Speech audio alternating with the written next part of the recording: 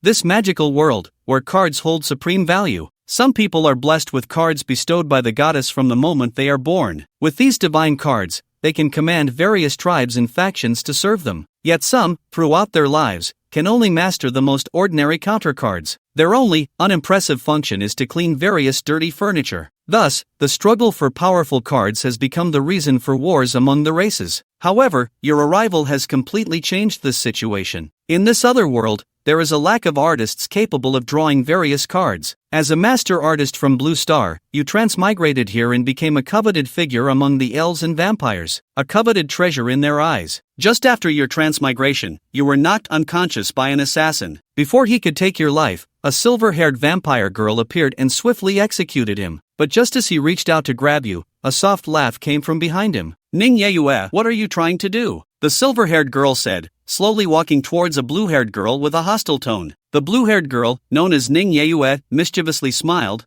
Aren't you a vegetarian? Why are you attacking a living person? The silver-haired girl replied nonchalantly, the gray-robed man I killed is a disgrace among humans known as an assassin, and I didn't intend to eat him. He's quite foul, she added. His gaze was fixed on you, unblinking, that was his true intention. Ning Yeyue crouched down, turned you onto your back, and reached to check your breathing. The silver-haired girl instantly tensed up, unable to suppress a nervous gulp. He's still alive. Ning Yeyue looked up at the silver-haired girl, so you can't eat him. The silver-haired girl licked her lips lightly and murmured, can I at least taste his blood on the ground? Ning Yeyue shuddered. Could you not say such disgusting things? The silver-haired girl named Nicole stared at you on the ground as if you were the most delicious pastry, but she seemed to hesitate. Ning Yeyue shook her head repeatedly. I need to perform emergency surgery on her. You should go home. Nicole gritted her teeth. You're just a trio of elves. Why do you always have to interfere in my affairs? Ning Yeyue sighed. We elves have not established a nation. I just happened to wander here, her pointed ears twitching slightly as she spoke. Really? I don't believe it. Nicole shook her head lightly. You must be living nearby on purpose. You're lying. Ning Yeyue lightly snapped her fingers, and countless green lights began to rise among the trees in the forest. Green, shimmering lights surged up simultaneously. These lights rushed toward your wounds as if there were an invisible force guiding them. Considering that the green light's healing would take some time, Ning Yeyue stood up and looked at Nicole. I'm speaking the truth. It's you, Miss Nicole, who seems suspicious. What are you doing here in broad daylight instead of sleeping? Nicole was suddenly at a loss for words, her cheeks flushing. I see, you're here to play with me. Ning Yeyue smiled, or perhaps you're just making up excuses in your mind. No, I'm not. Nicole immediately retorted. I didn't hear you say making up excuses. Then what are you here for? Ning Yeyue pondered for a moment. Nicole's fair cheeks were already flushed, but she refused to say another word. Ning Yeyue sighed. I was wrong, Nicole, you will never lie, that much is certain. Nicole couldn't help but feel a bit smug. But it's always others who deceive me, no one can trick me. Ning Yeyue smiled indulgently, then twirled her right index finger in the air. At the same time, it felt as if an invisible hand lifted you, leaving you suspended about a meter above the ground. Ning Yeyue, it looks like you're about to be taken away, Nicole said, her voice tinged with urgency. Ning Yeyue ignored her and slowly walked deeper into the forest. Nicole pouted and ran off in the opposite direction without looking back. As she passed the gray-robed man's corpse, she didn't even glance at it, avoiding it as if she were truly afraid of the stench. Ning Yeyue brought you back to her small cabin in the forest. In front of the door, a string of vine and crystal wind chimes swayed gently in the breeze, producing a crisp and pleasant tinkling sound, as if welcoming the master home. Mr. Allen, he's gone. You don't need to pretend anymore. He's dead, Ning Yeyue suddenly said with a smile. You sighed and opened your eyes, whispering, actually, you don't need to pretend, I'm really about to die. When did you wake up? Probably when those green things were drilling into my body. What do you mean by green things? Ning Yeyue asked. That's my forest magic. Yes, that? You groaned weakly. Speak your mind. I think I can still be saved. Sorry, I almost forgot. Ning Yeyue waved her hand, and the cabin door opened on its own without any wind, leading you inside. It hurts, it really hurts. You felt a pain akin to being vivisected. You managed to open your eyes and found yourself lying on a single bed. Two Ningyas were holding various medical instruments, seemingly performing surgery on themselves. One, clearly the lead surgeon, had her hair tied up and wore a serious expression. The other was dressed in a nurse's outfit, her expression playful, appearing more like an observer than a nurse performing surgery. Ning Yeyue's twin braids hung down to her waist, resembling her true self even more. Wait, why are there two of her? Before you could look closely, you fainted again from the pain. After an unknown amount of time, you regained consciousness. Your lower abdomen still throbbed with pain, but it had been stitched up, and the sensation of continuous blood loss had ceased. You're awake. How do you feel? The twin-braided Ning Yeyue leaned in closer, nodding with satisfaction. Her gaze at you was like that of an artist admiring their own creation. Moreover, she noticed your left eye sparkled and your right eye was deep blue. No wonder that vegetarian Nicole was so envious of you. It really hurts to be stitched up without anesthesia, you replied honestly. Ning Yeyue huffed, pulling out a glinting surgical knife from her clothing. It seems you aren't fully healed. I should give you a few more cuts. You're scaring me. I feel great. I'll probably be able to get up by tomorrow. You both are truly beautiful and skilled, just like elves. A moment of silence passed, and you wondered where the other Ning Yeyue was. I owe my survival this time to your skilled hands. You reluctantly turn your head and look around. There is no one in the room except for you and Ning Yurue. Ning Yurue wrinkles her nose and says, I did the surgery all by myself. You stare into her eyes and slowly shake your head. You were the one watching from the side during the surgery. Ning Yurue chuckles and gently pats her forehead. She pulls out a shimmering purple card and holds it in front of you. As for the other person, I'm right here, you should thank him. Oh, wicked witch, you actually sealed Miss Lin Yurue in that card. You exclaim. You get flicked on the forehead by Ning Yurue. Oh, wicked witch, you sealed yourself in that card, leaving Miss Ning Yurue to suffer outside, you rephrase. That's more like it. Ning Yurue nods in satisfaction, but then pauses, sensing something's off. What does this card say? It's too close to see clearly. You squint your eyes. It's quite difficult to serve you. Ning Yurue moves the magic card a bit further away. Now you can clearly see the entire shimmering purple magic card. The card features a large portrait of a woman who looks exactly like Ning Yurue, but with her hair tied up and a serious expression. Below the portrait is a description of the card. Ning Yurue, wind attribute, 4-star, rare species, magic user. Can perform solo emergency surgery, cooldown, 8 hours. Note, the most focused Ning Yurue, 0 mistakes during surgery. That's him. Ning Yurue smiles proudly. I made this card myself. Isn't it impressive? So you believe in Carlin, you murmur. Yes, but unfortunately, this surgery is likely to yield no results, Ning Yurue says with a sigh. Judging by your attire, you should be a noble, yet you don't even have a single copper coin on you. Knock, knock, knock. There's a series of knocks at the door, and someone outside quietly asks, Is Miss Ning Yurue here? I have an urgent matter. Hearing that voice, you feel it sounds somewhat familiar. How rare for my little hut to have a guest, Ning Yurue mutters as she opens the door. I am Philip, a knight living in Bohemia. I have a son, the visitor says, obviously anxious, leaning his head to peek inside. The middle-aged man named Philip, seeing you on the sickbed, is overjoyed and can't help but want to rush inside. Ning Yurue smiles slightly and steps aside to let him in.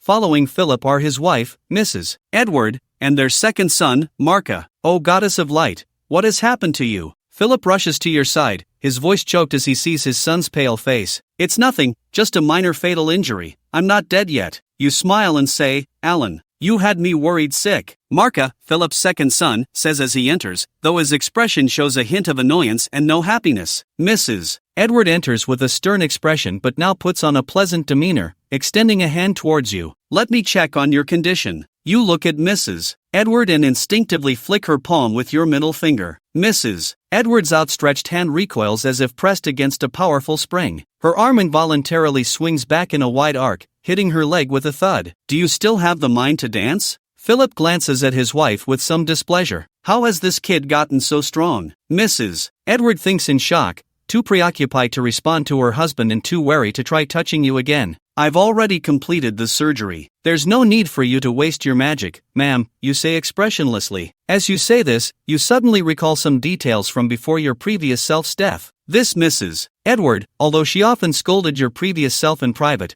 always pretended to be magnanimous and tolerant on the surface. Your previous self, being a fool, couldn't quite grasp the situation and even thought that Mrs. Edward was merely strict, not abusive. Mrs. Edward feels that your demeanor is completely different from the foolish appearance you usually have. Although it's the same face, it feels like a different person. She tentatively asks, What are you thinking? I was just thinking about how I've always heard that drinking is harmful to health, and today it seems to be proven true, you say with a smile that isn't quite a smile, looking at Mrs. Edward. Mrs. Edward remains unfazed and replies, Then drink less. Don't be like your father, who drinks excessively and makes mistakes. Philip's face flushes with embarrassment, unable to retort. Marka leans closer to you, his expression complicated. He didn't expect that the gray-robed assassin he hired was so unreliable that he couldn't even handle a drunken fool without magic. After the gray-robed man showed up, he ran off to Bohemia town for a stroll. This gave the gray-robed man plenty of time to do his work. Estimating that the assassin was done, Marka returned home, claiming he got separated from you and asked his father to go out and look for you. Upon hearing the news, Philip hurried out,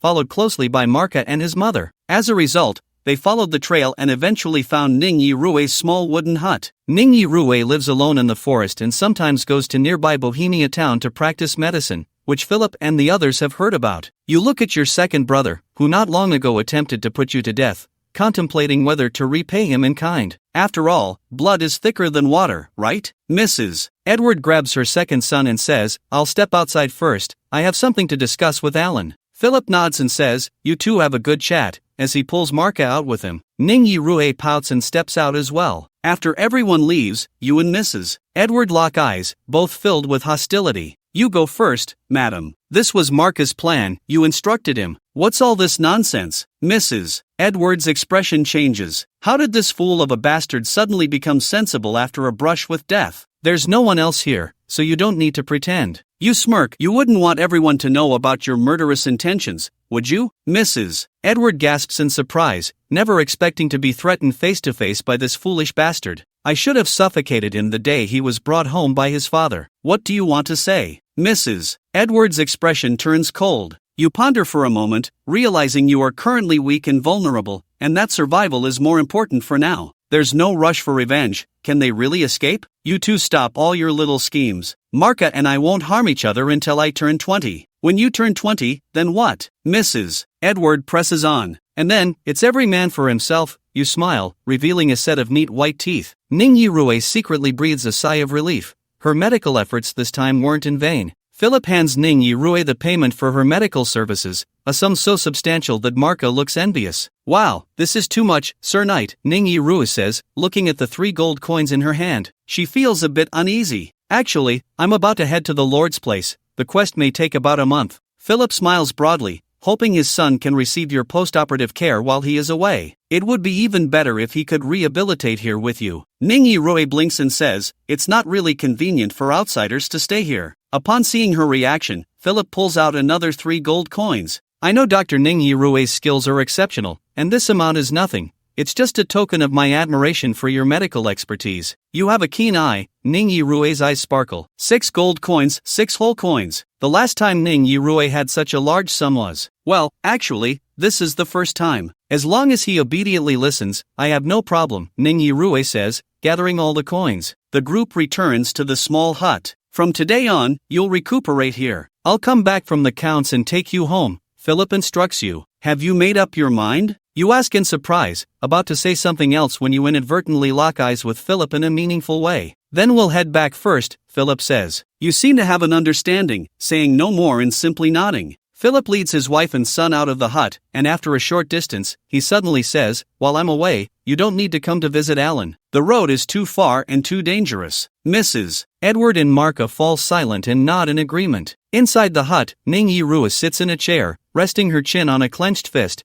while her other hand draws circles in the air with her index finger. A kitchen knife suddenly flies up with a whoosh, starting to chop vegetables on its own on the countertop. Then, as you watch in astonishment, the prepared ingredients jump into the pot, cooking themselves in the iron pot. "Is this magic?" you ask, unable to hide your envy as you stare at everything, your eyes wide open. Ningyi Rue chuckles and continues drawing circles with her index finger, as the utensils seem to be controlled by an invisible hand. They arrange themselves on the dining table. "Wow, that's amazing." You gaze at her with starry eyes. "Want to learn? I can teach you," Ningyi Rue says proudly. You nod vigorously, but a brief flicker of sadness crosses your face, as your intuition tells you, you may not have the magical talent to learn any of this. "Miss Ningyi Rue, may I learn how to create magic cards from you?" you ask suddenly during the silence. When facing the gray-robed assassin, the way he summoned a strong orc out of nowhere left you unsettled, while Ningyi Rue's card that could perform surgery amazed you even more. Magic cards seem to be capable of accomplishing many things that cannot be done by sheer human effort or even magic. Of course you can. "Oh,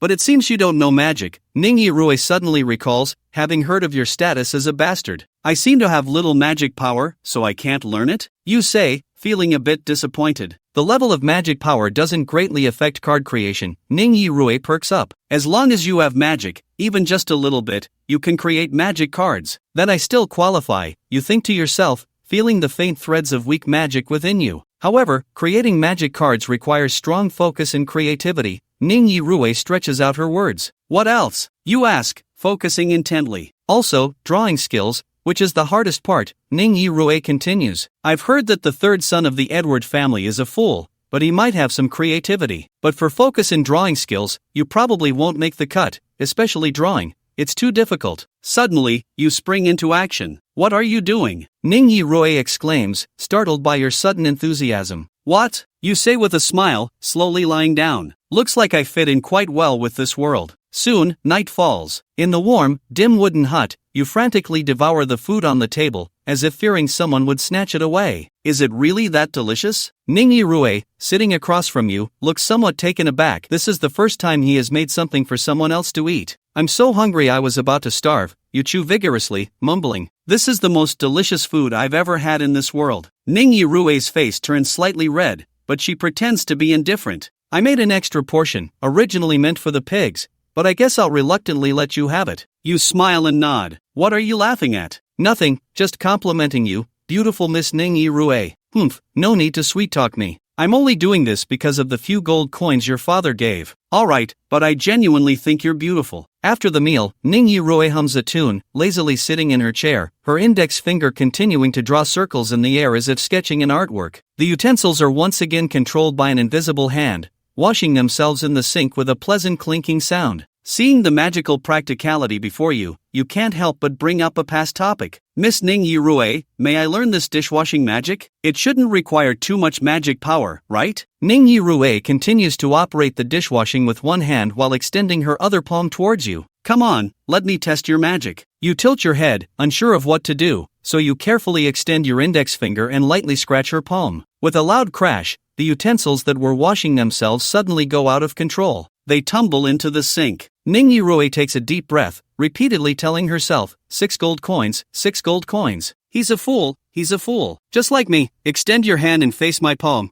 then carefully feel the changes within you, Ning Yirue says with a forced smile. You sense the danger behind her smile and quickly follow her instructions. The moment your palms touch, you suddenly feel a tingling sensation on your scalp, as an indescribable weak force zaps from your brain to your limbs. Ning Yirue shakes her head and withdraws her palm. Your magic is too weak. This dishwashing magic might be the limit of your magical learning. If I work hard on my magic training, maybe I won't give up, you say. Ning Yirue looks at you with a puzzled expression. Meeting your clear yet foolish gaze, she sighs and patiently explains. Magic can gradually grow with practice, but magic power determines the upper limit of what one can learn. If the maximum score is 10, aiming for 60 is obviously impossible, especially since others' maximum scores are 100 or even higher. Now you understand. There's no helping it, you came here with only good health, strength, and the talent for drawing. Before bed, Ning Yirue uses a white magic card to summon a tent, intending to stay there herself, but unexpectedly, you take the initiative to enter. I've loved living in tents since I was young, you say. Both of you understand that the living conditions in the tent cannot compare to the comfortable bed inside,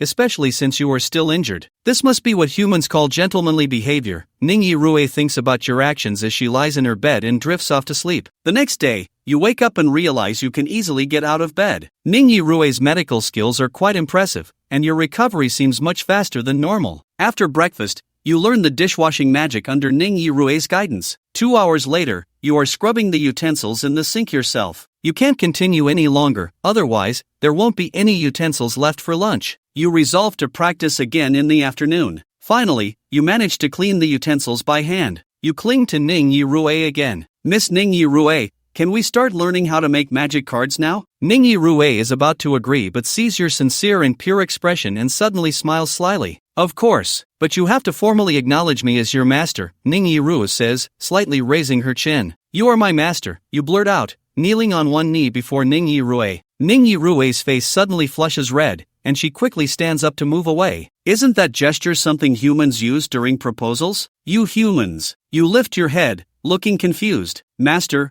aren't you human? Alright, it's time for me to start the lesson. Ning Yirue perked up, forcibly changing the subject. Master Ning Yirue, I've always thought you look like a fairy, you can't really be non-human, right? Alan pressed on. Magic cards are a type of magical item with special abilities. Ningyi Rue's face continued to flush, but she ignored Alan's words. Alan smiled helplessly and had no choice but to sit down and listen attentively. Ningyi Rue took out her card, focused Ningyi Rue Carlin. As you know, all magic cards have the same back, so you can't tell them apart. But the front's background color, pattern, and effect description are all different. Alan said, I don't know. Ningyi Rue continued, magic cards are ranked from low to high in 7 tiers. You don't need to remember the specific names for now, you can distinguish them by color. This card of mine, the purple rare, is quite rare. Below it are white common, green premium, and blue advanced. Above it are orange epic and red legendary. As for whether the so-called black god card really exists, it doesn't concern us much.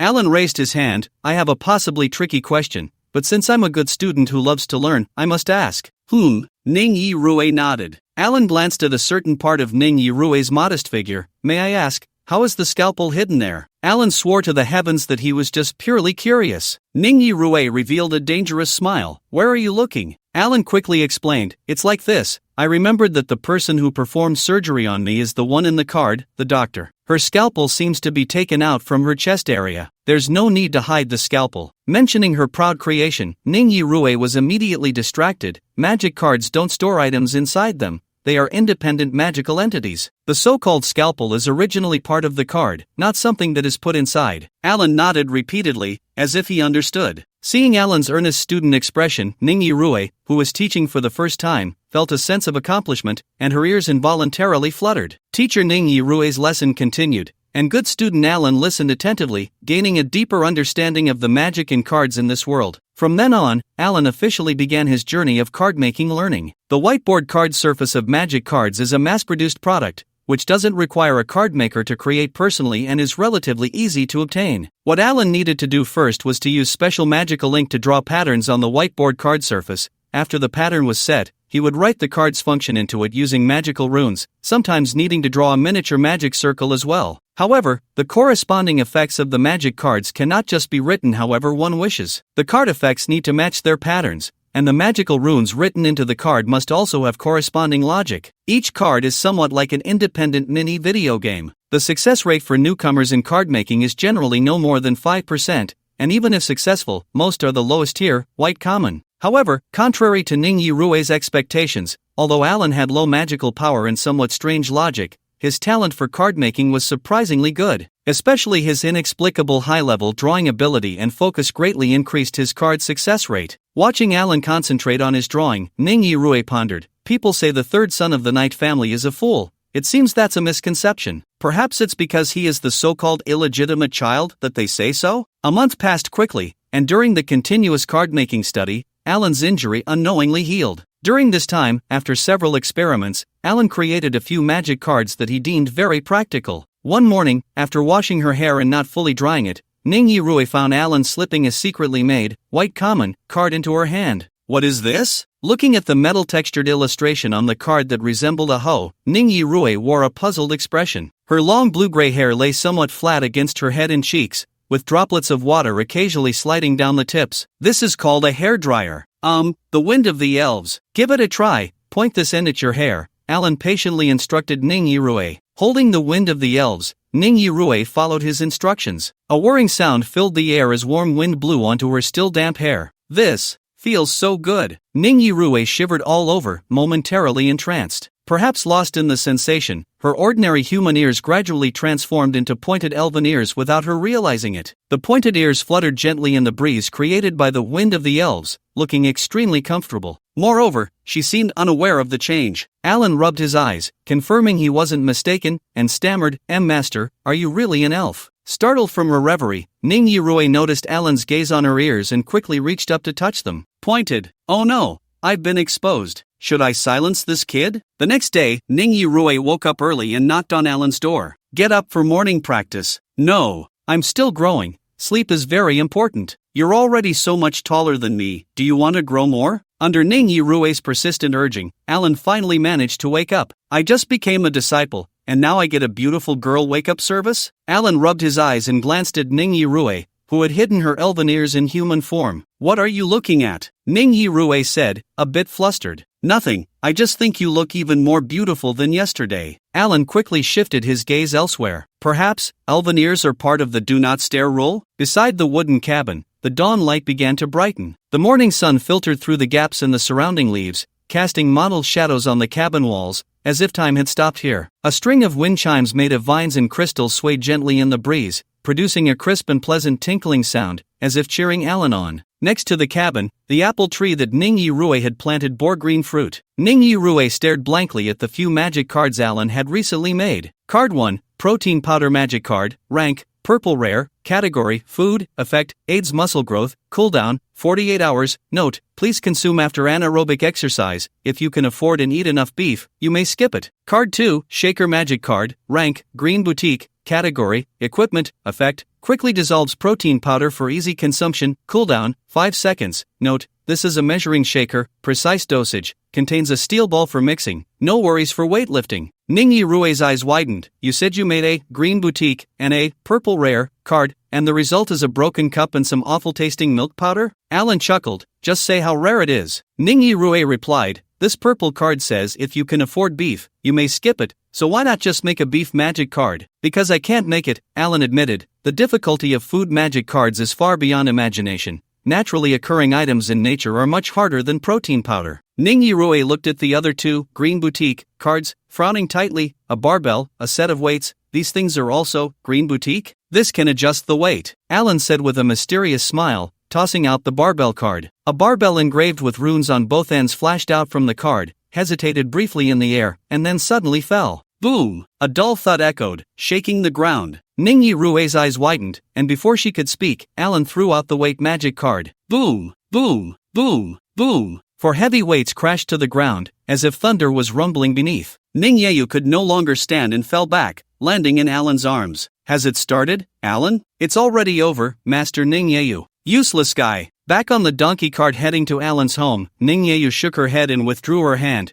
Your magic power is too weak. It's useless to test again. Alan sighed and also withdrew his hand. It seemed that the conventional path of magic training truly held no hope. Fortunately, his physical fitness was quite good, and his talent for card crafting was outstanding. If I fully exercise my body, improve my physical combat ability, and combine it with some suitable cards, I should be able to form a unique combat system of my own. Alan pondered, glancing at Ningyi. Ever since he had accidentally discovered her identity as an elf, she had been staring at him intently. Although there were many races in this world, humans were dominant and usually regarded elves and other groups as subhumans. Ningyi had distanced herself from the crowd to conceal her identity. As for why she lived in the human kingdom, she had not explained, only fiercely demanding that Alan keep it a secret. Otherwise, she would use a more than a meter-long Green Boutique slender sword to pick his teeth. Despite Alan repeatedly promising not to leak her secret, Ningyi still felt uneasy. Therefore, when Alan's father, Philip, came to pick them up,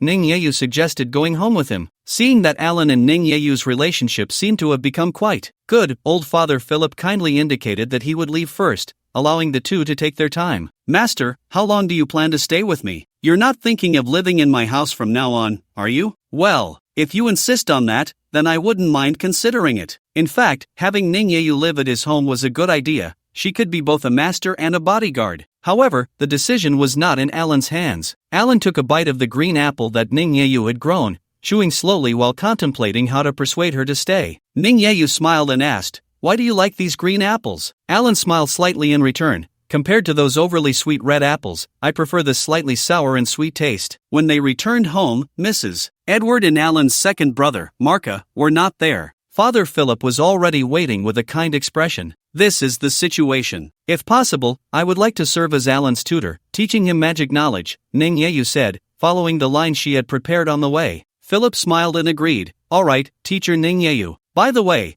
how much salary do you think is appropriate?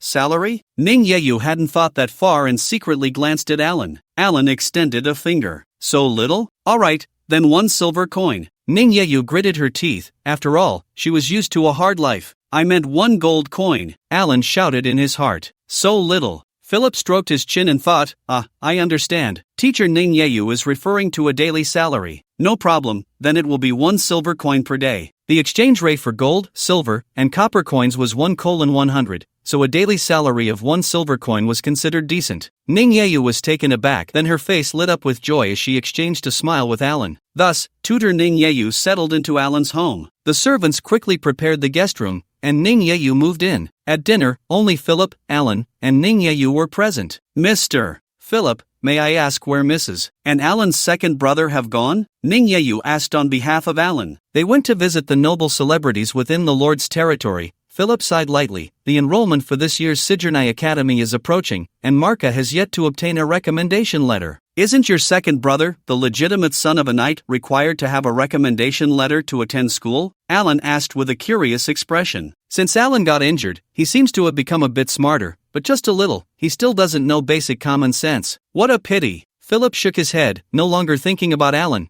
and downed a large cup of beer in one go, slowly saying, "The Sijernai Academy is the highest magic academy in our Leisure Kingdom, known as the Gilded Place for nobles and the ladder to heaven for commoners. The children of barons and above can enroll directly in Sijernai Academy, while the children of knights need a recommendation letter. After graduation, these graduates can directly obtain the title of third-class knight." Alan's older brother was recommended by Baron Martin of Haida City to join Sijernai Academy and graduated successfully to become a knight. He is now highly valued by our lord. Commoners can also enroll by paying a hefty sponsorship fee. Although they cannot obtain the knight title after graduation, they can network with nobles, which is the biggest attraction for them. A few years ago, Baron Martin passed away, leaving only the Baroness. The Baroness places great importance on student qualifications. The second son, Maka, has average talent, so it seemed that he had touched on a troubling matter, and Philip kept drinking one cup after another. Dinner ended in a relatively dull atmosphere. Late at night, Alan tossed and turned in bed, reflecting on Philip's words. Knight children need a recommendation letter to enroll, so what about the illegitimate children of knights? Forget it, this matter has nothing to do with me. Having Master Ning Yi Rue is enough. Alan gasped, and Ning Yi Rue looked at him with some concern. Alan, can you hold on? Do you want to take a break? No, Master, I can keep going. Do you really enjoy doing this? Yes, I can't stop at all. Is it really that interesting? It's interesting. In the training ground, Alan held Ning Yi Rue in a princess carry while doing squats, grinning widely. 198, 199, 200. Alan set Ning Yi Rue down, breathing heavily. Ning Yi Rue pouted. If you didn't know, you'd think I was heavy. Alan forced an explanation. I heard that elves are very light, and it really is like that. If it were someone else, I probably couldn't handle even 100. Ning Yi Rue sat on a nearby platform, her slender legs gently swinging.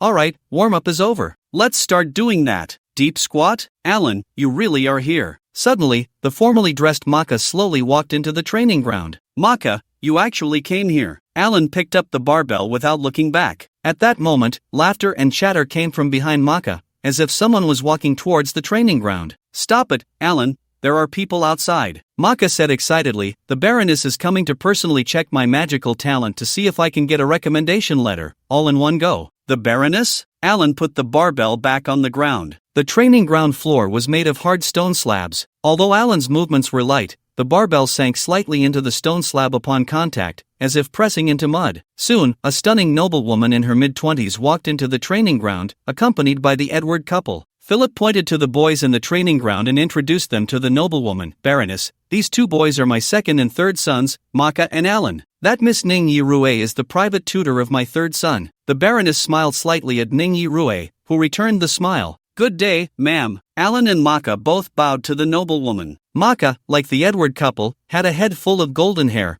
while Alan had a striking head of black hair. Please, you two may begin. As long as you have sufficient magical practical ability, I can prepare a recommendation letter for him, the Baroness said slowly. You two? Alan blinked, looking confused. Who else besides Maka is going to be tested here? At your command, my lady, Maka replied. In the center of the training ground, a pile of firewood was set up, and the task was to ignite it without using any flammable tools. Maka walked 2 or 3 meters away from the firewood and took a deep breath. He extended his right hand with fingers spread wide, grasped his left hand at the elbow, and loudly chanted the incantation, O blazing god of fire, grant me the light of hope, burn away the evil in the darkness, dance of fire. A ball of flame gathered in the palm of Maka's hand, and as he finished chanting, the fireball shot towards the firewood with a whoosh. The firewood had been recently cut and was not yet dry, but when Maka's fireball hit it, it exploded instantly and ignited. The flames burned for a short while before extinguishing themselves. Maka turned anxiously to look at his father, who smiled and nodded at him.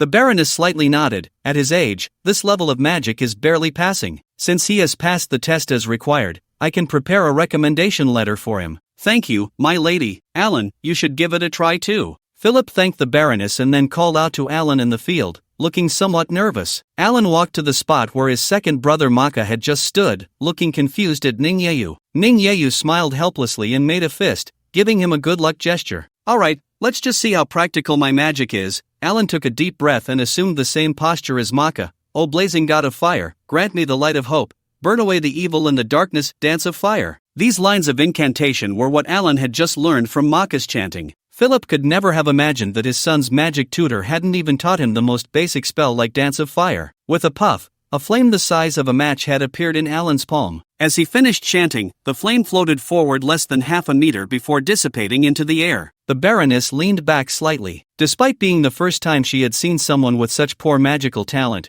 she still tried to maintain her noble elegance. Alan sighed. He had indeed given his all with that matchstick spell. Philip whispered to the Baroness, "My lady, this child. Do you think you could find him another opportunity? Compared to the usual spoiled rich kids, he is quite hardworking." Although she had been widowed for several years, the Baroness, hailing from the royal capital of Noah City, had considerable connections, and her words carried weight. The Baroness pondered in silence. Lady Edward suddenly said, "Don't put the Baroness in a difficult position. Does the kingdom's highest academy accept just anyone?" Philip felt embarrassed, knowing his request was somewhat unreasonable. He also understood his wife's deep disdain for Alan, the illegitimate child. Although he had his own unspoken troubles, they were secrets that could never be revealed. He thinks he can get into the highest academy? Don't joke around, there's no hope. Maka shouted loudly. Alan's body suddenly swayed at those words. The familiar phrases instantly brought back memories of the time after his first failure. Complete denial, absolute rejection, total misunderstanding, and of course, contempt. Alan clenched his fists, his knuckles turning white from the strain. A long-lost, uncontrollable urge to prove himself surged within him. "I want to try again." Alan suddenly spoke up. The Baroness smiled slightly. "No problem, go ahead." Philip hesitated for a moment but nodded at Alan. With permission granted, Alan pressed his lips together and stepped forward. In an instant, everyone felt a blur, and Alan's figure had vanished from his spot, appearing in front of the pile of firewood several meters away. How did he get over there? The Baroness's eyes widened in surprise. Ningyeyu smiled, thinking to herself, "He's wearing weights now." Alan squatted by the woodpile, selecting the straightest piece of kindling and a thicker log that looked relatively dry. "What are you doing?" The Baroness tilted her head slightly. Alan held the kindling vertically on top of the log with both hands and began to rub them together. "Faster, faster.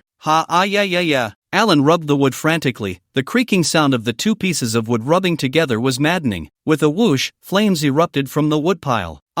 This. Everyone present was dumbfounded. "This is not magic at all. This is nonsense," Lady Edward scolded. Alan stood up, threw the kindling to the ground, and brushed the dust off his hands. The wood caught fire without any kindling tools. Besides, this isn't something just anyone can do, right? The flames flickered in the Baroness's pupils as she suddenly spoke. "Although the third son has average magical talent, he has considerable strength. He can start as a knight squire. When you go to the royal city of Noah a month from now, you can come to my estate to collect the letter." Knight squires were traditionally seen as apprentice knights, and many renowned knights began their careers as squires. Alan glanced at Ningyeyu, only to find her staring blankly at the sky. Maka's eyes twinkled, and he suddenly exclaimed, "Thank you, Baroness, it's settled then." He even gave his mother a knowing look. Lady Edward realized and immediately echoed, "This is a rare opportunity, so we thank the Baroness." Their Bohemian town was close to River Tower City, but it was 1,000 miles south to the royal city of Noah. Along the way, Maka would have plenty of chances to let Alan encounter accidents. As for waiting for Alan to grow up to 20? Don't be ridiculous.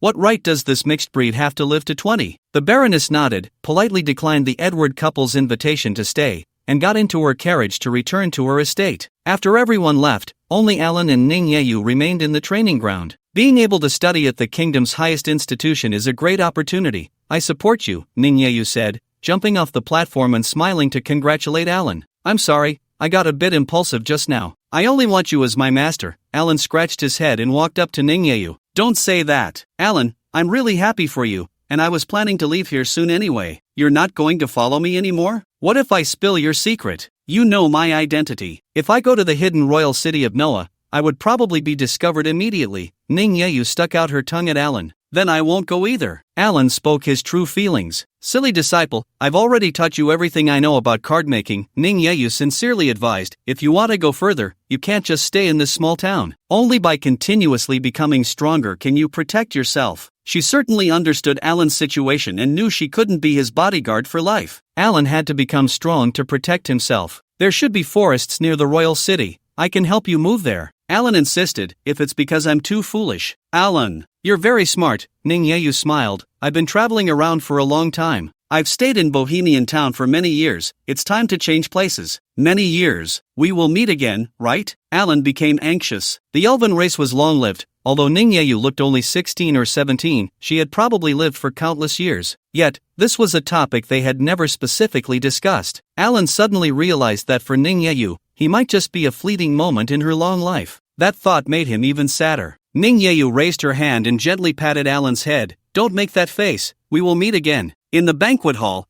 the Edward family prepared exquisite food to send off Maka and Alan. Congratulations to Maka for becoming a student of Sigourney Academy. Another knight is about to be born in our Edward family, Philip said joyfully, and congratulations to Alan, who will study alongside Maka and will surely become a knight in the future. Mrs. Edward looked at her second son with great delight, while Maka stood up, beaming with pride. I will not let down the name of our Edward family. Before the formal meal began, the four Edwards clasped their fingers together and prayed. We thank the goddess of light for granting magic and food to the world. May all her blessings become the strength for our people to grow, and may love and equality forever flow among mankind. Sincerely. Alan himself had no interest in this. Having been a fool in his past life, he never participated in the pre-meal prayers, so he skillfully kept his mouth shut, resting his hands on his legs, and only began to eat after the others finished praying. Soon, Alan bid farewell to Ning Yi. Master, I will study hard. In the future, I will not only protect myself but also protect you, and then bring you to my side. No matter where I go, please be sure to write to me. Alright,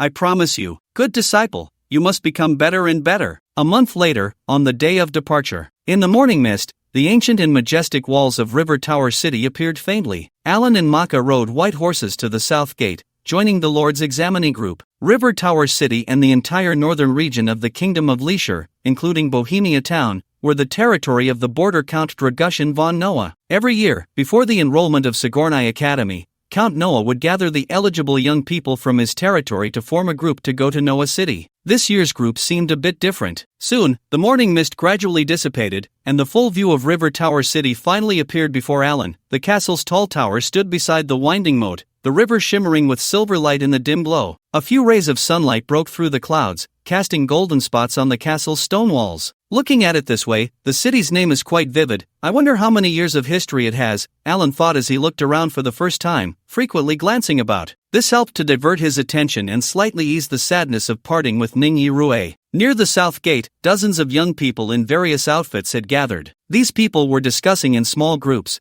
occasionally glancing into the city as if waiting for someone. Upon seeing Maka, a few people greeted him warmly, and Maka naturally blended into the crowd. As for Alan, it seemed no one wanted to talk to him, which suited him just fine. Dealing with a group of strangers was too exhausting. With that energy, Alan would rather make a few magic cards. Who are you waiting for? It looks like there are about enough people now, Maka curiously asked his friends. You're so out of the loop. Have you been hanging out with that illegitimate brother for too long and gotten stupid? One friend laughed. Don't mention him, it's bad luck. Maka glanced at Alan, who was leaning against the city gate, arms crossed and looking around. Speaking of which, we're quite lucky this year. Do you know who our team leader is? That friend also glanced at Alan before continuing. Stop keeping us in suspense, just say it, Maka said impatiently.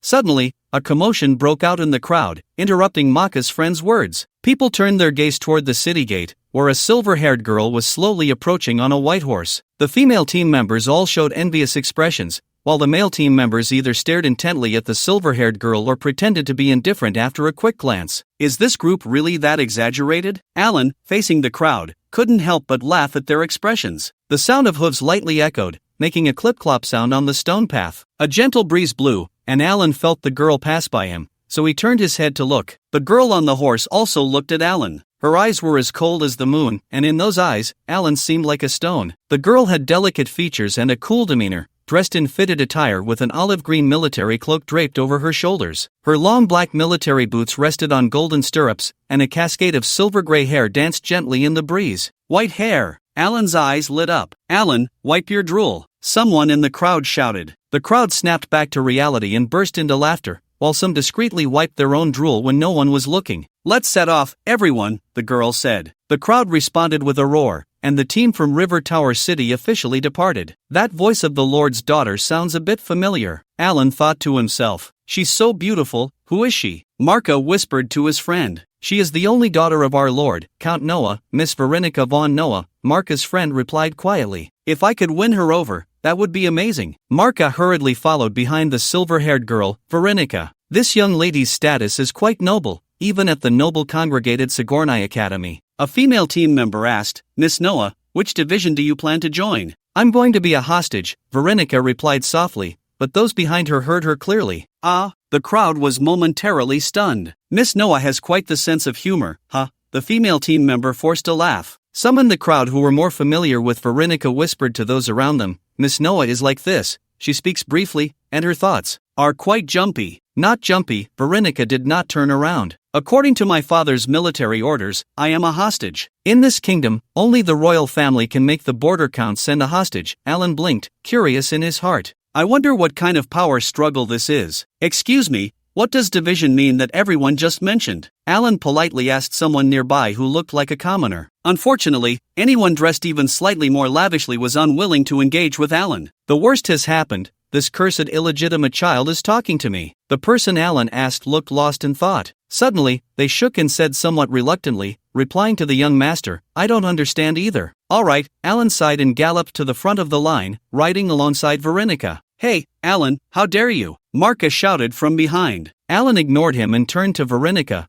bowing slightly in his saddle. May I ask, Miss, what divisions does Sigourney Academy have? I haven't read much, so I don't quite understand. The Holy Light Division, the Magic Division, the Night Division, the Magic Card Division, and the Continental Studies Division, Veronica answered, looking straight ahead, seemingly indifferent to who she was speaking with. The other three divisions are easy to understand, Alan murmured. May I ask what the Holy Light Division and the Continental Studies Division focus on? The Holy Light Division majors in the magic of the Goddess of Light. The Continental Studies Division majors in the history of the magic continent, studies of different races, and various miscellaneous subjects, Veronica replied fluently, as if she were a heartless answering machine. Thank you very much, you know so much. Finally, someone was willing to share this common knowledge with Alan, though he only understood part of it. I finished answering. Veronica suddenly turned to Alan. Now, do you want to arm wrestle with me? Ah, Alan was stunned. I didn't hear wrong, did I? Alan struggled to understand Veronica's logic, falling into silence. Have you thought it over? Veronica was still waiting for Alan's response, a hint of expectation flashing in her eyes. Sure, Alan blinked. I'm just curious. Why arm wrestle? Veronica tilted her head, looking at Alan with a puzzled expression. What do you mean, why? All right, I'll just ask one more question. Alan smiled as he dismounted. Hearing that the foolish illegitimate son of the Knight Edward was going to arm wrestle the Count's daughter, the people of Tower City all dismounted to watch. After getting off his horse, looking at the petite and frail Wilhelmina, Alan's mouth twitched. Who am I? Where am I? What am I thinking? Why did I agree to arm wrestle this little girl? Isn't this the legendary contest of winning is unworthy, losing is embarrassing? Wilhelmina extended her slender little arm, her jade-like white hand clasping Alan's. The crowd, which had been laughing and joking, suddenly fell silent. This kid is too cunning. Isn't he just taking the opportunity to hold her little hand? Miss, shake my hand. Many thought to themselves. The moment their hands clasped, Alan met Wilhelmina's barely concealed excitement, and suddenly seemed to understand. I think I get it. You have great strength, and usually no one wants to play with you. You just answered so many of my questions. You're asking for a reward.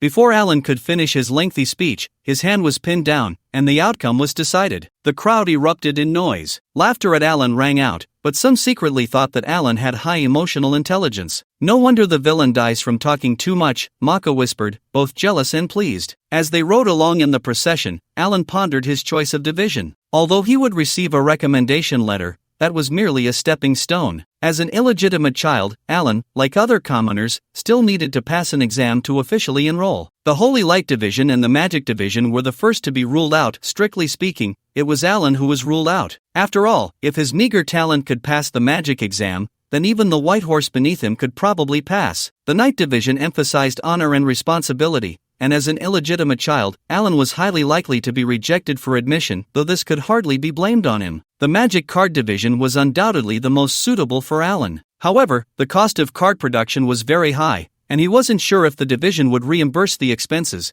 He might not be able to afford it. The Continental Credit Division? Maybe. The procession walked along King's Avenue for about half an hour before arriving at the Baroness's estate. 7 or 8 people, including Alan and Manga, needed to obtain recommendation letters from the Baroness, so Wilhelmina led a few people into the hall of the estate while the others waited in place. "Good morning, Miss Noah, everyone." Before long, a charming and gentle voice rang out from inside the hall. Everyone turned towards the sound and saw the Baroness gracefully walking towards them. Perhaps she had just woken up. The Baroness was wearing a somewhat loose nightgown, her hair simply cascading down to her waist, her expression lazy. "Good morning, ma'am. We are here to collect the recommendation letters." Wilhelmina saluted and got straight to the point. The others quickly bowed to the Baroness. When Manga lifted his head, his gaze was drawn to the Baroness's low neckline revealing her snow-white skin, and he was momentarily stunned. The Baroness smiled slightly and took out 2 letters, handing them to Manga. "Young master, we meet again." Manga stared at the stunningly beautiful Baroness, momentarily forgetting to respond and also forgetting to take the letters. "Thank you, ma'am. If there is an opportunity in the future, we are willing to serve you at any time." Seeing Manga lose his composure, Alan reached out to take the 2 letters. "Oh," a glint flashed in the Baroness's eyes as she withdrew her hand, avoiding Alan's grasp for the letters. "In that case, I need service right now." Manga finally came to his senses and, blushing,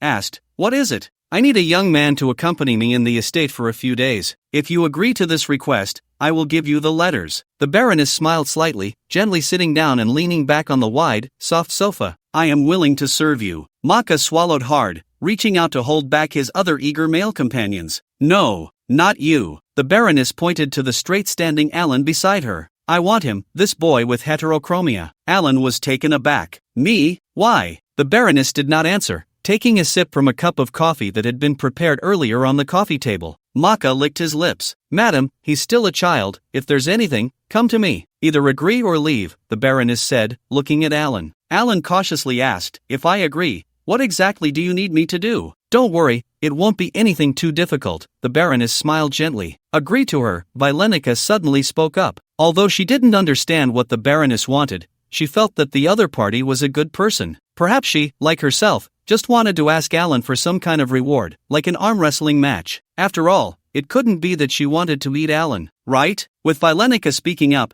Alan had no choice but to agree. Soon, Alan was sent off amidst the jealousy and reluctance of Manga and the other male companions. "We'll slow down, you need to hurry and catch up with us," Vilenica reminded him as they were leaving. "Thanks." Alan's response had unconsciously become brief. After everyone left, the large mansion was left with only a few maids, Alan, and the Baroness. "May I ask, madam, what do you need me to do now?" Alan asked somewhat awkwardly. "Come, follow me inside."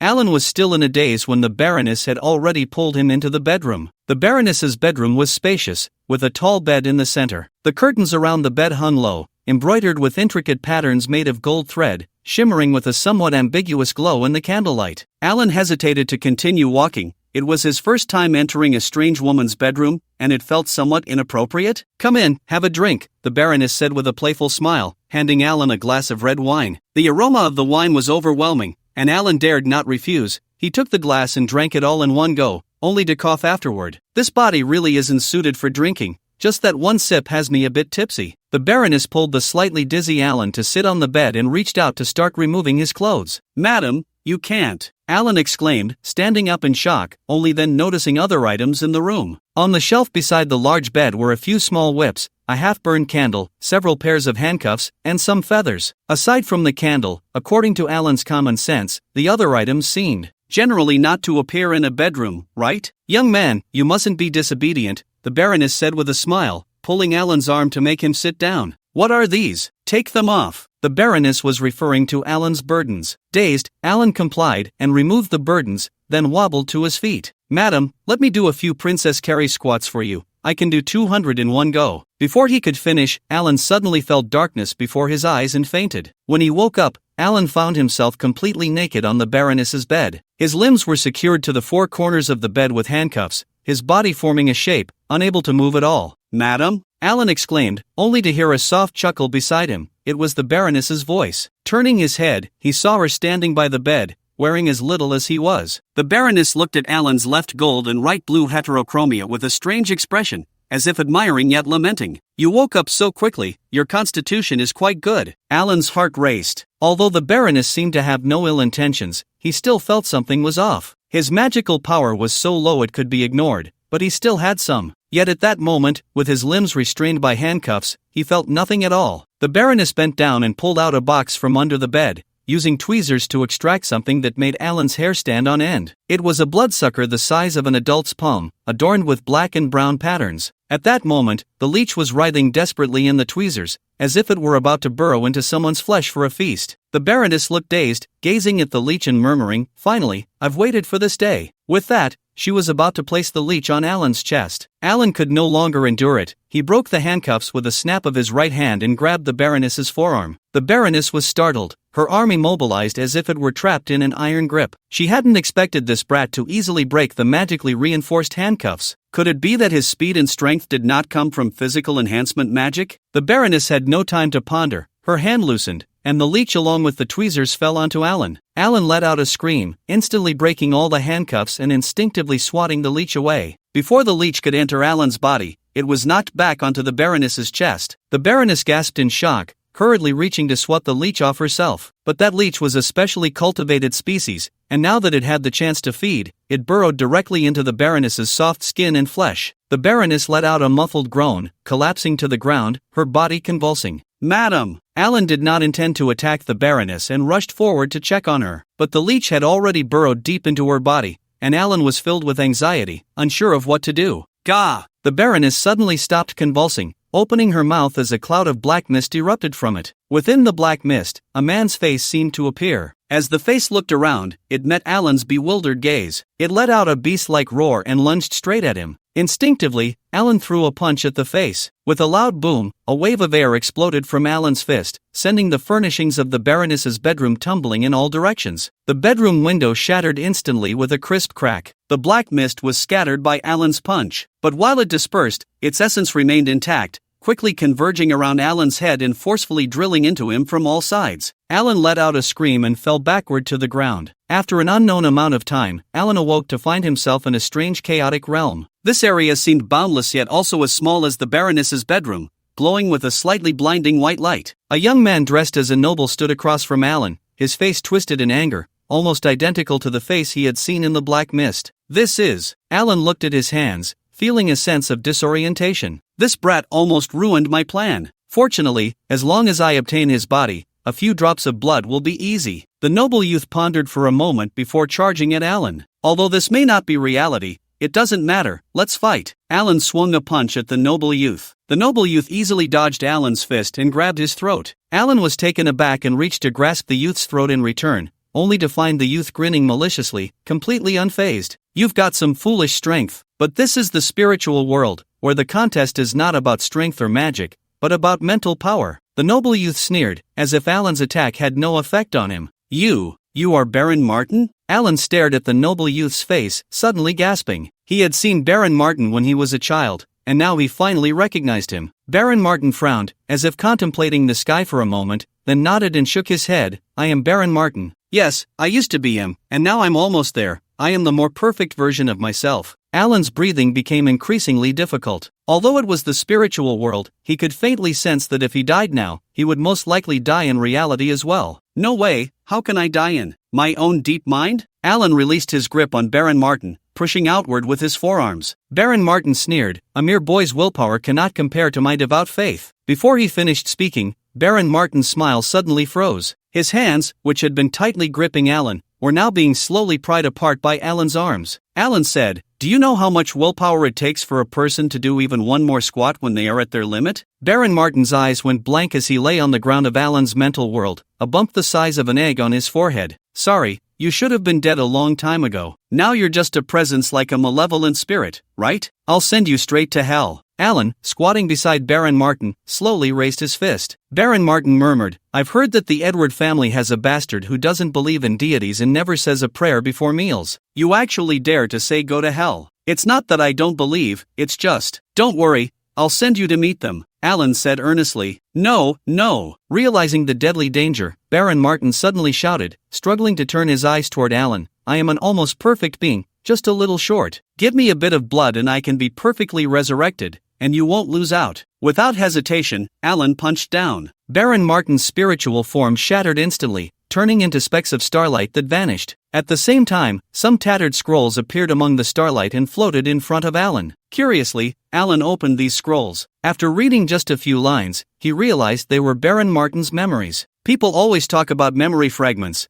It turns out they really exist in the mental world. Alan was unsure how to leave this place, as if he had forgotten the need to leave, and began to peruse the scrolls. Baron Martin had joined an organization called the Servants of God years ago and learned a form of blood magic. This blood magic required the heart's blood of 9 boys as material to achieve divine completion. After completion, it was said one could communicate directly with deities and become a so-called servant of God. However, whether it was a mistake in the recording of this blood magic or a deliberate trap by the servants of God, Baron Martin suffered backlash after using the first boy's heart's blood on himself, leading to his physical destruction. The unaware Baroness, wanting to protect her husband, stored his soul in a card called Sweet Rain of the Soul and nourished it in her own soul card slot. What the Baroness did not know was that the cultivation of this blood magic required not only gathering the heart's blood of 9 boys but also sacrificing a beloved soul to succeed. Moreover, there was no restriction on the order of collecting heart's blood and sacrificing a beloved. Therefore, shortly after the Baroness stored Sweet Rain of the Soul in her soul card slot,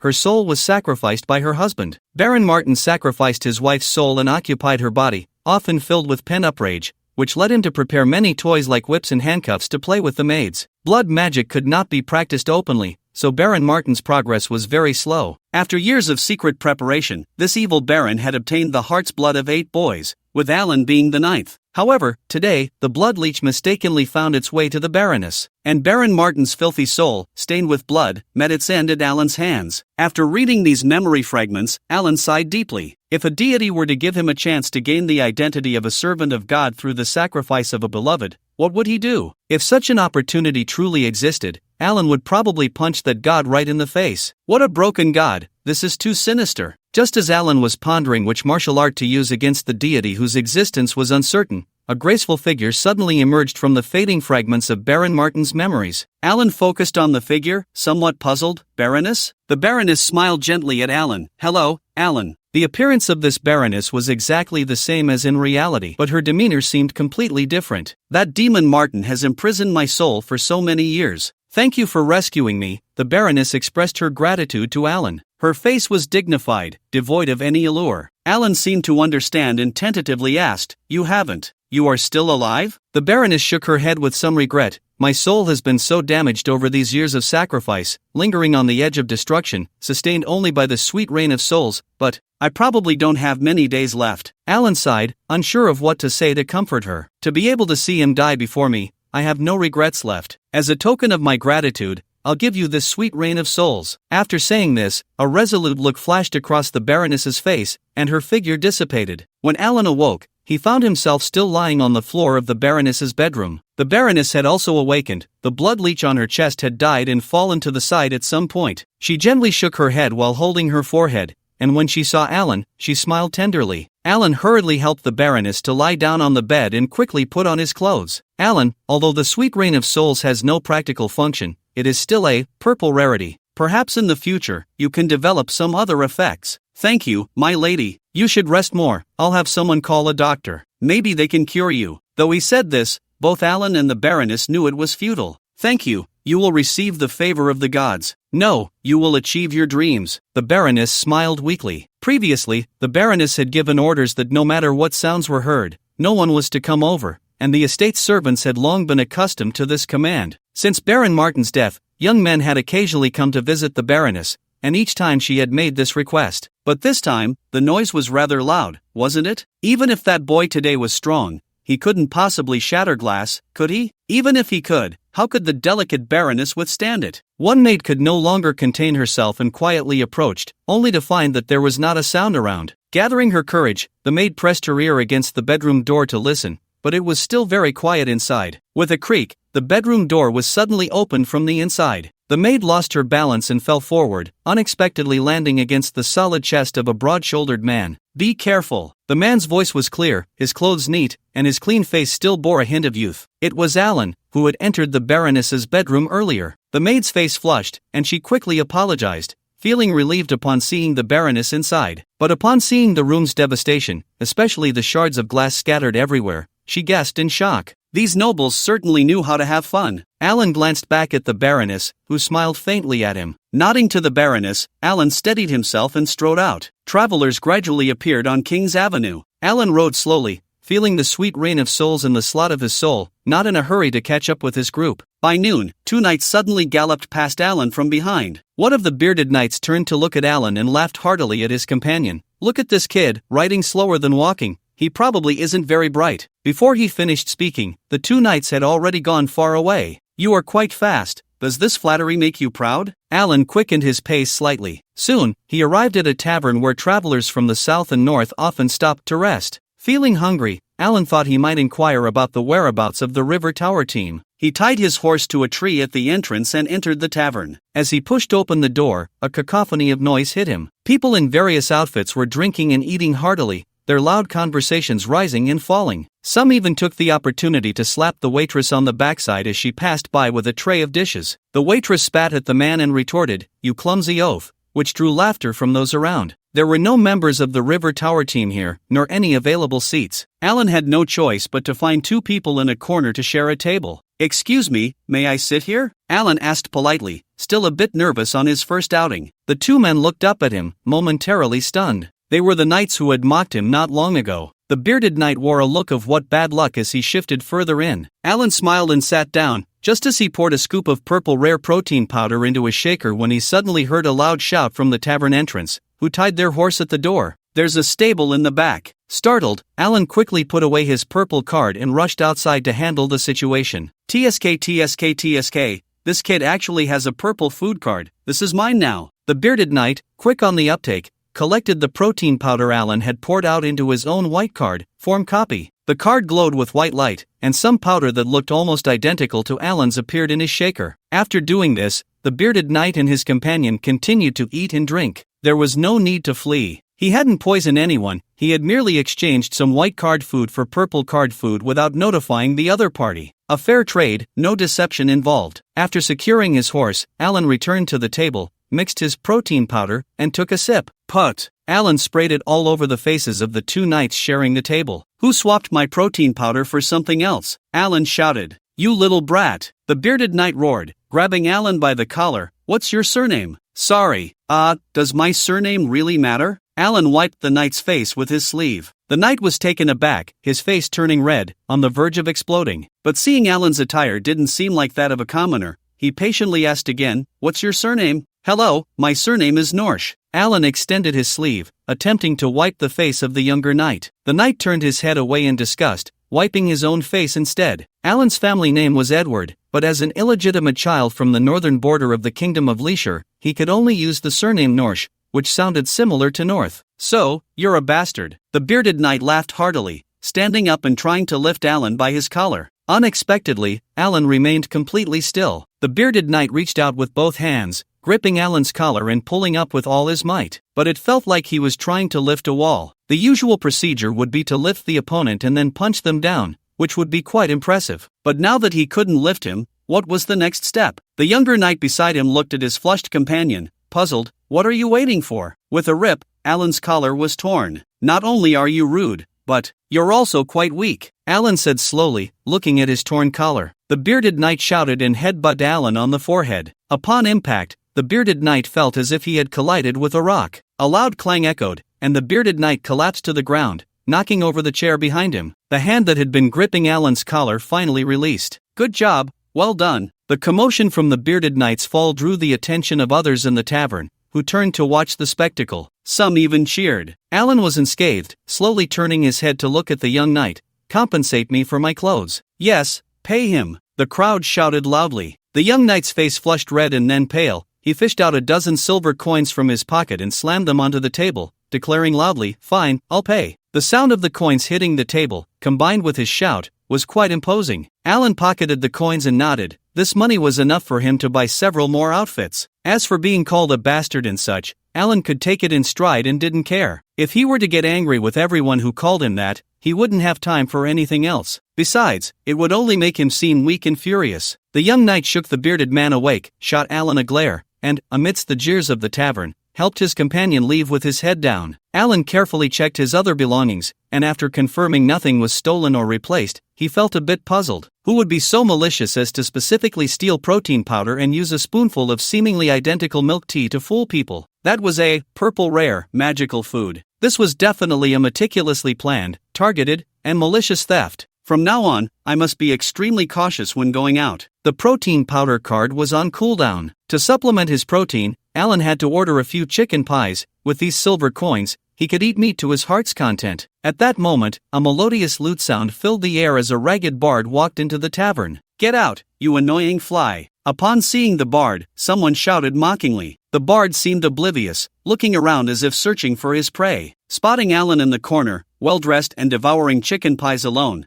the bard's lips curled into a smirk. Strumming his lute lightly, he approached Alan. "Brave and fearless youth, with the sweetness of the earth in your mouth, if you meet a wise man, why not converse with him?" The bard took a seat opposite Alan without invitation. Alan glanced at the person across from him and shook his head. Meeting a wise man is fine, but it's best to avoid fools. "Hans, are you trying to swindle money from children again?" Someone in the tavern laughed at the bard. The bard named Hans widened his eyes. "How can you falsely accuse someone like this?" "Falsely accuse? Wasn't there a blonde boy among the group of youths taking the exam this morning who was swindled out of a gold coin by you?" Hans's face turned red, veins bulging on his forehead as he forcefully argued, "What a bard does cannot be called swindling. I provided that boy with very important information." Then Hans began to spout phrases like divine guidance and noble secret history. The crowd burst into laughter, filling the tavern with a lively atmosphere. Hearing the words blonde boy, Alan suddenly looked up and stared at Hans. "What did the blonde boy you met this morning look like? What horse was he riding?" Hans smiled and sang, "The youth's heart is filled with doubt, the wise man's heart is calm.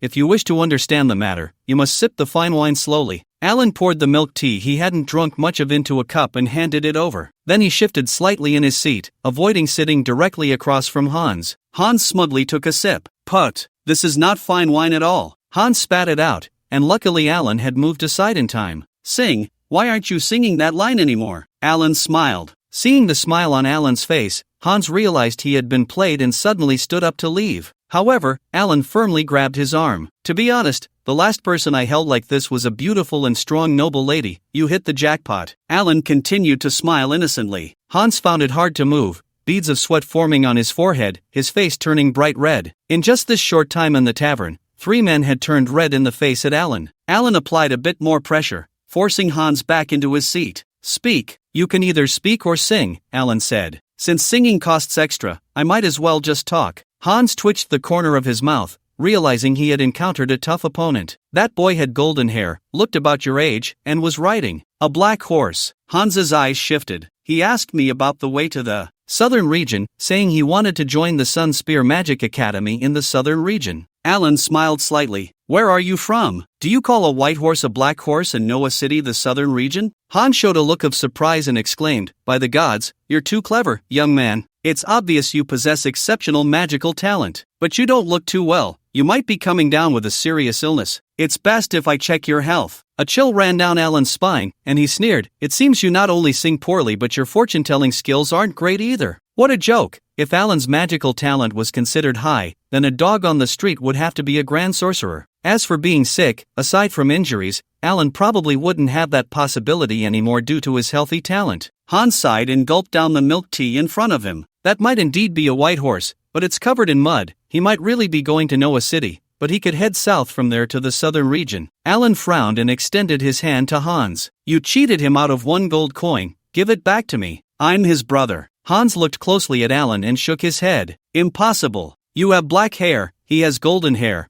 and you don't look alike at all. Cut the nonsense. Return the money." "Young man, are you being reasonable? If anyone can just come up and claim to be the golden-haired boy's brother, Do I have to give every one of them a gold coin? Alan was taken aback, finding it hard to refute. He indeed had no evidence that he was the brother of Marka. He couldn't even prove that the boy who was cheated out of money was Marka, even though Marka was the only golden-haired person in the team from River Tower City. Seeing Alan hesitate, Hans wore a mysterious smile and leaned closer to Alan, whispering, "How about this? I'll tell you the information worth 1 gold coin for free, and then we'll be even, okay?" Alan whispered back, "Let's hear it." Hans smiled as if his scheme had succeeded, unable to resist plucking the loot in his hands. Alan said, "Speak properly." "All right." Hans's expression turned serious as he whispered, "I am actually a servant of the gods, please keep this a secret for me. Last night, I received a divine revelation that I would meet a handsome young man here today, and I must help him avoid going astray." Avoid going astray. Before Hans finished speaking,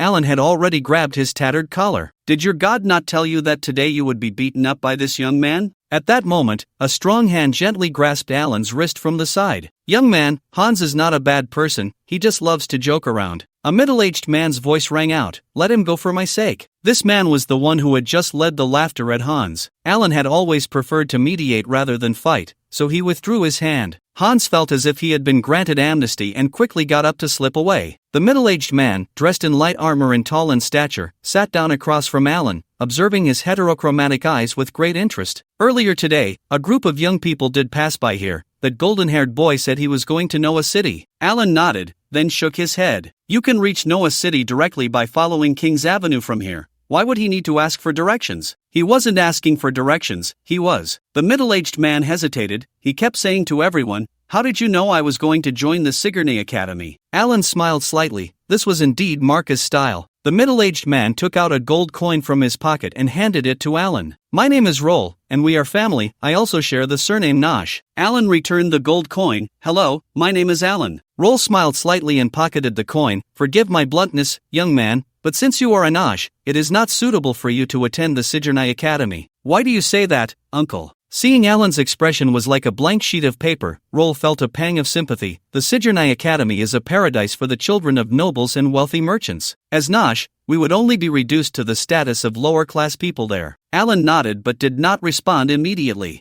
"I once obtained admission qualifications, but later voluntarily gave them up." Roll's voice suddenly became a bit somber. "Voluntarily gave up?" Alan began to take an interest in the person before him. A Nosh who could casually give away a gold coin was not ordinary, and he had voluntarily given up the opportunity to attend the kingdom's highest institution? Because as Nosh, if we want to officially join the academy, we must take an entrance exam like other commoners. I understand. I participated before, but due to poor health, I didn't perform well and ultimately wasn't admitted."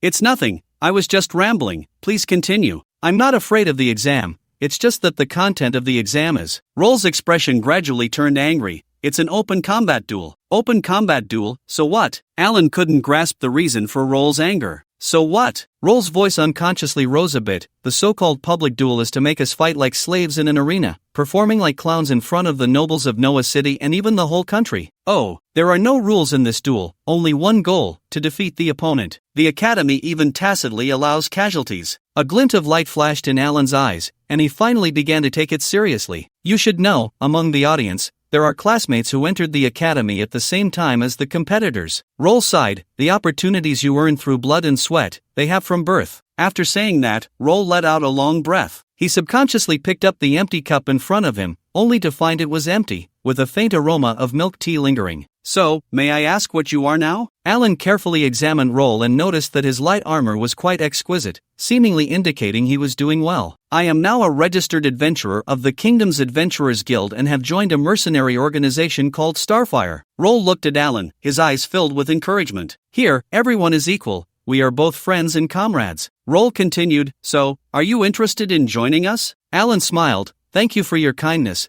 but I still want to follow my original plan." Roll scratched his head. "Even if you don't care about what I said earlier, Nosh cannot obtain the title of knight after graduating from the academy." Alan leaned closer to Roll and whispered, "To be honest, my magical talent is very poor. I can't even perform the fire dance technique. I just want to learn some knowledge at the academy." Roll also leaned closer to Alan and whispered, "Young man, don't joke. Even a vagabond like Hans can use the fire dance technique." Alan was taken aback. "So my talent is that poor?" "Now that I have a comparison, I must go to the academy for further study. Roll sighed and no longer insisted, if one day you change your mind, even if you can't use magic, you can come find me. Our group has branches in major cities, so it's easy to find. Also, the person who secretly replaced your food is a patrolling knight from King Avenue. It's best to be cautious when encountering them in the future. Thank you, your words are very helpful to me. Soon, Alan finished all the food, bid farewell to Roll, and continued south. According to Alan's estimation, he was about 3 hours behind the team from Tower City, so he urged his horse to hurry, preparing to catch up in one go. But this horse was certainly not a magnificent steed. Alan did not understand the horse's exhaustion, and soon the horse was snorting heavily, unable to run much. All right, let's just walk slowly. Alan was genuinely afraid his mount would die, so he dismounted and let it alone. This horse is not even as good as Master Ning Yirue's donkey cart. Once we reach Noah City, I must create a steed magic card. After walking for a while, a somewhat familiar sound of a lute came from behind Alan. He turned to look and indeed saw the bard Hans swaying along with his lute, walking behind him. The youth turns back voluntarily, the horse lacks strength and struggles, the wise have foresight. Following behind the youth, Hans grinned at Alan. Alan slowed his pace until Hans caught up with him. First time is strange, second time is familiar. Two walk together, one is a pig, Alan said coldly. Hans laughed heartily and played his lute. Young man, I haven't insulted you, but you have insulted me. Hearing the lute up close stirred something in Alan, and he did not retort. Hans played the lute again, looking at Alan with a smile. Alan remained unresponsive and continued walking. Hans blinked and was about to play again when he suddenly felt his hands immobilized. Looking down, he saw that his hands had been firmly grasped by Alan without him realizing it. Hans forced a smile. Young man, this wise man, your lute seems rather improper, doesn't it? Alan said. Hans was about to deny it when he met Alan's heterochromatic gaze. Startled, he swallowed his retort. Alan tightened his grip. My magic is too weak, your lute wants to affect me, but you've picked the wrong person. Young man, let go of me, this is all a misunderstanding. Hans grimaced in pain. Misunderstanding? I've been galloping since I left the tavern. Even if you left the tavern before me, you couldn't have caught up this quickly just by walking. Alan's voice grew increasingly somber. You easily kept up with me on foot, pretended it was a coincidence, and used this lute to secretly attack me. Mr. Hans, is this acceptable? Hans looked panicked. You little brat, didn't you say you were quite dull? How come you figured it out so quickly? At this point, Hans suddenly fell silent. A glint flashed in Alan's eyes as he placed his hand on Hans's lute. You even know I'm dull? Then guess, can I crush this broken lute in one go? This seemed to hit Hans's weak spot, and he immediately made a bitter face and whispered, yes, definitely. Actually, it was that blonde youth. He paid me 1 gold coin to cause trouble for you. Alan shook his head. Just causing trouble? With this lute that can drive people insane? The corners of Hans's mouth twitched, his face showing a fawning expression. I was just doing it for the money. Young man, spare me, I won't dare again. Saying this, Hans took out the gold coin that the youth had given him and handed it to Alan. In that case, the truce agreement has been broken. Alan gently stroked the coin, looking south along the King's Road. Hans, since you don't want to go to Noah City with me, then don't go. Hans trembled, lowering his head. How many patrolling knights are there on the King's Road? Alan suddenly asked. You've been around here, don't say you don't know. Hans answered honestly. There are 7 sections of the King's Road. This one in the north is about 1,000 miles long, with 100 to 150 patrolling knights year-round, in pairs. This was common knowledge, and Hans had no need to lie about such trivial matters. That's quite a few, but there are still opportunities, Alan pondered. I'm leaving, if I find you following me again. Alan pinched the coin, bending it slightly and then straightening it gently. I wonder if your lute and bones have such flexibility? Hans was alarmed and quickly said, No, definitely not. Alan nodded, mounted his horse, and headed south. Watching Alan's retreating figure, the look of terror on Hans's face gradually faded. He took out a magic card glowing with orange light and stored his lute inside it. Then he returned the orange card to the soul slot within his body. Hans turned north, murmuring to himself, although there were many setbacks,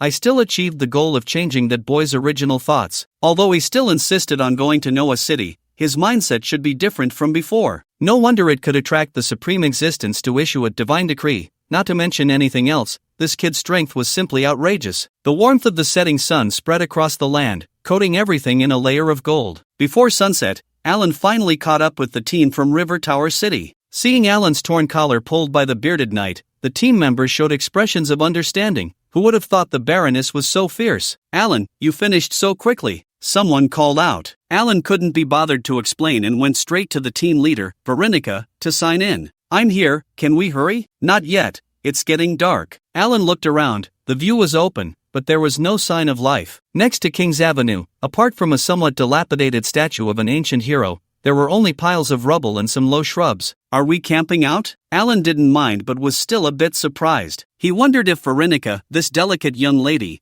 could adapt to such a less-than-ideal environment. Are you afraid of the dark? Veronica looked at Alan, who was nearly a head taller than her, with some surprise. All right.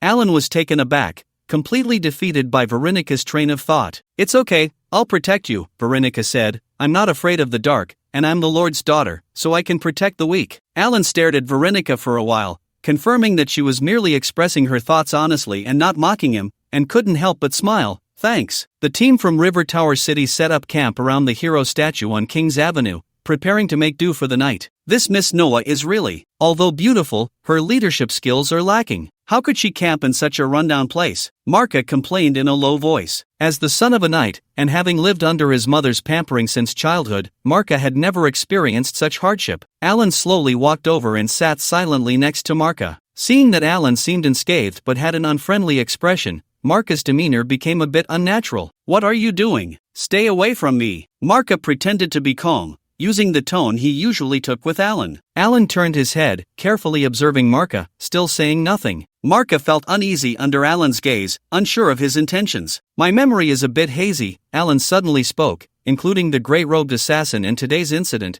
How many times have you laid hands on me? Marka's body trembled, forcing a smile. Ever since you got hurt last time, you've become smarter. Isn't that my achievement? Don't answer a question with a question. Alan stared at Marka. How many times? Did I actually lay hands on you? All right, even if it was only those 2 times, that's about enough. Enough for what? Alan didn't answer, stood up, and left Marka with a light remark, sleep. For some reason, Marka shivered at those words, feeling a chill run down his spine. Alan sat down not far from Veronica, who waved at him upon seeing him. Alan pretended not to see. Veronica looked serious. Don't be shy, I'm here to protect you. The people around them chuckled lightly. Alan smiled wryly. Damn it, I was careless during the arm wrestling last time. It seems I'll be forever nailed to the pillar of shame. As for doing it again? Forget it, as if winning would bring any glory. Alan sat honestly beside Veronica, leaning against the stone behind him and falling into a deep sleep. In the middle of the night, everyone in River Tower City was fast asleep, except for Marka, who was restless due to the poor conditions of the camp. Damn the illegitimate child, damn the King's Road. Marka kept muttering under his breath. He opened his eyes and scanned the surroundings. Under the moonlight, even the night watchman had fallen asleep he didn't know when. Marka leaned against a stone and struggled to stand up, feeling pain all over his body. Suddenly, a light flickered not far away, like a flame. Marka felt a surge of joy. Since he couldn't sleep anyway, he might as well go take a look. What if there really were people there? Following the direction of the light, Marka stumbled through the pile of stones, unaware that he was moving further away from the camp where the statue of the hero stood. Turning over a small dirt slope, a beautifully decorated large bed suddenly appeared before Marka, and there was a person on it. At this moment, Marka was utterly exhausted, and his mind seemed to be unable to function. He walked straight to the bedside. The person on the bed sat up, looked at Marka, and let out a low gasp. Young Master Marka? This voice was very familiar to Marka. Baroness, what are you doing here? Marka was both surprised and delighted. The person on the bed was indeed the Baroness he had seen during the day. She was wrapped only in a loose nightgown, her graceful figure twisting somewhat unnaturally in the moonlight. She looked at Marka and smiled slightly, exuding a myriad of charms. I actually just wanted you to keep me company, so I sent that illegitimate child away. He didn't touch me. Marka quickly tore off his clothes and lunged forward. When Alan opened his eyes, the sky was at the blue hour. For nearly the past 2 months, every day at this time, Ningyi Rue had woken him up. A faint, refreshing fragrance wafted in, and Alan felt someone leaning against his right shoulder. When he turned his head, he found it was Vili Nico. The Countess was sleeping sweetly at this moment, a smile on her face, quite different from her usual cold demeanor. No, she wasn't cold, she was a bit, naturally dazed. Alan wanted to get up but couldn't bear to break this tranquility. So he gently cradled Vili Nico's head with his right hand and supported her narrow shoulder with his left, slowly helping her sit up straight. Just as Alan was carefully adjusting Vili Nico's sleeping posture to prevent her from falling and waking up, Vili Nico suddenly opened her eyes. In the dim light before dawn, A somewhat dangerous red glimmer flickered in her eyes. Their gazes met, mere inches apart, breaths audible. "Good morning." Alan smiled and instinctively let go. Vili Nico stared intently at Alan like a wooden sculpture. She tilted to the left. "Be careful." Alan quickly supported Vili Nico again. Vili Nico covered her small mouth and yawned lightly. "You smell so good. I want to sleep a little longer." "No problem. It's still early." Alan instinctively patted Vili Nico's head gently, not quite catching the first half of her sentence. "Oh no." Realizing he had overstepped, Alan withdrew his hand as if shocked. However, Vili Nico seemed not to mind, leaning against the stone behind her and closing her eyes again. Soon, the sound of hooves clattering approached from afar, and several knights rode along the King's Road from the south. Vili Nico, who had just entered a light sleep, opened her eyes with a pout. "Are you the team from River Tower City?" The leading knight scanned the gradually awakening crowd of River Tower City, seemingly searching for someone. Vili Nico, feeling a bit numb in her legs, leaned on Alan and managed to stand up. "I am Vili Nico von Noah. Are you a patrolling knight, my lord?" The leading knight saluted Vili Nico from his horse. "I am Paul, the captain of the patrol team on the King's Road in the Northern Territory. I am in armor, so please forgive me for not saluting fully." Vili Nico waved her hand, indicating it was no problem. "So it's your lordship, the Viscount. It's a pleasure." Paul glanced at the people from River Tower City again, his brow slightly furrowing as he uncertainly asked, "May I ask, Miss Noah, is your entire team present here, or is anyone missing?" Vili Nico and Alan exchanged glances and shook their heads. "Well, perhaps I have been misinformed," Paul was saying when Maka's friends from River Tower City suddenly called out, "Where's Maka? Why is Maka missing?" The crowd was in an uproar, and only then did Alan carefully observe the River Tower City team, and sure enough, there was no sign of Maka. Veronica was taken aback. "Look for him." The people from River Tower City began to search around as ordered. "This kid didn't run away after I scared him yesterday, did he?" Alan shook his head, dismissing such an absurd possibility, and joined the search party. Although Maka wasn't a good person, he certainly had guts. Most of the time, it was because the ignorant are fearless. Paul's expression was serious as he waved to his subordinates who had come with him. The knights dismounted and scattered, searching alongside the people from River Tower City. "Miss, last night my chief mage detected signs of magical creatures moving in this area. Did you notice anything unusual?" Paul asked Veronica in a low voice. Veronica shook her head and pointed to the hero statue surrounded by the River Tower City camp. "With it here, there won't be any problems." Paul nodded, knowing Veronica's words were not unfounded. Although this place was not yet deep in the kingdom,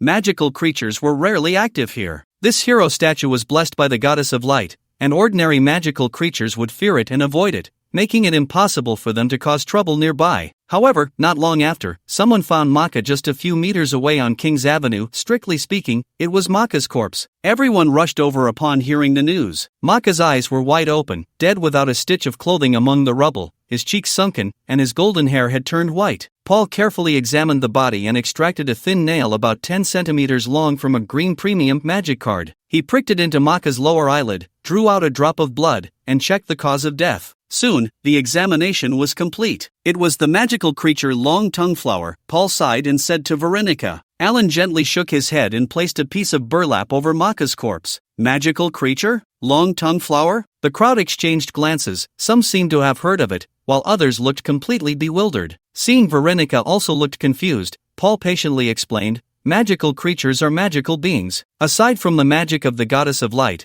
all other human magic is learned from magical creatures." "I know, but the long-tongued flower is a low-level magical creature. Doesn't it fear the hero statue?" Veronica's small face was filled with a puzzled expression. "This type of magical creature is actually a kind of succubus." Paul carefully chose his words, as it was his first time discussing succubi in front of a noble lady. Just as humans need to chant spells to use magic, human everyday language also contains extremely subtle magical power. The long-tongued flower feeds on human speech, drawing energy from the magic within. Therefore, it targets the person in a crowd who talks the most. It kills by seducing the heart, using methods like visual deception and desire manipulation. This young man may have left the protective range of the hero statue under the influence of these factors and ultimately fell victim. After Paul finished speaking, he let out a sigh. "In simple terms, Maka died from talking too much?" Alan scratched his head. Paul looked Alan up and down without responding, then turned to Veronica. "Miss Noah, I need to take my leave first to report this magical creature attack incident. Additionally, I will allocate some personnel to escort this young Master Edward's body back home." "Thank you," Veronica said, looking at Alan. "You are Maka's brother, how should we handle his belongings?" Paul was taken aback and re-evaluated Alan.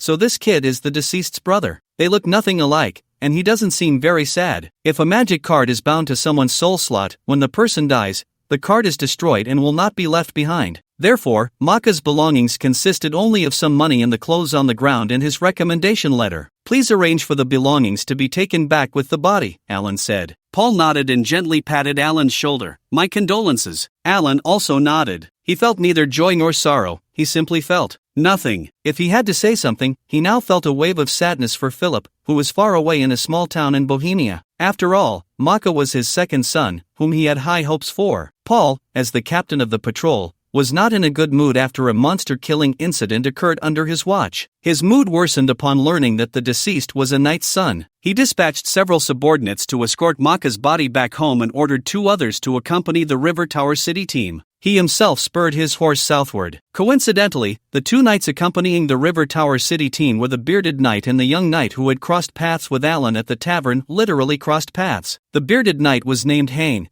and the young knight was named Coney. For some reason, when Hane and Coney saw Alan, they both pretended not to have seen him before. Although they stole a scoop of my protein powder, it wasn't anything valuable, and they even compensated me with 12 silver coins, Alan thought, looking at the 2 knights and stroking his chin in contemplation. As for the fight, the bearded Hane's forehead was clearly still swollen, and his gaze towards Alan was evasive. Alan felt he was a good student. Taking a little loss wasn't a big deal. Forget it, no need to pursue it. There's no need to stir up trouble while traveling. Seeing Alan's distracted and uncertain expression, the Linica thought he was lost in the pain of losing his brother. This boy, under her father's rule, was small and timid, afraid of the dark. Now he was also bearing the pain of losing his brother and the hardship of being away from home. Poor child, he looked just like a stray cat at that moment. As the daughter of the lord of Alan's hometown, the Linica decided to do something to comfort him. After all, Alan's shoulder was quite comfortable to lean on. Alan, hug, ha, I refuse, Alan said sternly. Just kidding, the fellow townsfolk from River Tower were all watching. One glare from them could almost swallow him whole. Poor boy, he's even shy and keeps his heart closed off.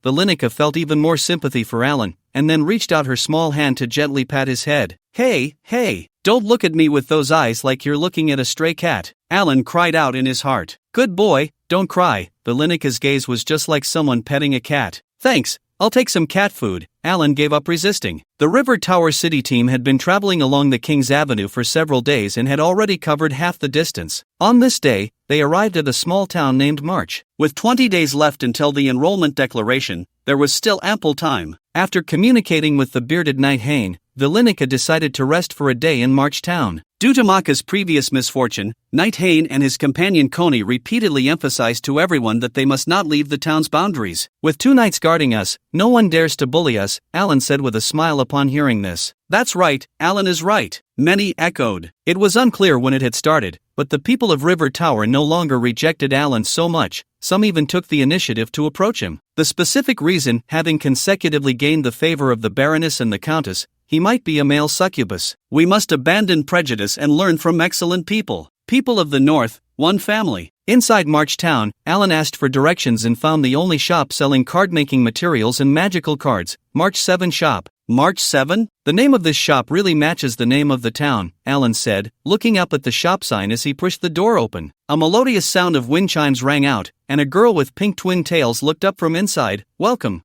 This shopkeeper looks like a good person, Alan murmured to himself as he stepped forward. Miss, do you sell card-making materials? Yes, you can find them on the second shelf to the right at the front, the girl smiled and introduced. My shop not only has card-making materials but also finished cards for sale at reasonable prices. Oh, please take me to have a look, Alan said. Due to his limited knowledge of magic and the few cards he had encountered, Alan felt he really needed to see other people's cards to broaden his horizons. The girl brightened up, perked up, and began to introduce the cards in detail to Alan. As Alan expected, the cards in this shop were mainly of the white common type, with a small number of green boutique cards. Alan walked back and forth in front of some cards, listening to the girl's explanations, and inspiration for magic cards kept flooding into his mind. Not bad, not bad. Alan was quite satisfied. So, do you want all of these?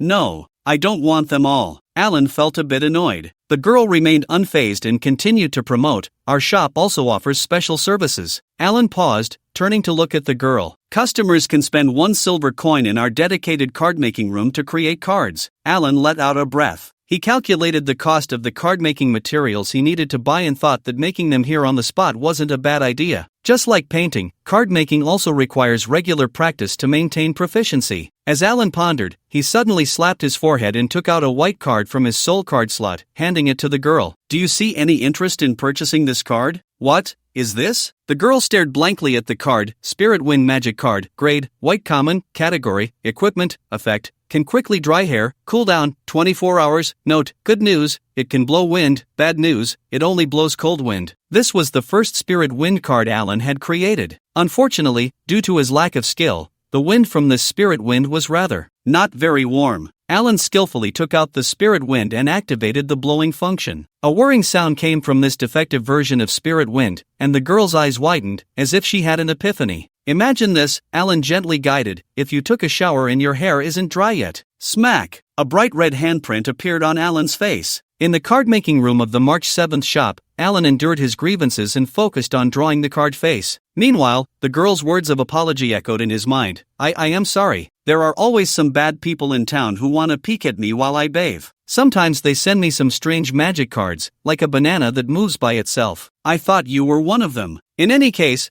this time the card-making room is free for you to use, that's all." With the misunderstanding cleared, the girl looked pitiful, and Alan didn't lose his temper. Considering the free card-making room, Alan decided to endure. "Just this once. Damn it, it's not that I'm feeling wronged. Maybe my tear ducts got hit. Why do I always feel like crying?" Alan sniffed, wiped his tears, and continued to draw. Soon, a flash of white light signaled that a white common card was finally completed. Strong Will Trap Card, grade, white common, category, normal, effect, forces the opponent to cry uncontrollably for 3 seconds, cooldown, 10 minutes, note, cry, if you can't help it, then don't hold back. Alan looked at the card face, blinked, and felt mocked by the card he had made with his own hands. Trap cards are different from magic cards. They need to be preset to trigger. The advantage is that once preset, trap cards activate much faster than magic cards and summoning cards. They can even be used to counterattack. Alan pinched his nose, a wave of fatigue washing over him uncontrollably. Although card-making doesn't require high magic skills, it still consumes energy. Moreover, it requires a very high level of concentration,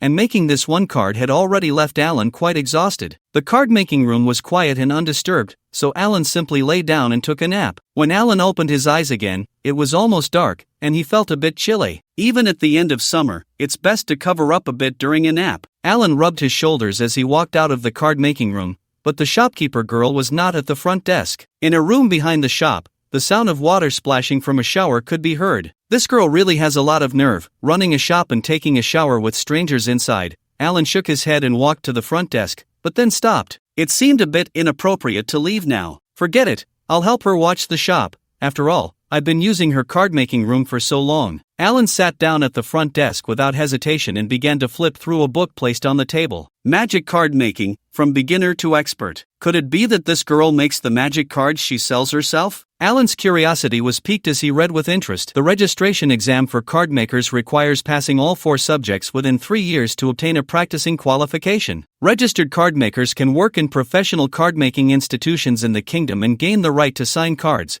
with original card patents protected by the association. Correspondingly, the association will receive a 10% share from the sales of patented cards by registered card makers. If all 4 subjects are not passed within 3 years, then starting from the 4th year, the subjects passed in the first year will become invalid and need to be retaken. Alan smiled slightly, recalling a friend who had to pass 6 subjects within 5 years for an exam. Of course, that friend never experienced the horror of retaking the first-year subjects in the 6th year because he hadn't passed a single subject. Just as Alan was lost in thought, the wind chimes at the shop's entrance jingled, and a few people pushed the door open. "Welcome!" Alan looked up at the customers, momentarily stunned. The newcomers were also taken aback, and someone asked, "Alan, what are you doing here? Didn't they say the shop owner is a super cute girl with pink hair?" These people were Alan's fellow townsfolk from Haida City. "Oh, she went to take a shower," Alan replied honestly. "Alan, are you really not a male succubus?" The townsfolk were momentarily stunned, then they gritted their teeth and exclaimed, "Alan,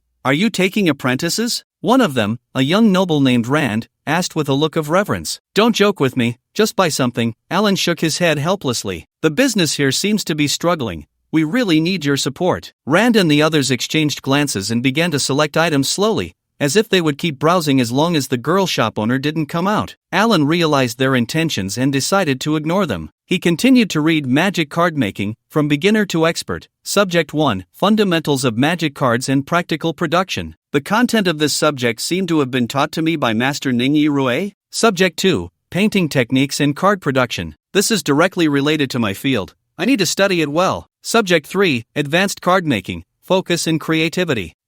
I can't quite understand it for now. Subject 4, Professional Ethics and Standards for Card Makers. Obviously, I could pass this subject in a minute, because I have too much ethics. Just as Alan was engrossed in reading, he suddenly heard a familiar sound of wind blowing, and the sound was getting closer. Turning his head, he saw the pink-haired girl shop owner walking towards the front desk, holding a Wind of the Elves hairdryer and wrapped in a bathrobe. The bathrobe wasn't very large, but it still looked a bit loose on her petite frame. "Oh, you haven't left yet, customer?" The girl was taken aback upon seeing Alan, then looked down at her bathrobe, her face suddenly turning crimson. "Yes, I was helping you watch the shop. Look, you actually have customers." The upright Alan averted his gaze slightly.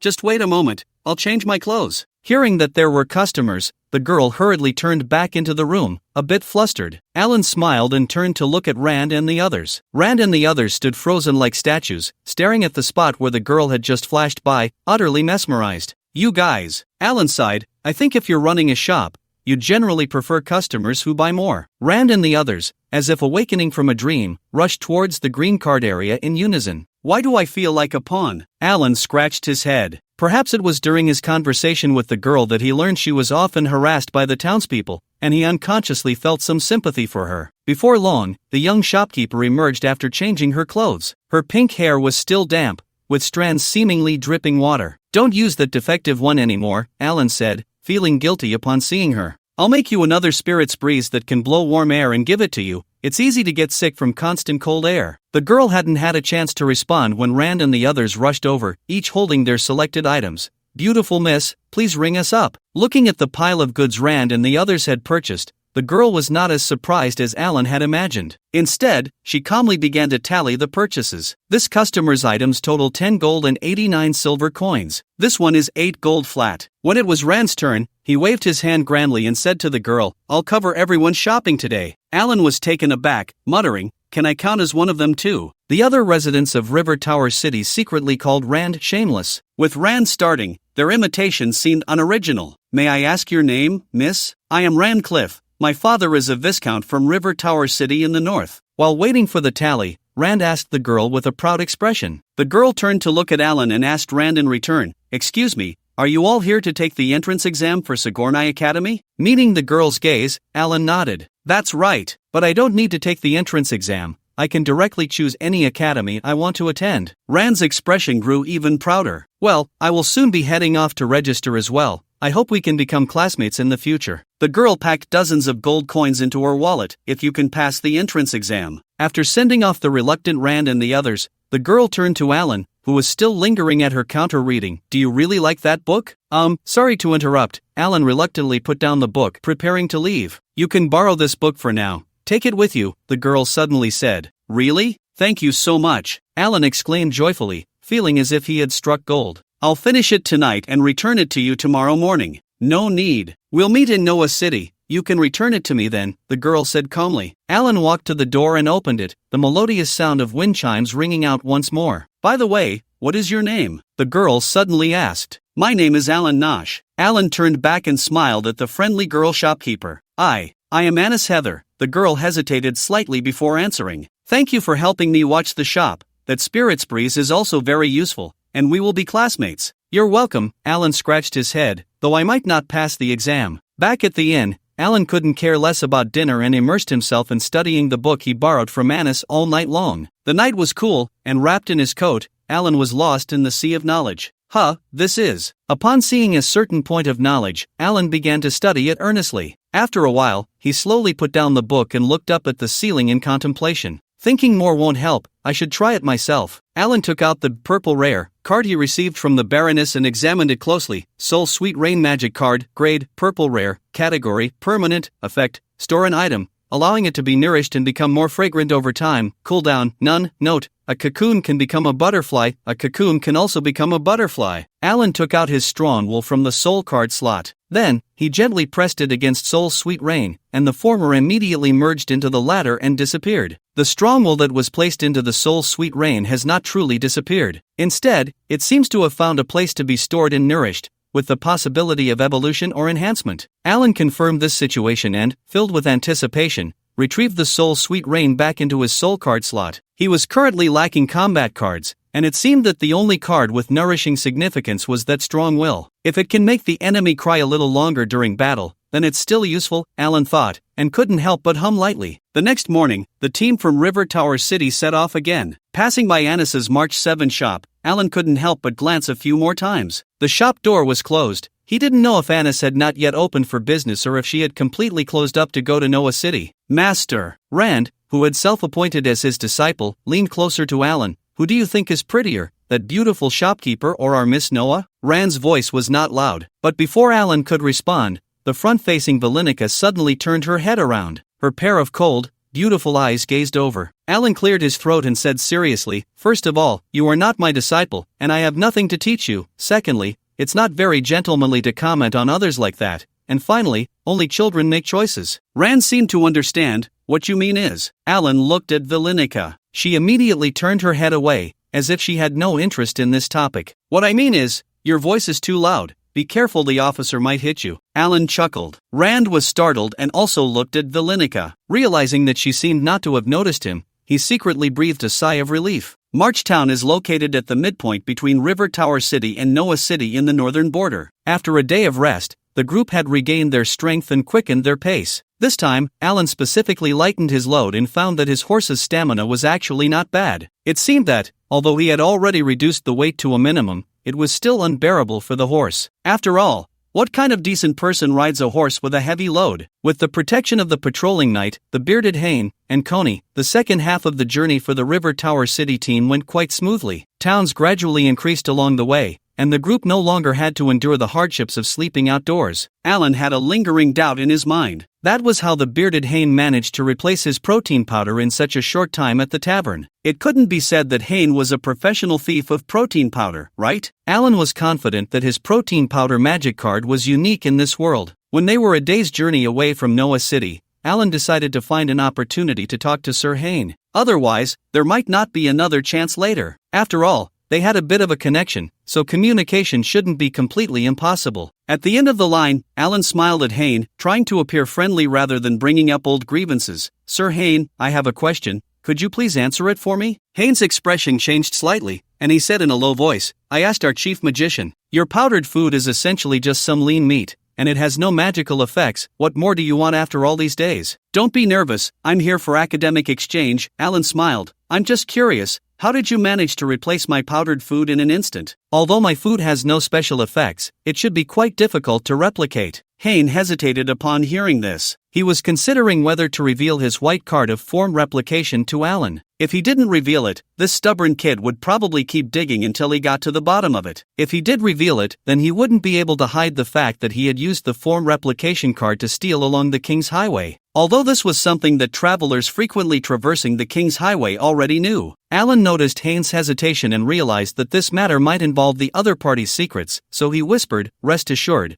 I will keep it confidential once I know. After today, our affairs will be completely settled." Hane instinctively touched his forehead, which had already swollen but still throbbed faintly, and gritted his teeth. "All right, then I'll tell you." As the two were murmuring, a sudden commotion arose from the front of the group. It seemed that many people were engaged in a heated discussion about something. Alan curiously looked up and found a dense crowd gathered not far from the King's Avenue. Although the people wore different outfits, each held weapons or staffs, clearly indicating they were combatants. "Is this a robbery?" Alan blinked. Hane chuckled. "You really don't get out much, do you? This is a team going to hunt the dragon's dark nest." Alan smiled helplessly, suddenly thinking that joining the Continental Credit Institute of the Sigourney Academy wouldn't be a bad idea. It should greatly deepen his understanding of this world. Although he inherited the memories of his predecessor, that predecessor was a fool. His predecessor's understanding of this world was chaotic, and even basic knowledge was inferior to Alan's. Alan sincerely asked, "What exactly is this dragon's dark nest?" Hane was taken aback, looking at Alan's genuinely sincere face, suddenly regretting stealing from this kid. What a clean slate this is. Clear yet foolish. Dragon's Dark Nest is the closest inner world to Noah City,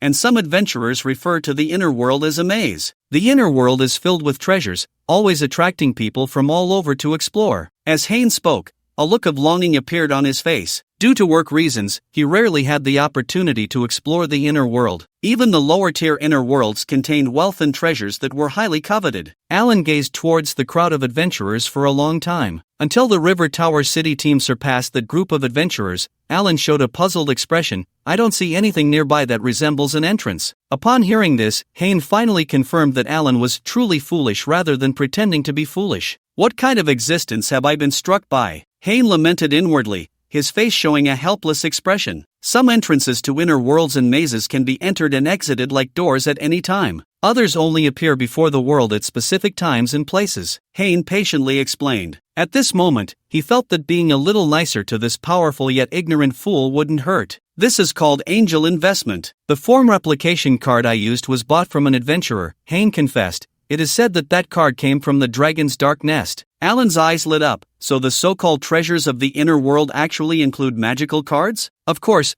the magical cards within often have unique functions and possess a high threshold for reverse deconstruction, Hayne said with some pride. Even the kingdom's top card makers rarely hear of anyone being able to deconstruct inner world cards and replicate them. Alan stroked his chin. Is it generally necessary to have so many people for inner world exploration? He was referring to the more than 100 people preparing to tackle the Dragon's Dark Nest. Well, I haven't been in, so I'm not too sure. Hayne tugged at his beard. However, treasure hunting in the inner world definitely has its thresholds. The specifics would have to be inquired from the Adventurers Guild. I see. Thank you for clarifying, Lord Hayne. Alan smiled. Is your forehead recovering well? I'm alright, Hayne said awkwardly. I have to say, your head is really hard. As soon as he said this, the two burst into laughter. The next day, the River Tower City team finally arrived at the northern gate of Noah City, the capital of the Kingdom of Lair. The city walls of Noah City were tall and long, and as Alan gazed east and west, he found that he could not see the end in either direction. Even at the city gate, Alan could see the bustling crowd on the wide streets within the city. The end of the street, which seemed to stretch far away, was dominated by a majestic and massive mountain peak, its summit flat. It was said that the Sigornai Academy and the Royal Palace of the Kingdom of Lair were located at the peak. Valenica, in her capacity as the leader of the Haida City team, bid farewell to the bearded knight Hayne and his companion Coney, preparing to lead her group into the city. Miss Valenica, your family name is Noah, the same as the name of Noah City, Alan said as he rode up beside her. Is there any connection? Valenica pondered for a moment, somewhat uncertain. According to my father, our family's original fief was a place called Noah. The Vaughn in our family name actually means from. As she spoke, Valenica seemed to recall something and took out a blue high-level magic card from her soul card slot. With a flash of blue light, a finely crafted round shield appeared in her hand. In the center of the shield was the image of a fierce black dragon, with several red bloodstains on its body. It was indeed the emblem of the Valenica family, the unyielding dragon. The true dragon never withers. After taking out the shield, Valenica almost instinctively whispered the family motto of the Noah clan. A young man in a sky-blue wizard robe was holding a horse and looking around at the city gate. Upon seeing Valenica's unyielding dragon, the young man immediately approached with a friendly demeanor. Excuse me, are you all candidates from Haida City in the northern region? Yes, and you are? Faced with someone unfamiliar, Valenica reverted to her usual concise manner of speaking. I am Andre, a fourth-year student from Sigornai Academy, from the Card Institute. That's the Magic Card Division. The young man in the blue robe introduced himself to Valenica. Please follow me. It's still a bit of a journey to the academy from here. Senior Andre welcomed them with a beaming face. The group entered the wide streets of Noah City through the north gate and slowly headed south along the street. Senior, I would like to ask you some questions. Hearing that Andre was a student from the Magic Card Division, Alan took the opportunity to speak up. Senior Andre smiled. You're too polite, Junior. Feel free to ask me anything. I will share everything I know. Alan also smiled slightly. Those who took on this reception role were indeed quite approachable. I intend to apply to the Card Institute, but I regret my financial limitations. I wonder how high the study costs are at your institute? Alan inquired. Well, that's a two-sided question. Andre had encountered this question during previous orientations. Besides commoners, some fallen nobles also shared similar concerns. Our division provides students with card-making materials sufficient for basic practice. However, since card-making itself is an endless pursuit, The demand for materials has no upper limit. So, if one has limited finances but wants to practice card making more, they would need to find ways to earn money themselves. Glancing at Alan, who was lost in thought, Andre continued, "Of course, if you can stand out in the divine selection competition, that would be a different story. The prize money from the competition, along with the support from sponsors, would be more than enough." Upon hearing this, Alan sighed lightly. The divine selection competition. This must be the entrance exam that Uncle Roar, who had voluntarily given up his admission, mentioned in the tavern. "Alan, you can do it. You're actually quite impressive," Valenica suddenly said. "I will." Alan scratched his head. "Of course, participating in the divine selection competition requires you to pass the entrance exam and achieve a top 3 score in your division. That's no small feat," Andre chuckled. "Ha!" Alan suddenly felt a bit confused. "Isn't the divine selection competition the entrance exam?" Andre was taken aback, looking at Valenica and then at Alan, momentarily unable to respond. This junior seems to understand nothing at all. Did Miss Noah, as the daughter of the Northern Lord, not say anything? No. Does this kind of common sense really need to be explained? After a brief silence, Andre carefully explained, "Commoners like me must take the entrance exam. Passing the exam allows one to enroll, regardless of rank. Noble children who wish to participate in the divine selection tournament must also register for this entrance exam. Regardless of status, only those who rank in the top 3 of their respective divisions in the entrance exam are qualified to participate in the public battle of the divine selection tournament. The champion of the tournament will be directly awarded the specially designated title of Divine Selection Noble by the Kingdom, which is a great honor. Therefore, the vast majority of candidates will register for the entrance exam to gain eligibility for the tournament." That's quite different from what that mercenary Roar said in the tavern. Alan increasingly felt something was off. "Excuse me, when did this rule come into effect?" "When?" Andre was stumped, as this rule had not changed since he could remember. "You'd have to ask those scholars at the Continental Academy." Rand, who had been listening nearby, couldn't hold back any longer and interjected, "It must have been in place for at least 100 years. "Yeah, about that," Andre nodded. Alan gasped. That Uncle Roar had clearly lied to him. He had belittled the divine selection tournament to the point of rendering it worthless, even distorting the nature of the tournament. Given that Uncle's demeanor and mercenary status, it was unlikely that he misunderstood the tournament due to a lack of common sense. Therefore, his motives were quite suspicious. It couldn't just be to recruit Alan, who couldn't even perform basic magic, into his mercenary organization, could it? That lie was too easy to see through, utterly meaningless. Looking at the dazed Alan, Valenica felt a bit apologetic. "Sorry, Alan, I forgot you were a fool and thought you knew this." "Put." Rand and Andre struggled to stifle their laughter. "I've encountered a bad person." Alan snapped out of his thoughts and blurted out. Valenica looked a bit wronged, wanting to say something but stopping short. Rand and Andre exchanged glances. Did Alan dare to call Valenica a bad person to her face? No.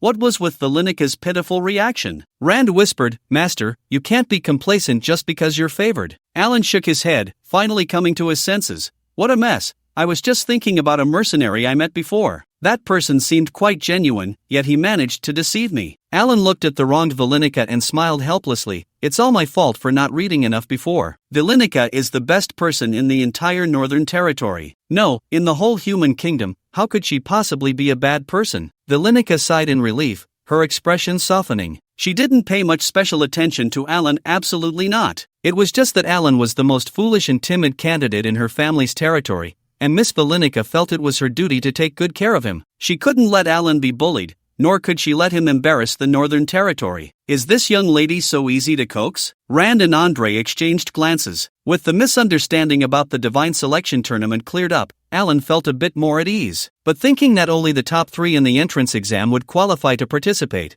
and that he needed a large sum of money to learn card-making skills, Alan felt pressured again. With Master Ning Yirui's careful guidance, plus my drawing talent and my previous life's painting skills, maybe I could strive for the top 3 in the Card Academy. I really couldn't dare to think about the other divisions. After slowly walking for nearly half a day along the wide main street, the group finally reached the foot of the mountain where Sidgernai Academy and the Royal Palace were located. This mountain is said to have been an active volcano in ancient times, but later it became dormant. Andre skillfully explained to everyone, the kingdom of Leisure has grown and developed from the fertile land at the foot of this volcano, and today it is the most prosperous kingdom on the entire continent. This mountain is called Mount Leisure, and our kingdom of Leisure is named after it. As the entrance exam for the Sidgernai Academy approached, the area at the foot of the volcano was bustling with people. It was even noisier than the main road leading to Noah City that Alan and the others had walked along. The crowd left their horses at the public stable and headed towards the mountain path. The path split into two. The left-east road led to the academy, while the right-west road led to the royal palace. At the entrance, several tall guards in shining armor stood straight. The guards' shields bore the emblem of 5 sheaves of wheat arranged in parallel. The wheat sheaves, like 5 sharp swords piercing the sky, represented the sky sword sheaf crest of the royal family of Lair. One of the guards quickly allowed Andre to pass after a routine check of his credentials. It's one thing for the academy and the palace to be on the same mountain, but to share the entrance at the foot of the mountain as well? Alan sighed. Of course. Even on the entire continent, our academy is unique, Andre replied with a smile. Because Sigurnai Academy was originally a private elite training base for the royal family. It has only developed into the public magic academy it is today over time. Hey, are you students from the north? Is anyone here from River Tower City? A bright and sweet female voice suddenly rang out from behind the River Tower City group. Alan had never heard this voice before, yet it felt strangely familiar. He turned to look at the source of the voice. A red-haired girl dressed in a pitch-black wizard robe and wearing a large wizard hat was talking to the people at the end of the River Tower City line. The girl seemed to sense his gaze and turned to look at Alan. Is it you? Alan exclaimed in confusion. Oh, do you know me? The red-haired girl in the black robe walked over with a charming smile. Alan stared at the red-haired girl in a daze. She looked so much like a younger version of the Baroness. The Baroness was around 25, while the girl before him appeared to be only 16 or 17, about the same age as Alan. Compared to the Baroness's dignified beauty, this girl had a lively sparkle in her eyes, exuding a sense of vigor and cleverness. Alan had a good impression of the Baroness and found himself feeling friendly towards the girl before him. Hello, the Baroness is my recommender. Without her, I wouldn't have the qualifications to be here. He's here.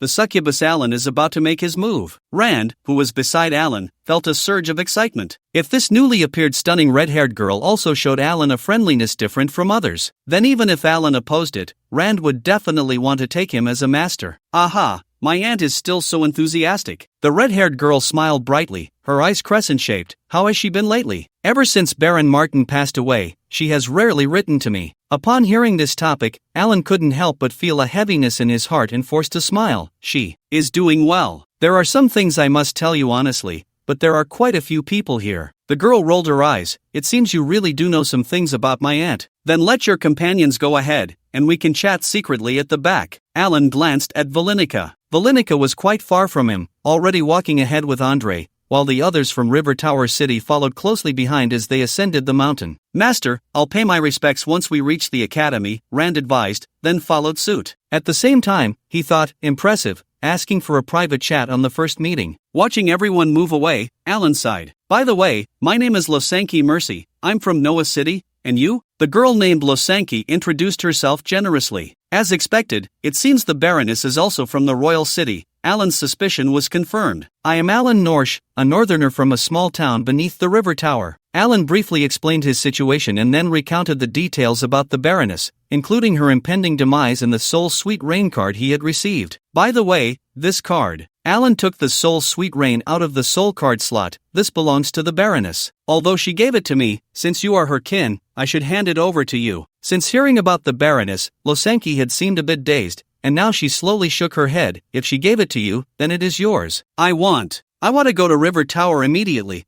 Perhaps I can see my aunt one last time. Alan fell silent. He knew he had no right to speak on this matter. Losanki suddenly stopped. Thank you, Alan. I need to inform my family about this situation right away. No need to thank me. I actually did nothing. I wish you all the best. Alan nodded to Losanki. She turned and slowly descended the mountain. Her loose wizard robe billowed in the wind, and the tip of her wizard hat drooped to one side, seemingly reflecting her owner's troubled mood. After bidding farewell to Losanki, Alan quickened his pace along the winding mountain path, feeling somewhat puzzled. This smooth winding path is clearly suitable for horseback riding, yet the academy made us leave our horses at the foot of the mountain. Soon, Alan caught up with the group heading to River Tower. Master, how did you get here so quickly? Rand glanced behind Alan but saw no sign of Losanki. Mind your words. Alan smiled helplessly. That red-haired lady went home to handle some matters. Rand looked at Alan suspiciously. Is it related to you? A little bit. Alan sighed. You really are something, Rand said with newfound respect. Alan ignored this guy who was clearly overthinking and kept pace with Valenica. Alan, if you dare to stray from the group again without reason,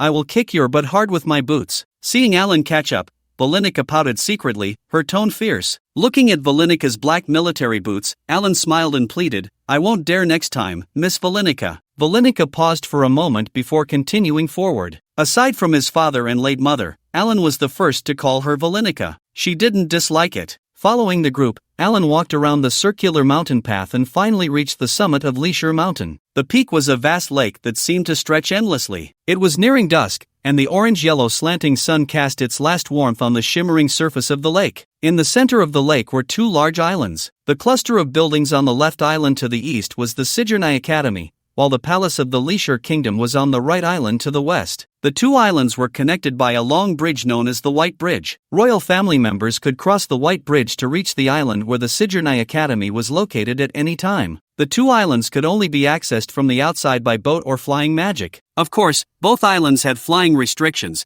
and using flying magic required strict approval. Stepping onto the deck of the boat heading to the left island, Alan gazed at the distant islands in the center of the lake, which looked like tiny grains of rice, and couldn't help but admire. I never expected the academy to be on an island in a volcanic lake. The large ship sailed smoothly, cutting through the waves. Just as Alan was enjoying the moment, a cold little hand suddenly grabbed him. He turned in shock. Valenika's face was pale, her eyes brimming with tears. One hand clutched Alan, while the other covered her mouth. "Alan, I feel like I'm going to be sick." "Valenica, are you seasick?" The boat finally docked, and after much effort to settle Valenica, Alan finally breathed a sigh of relief. He then followed the signs within the academy, weaving through the grand Gothic and Renaissance-style buildings for quite a while. Finally, he arrived at the registration area for new students in the Magic Card Division. "Welcome new students. Please register your personal information first, and then participate in the personal qualification assessment." Teacher Luke at the registration desk wore a broad smile. The qualification assessment is also linked to the subsequent entrance exam results. "I wish you success." Alan smiled slightly. As expected, the academy teachers even directly assume that new students will participate in the entrance exam, without asking for my opinion at all. After filling out the information, Alan submitted his recommendation letter along with his personal data. Upon seeing the name Nuasher next to Alan's, Teacher Luke was momentarily taken aback. He quickly returned to his usual demeanor and conducted the qualification test for Alan. Soon, Alan's 5 attribute data was revealed. Student Alan. Looking at Alan's 5 attribute data, Teacher Luke blinked. "You seem to have a bit of a specialization. How specialized can it be?" Alan picked up his data chart and saw the 1 point in the magic attribute, unable to help but laugh. It was as if this data did not belong to him. Magic attribute, 1 point. Magic determines the total amount of magic a person can cultivate in the future. It greatly affects the possibility of learning advanced magic. For the same spell, the higher the magic, the stronger the effect. Stamina attribute, 98 points. Stamina determines the rate of magic recovery, vitality, and the ability to fight for extended periods. Strength attribute, 99 points. Strength determines the intensity of physical attacks and defenses. Spirit attribute, 90 points. Spirit determines focus, illusion resistance, and other abilities. Agility attribute, 61 points. Agility determines reaction speed. "Why isn't my stamina a perfect score?" Alan asked, "And my speed is quite good, so this agility score." Although the perfect score is 100 points,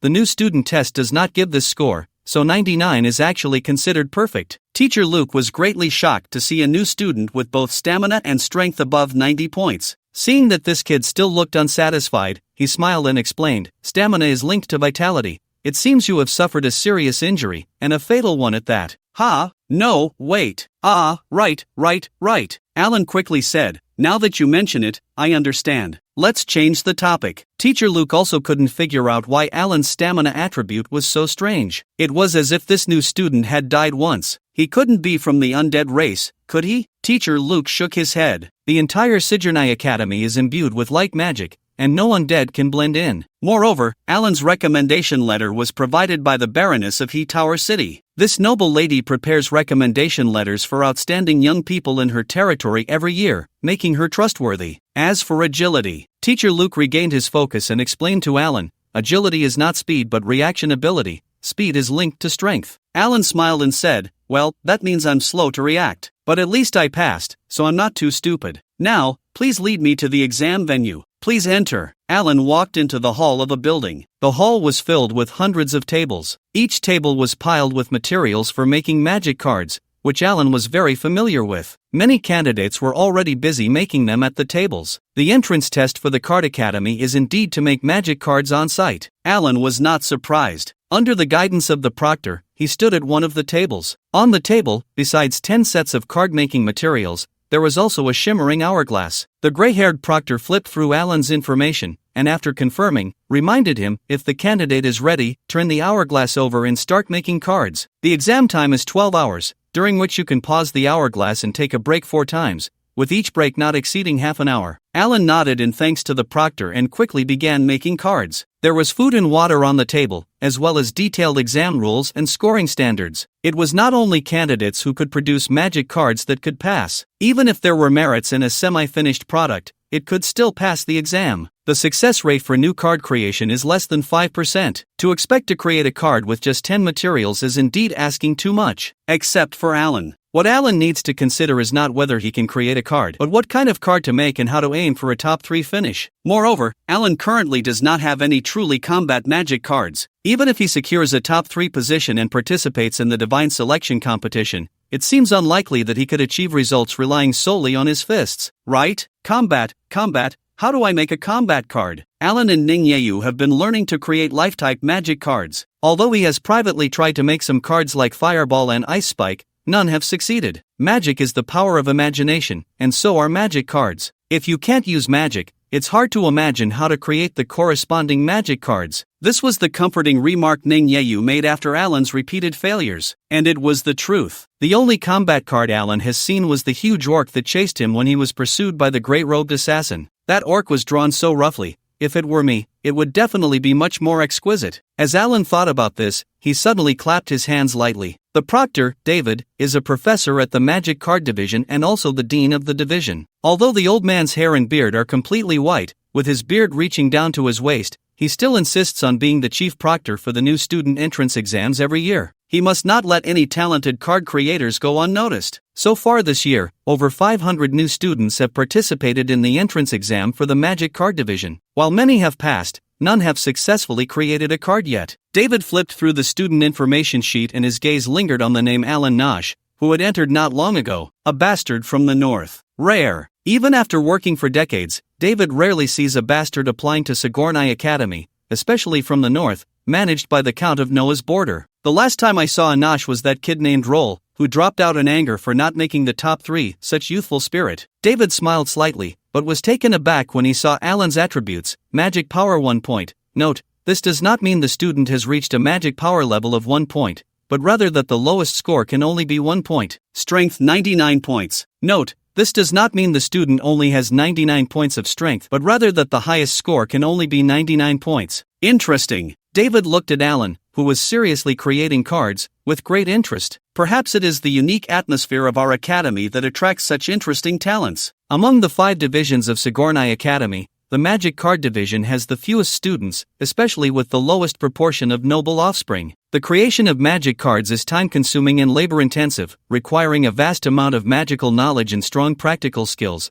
making it the most difficult to learn. Therefore, unless driven by interest, noble offspring generally tend to choose the more theory-based Continental Studies Division. Those with high magical talent choose the Magic Division, while those passionate about military studies and honor join the Knight Division. The descendants of clergy invariably join the Holy Light Division, inheriting their father's business. While David was pondering, he suddenly noticed a flash of white light, a very familiar glow. Has a candidate successfully created a card? David looked in the direction of the flash and saw the heterochromatic bastard Alan, looking quite satisfied as he held a card glowing with white light, nodding repeatedly. Although the other candidates were restrained by the exam rules and dared not speak freely, they cast envious glances. Good kid, very nice, extra points. David smiled and stood up, walking towards Alan, ready to calculate his score. For a newcomer, creating 1 card from 10 materials is already quite rare. But this kid's speed in card creation is a bit fast. In just half an hour, he finished 10 materials. The craftsmanship is probably not very refined. Alan looked at his card, pondering how to use it in combat. David walked over, smiling as he looked at Alan. Congratulations on making a card, candidate.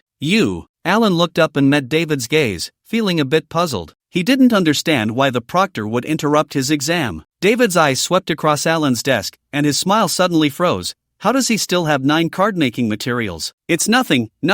I'm just here to congratulate you. Professor David secretly wiped the cold sweat from his brow and returned to his seat. Our department must have struck gold this year. Hold it in, can't laugh. As the head of the Magic Card Division, David certainly knew what it meant for Alan to make a card with just one piece of card-making material. Alan looked at the new card he had just created, quite satisfied. I didn't expect to succeed on the first try. Master Ningyi Rui would be so happy to see my progress. However, Alan didn't have any other ideas for the moment. Making the same card would help improve the card-making success rate, so Alan decided to use all the remaining materials to create that new card. Childhood Trampoline Trap Card. Rank: White Common. Category: Ordinary. Effect: returns a summon familiar back to its card. Cooldown: 25 minutes. Note: wrong posture, get up and sleep again. Alan only knew that familiars of 4 stars and below could be summoned directly. Familiars above 4 stars required the card owner to use a summoned familiar as a sacrifice to summon. Alan didn't have time to think about the specific summoning requirements. Right now, he needed to speed up card making to improve his entrance exam scores. He aimed to break into the top 3. Getting congratulated by the proctor after making a card. Does that mean my score is decent? Alan looked around, recalling that since he entered the exam room, he hadn't seen any other candidates make cards. After nearly 10 hours of intense effort, Alan used 10 pieces of card-making material to create 6 childhood trampolines. The final card-making success rate dropped because he was a bit exhausted. The energy consumed in the card-making step was much higher than all the previous steps combined. Thanks to working out since coming to this world, I can barely hold on without collapsing. Alan rubbed his eyes and settled his exam scores with the other proctors who had already switched shifts. Then he added his 6 new cards to the soul card slot, preparing to leave the exam room. The divine selection competition starts in 8 days. Please prepare in advance, the proctor advised, trying to maintain composure while looking at Alan, whose card-making success rate was higher than his own. No kidding, this score must be in the top 3 of our department. Doubting it for even a second would be too much respect for the other candidates. It was already midnight, but there were still candidates arriving to take the exam. Everyone has it tough, Alan sighed as he left the exam room for the temporary candidate accommodation. Vili and Aiko was surely already asleep, so Alan didn't disturb her and went straight to bed, falling into a deep sleep. When he woke up, it was already noon the next day. He pulled back the curtains. The late summer and early autumn sunlight was still a bit intense,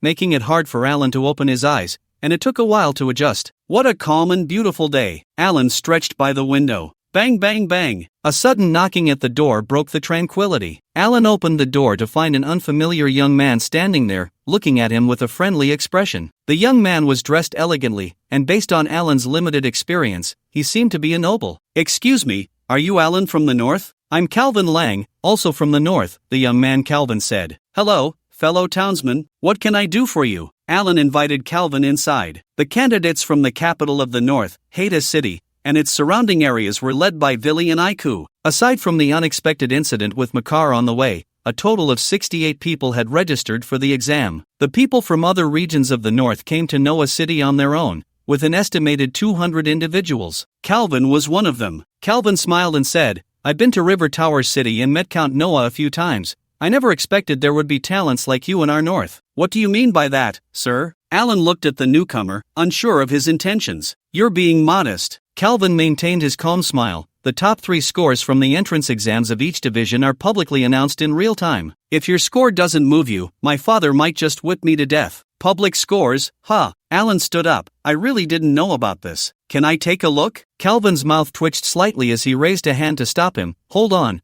I'm here to discuss sponsorship. Upon hearing this, Alan slowly sat back down. The top 3 from the 5 divisions of Sigourney Academy, a total of 15 individuals, qualified to participate in the divine selection competition. The royal family also nominates 1 royal candidate each year to make up the 16 participants for a 2-1 elimination round. Contestants generally receive funding and various support from sponsors. The royal candidate goes without saying, their sponsor is the royal family. If a contestant is fortunate enough to win the championship, the sponsor, as the bull, will gain immense prestige. Currently, the royal candidate has won the championship for 3 consecutive years, and the royal family's authority and prestige have been increasing day by day. So you're a sponsor, Alan smiled slightly. This is something we can discuss. At the center of Sigourney Academy stands the ancient and majestic library complex. At this moment, the square in front of the main library building was bustling with voices, with hundreds of new and old students gathered there. People were looking at the enormous magical light screen hanging above the main entrance, discussing animatedly. Candidate, Alan Nosh, age, 17, qualification, 14 points, painting, 19 points, logic, 14 points, creativity, 16 points, practical, 4 points, extra points, 120 points, total score, 187 points. The total score for the entrance exam is 100 points, with a maximum of 20 points for each section, right? How could someone get an extra 120 points? Their division is different from others. The base score is also 100 points, but it's said that candidates can earn an extra 20 points for each card they create on site. But so far, besides the first place, no one has reached 100 points. Yes, the second place only has 70 points. That's absurd. Could it be cheating? No way. Professor David would never tolerate that. Of course not. Look at that 187 candidate. He's a Northborn illegitimate child Nosh. Excuse me, can this score make it into the final top 3? Alan, who had slowly strolled into the square, curiously leaned in beside two people who were deep in conversation. Making it into the top 3? That's a rookie question. One person replied irritably. Turning around, he met Alan's gaze. Hello, senior. I'm a freshman and don't quite understand yet. Alan sincerely wanted to know if his score was stable. Although he was currently in first place,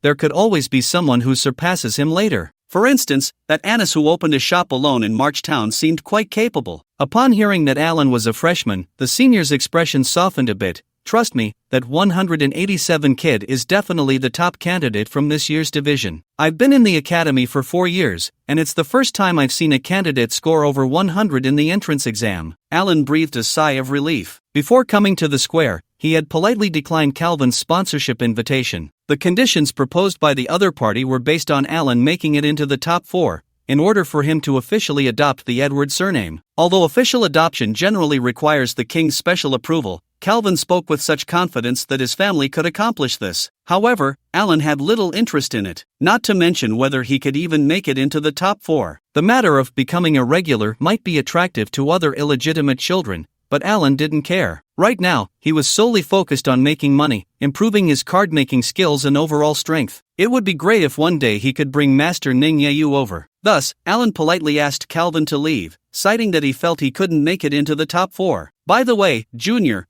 which division are you applying for? The senior looked at Alan's heterochromatic eyes, feeling something special. Oh, I'm applying for the magic card division, Alan replied honestly. Good luck. Your division has produced such a prodigy this year. It must be quite tough to be in the same cohort as someone like that. The senior patted Alan on the shoulder, looking sympathetic. Is that so? Thank you. I'll be careful. Just as Alan was about to leave the square, the information on the massive magical screen suddenly changed. The crowd stirred again. Magic card division, Anis Heather, total score 247, extra points 180. Is this equipment malfunctioning? People whispered to each other, some holding their heads in shock. Even with Alan's almost unprecedented score of 187 in front of him, this 247 was still too outrageous. As expected of her, I really need to learn from her, Alan murmured, staring at the screen, not having taken long to process it. When Alan returned to his temporary residence, the teacher Luke, who had tested his qualifications the day before, was already waiting for him at the door. Alan, you finally came back. Luke, who had been waiting for Alan, looked delighted. Your accommodation in the division has been arranged. Hurry up and pack your things to come with me. So efficient? Alan glanced at the door of Valinico not far away, feeling a bit apologetic. Please wait a moment, teacher, I need to report to the team leader. No problem.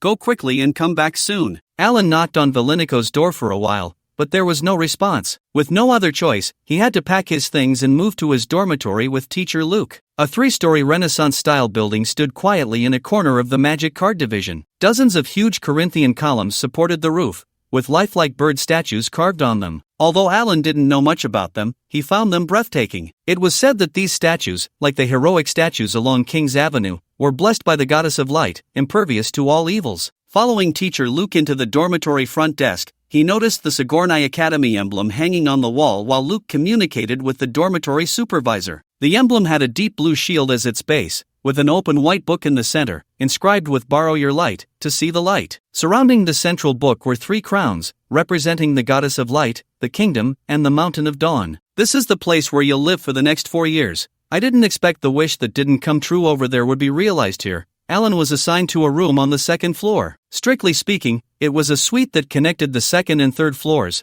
with all the necessary furniture. The third floor, aside from the balcony, even had a dedicated card-making room. Although the top 3 this year haven't been finalized yet, your score is already the third since the division was established. In fact, until yesterday, it was still second. Teacher Luke happily introduced the room to Alan. This is the room for participants of the Academy's annual Divine Selection competition. Professor David, he's that white-bearded proctor, our division head, specifically approved for you to move in early. Alan was immensely grateful, and after sending off Teacher Luke, he collapsed onto the comfortable bed. Should he take another nap? Counting the hours, he had only slept for a mere 10 hours. In the evening, after waking up, Alan went to Valinico's residence again, but still didn't see her. He asked other candidates from Hades City who had come with him, and they said that the Countess had been taken away shortly after arriving at the Academy, apparently to the royal palace. Remembering the first time he met Valinico, she had said she was there to be a hostage. Alan had no concept of the royal family, but felt somewhat uncomfortable about this matter. The Divine Selection tournament always had a fixed slot for a Royal Chosen One. Alan secretly resolved that if he encountered a Royal Chosen One in battle, he would definitely teach them a lesson if he could win, that is. Unfortunately, the Verinico family was unlikely to become his sponsor. Or rather, they probably wouldn't sponsor anyone to avoid suspicion, otherwise, that would be even better. Thus, while waiting for the Divine Selection tournament,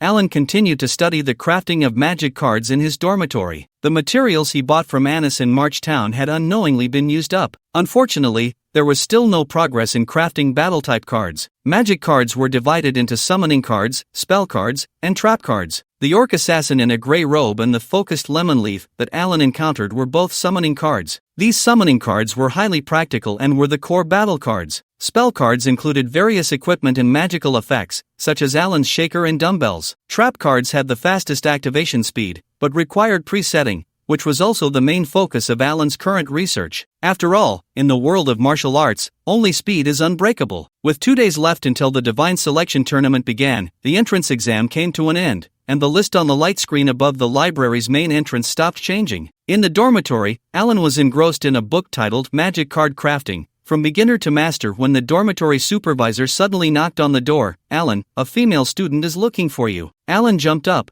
not having time to put down the book, and hurried to the building's entrance. On a sunny afternoon in early autumn, the sunlight was bright and clean. A gentle breeze made the girl's long dress sway lightly. Annis lightly brushed her pink hair aside, looking utterly bored. There weren't many people coming in and out of the dormitory nearby, but everyone couldn't help but frequently glance at the radiant Annis. "Is it you?" Alan was taken aback upon seeing Annis and greeted her. "What? Are you waiting for someone else?" Annis wrinkled her nose. Alan smiled slightly and picked up the book in his hand. "No, I brought your book. If you need it, just keep reading, there's no rush to return it to me." Annis didn't take the book, gently tugging at Alan's sleeve, indicating that he should walk with her. After days of studying card crafting indoors, Alan was indeed a bit tired, so he fell in step with Annis and walked alongside her. "By the way, this is for you." Alan took out a card, the only completed card he had made in the past few days, the warm wind version of Spirit's Wind. Annis's hair wasn't as long as the lemon leaves, just past her shoulders. Alan had made adjustments to this card, and its name had changed to March Wind. "Then, I'll just give you that book.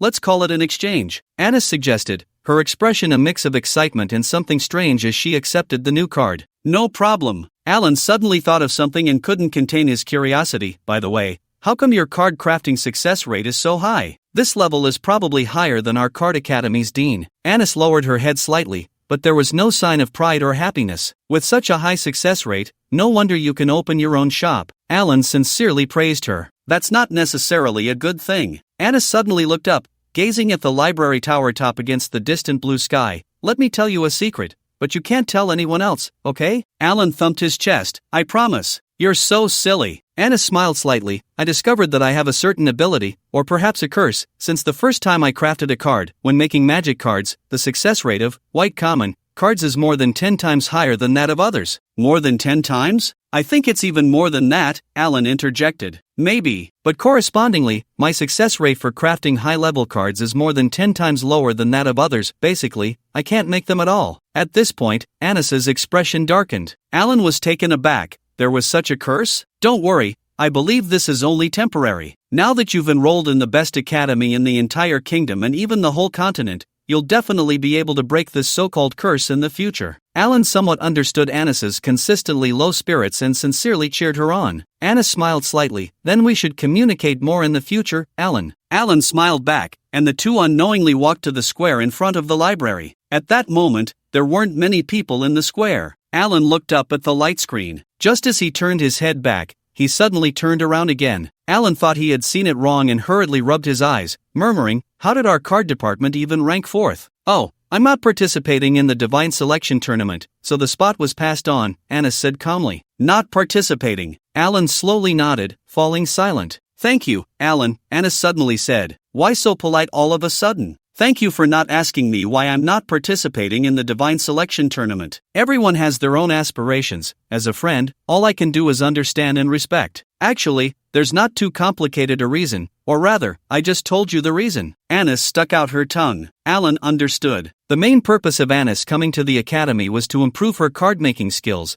fully focused on her studies. Participating in the Divine Selection Tournament would consume too much energy, such as dealing with numerous potential sponsors, attending various ceremonies, and other extra activities. Most of Annis's cards were of the white common type. Although numerous, they probably wouldn't be enough for a tournament like the Divine Selection. As for sponsorship fees, Alan recalled the scene where Annis calmly earned dozens of gold coins from Rand and knew that this girl was not short on money at all. The cost of card making mainly came from materials and labor. Due to Annis's curse with an exceptionally high card making rate, her costs were much lower compared to most of her peers. "You need to do your best in the tournament. I have high hopes for you." Annis tilted her head, observing the thoughtful Alan. Her pair of heterochromatic eyes seemed to possess a unique charm that didn't belong to this world. "Finally found you, Alan." At that moment, a somewhat familiar female voice suddenly rang out behind Alan. "Luo Shanchi, long time no see." Alan smiled slightly and turned to face the newcomer. Standing behind Alan and Annis was Luo Shanchi Mercy, still dressed in a black wizard robe. Her large wizard hat was now resting on her back, and her wavy red hair looked particularly fiery under the sunlight. Seeing Luo Shanchi's bright and charming smile, along with Alan's friendly expression, Annis couldn't help but show a curious look. "This lady is so cute." Luo Shanchi also noticed Annis beside Alan, her eyes sparkling. "Alan, is this your girlfriend?" Annis, who had been curious, froze for a moment, her face turning instantly red. She waved her hands repeatedly but couldn't say a word. I, Annis originally wanted to say, "I thought you two were a couple." However, Luo Shanchi misunderstood Annis's meaning as "not yet, but will be in the future." So she couldn't help but chuckle, seemingly pleased with her keen observation. "Since that's the case, you're not an outsider." Luo Shanchi smiled and turned to Alan, saying, "Alan, on behalf of the Mercy family, I formally extend a sponsorship application to you. Please consider it. Of course, if you already have a sponsor, we would also like to be your second sponsor." Alan had a good impression of both the Baroness and Luo Shanchi. Although he didn't know how powerful their family was, he readily agreed. "I don't have a sponsor yet, so I won't refuse." "That's great. My father is in the academy. I'll take you to meet him." Luo Shanchi was overjoyed and glanced at Annis. "Your lovely girlfriend should come along too." No, we're not. Just ordinary friends." Annis finally spoke up to explain, while giving Alan a glare. "Is it really okay for you to just stand there and let people misunderstand?" Alan smiled and said, "We really are just ordinary friends. Since your father is at the academy, let's go meet him." Looking at Annis's flushed little face, Losanki looked skeptical. Annis hurriedly bid farewell to the two, slightly lowering her head and quickly taking small steps to leave. Although the ground was quite flat, Annis accidentally tripped and then quickened her pace. How is it over there?" Alan walked alongside Losanki. Losanki sighed lightly. "My family has already sent someone to contact Tower City, so I expect to hear back soon. Due to the time constraints, my father asked me to complete the enrollment declaration first, so I couldn't go to Tower City." Alan looked at the bright girl beside him, who, despite her relaxed smile, still had a hint of worry in her eyes. "Why is everyone so low-spirited today? By the way, which division did you apply for?" Alan quickly changed the subject. "I applied for the Magic Division, right next to your Card Division." Speaking of the academy, Losanki unconsciously became excited. "But I didn't have time to take the entrance exam, so I won't qualify for the Divine Selection competition. Of course, even if I had taken it, I probably wouldn't have made it to the top 3. Unlike you, our future great card master." Alan smiled. "You're flattering me. I appreciate your kind words, and I hope everything goes smoothly." "Alan, do you have confidence in making it to the top 8? I will win." Alan took out his 6 childhood jumping bed cards, what do you think of these cards? Losenki examined the description of the jumping bed and hesitated. It doesn't seem very lethal. What if the opponent doesn't use a familiar card? Then how about this card? Alan took out Soul Sweet Rain from the soul card slot, and then pulled out the strong will that had been nurtured for many days. Looking at the card glowing with a faint green light, Alan was stunned. If he remembered correctly, this strong will was a white common, right? Losenki leaned in, looking at the green card. Strong will trap card, grade, green boutique, category, ordinary, effect, forces the opponent to cry for 5 seconds, cooldown, 8 minutes, note, cry, if you can't help it, then don't hold back. Looking at this card, Losenki fell into deep thought. Alan also pondered. The difference with this card was that it had evolved from white common to green boutique. The forced crying time increased by 2 seconds, while the cooldown time decreased by 2 minutes. Aside from the color, it couldn't be said to have undergone a qualitative change, but it had indeed become a bit stronger. This Soul Sweet Rain was no joke. It could actually make cards evolve. So, would Strong will evolve into Blue Advanced, or even Orange Epic, in the future? The more Alan thought about it, the more excited he became. Thanks to the Baroness, thanks to the Losenki family, I will definitely work hard to achieve the best possible results in the Divine Selection competition. Alan, you'd better not use this card lightly, especially in public battles against nobles or clergy. Losenki suddenly spoke sincerely. Is this card really that powerful? Alan grinned, thinking of the good fortune. No, the damage of this card isn't great, but how should I put it? Seeing Alan's expression, Losenki couldn't help but laugh and cry. I suspect that those who are publicly targeted by this card might try everything to take you down. No way? Alan felt that Losenki was exaggerating. Are you selling this card? I'll pay a high price. Losenki thought for a moment and secretly made up her mind. I must not let others use this card against me. As for whether this lady would use it against others, that's another story. Alan promised Losenki that he would sell her the second strong will and vowed never to use this card against her. Luo Shanchi reluctantly agreed to let Alan go. Luo Shanchi's father, Enzo Mercy, was an external consultant for the School of Magic and the School of Magic Cards. Although Enzo did not hold a secular title, he was a genuine chosen noble. It was said that he owned the largest chain of magic card workshops in Noah City. Under Luo Shanchi's guidance, Alan met Enzo. The atmosphere was not as serious as expected. Enzo was very kind, encouraging Alan greatly and even giving him a substantial sponsorship on the spot. The discussion went very smoothly. As Alan was about to leave, Enzo expressed his gratitude regarding the Baroness, who was his sister. You are too kind, but unfortunately, I have limited abilities and couldn't help her much, Alan said, feeling a bit ashamed. On the contrary, the Baroness has helped me quite a bit. Enzo patted Alan on the shoulder. I believe in your talent and character. I also joined the card school back in the day and won the chosen competition, later encountering my wife, who is also Kiki's mother. Luo Shanchi, who had been nodding off beside them, suddenly jolted awake. Alan smiled and said, all right, in the future, I will definitely seek your advice on card-making techniques. After a polite farewell, Alan returned to his dormitory alone. I am so rich now. Alan weighed the gold coins in his hand, feeling optimistic about the future. At that moment, there was a somewhat impatient knock at the door. When he opened it, it was Calvin, the young noble from the north who needed Alan to reach the top 4 to provide the official Edward surname. Alan, the competition is about to start.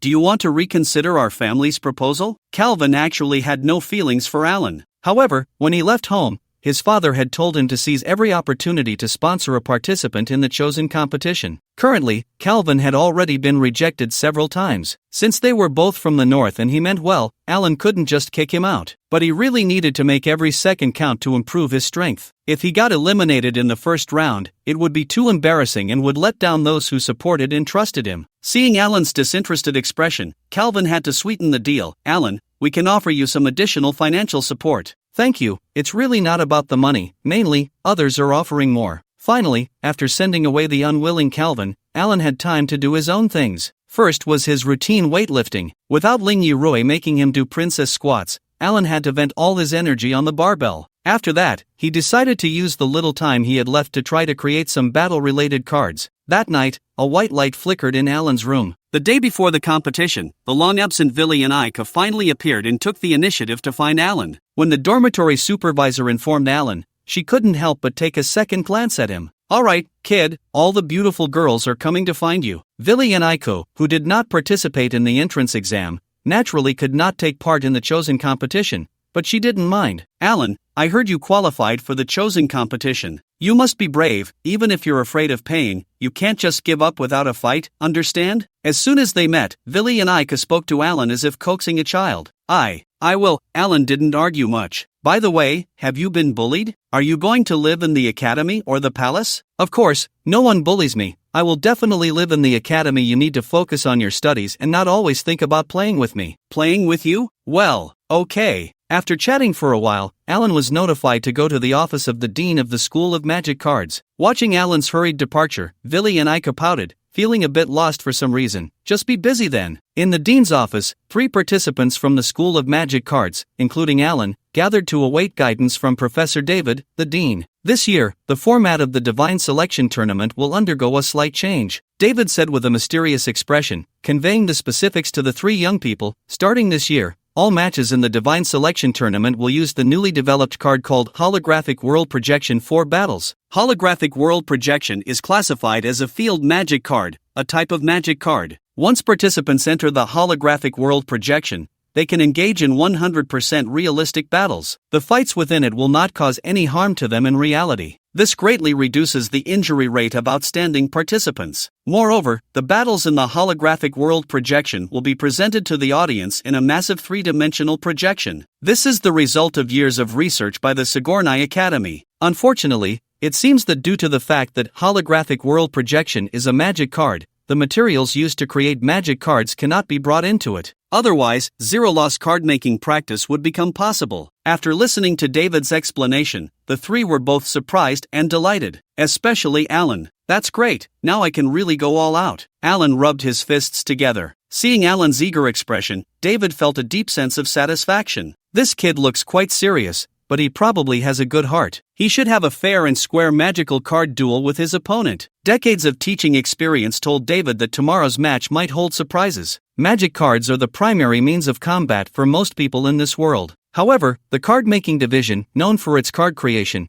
has rarely won the Divine Selection Tournament in recent decades. Although card makers are not combat professions, and being able to create cards does not necessarily mean strong combat power, it is still somewhat disheartening. This time, David hopes that Alan and the other 2 participating students can create a miracle. "Everyone, get some rest tonight. We will meet here at 9 a.m. tomorrow, and I will take you to the arena." After David finished his instructions, the group dispersed. That night, for some reason, Alan dreamed of his mother, whom he had never met in this world. In the dream, the somewhat tragic lady cheered him on. Alan carefully looked at her face, but he could not see it clearly. Alan suddenly sat up and looked towards the window, where the blue light of dawn was already seeping through the bottom of the curtain. The Divine Selection Tournament was officially starting. The arena, which could accommodate 50,000 people, was packed to capacity. Countless people from all over the kingdom gathered here. Whether noble or commoner, as long as they had no criminal record, they could purchase tickets to come and watch. The noise of the audience rose and fell like waves crashing against eardrums,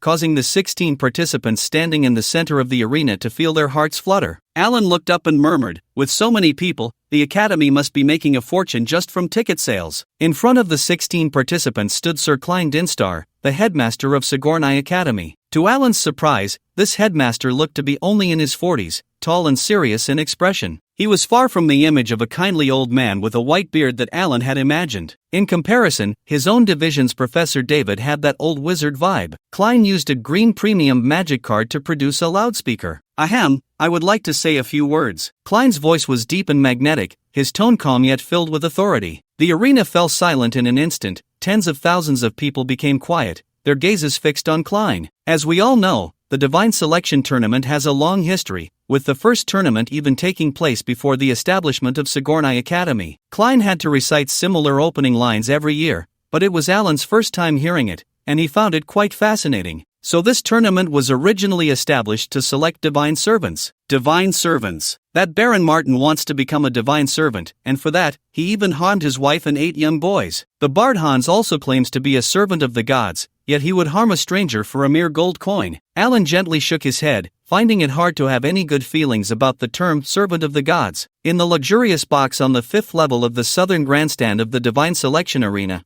Princess Irina Isabel of the Kingdom of Leisure leaned back on a soft sofa, her purple hair cascading like a waterfall. Does Klein have to make the opening speech so dull every year? At this rate, the audience will fall asleep. Irina said, bored, as she took a sip of the red tea on the table in front of her. My sister has never had to endure such exhaustion, it's going to kill her. Beside her sat a delicate silver-haired girl, sitting straight and elegantly, Villanico. Among the 16 contestants in the center of the arena, there was a blonde girl who looked strikingly similar to Princess Irina. At that moment, the sunlight made her golden hair particularly dazzling. The blonde girl wore a white eye patch over her left eye, while her right eye darted around, trying to get a good look at the other 15 opponents. However, the court etiquette she had received since childhood and the gaze of tens of thousands of spectators made her hesitant to act recklessly. Then I declare that this year's Divine Selection Tournament officially begins. First, I will draw lots to select the 2 brave warriors for the opening match.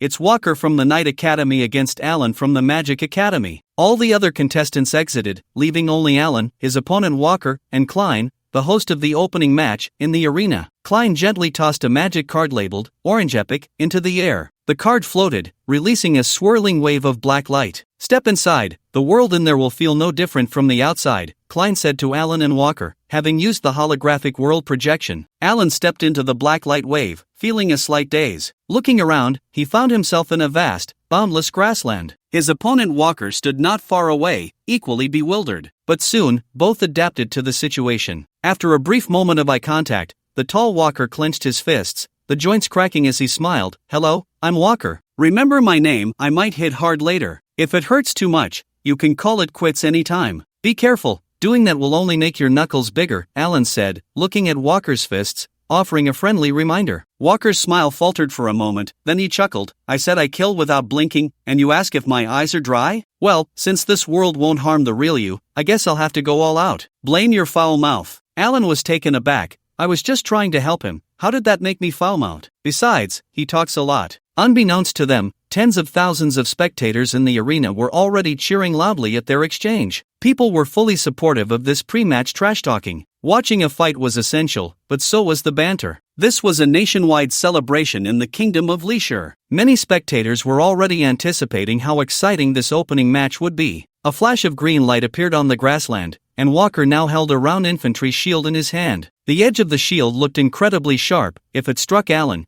it could instantly turn him into 2 Alan. Walker shouted and charged forward while Alan had yet to use his card, simultaneously chanting a physical enhancement spell, determined to crush Alan in one blow as he reached him. Alan observed and realized that this battle seemed not to require magic cards. Although I'm carrying weight, my opponent is still slower than me. Alan clenched his fists and charged at Walker. Walker suddenly saw Alan's face right in front of him. You! Alan threw a punch, and with a loud bang, Walker was struck as if hit by lightning, his body involuntarily flying backward. After flying for more than 10 meters, Walker finally fell to the ground. His whole body ached as if it were about to split apart, and it felt like all his strength had drained away with Alan's punch. Alan's figure flickered and reappeared beside Walker. Out of politeness and upbringing, Alan abandoned the idea of stepping on his opponent and instead crouched down, raising his fist while staring into Walker's eyes. After all, he had no deep-seated hatred for the other party. There was no need to humiliate him with a kick, just a direct blow to the head would suffice. Stop!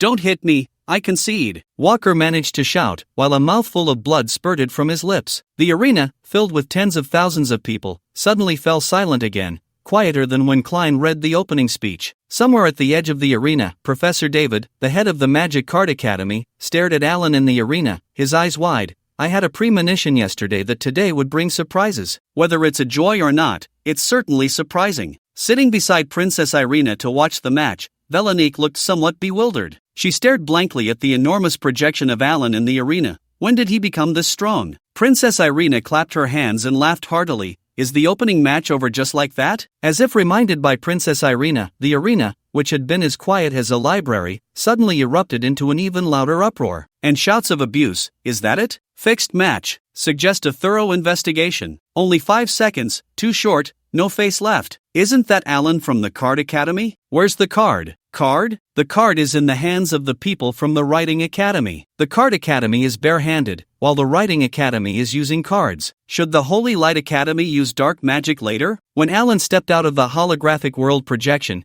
he heard the boos of tens of thousands in the arena and couldn't help but smile wryly. Host Klein was sweating profusely and quickly announced through the microphone, "The opening match is won by Alan. Time used. 5 seconds. Alan, excuse me, Could you not emphasize the 5 seconds? Klein, hurry up and leave the stage, or the audience will throw water bottles. Why, just because I'm faster. More efficient? Alan mumbled as he left the stage. 5 seconds is already quite long, okay? 5 seconds, or real man, Alan. The audience erupted in cheers, playfully sending off Alan, who had secured his first victory. As Alan walked towards the rest area, the other 10 or so competitors unconsciously moved a little further away from him. Only the blonde girl with an eye patch, Princess Zionati Isabel of the Kingdom of Leisure, looked at Alan with wide eyes, murmuring to herself, "This must be the legendary hero." Zionati gracefully walked up to Alan, performed a courtly gesture, and seriously asked, "Sir Hero, may I follow you on adventures to distant lands?" Alan blinked in confusion. Not familiar, not dating. Zionati looked sincere. "I am Zionati, a princess. And you, Mr. Alan, are a true hero, right?" Alan was taken aback and glanced at the other competitors. He noticed that most of them wore expressions of glee. It was hard to tell whether the blonde girl's words were true or false, but she seemed not to be someone to provoke. Zionati's eyes sparkled as she looked at Alan,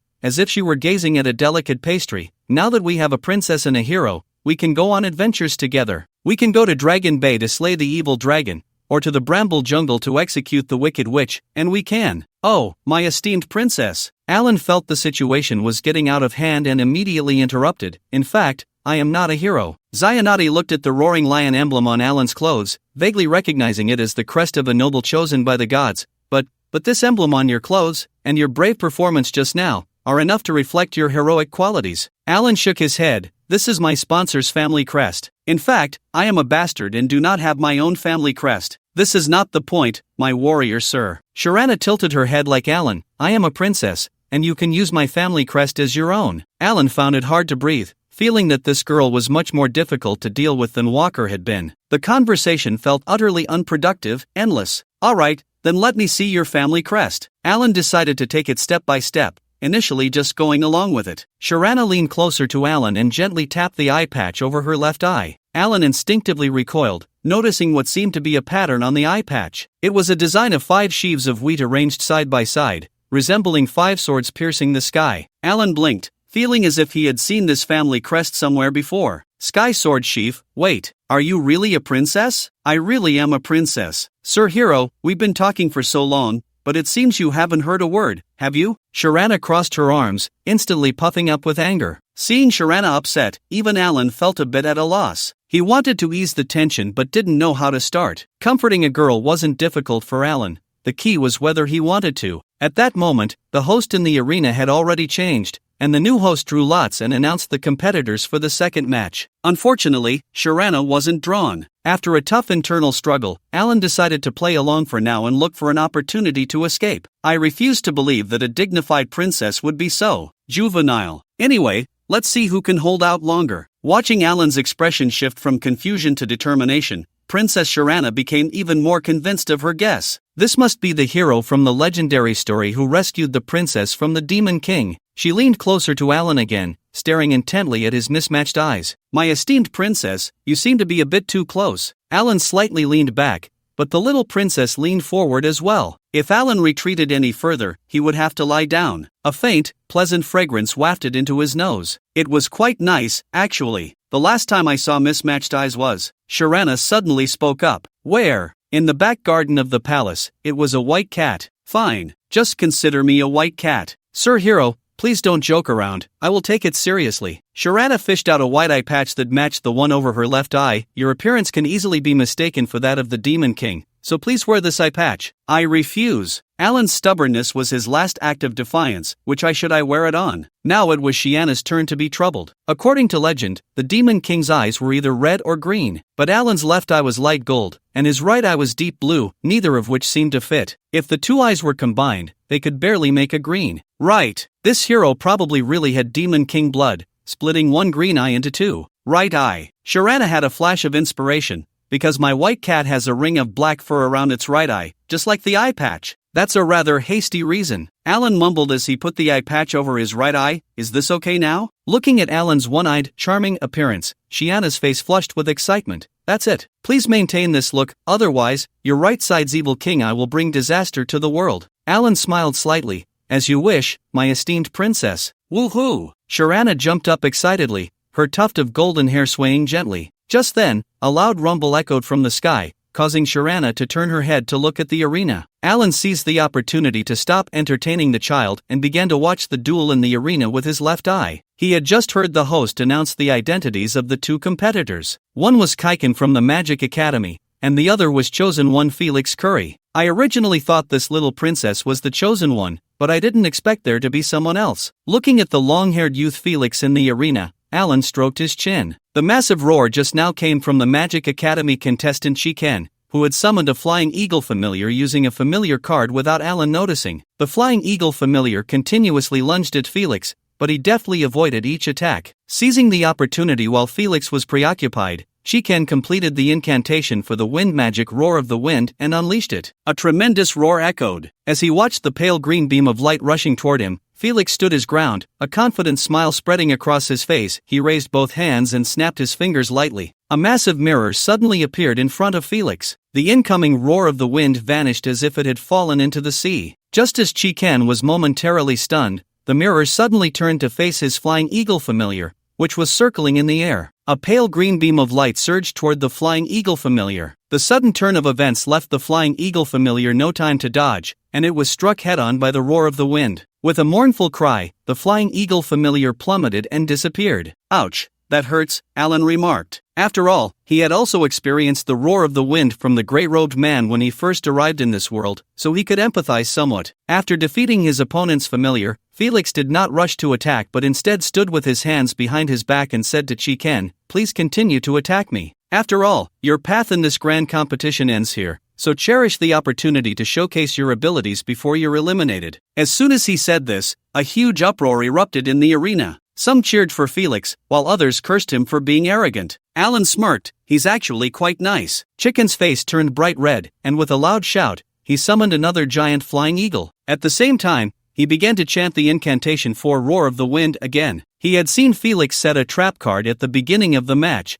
but it was only one. Therefore, his first Flying Eagle familiar had not attacked with full force but had been testing and luring Felix into the trap. Now, this arrogant chosen one had used the trap card and stood still with his hands behind his back. The top student of the Magic Academy, Shiken, knew that this was the perfect opportunity to strike. "Oh no, he's using the same trick again," Alan whispered. "Yes, brave sir, this contestant from the Magic Academy is using the same attack as before," Sayana replied. "No, I mean the chosen one," Alan said just as the Flying Eagle familiar unleashed a tangible yet intangible wave of golden light toward Felix, centered around its sharp beak. The sound of the light wave was piercing, causing even the audience in the arena to cover their ears. Yet the shrill noise still drilled into their ears. At the same time, a second roar of the wind shot toward Felix. Felix nodded. "Your attack method is quite monotonous. It seems you only have this much skill." As he spoke, the golden light wave from the eagle and the green beam from the roar of the wind reached Felix. The massive mirror appeared again, shielding Felix, and both attacks entered the mirror, disappearing. Meanwhile, the Flying Eagle in midair let out a mournful cry as it was struck by the green beam and fell, vanishing. The contestant from the Magic Academy was then hit by the golden light wave that surged from the mirror,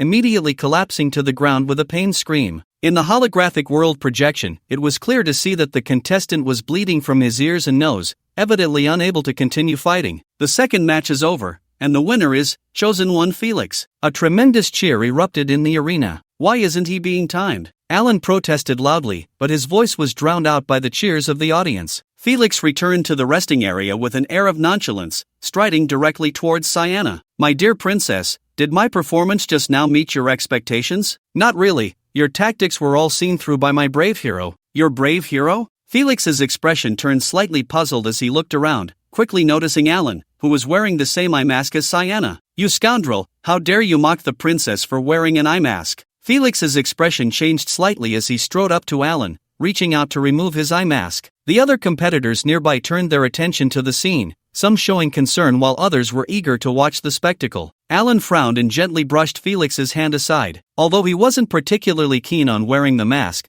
there was a difference between removing it voluntarily and having it rudely taken off. "Do you think wearing this eye mask is a bad thing?" Alan said helplessly. "Otherwise, why would you use the word mock?" Felix's expression darkened. He had just won the match and was basking in the cheers of the crowd, only to be retorted by this foreign-born bastard. Sayana crossed her arms in front of her, tilting her head up to the right, feigning anger. "Oh, Felix, so you say my eye mask looks good, but you actually don't think so." Felix snorted in response and said to Sienna, "Your Highness, this brat is a bastard. You'd better keep your distance from him, otherwise, it would tarnish your royal reputation." Sienna's expression changed, and she extended her right hand with fingers spread, her left hand gripping her elbow, pointing at Felix. "Evil Felix, how dare you disrespect my hero? Then we shall settle this with a duel." Felix took a step back, forcing a smile. "Your Highness, don't be ridiculous, there are so many people watching." Sienna paused for a moment, then suddenly sighed and turned to Alan. "Do you also think I'm being ridiculous?" "Of course not," Alan replied with a smile. "Your Highness's judgment is impeccable. However, I will be facing this Felix in the next round,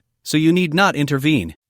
Yes." Sienna lowered her hands, which were poised to cast a spell. "You want to fight me, just you?" Felix smirked. "To be honest, Your Highness, while your speed is decent, to me, it looks like slow motion." Alan didn't want to engage in pointless banter, and seeing that Sienna had already backed down, he smiled slightly and remained silent. Sienna shook her right index finger while shaking her head. "I just said that your fighting tactics have already been seen through by my brave hero." "Oh, has this brave hero figured out my fighting style?" Felix chuckled lightly. "This brave hero with a magic aptitude of 1 point?" When he said brave hero, Felix deliberately elongated the words, his tone dripping with sarcasm. Sienna continued to shake her slender fingers while shaking her head. "After you entered the holographic world projection, you were preparing magic like a trap card. The first counterattack was magic, and the second was the trap card. After the first counterattack, you pretended to be overconfident, but it was actually because you relied on the fastest trap card. Your opponent is a bit foolish, which is why he fell for it so easily." Upon hearing this, Alan couldn't help but take a closer look at the little princess. She was spot on. Not bad. It seems this little princess is not just a simple atmosphere maker, she has quite an eye for detail. A hint of admiration flickered in Alan's eyes, caught by the sharp-witted Sienna. Sienna chuckled triumphantly. Felix's expression darkened. He felt that this mischievous little princess couldn't possibly know these things. It must be that this bastard was trying to curry favor with her by snitching. That little brat, daring to compete with me for a woman? Illegitimate child. Based on the results of the first round,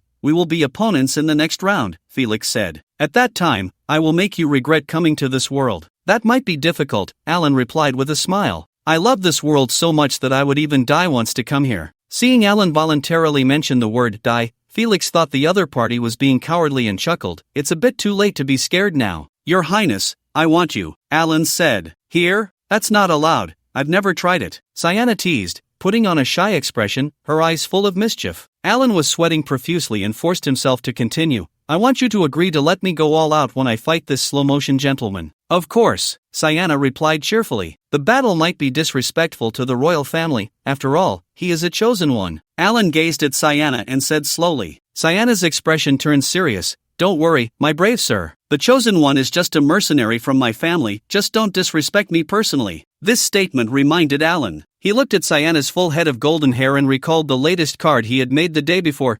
25-year-old programmer magic card, rank, white common, category, ordinary, effect, change the opponent's hairstyle to a Mediterranean style, lasting 10 seconds, cooldown, 10 seconds, note, free haircut, so don't be picky about hairstyles. This was a card Alan had created late at night, inspired by his worries about hair loss. He absolutely could not use it on Sienna. Seeing Alan looking at her with a troubled expression, Sienna playfully approached and scratched his nose. Brave sir, you shouldn't think about me too much, there's a cue. Alan shook his head. If I can't cut in line, then forget it. Sienna's face turned slightly red. Brave sir, you can't be serious. Enough. Felix snapped. Your Highness, how can we build a kingdom with such a bug? His Majesty has already promised me that if I win the championship, he will. Pa. I won't listen, I won't listen. Sienna shouted loudly, covering her ears, drawing the attention of other competitors. The competition was originally planned to have 4 matches on the first day. However, Alan's opening match lasted only 5 seconds, and Felix's wasn't much longer, so the 2 matches combined didn't even reach the duration of one planned match. Therefore, the higher-ups of the Sigourney Academy held an emergency meeting and decided to complete all 8 matches of the first round on the first day. They also aimed to save on the intermission activities to avoid the awkward situation of not finishing in one day. After the third match concluded, the host publicly announced this news. The audience in the arena erupted in excitement, cheering loudly in support. After all, they were getting to see twice the matches for the same ticket price. Sitting in the resting area, Alan blinked. I have to say, this is all thanks to my good start. In the luxurious box on the 5th floor,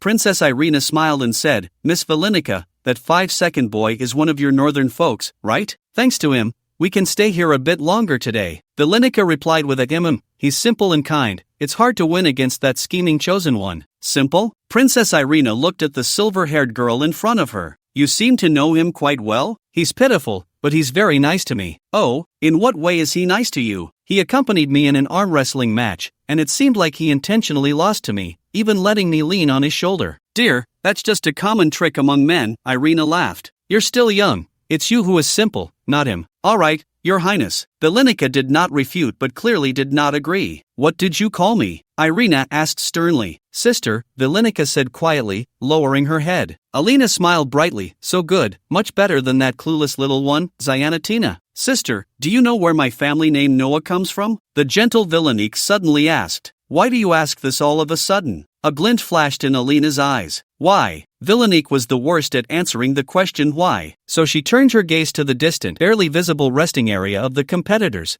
Because he asked me, and I couldn't answer. He? Alina looked a bit confused. Who? Ellen. You care about him that much? Yes, because he is one of our northern people, a bastard. He is pitiful, timid, and afraid of the dark. Oh, afraid of the dark? This kid really knows how to play the victim. Villanique felt a bit reluctant to engage with this prejudiced princess sister. Seeing Villanique's puffed-up expression, Alina laughed and leaned over to pat her head. Do you like that heterochromatic boy? Villanique looked bewildered. He's not a kitten or a stew. How could I like him? In the next box, Losanki's fiery red hair shone like the blazing sun, and her gaze towards the arena was equally fervent. I told you Ellen is amazing. This is the first time our family has bet on a contestant making it to the top 8. Anis, who was invited by Losanki, smiled while holding a new book. It's a pity he didn't get to use a single card. His cards. Losanki recalled Ellen's cards. Make people cry, return familiars to cards. These cards don't seem very practical in battle. Anis remembered Ellen's entrance exam scores, where the practicality of card-making only scored 4 points. Out of a total of 20 points, indeed, not very high. In the resting area, Ellen was intently observing every battle in the arena, very focused. Contestants from different divisions had distinctly different fighting styles. The Holy Light division, skilled in buffs and healing. The Magic division, perfectly combining magic and cards. The Night division, using both physical and magical attacks.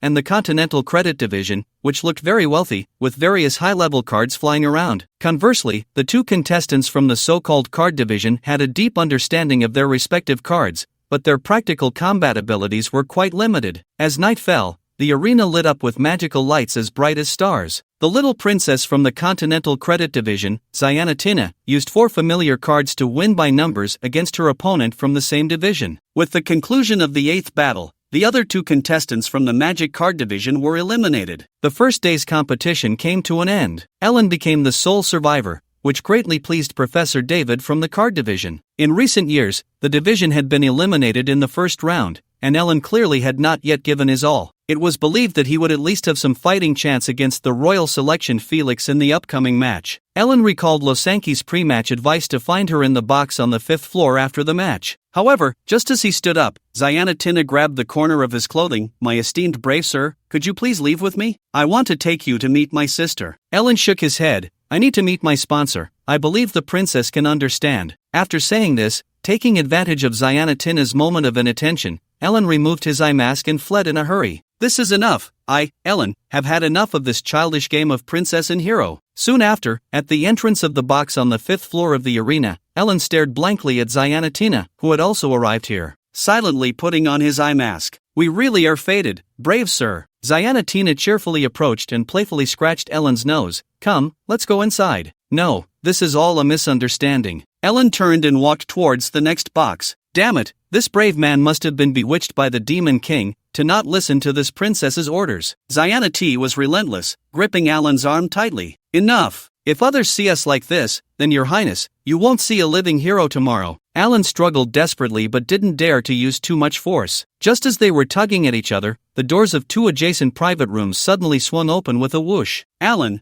what are you doing? Villanique and Anis asked in unison as they opened the door. After speaking, the 2 girls exchanged a strange glance. Upon seeing Villanique's exquisite and peerless face, Anis's pupils suddenly dilated. Then, she timidly said, hello. Villanique smiled gently, hello. Both Cyanity and Alan froze in place. This was the first time they had seen Villainique smile. The private room of Princess Irina was now crowded with people. Alan never expected to see the kingdom's eldest princess so soon. He also never imagined that Anis and Losanki, whom he had only met once, would become friends so quickly. Of course, it was Villainique's smile, like sunlight breaking through the clouds, that made Alan unable to help but look a few more times. With Alan in the room, Irina appeared cold as ice. After Alan greeted her, she spoke lightly. "I heard you don't know much about magic. What made you think of coming to Sigornai to study?" "It's precisely because I don't know much about magic that I want to come and learn," Alan replied honestly, standing in the center of the room. But this was clearly not the answer Irina wanted. In her view, it was somewhat understandable for this illegitimate child to cling to the Lord's daughter, Villainique. But to find a well-known sponsor from the royal city, the Losanki family, was truly a case of seeking favor and being indecisive. Even more despicable was that he was acquainted with the true top student of the academy, the pink-haired beauty Anis, and was flirting with his own sister, Cyanity. Thinking of this, Princess Irina became even more convinced that Alan was a scheming, lecherous scoundrel. It was time to teach this filthy illegitimate child a lesson. Irina smiled slightly, leaning back lazily against the sofa. "Please have a seat, Mr. Alan." Alan sat down unceremoniously next to Villainique. Villainique gently patted Alan's head, as if petting a kitten, without regard for anyone else. Irina's smile froze for a moment but quickly adjusted her expression. "Mr. Hero, what are you doing?" Seeing Alan being patted on the head and remaining calm,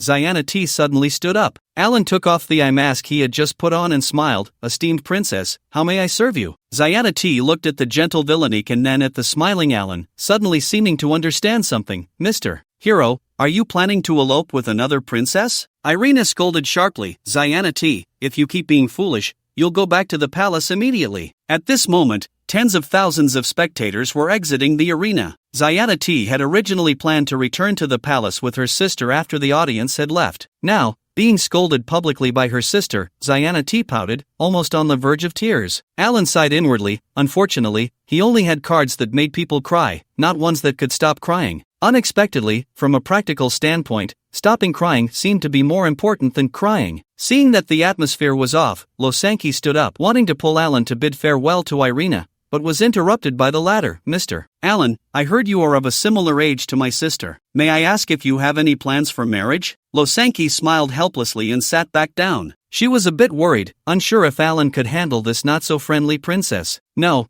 I haven't considered that matter for now," Alan replied loudly. "Oh, then what kind of girl do you like?" Irina's lips curled into a smile, and her gaze towards Alan suddenly softened. This caught Alan off guard. He stared at the ceiling, lost in thought. The ceiling of this private box has a ceiling painting, but the content is rather ordinary. It still depicts the celestial sword tassel of the royal Isabel family across from them. It seems this box is specially prepared for royal members. In such a large arena, aside from the divine selection tournament, I wonder what other uses it has on ordinary days. Lost in thought, watching Alan in a daze, the others in the room exchanged glances. Is this question really that difficult? Irina frowned, feeling something was off. Damn, this kid has quite a strong resistance. Didn't they say he couldn't use any magic? Ever since Alan entered, Irina had been secretly using her exclusive magic kiss of the tongue flower on him. After all, this kid had ulterior motives. Just by looking at him, one could tell he was a complete scoundrel, not knowing how many innocent girls he had harmed. Kiss of the tongue flower, learned from the magical creature tongue flower, can make the target unknowingly fall under its influence during conversation. The desires of the affected person would be infinitely amplified, and they would obey the user of this magic. Irina wanted to embarrass Alan, but after so long, there was actually no effect? Alan was still in a daze, or rather, lost in thought. If she had listened to that mercenary roar at the tavern back then, she would probably have been sold off to mine by now. Thinking of this, Alan shuddered. Seeing Alan suddenly look fearful, everyone was even more puzzled. Villanica gently tugged at Alan's sleeve. After all, it was the long princess asking the question, and not answering for so long was a bit rude. Alan was lost in thought when someone tugged at his sleeve, and instinctively, he slapped and grabbed the other person's hand. Ouch! Villanica gasped. Let go of Nika. Irina shouted angrily, but at the same time felt relieved. Her magic seemed to be effective after all. Alan had indeed fallen for it. Shianati, damn, this princess actually lost to her own sister. Alan came back to his senses and let go of Villanica, whispering, "Sorry, I didn't mean to." Villanica turned to meet Alan's eyes. "You're too tired, go back and rest." Irina silently watched all of this. Late at night, in a certain forest in the northern region, 1,000 miles from the royal city. A group of people cloaked in pitch black, holding candles, walked slowly, as if participating in some kind of pilgrimage. They stopped in front of a swamp in the forest. The woods were very quiet, and the pale moonlight cast eerie shadows of countless branches and leaves on the ground. Soon, bubbles began to rise in the center of the swamp. One bubble grew larger and glowed with a green light. Pop! The bubble burst, and a figure appeared within. "Welcome, Lord Servant," the cloaked crowd said in unison. The figure in the center of the swamp murmured indistinctly, "The master has decreed that the boy still has not changed his original thoughts, and has joined the evil academy, needing to continue to exert influence." A tall figure in the crowd spoke loudly, "The master's grace. I previously tried my best to persuade that boy to change his course, but unfortunately, he was very stubborn and refused to listen." The figure continued to murmur, "This is only one aspect. Secondly, Baron Martin is dead. We need to select another devout person willing to feed the master with their body. I am willing." Without time to mourn Baron Martin, the tall figure who just spoke immediately volunteered. "Must undergo trials to prove their loyalty." The figure responded, "The first task is to ensure that boy does not go astray." The tall figure replied, "I will obey the master's orders." After the meeting, everyone began to chant the doctrine along with the figure in the center of the swamp, and it took a long time to stop. After the crowd dispersed,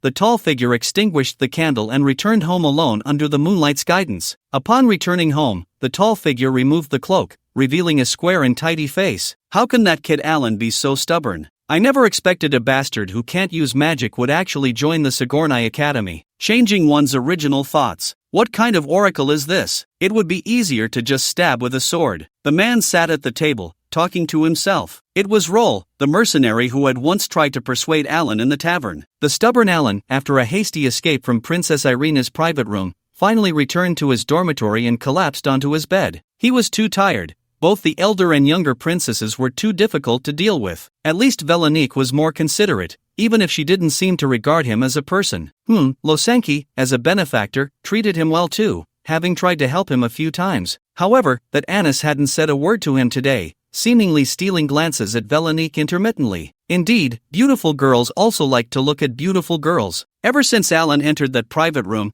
he felt a faint, elusive force exerting its influence on him. It was a strange sensation, quite different from pure magic. If the effects of magic could be likened to a knife cutting flesh, then that strange feeling was like fingernails scraping a blackboard. He was both the fingernails and the blackboard, enduring a double dose of madness. Fortunately, his mental attribute was 90 points. Yet that strange feeling seemed difficult to resonate with his low magic power, which barely allowed him to resist it. Whatever, his mind was too tired to think. Cezanne, Van Gogh, Narrowly, Monet, Rembrandt. Alan murmured the names of a few painters he had known since childhood and fell into a deep sleep, not even noticing that a name not belonging to that list had slipped in. Since the first day of competition had already completed the quarter-finals, there were no matches the next day. But it wasn't a day off, classes started directly. On the first day of school, when Alan arrived at the lecture hall, it was already filled with people. Fortunately, the class hadn't started yet, and the freshmen were buzzing with conversation. The teacher had not yet arrived. When Alan appeared at the door, the buzzing suddenly stopped. Hundreds of gazes focused on Alan. As he walked into the classroom, searching for a seat, he slightly nodded to Anis in the front row. Anis smiled back, then immediately turned to continue her previous conversation with a female classmate she had just met. "Anis, do you know that Alan?" The classmate keenly caught the point. "Well, I guess we know each other." Speaking of, wow, the first and second know each other. Indeed, excellent people attract each other. The classmate's eyes sparkled. No,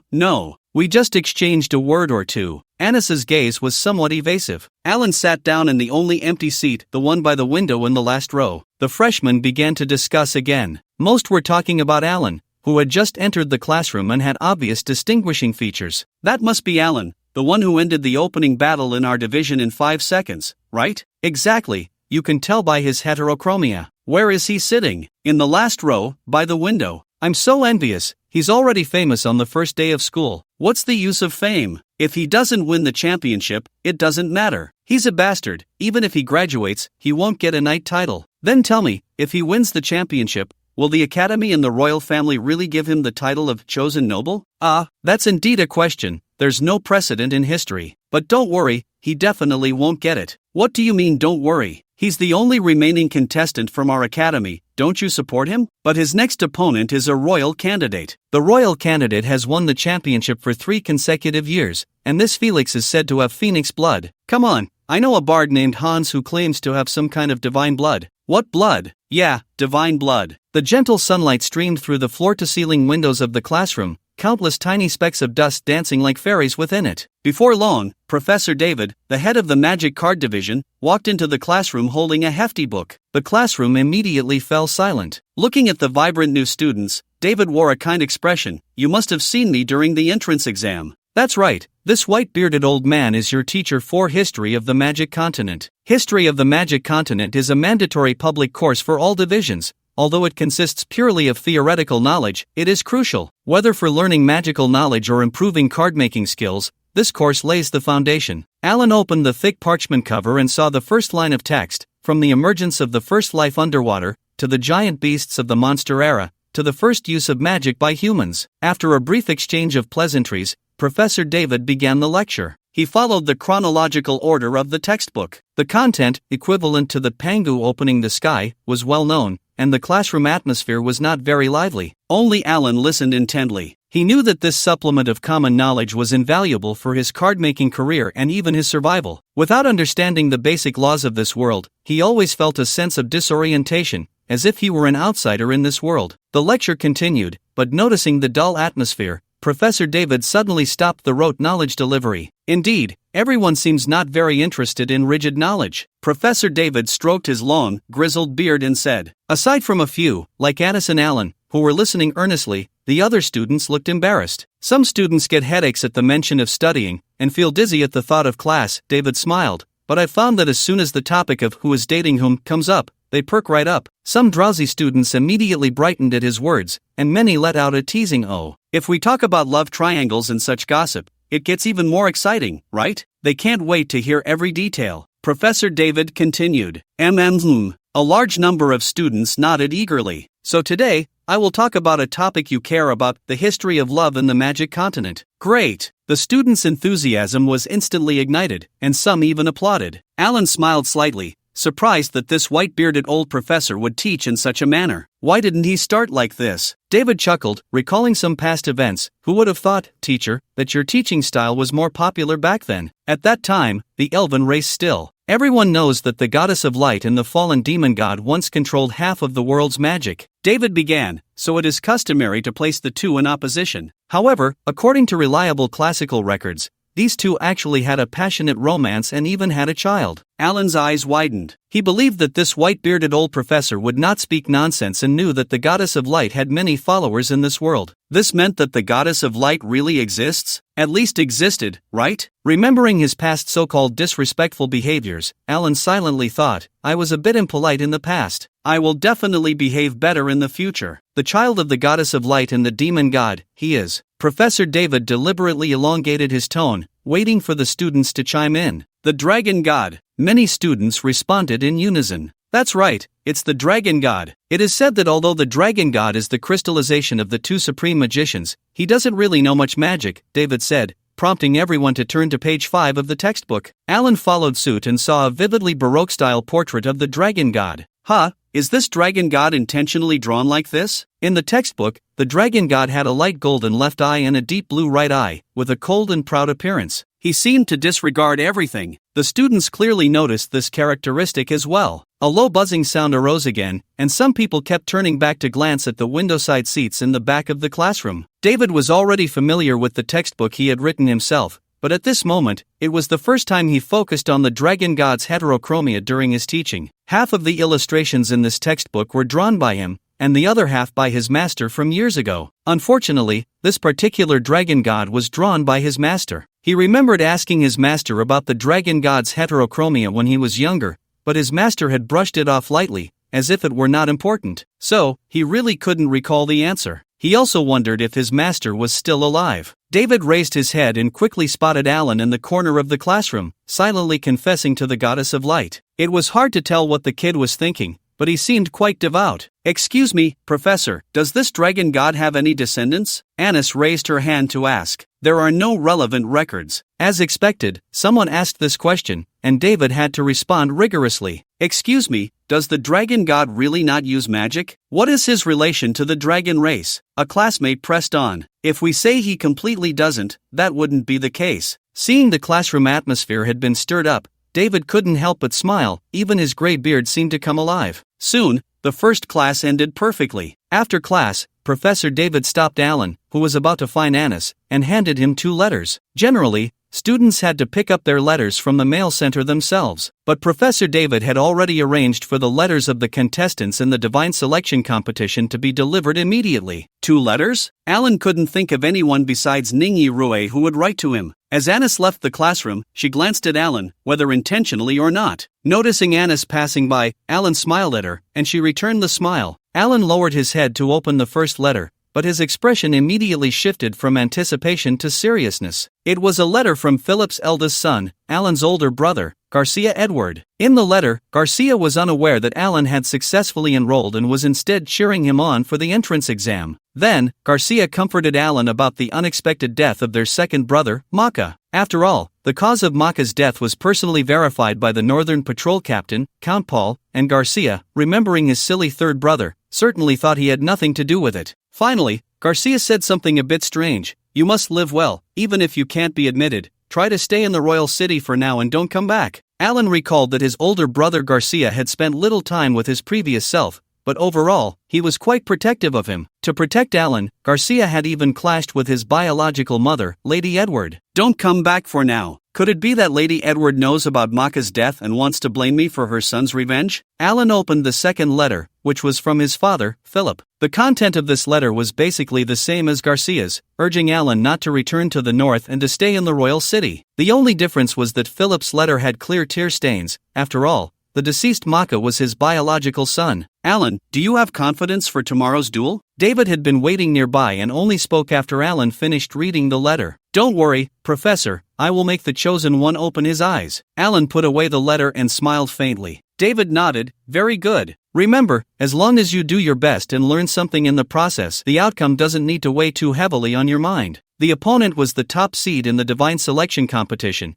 and David didn't have high hopes for Alan. He was even more unwilling for his excellent student to be negatively affected by a loss in the competition. Alan looked at David with some confusion and nodded silently. After David left, Alan stroked his chin and thought, learning something in the process. That seems a bit difficult to manage. The next day, amidst the thunderous cheers of the arena, Alan entered the holographic world projection alongside the chosen one, Felix. Watching his opponent hurriedly summon a familiar and set up trap cards as soon as he entered, Alan clasped his hands behind his back, recalling the events of the previous night. The night before, Felix's mentor, the chief magician of the royal palace, Lincoln, had gathered 8 contestants and imparted his wisdom. In the end, Lincoln urged everyone to understand the kingdom's good intentions, to make the competition as exciting as possible and to ensure the audience's enjoyment. His words subtly criticized Alan's quick resolution of battles, suggesting that such a fighting style lacked honor. It was clear that Felix had received guidance before today's match. Although he verbally expressed disdain for Alan, he acted quickly,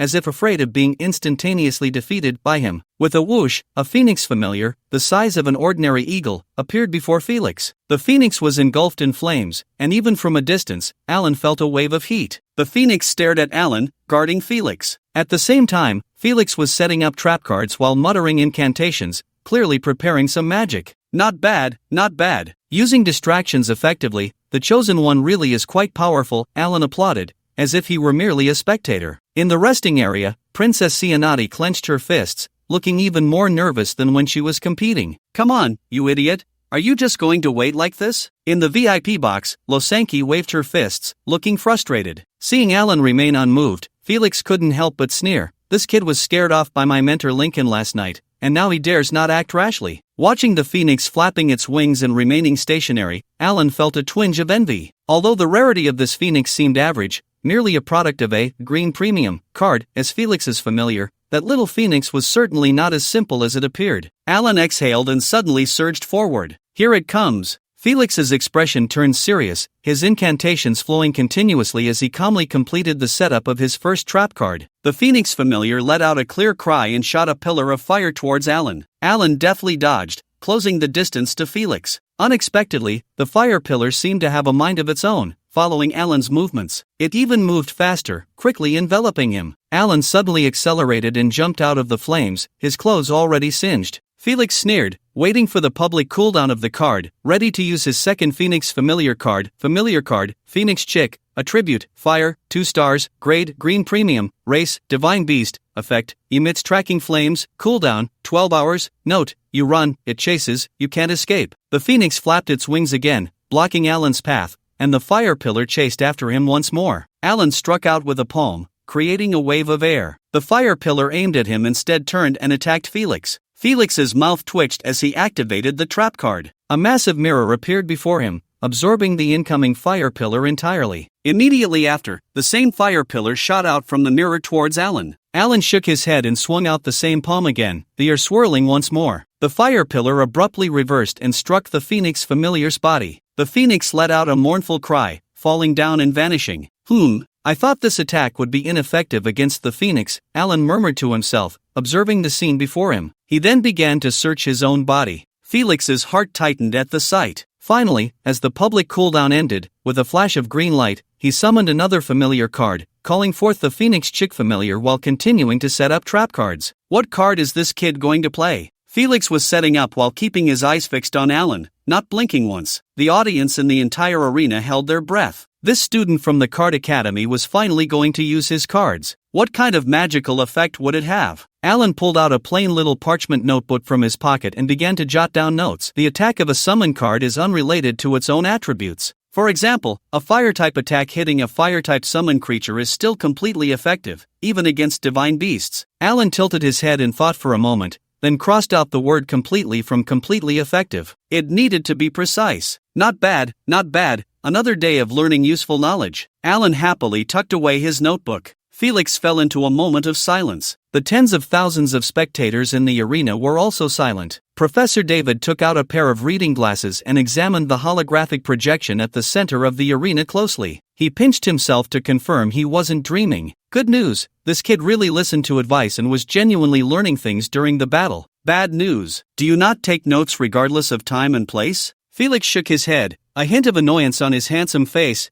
Damn it, I almost forgot to continue chanting the spell, and this kid actually controlled me for a second without using any magic. Felix took a deep breath, sensing that his chanting had not been interrupted, and continued. The spell would be ready soon. Watching Felix's cautious expression, Alan charged forward again. For some reason, as Alan's opponent, Felix always felt that his approach was a bit unsettling. Perhaps it was the natural fear a mage feels when a warrior rushes at them? The new Phoenix summon creature, just like the previous one, blocked Alan again and unleashed a fire pillar that could track its target. Can you change it up a bit? Your mentor said the audience would get bored with this, Alan said with a smile, striking out with his palm, causing the fire pillar to turn back and attack Felix again. Felix thought Alan's smile looked devilish. He had never heard of someone rebounding magical attacks without using magic. Would a normal person fight like this? And so casually. With no other choice, Felix activated the trap card he had just set up. The fire pillar was once again predictably absorbed by the mirror that appeared in front of him and then shot back at Alan. Alan's expression suddenly changed slightly as he sidestepped, this time not counterattacking. Since this was an attack reflected by the trap card's mirror, it did not have tracking capabilities.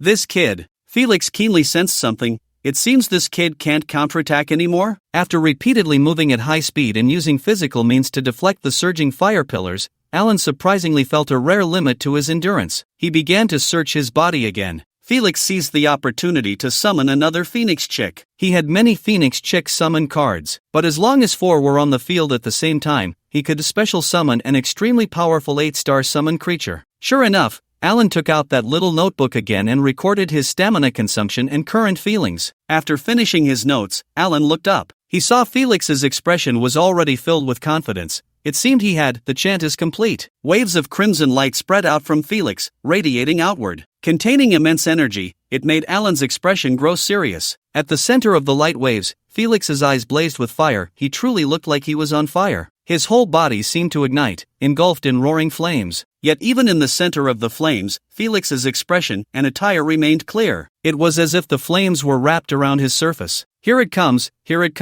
I told you he has phoenix blood, shouted a new student who had discussed Alan and Felix in class yesterday. The enthusiasm of the arena audience ignited like Felix's magic, instantly boiling over. Listening to the deafening cheers, Shiana's face turned pale in the resting area, knowing that Alan was in grave danger. This time, in order to stop Felix from winning the championship, Shiana had personally entered the arena and secured a top 3 position in the Continental Academy. But seeing Felix's current state, she knew she could never be his match. Damn it, where does father find these royal candidates every year? Felix calmly summoned his third phoenix chick, looking at Alan with a cruel smile on his face. It's a pity that this year's battle has turned into some projection, otherwise, I could have killed you myself. Ah, you. Looking at the flames rising from Felix, Alan seemed to realize something and pointed at him with a gasp. He, only just now realizing? Too late. Felix sneered. His body had been greatly enhanced, with both strength and speed multiplied. Alan's proud advantage was no longer there. Where did you buy your clothes? They don't burn? Alan continued to exclaim. Felix paused for a moment before forcing himself to speak calmly. Very well, Mr. Bastard, you've successfully angered me. Alan remembered something and began to slowly dismantle his weights while laughing.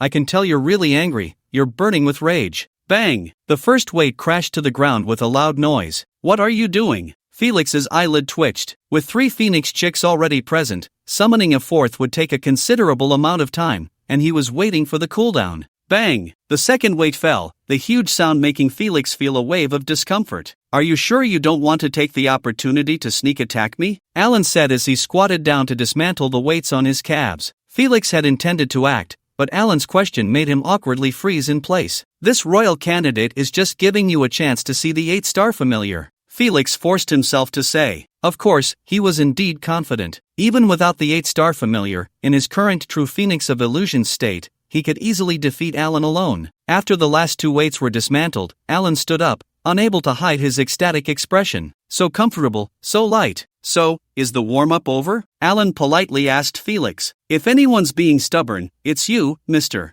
Bastard. Felix sneered. Your clothes are almost burned off. That's why it's a warm-up, Alan replied with a smile. In the luxurious box, Irina frowned tightly. This Felix is really enough. Calling him bastard over and over, does he think that will embarrass his opponent? It only makes the royal family supporting him look bad. It seems very uncultured. In the arena, Alan closed his eyes, recalling the recent battle. Mr. Felix, how long have we been fighting? How would I know? It should be about time, right? What do you mean about time? I mean, it's about time to end the battle, right? TCH, you bastard still. Wah! Before Felix could finish his sentence, Alan had already flashed in front of him and punched him in the chest. Felix let out a scream, his body flying backward like a thrown fireball. The flames traced a beautiful red arc in the opposite direction of his flight. Alan clenched his fist, watching Felix's falling body, and charged forward at full speed again. Bang! In midair, Felix felt his abdomen suffer another tremendous blow, and his vision went dark. His body involuntarily spun around,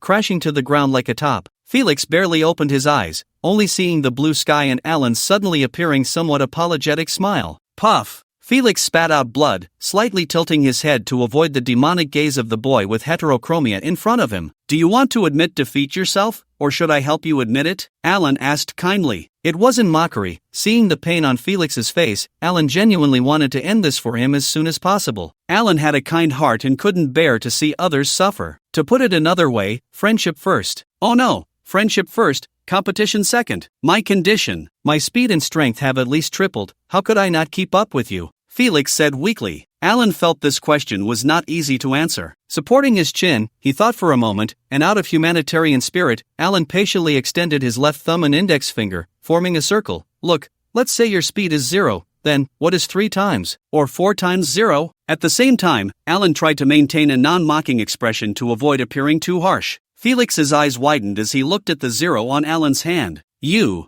put. Felix could no longer hold back, and a mouthful of old blood gushed out like a blooming fountain. Good Princess Shianati jumped up, her scream piercing the sky, causing other competitors to cover their ears. I won! The sponsor in the box, Losanki, was overjoyed, jumping up and pulling the helpless Anis to dance. I didn't expect the seemingly honest Alan to play with people's minds so well. That last part was really Ha ha. In the adjacent box, Irina looked at Veronica with a cold smile. Is this what you call pure and kind? Veronica's eyes widened in confusion. Isn't it? He even kindly explained it to the other party. If it were me, I would. Princess Irina was momentarily stunned, not knowing how to respond, and could only turn to look at the giant projection of Alan in the arena. Alan exited the holographic world projection and returned to reality. This time there were no boos. Instead, there was a thunderous cheer. 5-second man. 5-second man. Alan, I would rather not have won the first match. The host smiled and announced, in the first match of the top 4, Alan from the Card Institute wins. Alan.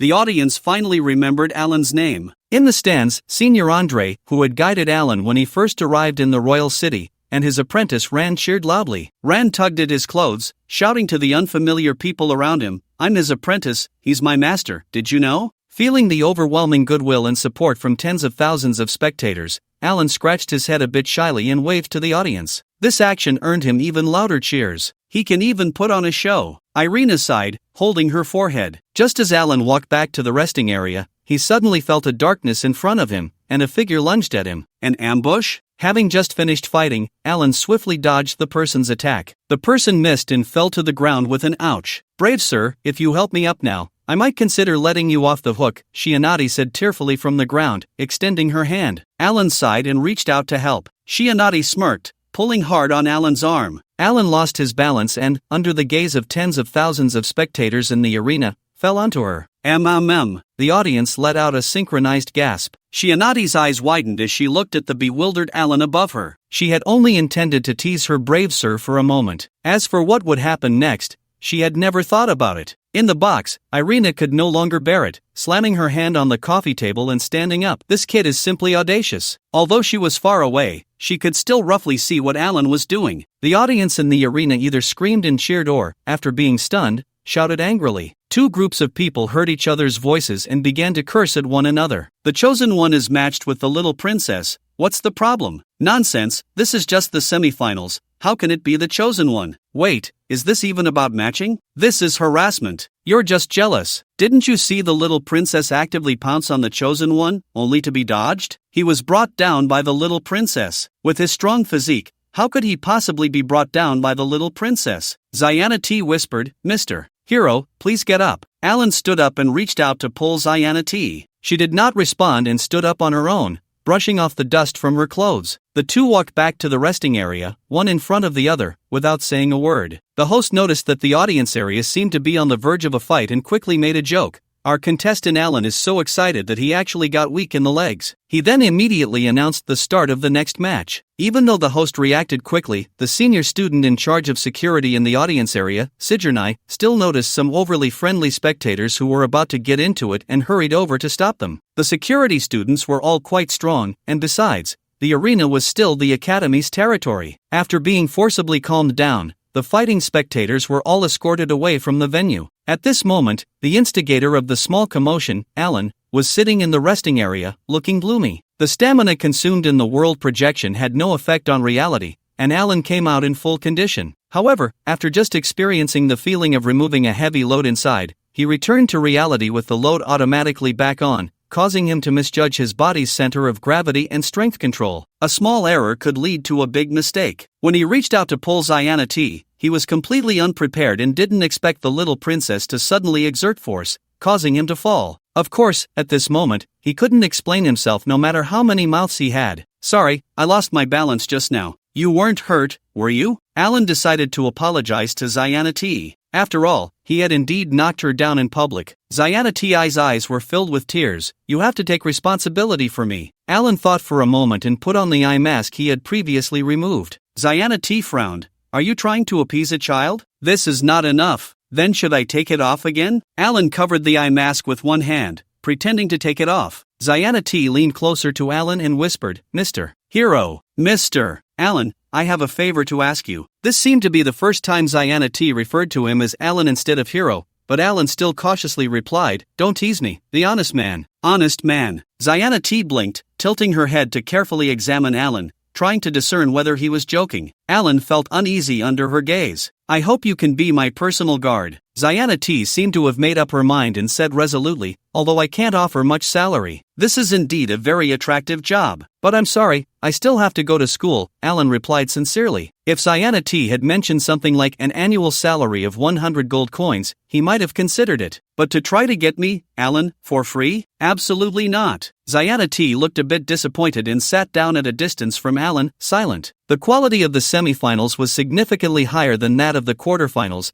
as contestants at this stage tended to be more cautious. Moreover, the opponents in the semifinals were known in advance, and the contestants had clearly prepared based on their opponents' characteristics. The arena was filled with the sounds of magic booming, and Alan couldn't help but nod in approval. Good. After seeing a student from the Holy Light Division use healing magic to mend a broken bone and then counterattack their opponent, Alan couldn't help but cheer loudly. This student from the Holy Division was his next opponent, possessing strong recovery abilities and an extremely unique main weapon. Alan took out a small notebook to record information about his opponent. Handwriting is still not very convenient. While writing, Alan complained, in the past few months, I've written more than in the past few years combined. At this thought, Alan suddenly slapped his thigh. A good method to improve learning efficiency formed in his mind. That evening, Alan focused intently on creating magic cards in his dormitory. Since receiving support from the Losanki family, Alan no longer needed to worry much about the cost of card production. As long as he wasn't buying those special precious materials for making high-level cards, the costs for regular materials could be completely managed. Bang bang bang! A series of knocks on the door sounded at an inopportune time. Alan frowned and ignored it. He was about to finish the card. He couldn't afford to make a mistake. Bang bang bang! The visitor seemed impatient and unfriendly. Alan concentrated and completed the important micro-magic array. Then he took a deep breath and infused his faint magical power into the new card. Bang bang bang! The knocking continued, as if the person would keep knocking until Alan opened the door. Alan had already hung a sign at the dormitory door that read busy, do not disturb, and he had no idea who was so rude. Finally, with a flash of green light, the card was completed. Voice recorder magic card, grade, green premium, category, equipment, effect, sound recording, cooldown, none, note, you keep talking, I'm listening. This is much more convenient. After all, taking notes in battle is a bit reckless, and it seems like it would anger the opponent, Alan muttered to himself as he walked toward the door. Sigh, having to fight and consider the opponent's emotions, it's really too hard for me. He opened the door to find a somewhat familiar man standing there with an unhappy expression. You've got quite the attitude, haven't you? Do you think your position as the chosen noble is secure already? The man walked into the room uninvited and plopped down on the sofa. Excuse me, who are you? Alan stared at the unexpected guest, standing at the door and holding it without moving. The man gazed at Alan, as expected. You're so arrogant. Alan continued to look at the visitor. I'm looking at you now. Are you not a person? Enough. Just as childish as the little princess. The man shouted, close the door, I have something to say. Alan suddenly realized, you are the court's chief magician, Lincoln. Sir. After saying that, Alan closed the door as instructed and sat down opposite Lincoln. Lincoln gently closed his eyes. I'll get straight to the point. There has never been a precedent in the kingdom's history for a bastard to win the championship. Tomorrow in the match, you don't have to fight desperately, just concede at the right moment. Alan also gently closed his eyes. I refuse. Don't be so quick to refuse. Lincoln opened his eyes. You saw today's battle. Even if you fight with all your might against the next opponent, you might not win. Even if you win by luck and ultimately get the championship, the title of chosen noble cannot be given to you. You publicly offended the little princess today, and the royal family is furious. If you concede tomorrow, this matter can be brushed aside. Alan opened his eyes as well, leaning back slightly. Is this the royal family's intention, or your intention as chief magician? As he spoke, a flash of green light appeared in Alan's dormitory, and a feather pen appeared in his hand. Lincoln said lightly, even if you write it down, it's useless. Can you prove those words are mine? Alan smiled slightly, gently stroking the end of the feather pen, and continued, this is just a habit of mine. I need something in my hand when chatting with someone, otherwise I feel like my hands don't know where to go. Lincoln looked at the feather pen for a moment longer and nodded slightly. No wonder you are a highly promising card maker. This pen must be very helpful for your card creation. It really is, Alan replied with a smile. Usually, recording inspiration and magical knowledge with this pen was indeed very helpful for improving card-making ability. For example, right now, Alan felt particularly inspired. Your action of removing the burden in battle has given me a lot of inspiration. Lincoln, for some reason, suddenly shifted from his previously aggressive demeanor. I was thinking, aside from the physical burdens, can mental strength and magical power also have their own weights? And then, at a critical moment, if one could remove that invisible burden, a person would unleash a tremendous energy, just like you today. Alan's eyes lit up. This was a perspective he had never considered. This chief court magician had some depth, but why was he suddenly discussing these things? Was it related to the previous topic? Seeing Alan's slightly confused expression, Lincoln smiled and said, I heard you have a bit of a specialty. Your magical affinity is not very high. If you're interested, I can take some time to guide you. As the chief court magician, Lincoln's status was certainly not inferior to that of the dean of the magic division at Sigourney Academy. And based on their brief conversation, Alan could tell that Lincoln was not just a name without substance. Oh, so he's trying to win me over. Alan replied sincerely, Mr. Lincoln, I also have sponsors backing me, and I can't do anything that would betray their trust. I understand, Lincoln said, so there's nothing to discuss then? Alan smiled helplessly and remained silent. Do you want to win the little princess's favor? Lincoln suddenly made a surprising remark. No, Mr. Lincoln, just because I'm a bastard, does the royal family really want to go that far? Alan was at a loss for words. To be honest, I'm not that interested in winning. I just want to do my best in the competition. As a mentor to the royal candidates over the years, Lincoln's biggest goal had been to achieve 4 nobles from the same school. That is, all 4th-year divine candidates from Sigourney Academy would be royal candidates. Now, this goal had been thwarted by Alan, but after all, Sienna T was nominally still his apprentice. In today's final match of the top 4, Sienna T defeated her opponent and emerged victorious, which was Lincoln's last hope. If this goal were achieved, Lincoln would not only gain worldly prestige but also some special rewards promised by the royal family. Have you seen the little princess's eye patch? Do you know why she wears it? Lincoln continued. Alan knew that there was no concept of Chinibyu in this world and was momentarily speechless. Lincoln leaned forward and whispered, because her left eye is blind. Alan was taken aback, somewhat surprised. You come from the north, so you might not know the details. Lincoln's voice remained low. The queen passed away when the little princess was still young. To prevent her from being overly saddened, His Majesty ordered the ministers to speak in unison,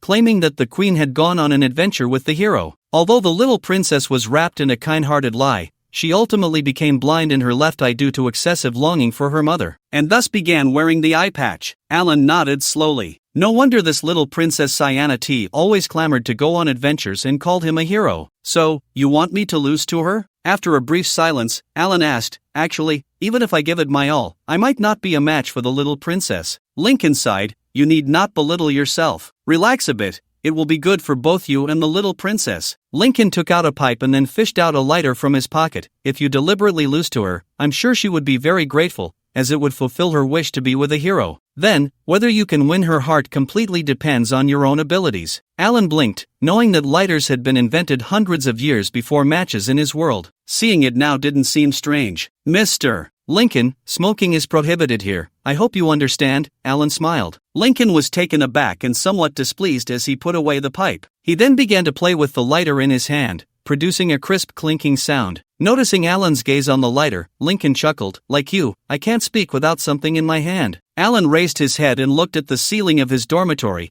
as if questioning or talking to himself. The little princess is almost 17 now. Does she still believe her mother is still in this world? Lincoln was taken aback, his expression shifting between uncertainty and clarity. It's possible, because the ideas instilled since childhood are much harder to change than one might imagine. Alan answered his own question, just like me. It wasn't until I was 20 that I realized what people mean by a moment doesn't equal 5 minutes. Isn't that obvious? Lincoln thought to himself, but managed to force a smile and nodded in agreement with Alan's words. Wait, 20? Lincoln paused for a moment, then gently shook his head. So, you agreed? Alan smiled. Don't worry, I'll do my best to make the princess happy. After all, aside from her identity, she's just a poor child who lost her mother at a young age. A genuine smile finally appeared on Lincoln's face, and shortly after receiving Alan's promise, he took his leave. After seeing Lincoln off, Alan lay down on the sofa, feeling somewhat exhausted. After a long while, he sighed, It's so late, still bothering others. I have classes tomorrow. Loving to learn and loving to attend classes are two different things. The next day in class, Alan sat in his usual spot at the back by the window. Although the seating in the lecture hall was free,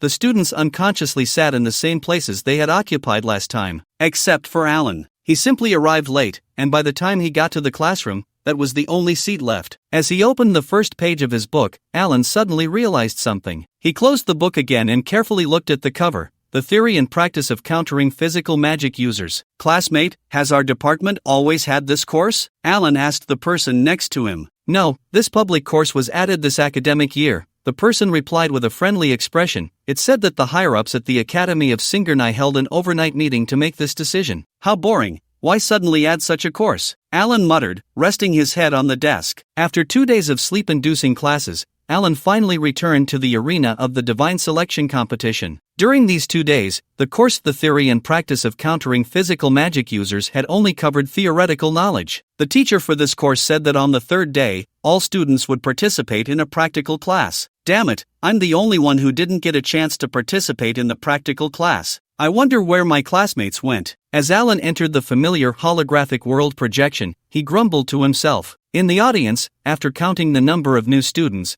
the teachers announced loudly, "This practical class is very important. Everyone must observe carefully and write a 2,000-word paper afterward." The long-haired handsome man standing opposite Alan was his semi-final opponent, Judy Fisher. It was said that he was a childhood friend of the chosen one Felix and had a considerable divine background. Judy looked relaxed, his purple robe billowing in the wind. He looked at Alan and politely said, "Hello, I am your opponent, and also the direct grandson of the Archbishop of the Holy Light Church, the youngest deacon in the history of the Kingdom of Lish, the only participant in this divine selection competition to have received both divine and noble titles, the dream lover of countless girls, one of the 4 young masters of the royal city, a wealthy young man with assets exceeding 1,000 gold, owning a manor, an outstanding youth skilled in both holy magic and monster magic, one of the 2 chosen ones in this competition possessing a purple rare card, Judy Fisher." Wow! The arena erupted in thunderous applause. For an ordinary person, having even one of these titles would be enough to make others envious. Yet here was someone with so many titles, now fighting hard to please himself. The applause from the audience, especially the commoners, was particularly enthusiastic. Alan swayed slightly,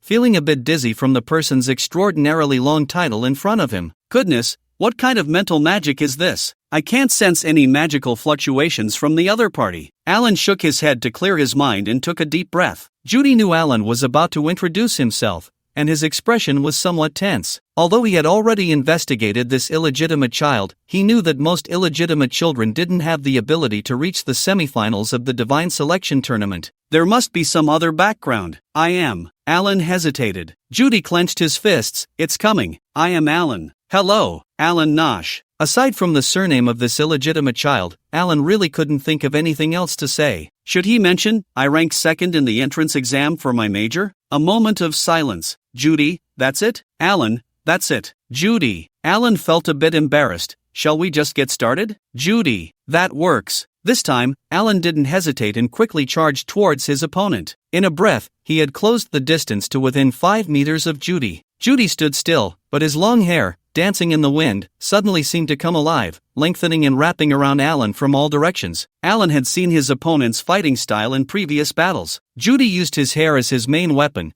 but he had originally planned to showcase this in the finals. Unfortunately, his opponent in the last round was also strong, and in a fierce struggle, he had ended up with a fracture. Just as he was about to lose, Judy activated his hair magic to control his opponent and used light magic to heal his broken bones. He barely managed to win. So today, facing someone clearly stronger like Alan, Judy started off using his main weapon. As countless strands of thick hair blocked his path, Alan's figure flickered and appeared on the other side. However, Judy's hair seemed endless. As soon as Alan flashed, clumps of hair followed closely behind. Alan shifted again, trying to close the distance between them. However, before he could move, he suddenly felt something snake-like wrapping around his right foot. It was Judy's hair. Oh no! Alan tried to shake it off, but just as his right foot broke free, his left foot and right arm were ensnared again. The opponent's hair magic reacted extremely quickly, wrapping Alan up layer by layer in an instant. Go for it, my hero, Sharana cheered. It's just hair. Alan is so strong, he shouldn't be trapped, right? Struggling against the hair, Alan felt it tighten even more. As expected of magically enhanced hair, it's tougher than steel cables and tendons. Alan smiled wryly. He had intentionally not worn weights today. If he had, perhaps he could have added more burden to his opponent's hair. Sorry, I'm also being forced into this, Alan said, activating a card he had been holding onto. 25-year-old programmer, activate. A flash of white light, and Judy suddenly felt a chill on his head. The countless strands wrapping around Alan instantly vanished. The tens of thousands of spectators in the arena held their breath. The handsome Judy, sporting a Mediterranean hairstyle, stood dazed, feeling for the first time in his life that he was losing control. Alan did not take advantage of the situation to attack. Instead, he pulled out a mirror from somewhere and handed it over. The grandson of the Archbishop, with countless noble titles, Judy Fisher was still crying. Crouching on the ground, crying. Crouching on the ground, holding his head and sobbing. Alan stood awkwardly to the side. Meanwhile, tens of thousands of spectators were laughing uproariously. Haha, it turns out that no matter how good-looking you are, you can't withstand the impact of a Mediterranean hairstyle. Illegitimate child is awesome. This kid Alan is pretty nice, just a bit mischievous. In the center of the arena, the referee clenched his fists tightly, trying hard to think of the saddest thing in the world to avoid laughing out loud. I said I was forced. Do you believe me? Alan scratched his head, looking at the referee. There is no honor in your kind of fighting. Although the referee had to remain neutral, he still felt the need to say a word for Judy. Yes, I have no honor, he does. Alan nodded repeatedly, pointing at Judy. Upon hearing this, Judy cried even louder with a wow. Excuse me, is this battle still continuing? Alan found Judy's crying voice to be somewhat off-putting. The referee quietly asked, Young Master Judy, you clearly have not been defeated in the all-system world projection. Do you want to go back and continue? Before the referee could finish, Judy had already dashed out of the arena in a flurry, almost matching Alan's full-speed sprint without any burden. His running posture is so effeminate. The audience erupted in boos. In a certain VIP room of the arena, Professor David, the gray-bearded dean, stood with his hands at his sides like a student being scolded. Sitting across from him was another gray-bearded elder, dressed in a loose purple ceremonial robe with gold embroidery at the collar and cuffs, exuding an air of authority. The purple-robed elder scolded, even in unrestricted battles, there should be a bottom line. A bottom line for being human. Yes, you are right, Professor David replied awkwardly. It wasn't the reprimand that made him uncomfortable. After all, he had known this archbishop for decades, and they were old friends. He simply felt a bit like a turtle out of its shell, no longer in school. The archbishop's white beard bristled with anger. This time, I don't care what His Majesty and your dean say, the title of the chosen noble must not be given to that illegitimate child. David sighed. That brat Alan might not even win the championship. I think the two contestants in the next match are not inferior to him. If we're talking about strength, my grandson's strength is greater than his. The archbishop retorted angrily. I'm just afraid of those crooked and evil methods. What's the difference from that demon king? Not to that extent. David smiled and waved his hand. He's still a child, just a bit mischievous. The archbishop took a deep breath. Find out who made that 25-year-old. Whatever card. I deeply suspect this is some kind of malicious curse passed down by the demon race. That was a bit too much. David blinked. Brother, why don't you go back first? You old softy. The archbishop knew David wouldn't investigate and angrily got up to leave. Softy? We're both the same. Watching the archbishop's retreating figure, David stroked his beard and smiled. When Alan returned to the resting area, Sienna T was unusually not coming over to pester him. Instead, she was huddled in a corner, looking at Alan with a face full of terror. What are you doing? This expression made Alan quite displeased. Why you? Sienna T stammered, don't come over. Alan smiled and shook his head, ignoring her. Master Hero, we are on the same side, right? Seeing that Alan was no longer paying attention to her, Sienna T grew bolder. That card. That 25-year-old card. Can you give it to me? Alan shook his head. He was very sure that if this little princess got that card, the entire academy, no, perhaps the entire royal city would be in chaos. Cards as weapons themselves are neither good nor bad. The key is the difference in the person using the card. A pure and kind boy like me, Alan, is more suited to hold this card. Sienna T's eyes twinkled. I understand, hero, you want money. It's not about money. Alan shook his head. Before he could finish, the host had already composed himself and called Sienna T and her opponent to the stage. Promise me, don't sell that card to anyone else, Sienna T emphasized as she walked onto the stage. No problem, Alan replied. Sienna T's face lit up with joy as she bounced into the arena. In a luxurious box, Princess Irina hesitantly asked Vilinica, Sister, you know that Alan pretty well, right? Vilinica thought for a moment and shook her head. Not well? Stop it.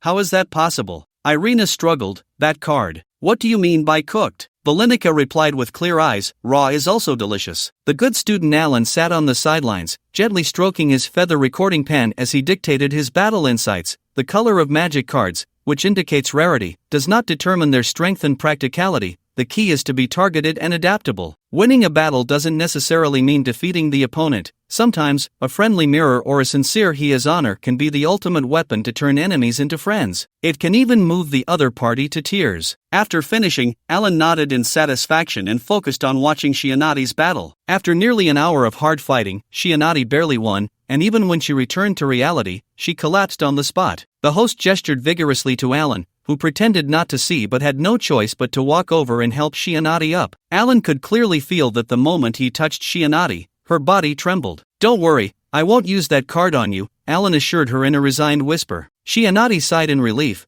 her exhausted body almost hanging on Alan to barely stand. It seemed that excessive energy consumption had also affected her physical strength. Now, the final showdown of this year's Divine Selection Tournament will be brought to you by Alan from the Card Academy and Her Highness Shianati from the Land Academy. The host announced loudly, "The finals will take place tomorrow night at 8 p.m., so please arrive early." Amidst the thunderous applause, Alan and Shianati exchanged a glance and left the venue together. In the luxurious box, Princess Irina held the exhausted Shianati with a pained expression, making it hard for her to breathe. "Help! Help!" Finally breaking free from Irina's embrace, Shianati took a step back and gazed at the peaks that had almost suffocated her moments ago. "Sister, will I be this big when I grow up too?" Irina shot Shianati a glance, thinking that Alan has corrupted my sister. In the adjacent box, Alan sneezed. Losanki took out her handkerchief and handed it to Alan. "Are you sick? Wipe it." "Thank you, you're so kind," Alan said, taking it without hesitation to wipe his nose. "A world without tissues is too uncomfortable. I'll make a roll of tissue magic cards when I get back tonight." After using Losanki's handkerchief, Alan thought for a moment and didn't immediately return it. Although he hadn't wiped anything out,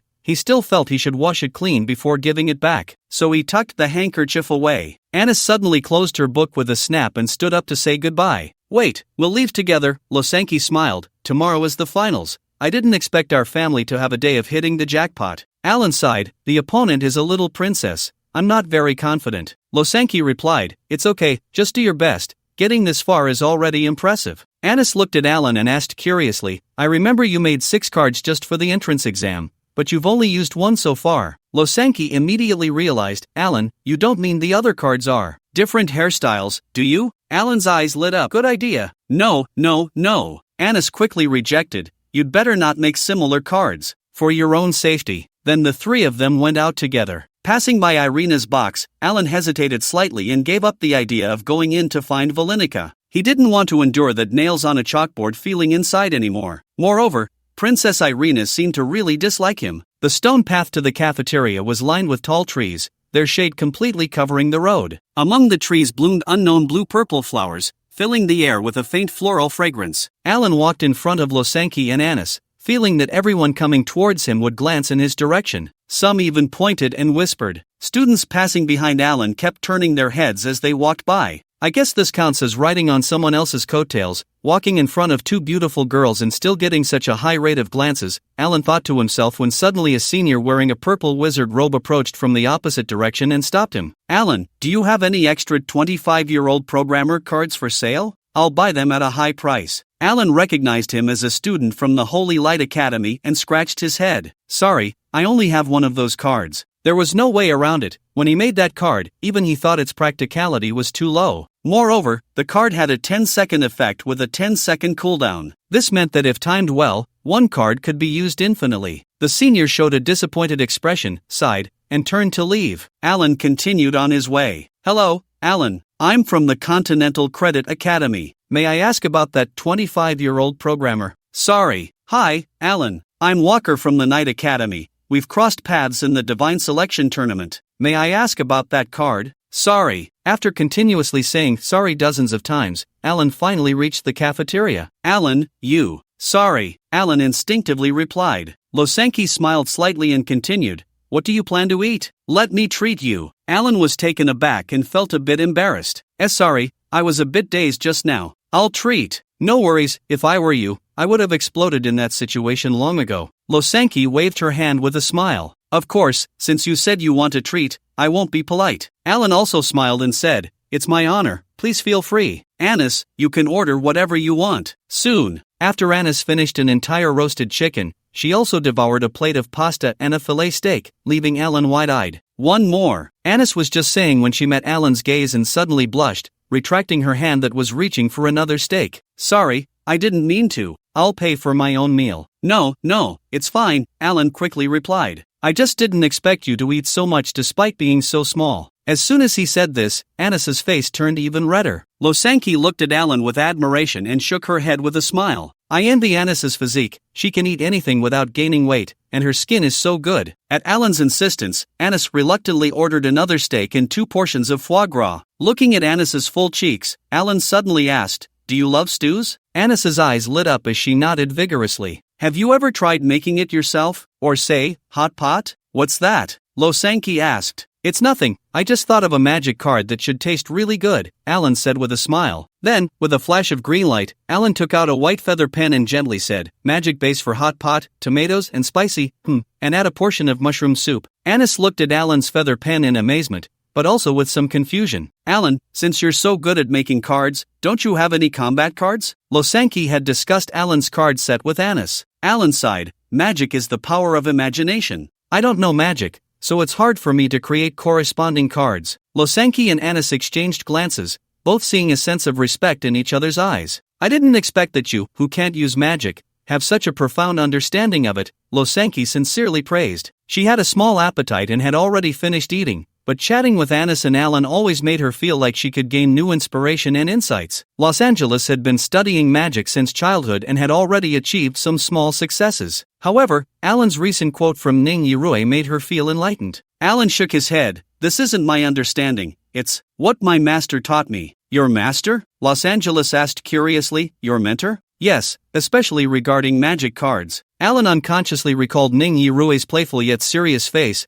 particularly the relaxed expression she had while leaning back in her chair, her fingers swirling as she used dishwashing magic. It was beautiful and peaceful. Los Angeles watched Alan's expression soften with interest, unable to suppress a smile. It seems you really like your master. Alan blinked and nodded. We have a deep bond, even though we haven't spent much time together. So, what are your plans after the divine selection competition? Los Angeles continued to ask, as if she had something to say but hesitated. Besides studying and improving, I want to explore the inner world, Alan replied. I've heard there are many uniquely effective magic cards inside. Los Angeles was delighted, her face beaming. I have the same intention. Shall we go together? Alan nodded, about to speak when a somewhat spoiled and familiar voice came from behind. Sure, count me in, okay? Los Angeles stood up, of course, Princess Ziana T. Hee, we're all classmates, no need for formalities. Ziana T plopped down beside Alan and reached for a cup of milky liquid he had, drinking it eagerly. Alan couldn't stop her in time. Put.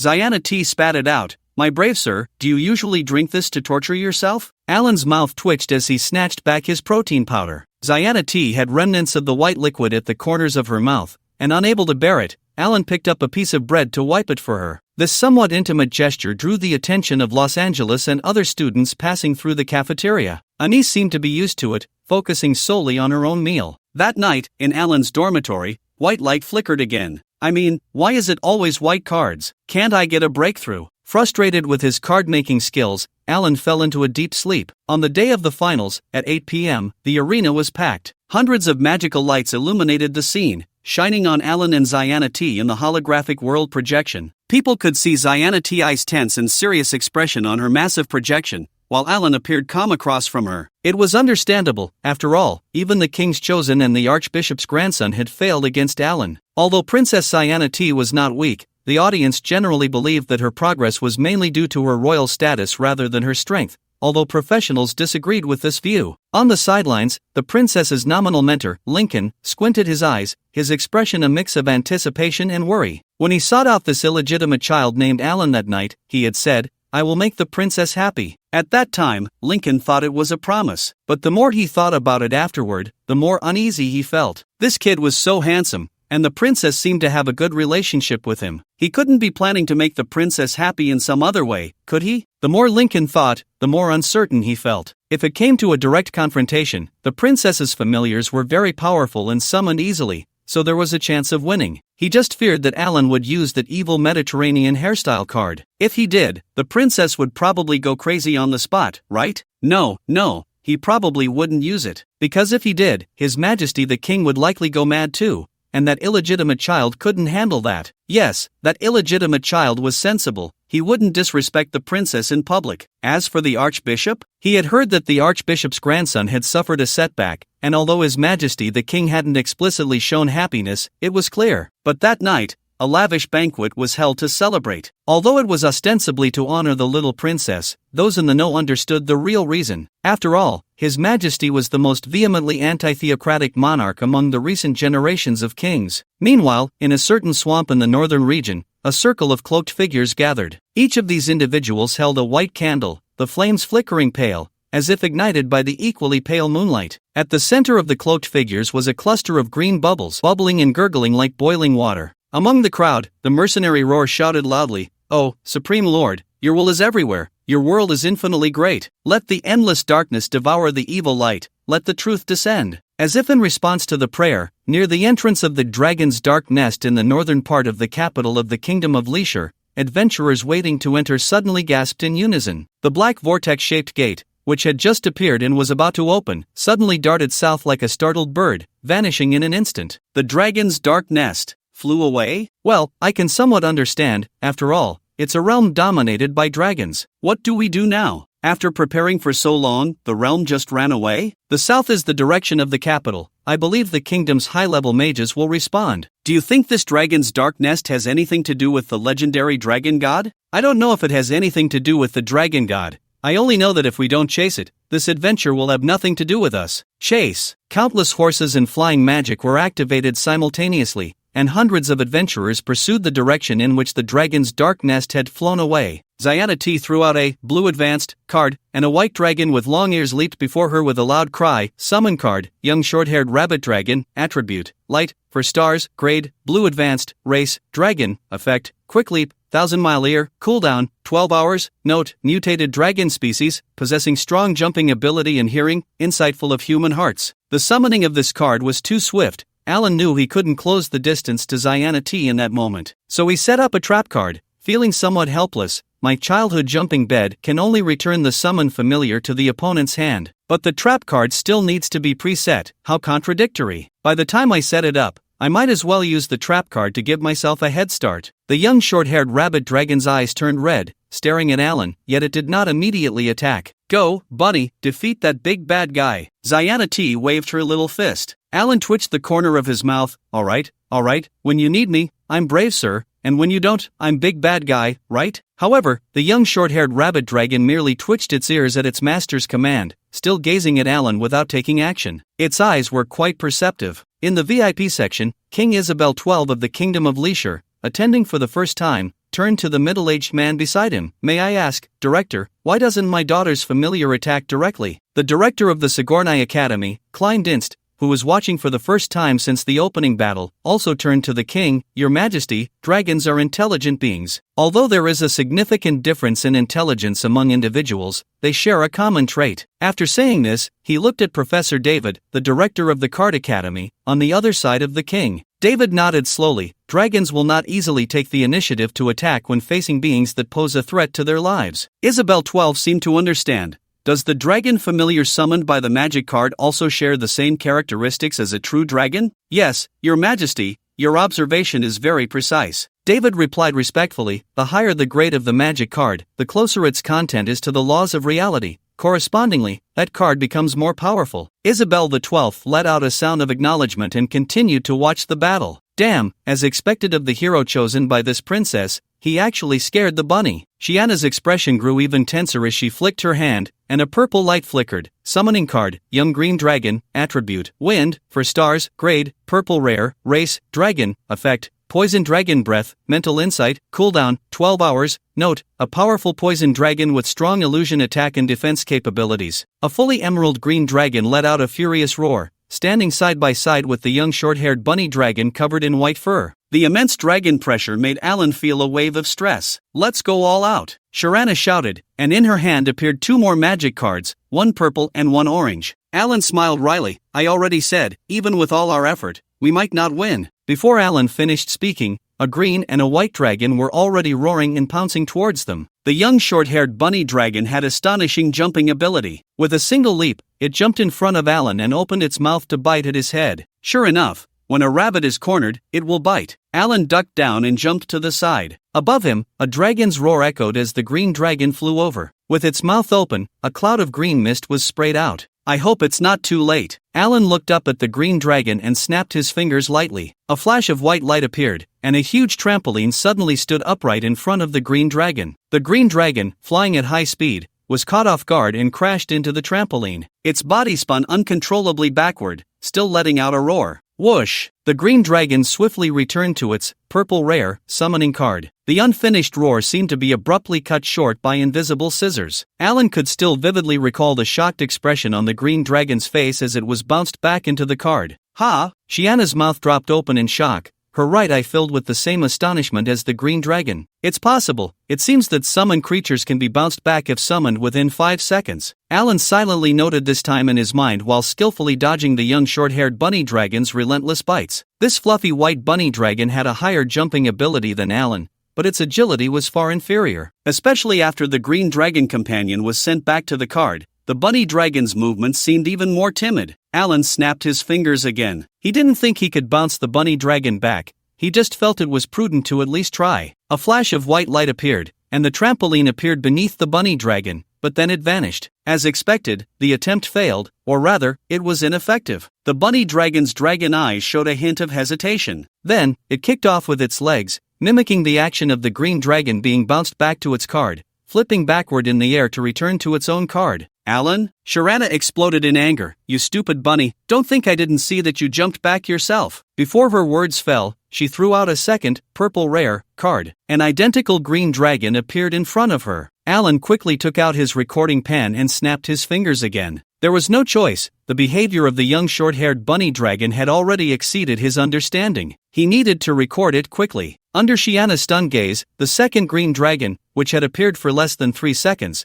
was also bounced back to the card by the trampoline. The card displayed that it had entered cooldown. Her more powerful summoning card was left with only that, Orange Epic. Summoned creatures from summoning cards also possess intelligence and the ability to think, and can be considered the same as real summoned creatures. In terms of seeking benefits and avoiding harm, they surpass humans. After saying this to his feather pen, Alan looked up at Sharana. Why don't you summon that orange card? Sharana shrank back and said softly, the arrival of the creature from this orange card requires a previously summoned dragon creature as a sacrifice. Alan nodded and slowly walked towards Sharana. You should have summoned it earlier. Ziana stepped back, pulling out a large stack of colorful cards. Don't come any closer. Alan paused in his tracks. He was genuinely a bit nervous. Who knew if there was something strange among that huge pile of cards? Although he didn't care too much about his image, what if the other party had a card that could change his hairstyle? The gazes of tens of thousands of people were focused on the projections of Alan and Ziana. A black vortex silently appeared above the holographic world projection card, gradually overlapping. Professor David, the dean of the Card Institute, squinted his eyes. Why do I have a strange feeling? Since the king was sitting in the open VIP seats, Princess Irina was not in the box today but sat beside her father. Naturally, Valenica was also sitting next to Irina, not too far from the center of the arena. Seemingly sensing something unusual, a flash of red light suddenly flickered in Valenica's eyes. Whoosh! The projection in the arena suddenly vanished. Ha! Tens of thousands of people simultaneously expressed their confusion. David silently cursed, not good, and immediately threw out a blue card. A mirror appeared from the blue card, emitting a faint glow that pointed to the center of the arena. In the next moment, David had already appeared in the center of the arena where the dim light shone. Where are they? Where are the 2 contestants? David asked in a low voice, gripping the collar of the on-duty referee. At this moment, apart from the dazed referee, there was no one else. Even the venue magic card holographic world projection had disappeared. The referee was shaken by David to the point of nearly losing his mind,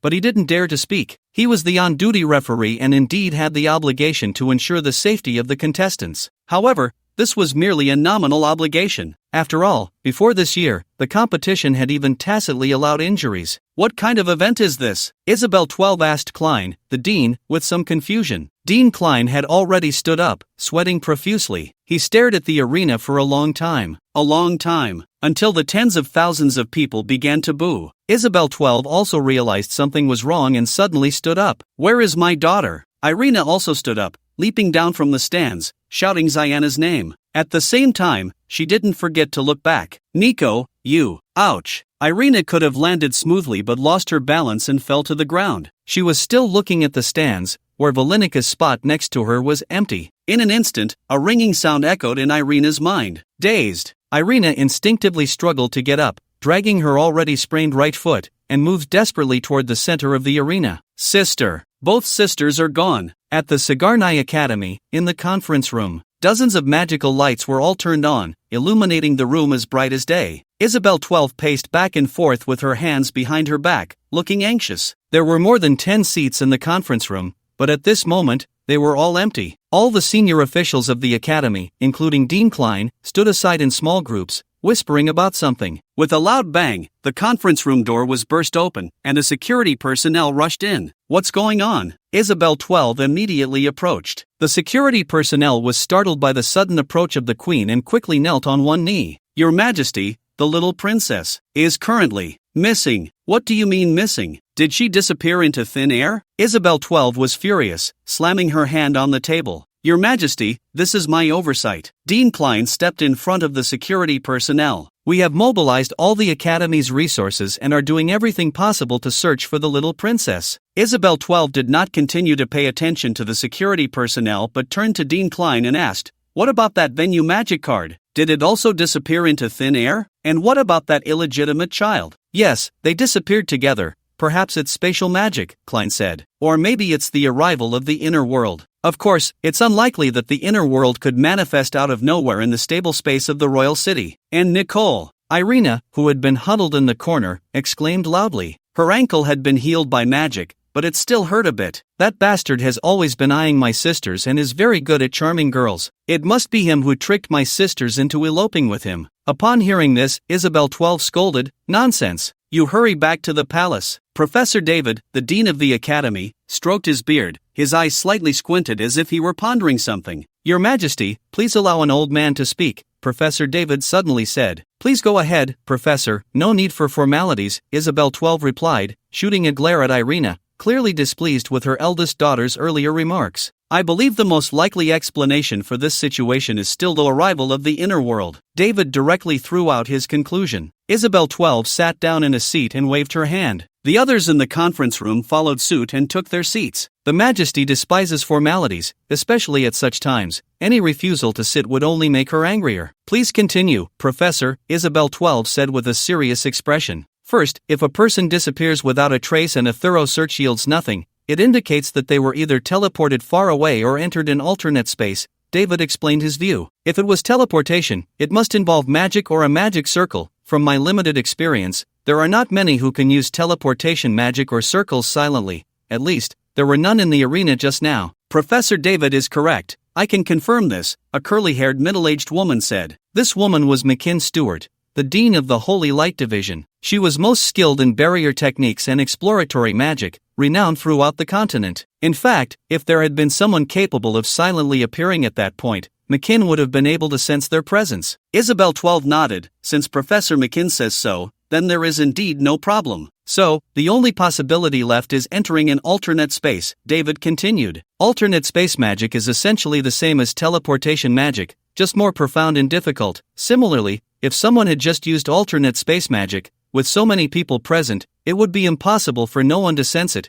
unless a deity intervened. Of course, that would render any discussion meaningless, and it is indeed unlikely to happen. Therefore, the only explanation for the silent appearance and the disappearance of 3 living beings in the Orange Epic magic card can only be the arrival of the inner world. Isabel 12 murmured, the arrival of the inner world. How many years has it been? The last time the inner world appeared near the Lair volcano was probably hundreds of years ago? No, not hundreds of years, Dean Klein said. At least 1,000 years. Isabel 12 slumped back, her expression worried. Zionati has never left the royal city. How can she cope with the inner world, even with Nicole around? Before she finished speaking, she suddenly turned to David. Professor David, tell me honestly, what do you think of that private? That new student from the Card Academy? How strong is he? David replied, I believe his overall combat power is not below any chosen noble. In fact, what he wanted to say was, don't you have any idea that he can defeat your chosen one? Of course, he was old, not that he had lived enough. Isabel nodded upon hearing this and immediately ordered, have the Academy's Inner World Exploration Team cooperate with the royal family's Imperial Inner World Research Department to find the entrance to this new student's inner world as quickly as possible, and then carry out a rescue. Understood. Everyone stood up to receive the order. Do you feel that something is not quite right? Still in the holographic world projection, Alan asked Ziana T with some confusion. Since not long ago, he had been feeling a dizzy sensation. It made his skin crawl. After being in this world for so long, he was quite certain that his health talent was real and effective. There was no way he could feel dizzy for no reason. And this feeling was clearly not caused by Ziana T, because Ziana T still looked tense, her small arms crossed in front of her like a barrier. Wicked hero, you will not deceive this princess into admitting defeat with sweet words. Alan smiled helplessly. Seriously, don't you feel dizzy? Ziana Ti's expression changed, and she finally couldn't hold on any longer and knelt on the ground. In fact, she had been feeling dizzy for a long time, pretending to be fine and holding on. Damn hero, I acknowledge your ability. Now, you can do as you please with me. Ziana T only attributed her dizziness to Alan's magic, and now that her disguise was pierced, her tone softened. Alan's expression changed slightly, feeling even worse. Could it be that the holographic world projection was just developed and thus somewhat unstable? But at this moment, Ziana Ti's face looked very bad, and his own was the same. Should they continue fighting? Let's leave it at that, Ziana T, we. Before Alan could finish his sentence, Ziana T suddenly looked up at him, and then her figure disappeared. Did she admit defeat? Alan also exited the holographic world projection. Phew! A strong gust of wind hit him, making it almost impossible for Alan to open his eyes. A somewhat familiar scent instantly filled his nose. It was similar to the smell of Ziana Ti's smart rabbit dragon. Alan opened his eyes and couldn't help but sway. Just moments ago, it had clearly been night, but now it was a bright and clear day. What appeared before him was not an arena or the Sigourney Academy, but a massive oval structure. To call it a building was somewhat inaccurate, because this structure was made up of countless uneven, gigantic branches stacked together, with no smooth or flat surfaces. Rather than a building, it was more like an enlarged bird's nest. What made Alan even more uneasy was the relentless gust of wind rushing at him. He was now standing at the edge of the nest, able to see that it was perched atop a high mountain, at least 1,000 meters above the ground. Countless trees, as small as grains of rice, dotted the ground, and a river as thin as a hair stretched toward the distant mountains. Hero! Alan! Ziana T shouted as she hugged him, barely managing to avoid being blown away by the strong wind. Not far away on the ground, the holographic world projection flickered with orange light. Alan wrapped his arms around Ziana Ti's slender waist to prevent her from being blown away while he bent down to pick up the magic card. Ziana T clung tightly to Alan, and due to the strong wind, she could only shout loudly, "Where are we?" Alan shook his head, deep in thought. Seeing this, Ziana T unusually refrained from speaking further. She just looked up at his face from his embrace. Alan supported Ziana T as they moved closer to the center of the nest, hiding among some thick branches. The wind here was much weaker. Alan released his grip, but Ziana T still held onto him tightly, as if afraid he would abandon her here. Since this card is here, it means we are no longer in the world of this card, Alan murmured. So, this is the real world, right? Ziana T nodded vigorously, examining the sharply defined jawline of Alan, feeling somewhat reassured. If it's reality, then we must have been transported far away. Alan looked up at the azure sky. Although I don't know how big this world is, at least we've crossed half a hemisphere. Half a hemisphere? Ziana T blinked, finding Alan's words very profound. Could we have fallen under an illusion spell? Ziana T asked cautiously. This was indeed a possibility, but Alan shook his head. Only he knew that it would be very difficult for him to be completely affected by mental magic in this world. It was simply because of health. Mental health is also health, just as he could perfectly resist the magic of the Grand Princess Irina. High attributes of mental strength were merely a form of expression. Seeing this, Ziana T nodded vigorously. I believe you, my brave lord. Ziana T, do you think this looks like a bird's nest? It looks just a little big. Then it's a very, very big bird's nest? A very, very big bird? Ziana T chuckled. What kind of bird is that? Before she finished speaking, a deep, long dragon's roar echoed from the sky. At the same time, a shadow suddenly darkened the sky, completely enveloping the two of them. Then, the shadow quickly passed, as if something enormous had flown by. A piece of text abruptly appeared in their eyes. Welcome to the real world, Dragon's Dark Nest. The real world? Alan looked at Ziana T beside him. It seems you are a fictional character. You. Ziana T was furious and reached out to twist Alan's ear. However, halfway through, she remembered that she couldn't overpower him. Moreover, although Alan was somewhat patient with her, It seemed he had not yet reached the point of tolerating her bullying him at will, so she silently withdrew her hand. As for the text appearing in his vision, Alan was not surprised. This had been briefly mentioned to him by the bearded knight Hain on King's Avenue. Anyone entering the inner world would have the name of this world appear in their vision. As they continued to explore this world, explanations about the world would emerge, along with tasks to be completed in the inner world. Only by completing the corresponding tasks could one leave this world. But, why does it say this is the real world? Alan muttered to himself. Shiana adjusted her eye patch as if to adjust her glasses, widening her right eye. Mr. Hero, you don't even know this? Alan scratched his head, realizing he was suffering from a lack of common knowledge again, and sincerely sought Shiana's guidance. Mother said that all inner worlds are created by false gods who only believe in their own subworlds. Shiana finally got the chance to explain to Alan, feeling quite pleased with herself. Therefore, each inner world claims to be real and attempts to replace our real world by constantly expanding its influence. Alan nodded slowly. So the so-called strategy for the inner world is actually to delay or prevent the spread of the inner world? Of course, but it seems most people don't know this. They only know that there are treasures in the inner world, Shiana said with a grin. Looking at it this way, the task of leaving the inner world is indeed related to preventing its spread. Alan pondered, suddenly feeling something was off. But who sets the tasks in the inner world? It can't be the false gods of this world, right? Setting tasks to attract people to complete them, then limiting their own inner world spread? There were many doubts, but now was not the time to think about them in detail. Alan looked around, observing the enormous bird's nest, or rather, the dragon's nest. Shiana fell silent again. For some reason, she enjoyed the feeling of explaining things to Alan when he asked her for help. Perhaps it was because this brat always acted as if he knew everything, and his strength was terrifying. Yet, even someone with such terrifying strength had things they didn't know. This gave her a strange sense of reality about Alan. It was a pity she had just wanted to twist his ear but didn't get to do it. How could she make a man stronger than herself, who wasn't afraid of her princess status, let her bully him? Shiana fell into deep thought. Not really bullying him, just a little teasing would make her happy. Let's go, Shiana. Alan finished his observations. At least we should head to the ground first. Shiana was still lost in thought, seemingly oblivious to Alan's words. Alan stood up, seeing Shiana still in a daze, couldn't help but smile. It was rare to see her so serious. Just the timing was a bit off. We need to set off, Your Highness, Alan said gently. He hated being rudely interrupted when focused on something. It made his heart race and felt uncomfortable both physically and mentally. Empathizing with others, he didn't forcibly pull Shiana up.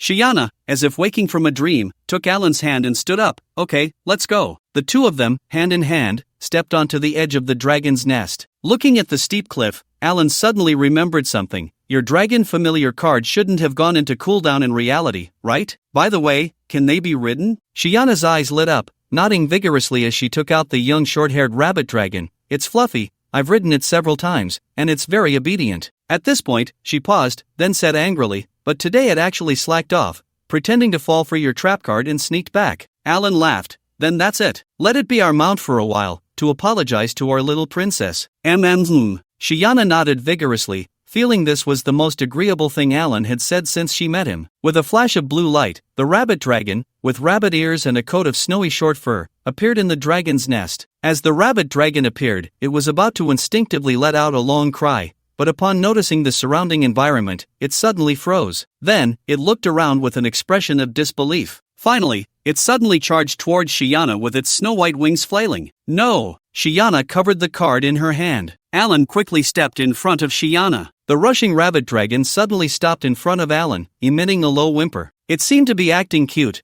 almost like it was begging for mercy. Alan understood that the rabbit dragon did not intend to attack its master. It was just scared again and wanted to return to the card immediately. Poor little thing. Alan slowly reached out his hand, trying to touch the rabbit dragon's head. The rabbit dragon instinctively shrank back, then stretched its neck to sniff Alan's scent. Shiana laughed. Be careful not to get bitten. It's scared and won't let anyone but me touch it. Before she finished speaking, Alan's hand was already resting on the rabbit dragon's deliberately lowered head. He gently stroked it. It feels really good, like a giant rabbit head mixed with a dog head, Alan praised. Shiana widened her right eye again, but she quickly calmed down. The longer she spent with Alan, the more she felt that anything unusual happening to him was normal. After all, what kind of normal person would punch a chosen one with phoenix blood and publicly turn the grandson of a cardinal into a Mediterranean hairstyle? "Little cutie, can you help us out?" Alan stroked the rabid dragon's head, which was about the same size as his body. "Just take us away from here." Shiana couldn't help but chuckle. "You call it little cutie? Ha ha." The rabid dragon seemed to understand Alan's words, especially the phrase "leave here" seemed to bring it a personified joy. So the rabid dragon obediently lowered its body,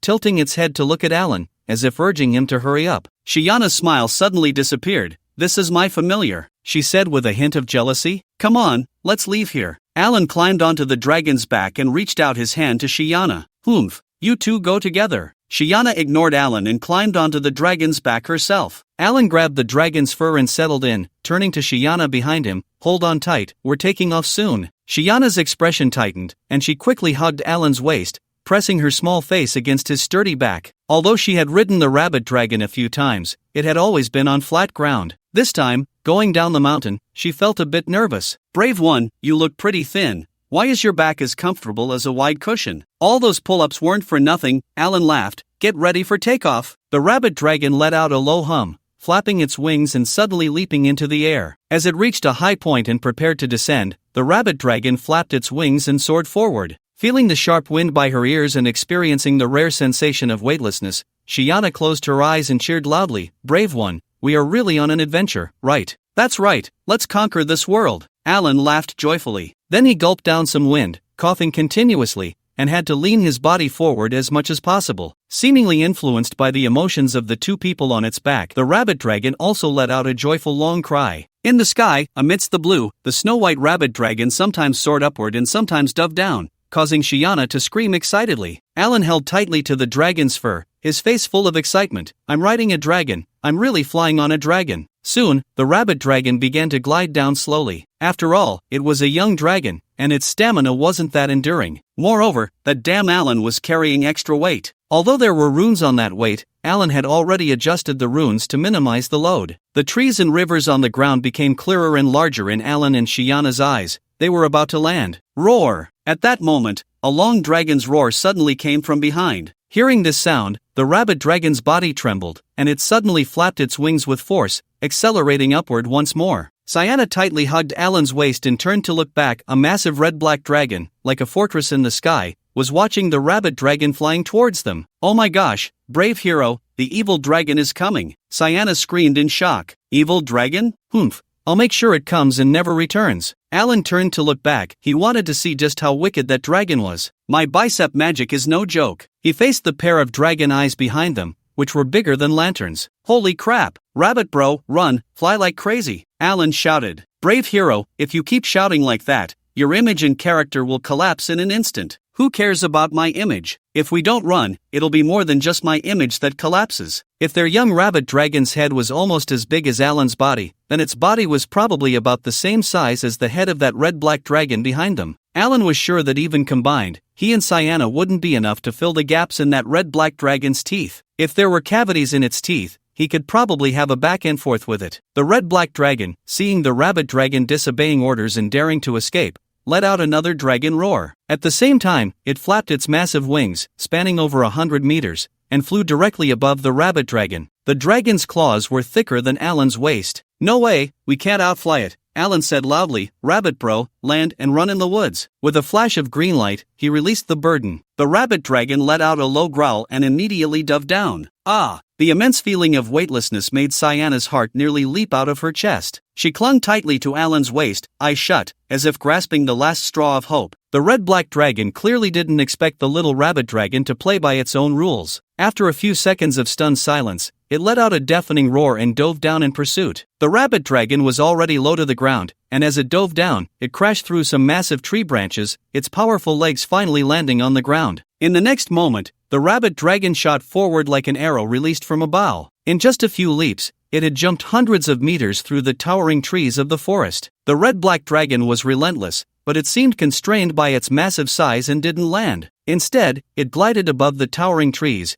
tracking the rabbit dragon's movements. "Shiana, you know a lot about dragons, how's their eyesight?" Alan, in a panic, had forgotten to call Shiana by her full name. Shiana, initially terrified, suddenly laughed when she heard Shiana. "Brave hero, what did you just call me?" "Why, your highness." Alan thought Shiana was unhappy with the nickname Shiana and quickly corrected himself. No, you can only call me Shiana from now on." Sayana exclaimed, only you can call me that, brave hero. Oh okay, no problem. Alan was sweating profusely, so, how's the dragon's eyesight? I don't know. Sayana continued to laugh, as if the giant dragon in the sky chasing them wasn't after her. Different dragons have different characteristics, but for such a big guy, it probably can't see us. Alan nodded and suddenly turned, pulling Sayana into his arms in a princess carry. Be brave hero, there's still a dragon watching, you need to control yourself, Sayana shouted. Hold on tight. Sayana wrapped her arms around Alan's neck, burying her head in his chest. Hey! Alan let out a light exclamation as he jumped off the rabbit dragon. He landed smoothly. Alan didn't have time to set Sayana down. He carried her and ran in the opposite direction. Rabbit bro,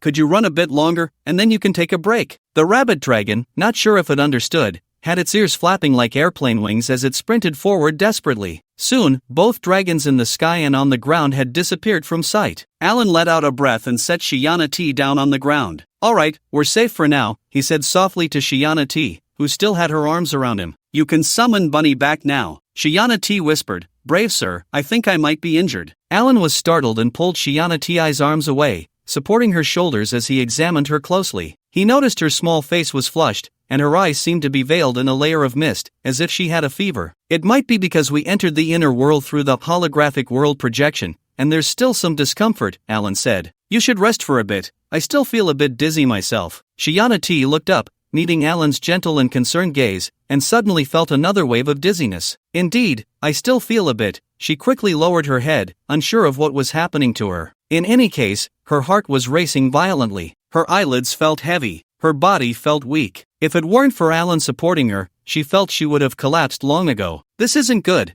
I really should make some healing magic cards, even though I'm not very good at it, Alan said, brushing off the dust from a large stone and helping Shiana T sit down. Your Highness, do you have any healing magic cards? Alan asked softly. What did you call me? Shiana Ti's voice was so faint it was almost inaudible. Alan scratched his head. Alright, little she classmate, do you have any? I don't have any. Oh, with a flash of light, Alan took out all his magic cards. Shiana T had long been curious about his card deck and quickly leaned in. A faint, sweet scent of a girl wafted over. Alan couldn't help but glance at Shiana T again, while her attention seemed entirely focused on the card deck. Barbell, shaker, weights, trampoline, voice recorder. Alan flipped through his cards one by one. Shiana T showed an expression of disbelief. Brave sir, I've read quite a bit, don't lie to me. Is this really your card deck? Of course not just this. Alan's face turned slightly red. As a card maker, he knew very well that his cards were hardly of high quality. I also have protein powder, Soul Sweet Rain, Strong Wool, 25 years old. You know this one. Shiana T shook her head like a rattledrum. Is that it? Really nothing else? There's one more, made just before the match last night. Alan took out that new card. Shiana T leaned in, looking at the flesh-colored cylindrical drawing on the card.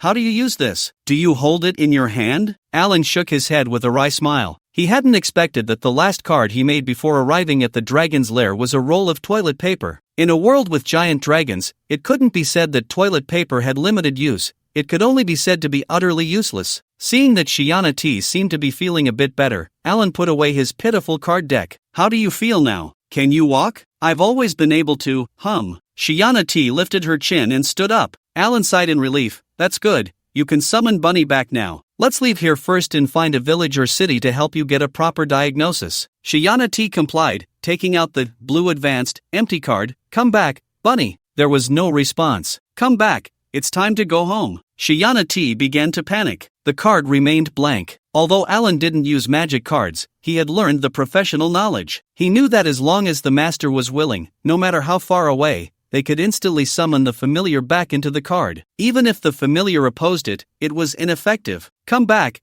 you stinky rabbit. Shiana Ti's voice was tinged with urgency. Don't worry, it's just a familiar in the card. Alan gently patted Shiana Ti's shoulder. Even if it's killed, it will still come back. Shiana T looked up at Alan, her eyes already red. So, why can't it come back? Alan frowned slightly, and after a moment, he slowly said, if nothing unexpected happened, Brother Rabbit should have encountered an accident. As far as I know, there is only one possibility in this situation. He has been sealed. At that moment, a piece of text appeared in both of their eyes. Dear adventurer, the dragon's dark nest is a world ruled by dragons. Humans suffer in caves and jungles, barely surviving under the dragon's captivity. Please help the humans, who may be slaughtered like livestock at any moment, to get through these difficult times. history will reward you richly. The tasks of Alan Nosh and Sienna T. Isabel are as follows. Task LV1. Investigate the reason for the disappearance of the young short-haired rabbit dragon. Task LV2. Retrieve the missing young short-haired rabbit dragon. Task LV3. Resolve the direct cause that puts the young short-haired rabbit dragon in crisis. Task LV4 and Task LV5 will be unlocked for viewing after completing Task LV2,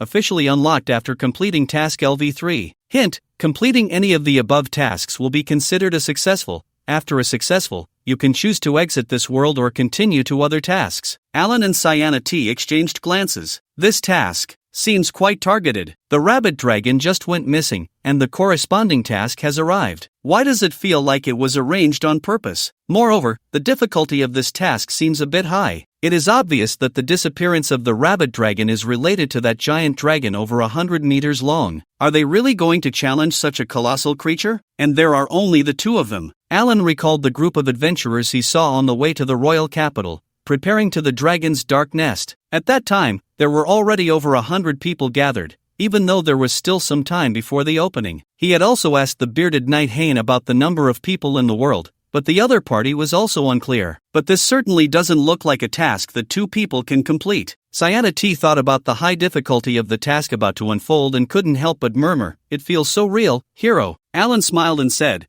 "I think we can just do the LV2 task and then go back." LV2 task? Sienna T adjusted her eye mask. Why not start from LV1? Well, it's about the same, Alan said. The LV2 task is to retrieve Brother Rabbit, so we just need to. Sienna T's eyes lit up. Do you have a plan, hero? Just find Brother Rabbit and kill it without hesitation, and it will return to the card. Right? Hero, you seem to be less and less impressive. It's fine, as long as we can complete the task. Alan sighed. Although I'm very interested in the world, entering voluntarily and being forced in inexplicably are two different things. I really want to know what the outside world is like. Even this, Orange Epic, card we are on has come in, so the arena. No, the entire Sigourney Academy might have encountered unexpected situations. As soon as he said this, Sienna T also showed a somewhat panicked expression. Yes, we need to leave this world quickly. My father and sisters are also at the academy. In the world of the dragon's dark nest, at the source of a gentle and distant river, a Roman-style ancient castle stands atop a mountain. Above the castle, several flying dragons continuously circle, occasionally letting out a dragon's roar, as if guarding this place. In the hall, an olive-green long carpet extends from the entrance to the white bone throne at the end. On the throne sits a cold and proud young man with a slender figure. Apart from him, there is no one else in the vast hall. Not long ago, he felt a sense of disorientation unprecedented in 10,000 years. Strange people have come to this world again, but it seems different from before. The young man propped his face on one hand while lightly tapping the throne with the other, producing a crisp thud-thud sound. At that moment, a dragon spiraling above the ancient castle seemed to dive into an invisible lake in the air, its massive body vanishing from front to back. In the next instant, the dragon appeared in the hall where the young man was. The hall's ceiling soared dozens of meters high, and even though the dragon was enormous, it did not feel cramped within. Augusto, it seems that another human not of this world has arrived. The dragon spoke in human language. The young man, referred to as Augusto, responded with a maintaining his previous posture. Stop banging on your broken throne. The dragon bared its teeth, lowering its head towards Augusto, its breath nearly blowing onto his face. This time, I want to eat that person myself. My dear friend, why must you be so fierce? Augusto smiled slightly. This throne is made from your father's neck bone. That sound is simply intoxicating. The dragon's scales bristled instantly, and it let out a furious roar directed at Augusto, a powerful gust of wind sending his hair flying. Augusto, one day, I will eat you myself. I look forward to that day. The last person who said that to me. Augusto continued to smile mischievously, tapping the throne again with his knuckle. Has already been turned into a chair. The dragon grew even angrier, continuing to roar at Augusto. The entire hall echoed with the dragon's growls, buzzing loudly. Yet, no matter how much it roared, the dragon did not take any further action. After a long while, the man and the dragon stared coldly at each other. The stark contrast in their sizes made the scene appear absurd and bizarre. All right, I concede you have a loud voice, Augusto said helplessly. To be honest, Zhuogang, I don't want you to harm the newcomers this time. Why? The dragon named Zhuogang glared at Augusto, waiting for an explanation. Augusto lazily rested his chin on his hand, looking sincere. Because I have a feeling that if you go this time, you will die. Zhuogang was taken aback, then burst into a loud, unpleasant laugh, like a 200-pound 200-ton fat man. This laughter was even louder than the roar he had just directed at Augusto. Augusto, you humans are truly humorous. Zhuoging's dragon head displayed a hint of arrogance. Who else in this world besides you could harm me even a little? Ah, but you also said they are not from this world. Augusto chuckled. Moreover, strictly speaking, I am not really human either. Enough! Zhuoging shouted. Since you say that, I will personally bring back the corpses of those humans. With that, Zhuoging let out a dragon roar and vanished from the hall. Augusto frowned and gently rubbed his ears. I told him long ago to change his name to Big Voice,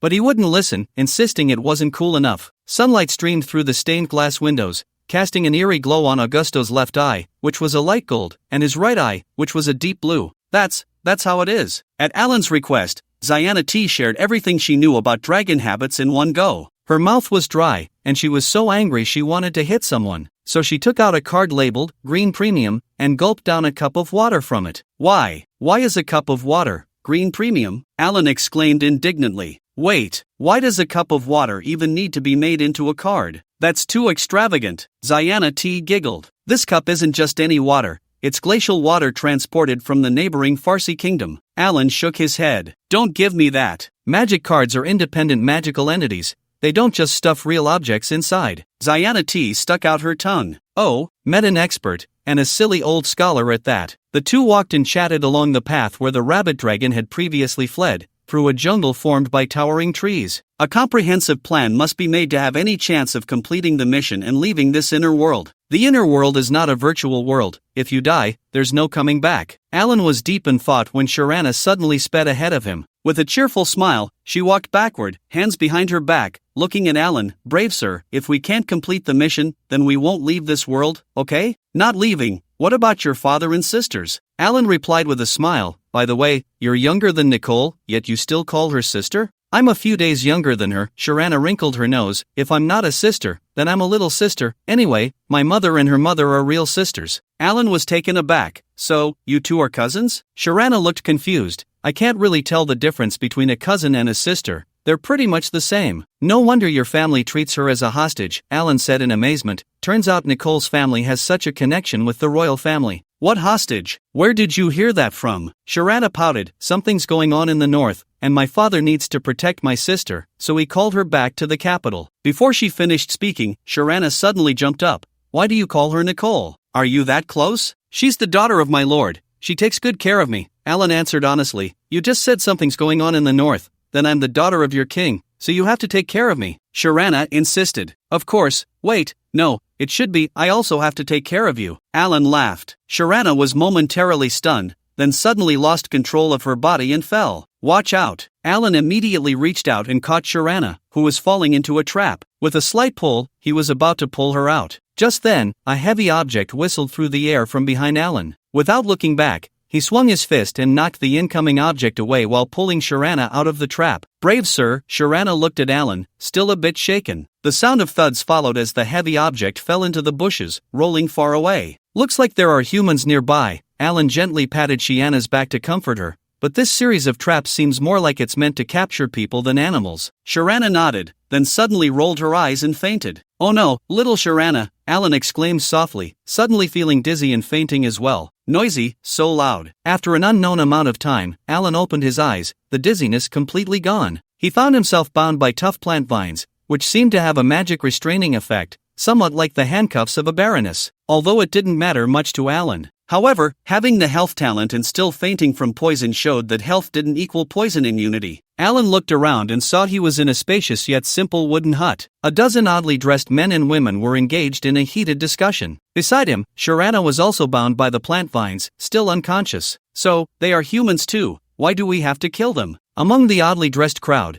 a young man loudly questioned a short, stout man dressed like a chief in the center of the room. The stout chief smacked his thick lips and said slowly, Link, you're still too young and don't know the dangers of the world. These two have knocked away the 100-pound giant logs from your traps. They must be monsters disguised as humans. But the shaman has already checked and confirmed they are all humans. The young man, called Link, continued to speak loudly. All right, you just arrived and don't understand our tribe's rules. The stout chief glanced at the unconscious Sharana and swallowed hard. In that case, they are spies of the Stone Clan. The men will be killed, and the women I will personally interrogate tonight. Interrogate? Chief, You have already taken 4 girls from the tribe this month. Link shouted angrily, turning to the other dozen people. You are all prominent figures of our wood tribe. Are you just going to watch this incompetent old fool sit in the chief's position and act recklessly? The dozen or so people, who had been whispering among themselves, exchanged glances as they saw Link, the hot-headed youth, clash with the chief. You little brat, I have been too lenient with you, the short, stout chief shouted in anger. You dare to slander me. Although part of it is true,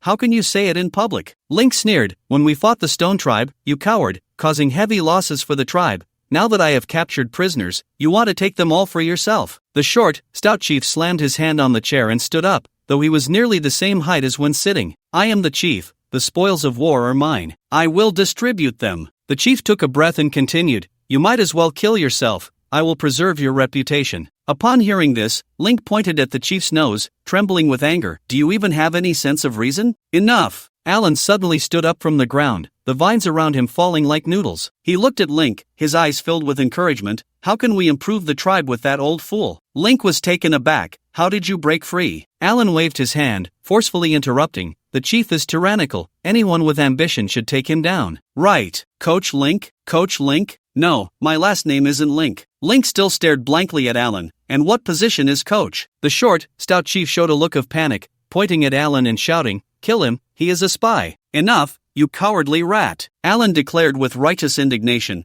pulling out his strong will and activating it immediately. Wah wah wah wah, boo hoo hoo. The short, stout chief suddenly burst into loud tears. The dozen people in the room expressed disbelief, some even showing disdain. As the chief of the Wood tribe, not only was his behavior improper, but he was also crying in public. What a disgrace. Link pointed at the chief and scolded sharply, stop crying, if you cry anymore, I will. Alan gently pushed Link from behind and exaggeratedly shouted, Coach Link, you mustn't harm the chief. Link was caught off guard, pushed in front of the chief, and collided with him. The chief, who was crying loudly, immediately stopped when Link knocked him down, drawing a dull yellow bone knife from his waist and stabbing forward. Link, young and impulsive, was further provoked by Alan, and with a snap, he grabbed the chief's wrist and pushed back. Puff! The bone knife pierced the chief's chest. The atmosphere in the room instantly froze. Link pulled out the bone knife, stood up, and turned to glare fiercely at the others. Blood dripped from the tip of the knife. Except for Alan, who wore an indifferent expression, the others lowered their heads, not daring to meet Link's gaze. The short, stout chief left no last words, his eyes wide open as he breathed his last. Is there anyone else? Alan followed Link's lead, looking down at the others.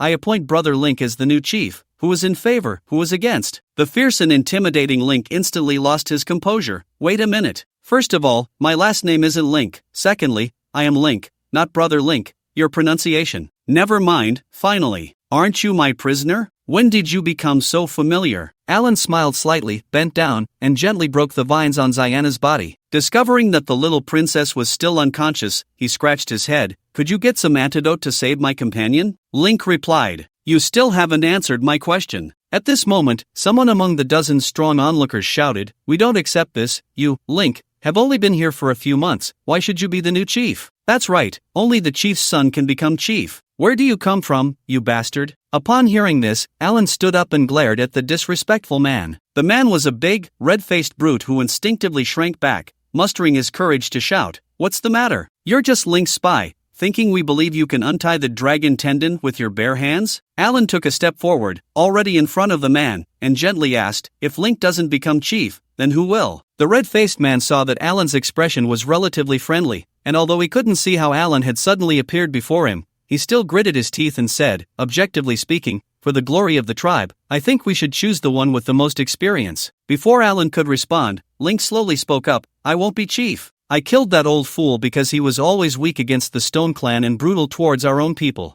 I'm not doing it for myself. Look, he said that, so we can only choose someone else. The red-faced man seized the opportunity to shout, stepping back a bit. Alan sighed, picked up Ziana T in his arms, and looked at Link. It doesn't matter, I just need to save my companions, thank you. Link replied with pulling out the antidote from his pocket to hand it over. Wait, the red-faced man shouted, Link, although they are your captives, they are also the tribe's property. You don't have the right to handle them on your own. Alan smiled and said, Then it can only be handled by the new chief, right? That's right, you understand quite well. The red-faced man said, I think I'm quite suitable. Alan blinked. I think you're not suitable. The red-faced man's face turned even redder, now a mix of purple and black, who do you think you are? Alan stopped wasting words, holding Ziana T with one hand and reaching out to the red-faced man with the other, lifting him up. Out you go. Alan casually tossed the red-faced man toward the door. Bang! The red-faced man crashed through the door, flying out several meters before landing on the ground. Alan turned his back to Link and surveyed the others. I still support Brother Link. There are 3 reasons. First, he bravely opposed the weak and incompetent, cruel, and unscrupulous old chief, while you all dared not. Second, since we are a tribe, we must also value strength. Link was able to poison me with a trap and then kill the old chief, which shows he is very powerful. Third, I support Link, and that's enough. Our tribe cannot do without him. The others exchanged glances, each looking uncertain. Especially the third point. Can that even count? Who are you to say we? Are you just trying to fill the numbers? Link weakly raised his hand behind Alan. I don't want to. No, you do. Alan turned back and said, his tone filled with undeniable authority. Link shrank back, scratching his head. This strangely dressed man with different colored eyes left him unsure of how to respond. Alan knew too little about this world and felt uncertain about facing that red-black giant dragon alone. So, he desperately needed a strong ally. Not only someone with combat power but also someone with intelligence about this world. Who could be a more suitable candidate than a courageous young chief who had risen to power with his support? Seeing that the dozen or so elders were still murmuring, Alan shouted, "What's with all this hesitation?" The old chief was a Wood Clan member, and Link is also a Wood Clan member. Just guessing, that old fool could sit in the chief's position, but my brother Link cannot? After saying this, Alan glanced at the now cooled strong will and threw it out. If you still have any dignity as people or as elders, you should feel ashamed. Wah wah wah, boo-hoo. In an instant, the wooden house was filled with wails. The dozen or so elders themselves didn't know why, but they couldn't help but burst into tears. Alan nodded in satisfaction. Since you are ashamed to the point of crying, then I think Brother Link should stop being modest and take the throne now. Link was a bit moved by the sudden sound of crying. I didn't expect everyone to have such a conscience. I was a bit harsh just now. In that case, I'll temporarily take the position of chief. Once we defeat the Stone Clan, we can elect a new chief. At this point, the 5 seconds of crying had already stopped. However, the elders felt that crying in public was quite inappropriate, especially since the red-faced man who had led the opposition was now lying outside. So no one spoke out against it anymore. Congratulations, Brother Link. Alan turned to Link with a smile. Link was still a bit dazed, shaking his head as he handed the antidote to Alan. Please save your companion first. Someone, take this old guy's body outside. A few of the more astute elders immediately responded and together carried the old chief's body out. Alan took the antidote with a slight smile, thinking to himself, you're adapting quite quickly. Just as Alan was about to feed the antidote to Ziana T, she suddenly opened her right eye. Hero, it was so noisy just now. Make them all shut up. Alan laughed. All right, it's time for your medicine. Saying this, he placed Ziana T on a seat and fed her the medicine. Ziana T opened her small mouth in confusion. Just as it went in, she spat it onto Alan's face and lips. It's so bitter, I don't want to eat it. This antidote is quite precious, Mr. Captive, you should have a bit too, or there will be future troubles, Link said, scratching his head from the side. Looking at the now empty antidote pouch, Alan's mind was in a fierce struggle. He glanced back at Link for help. Link shrugged, indicating that he didn't have any more antidote for the time being. Alan, helpless, could only lick his lips and swallow the imported medicine provided by Ziana T. Ew, hero, you're so perverted, hee, Alan retorted, with you like this, whoever marries you in the future will be unlucky. Upon hearing this, Ziana T bared her teeth and tried to bite his hand. Alan was afraid of really damaging Ziana T's delicate and beautiful teeth, so he didn't dare to resist too forcefully. Hiss! A trickle of blood flowed from the back of Alan's hand, causing him to grimace in pain. Ziana T lifted her head, with Alan's blood still on her lips. Then she chuckled, licking the blood from her lips, finding it quite sweet. Alan pointed at Ziana T, trembling as he said, who exactly is the pervert between us? Ziana T was taken aback, then her eyes suddenly became a bit clearer. What was I just doing? At this moment, the other 10 or so elders had already retreated, leaving only Alan, Ziana T, and Link in the room. Ahem, Mr. Captive, Miss Captive, there are still living people here. Link cleared his throat. May I ask for your names? It seems a bit impolite to keep calling you captives. Hello, my name is Alan Nosh. Alan took the opportunity to free himself from Ziana T, pretending as if nothing had happened as he turned to Link. I am Ziana T. Isabel. Ziana T, rarely, imitated Alan's gesture of scratching her head and wiping her mouth. Also, hero, I suspect you are a male succubus. Don't say such nonsense. Alan shook his head vigorously. You people are all too strange. Hello, Mr. Alan, my name is Link Carlin. Link introduced himself as well. It was unclear whether intentionally or unintentionally, but when he said his surname Carlin, he almost shouted it out. Alan smiled. Alright, brother Link, your surname is Carlin. I'll remember that. Link, hey, Carlin? Suddenly, both Alan and Ziana T were taken aback. They exchanged glances but said nothing more. That night, the two were arranged to rest in an empty room. There was no choice. The civilization of the Dragon's Dark Nest was in a tribal era, with no so-called guest rooms. Of course, there were no other extra rooms either. Just this one, with one bed. Sleep if you want, or don't. Ziana curled up in the corner of the bed, hugging her knees, and said to Alan, who was pacing in front of the bed, I didn't expect that Link actually shares a surname with the legendary Forest Elf King. Forest Elf King? Alan stopped in his tracks. Who is that thing? Person? Alan wasn't being rude. He genuinely didn't know if elves would refer to themselves as people. Ziana couldn't help but feel a bit proud. Brave sir, it's clear you haven't been paying attention in that History of the Magical Continent class. The legendary Forest Elf King has the surname Carlin, and he was the first forest elf. It is said that the magic of the Forest Elf King was learned from the dragon god. Well, I didn't notice that. Alan chuckled. So this inner world really is quite fake. Even the names of the characters are based on the real world. Ziana took on a teacher-like demeanor, nodding in agreement, then asked, So, brave sir, why did you react when you heard the surname Carlin? Alan smiled slightly and couldn't help but look out at the gentle moonlight. I know a doctor, she lives in the forest and has the same surname. Oh, that surname is quite rare. Ziana looked at Alan's face in the moonlight and said casually, the legendary Forest Elf King is named Link Carlin, almost the same as this Link's name. Alan leaned closer to Ziana, who instinctively shrank back and lowered her head. You're tired, go to sleep. Seeing Ziana's eyelids drooping, Alan couldn't help but smile. Alright, brave sir, you sleep outside. Okay, your highness, as you wish. Alan walked to the door and reached for the handle. Stop, brave sir. Ziana, already drowsy, swayed slightly. You have to wait until I fall asleep before you can go. Alan sighed lightly and returned to sit by the bed. Sleep, you've worked hard these past few days. Ziana lay down, tucked herself in, leaving only her head exposed, and closed her eyes to sleep. A happy smile graced her small face under the moonlight. However, her left eye was still covered by an eye patch. Alan recalled that night when the court's chief magician Lincoln came to find him and said, because her left eye is blind, and couldn't help but sigh softly again. Brave sir, are you unhappy? No. Sorry for waking you. It's fine. What are you thinking about? I was thinking about you. I mean, your eye. Sigh, eye. Alan hesitated, afraid that mentioning the eye patch would upset her, and stumbled over his words. A soft giggle escaped Ziana as she murmured, Brave sir is a big fool. Unable to resist, Alan playfully poked Ziana's nose. Then you're a little fool. Ziana suddenly opened her eyes.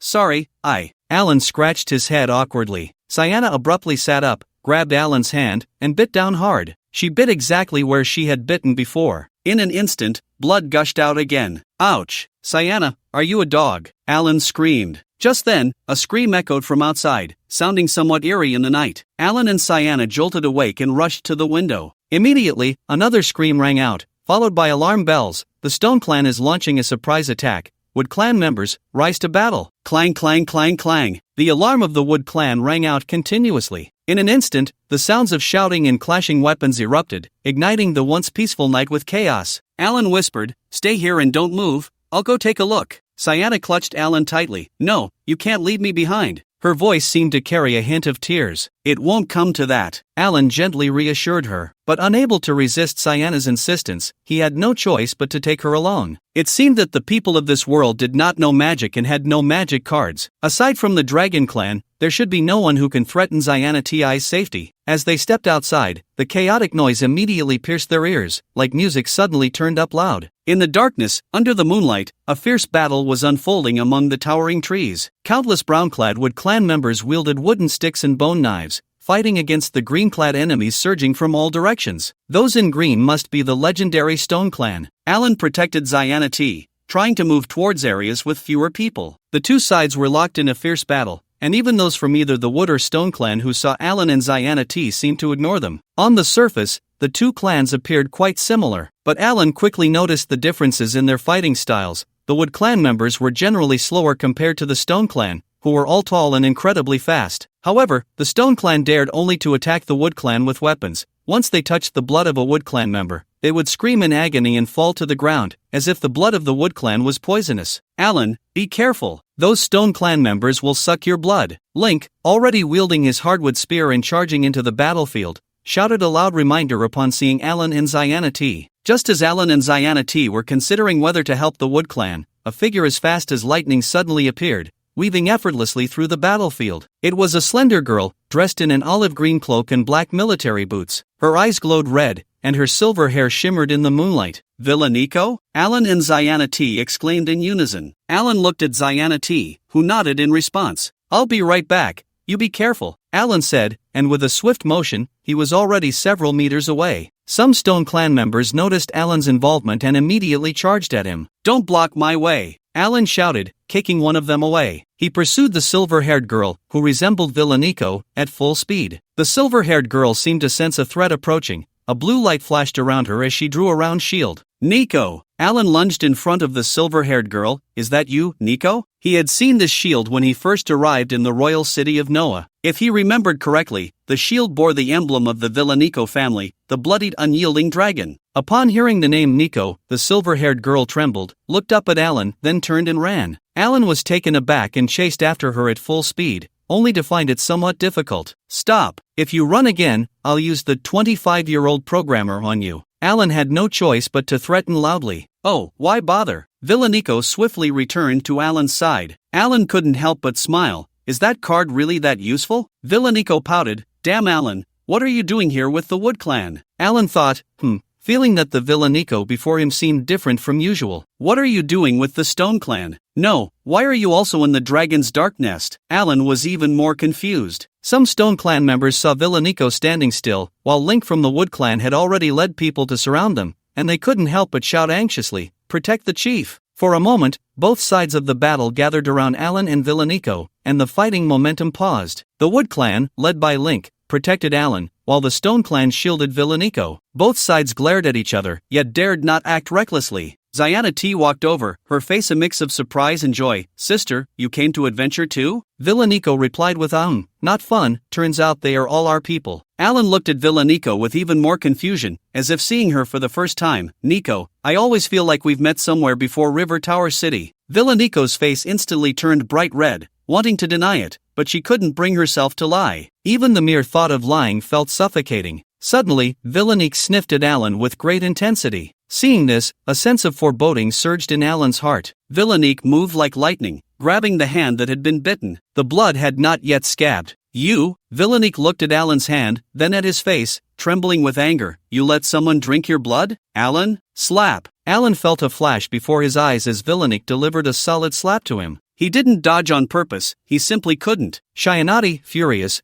pulled out a shimmering orange magic card, but Alan shook his head to stop her. Villanico looked at Shianati, as if understanding something, and the anger in her eyes gradually turned to sadness. It was like someone had eaten the tip of a strawberry she had just bought. Seeing Villanico's expression, Shianati was also confused and put down the card. Villanico seemed to be contemplating something. Then, she opened her mouth and bit down on the hand that had been bitten. "Ah, are you all crazy?" Alan could no longer endure it. "Can't you bite somewhere else?" The surrounding Stone Clan members, seeing their new chief being scolded, immediately erupted in noise. Villanico, frightened by Alan's fierceness, instinctively recoiled and released his hand. When she looked up again, her eyes were glistening with tears. "You gave your first blood to Shianati." Alan was taken aback and quickly covered Villanico's mouth. "I was wrong, Nicole, you can't say that carelessly." Although Shianati didn't quite understand, she proudly placed her hands on her hips. "That's right, I already have his." Alan was drenched in sweat and hurriedly covered Shianati's mouth. "My little ancestor, spare me." "Blood, Shianati stubbornly finished her sentence. Just as Alan was about to kneel before the two girls, Link, unable to bear it any longer, shouted loudly, "Enough!" Alan and the two girls froze, as if just realizing there were others around. Link pointed at the three of them and said loudly, "Can you three be a bit more serious? We're in the middle of a battle." "Battle? I see no need for that." Alan seized the opportunity and finally extricated himself from the two bloodthirsty girls. "You two clans look no different. What exactly is there to fight about?" "You're talking nonsense. Our Stone Clan is not as foolish as the Wood Clan." "You little brat. Watch your words. Our Wood Clan is not like those savage vampires of the Stone Clan." Hearing this, the members of both clans began to curse Alan together. I meant well. Alan wanted to cry but found himself rejected by both sides while trying to mediate.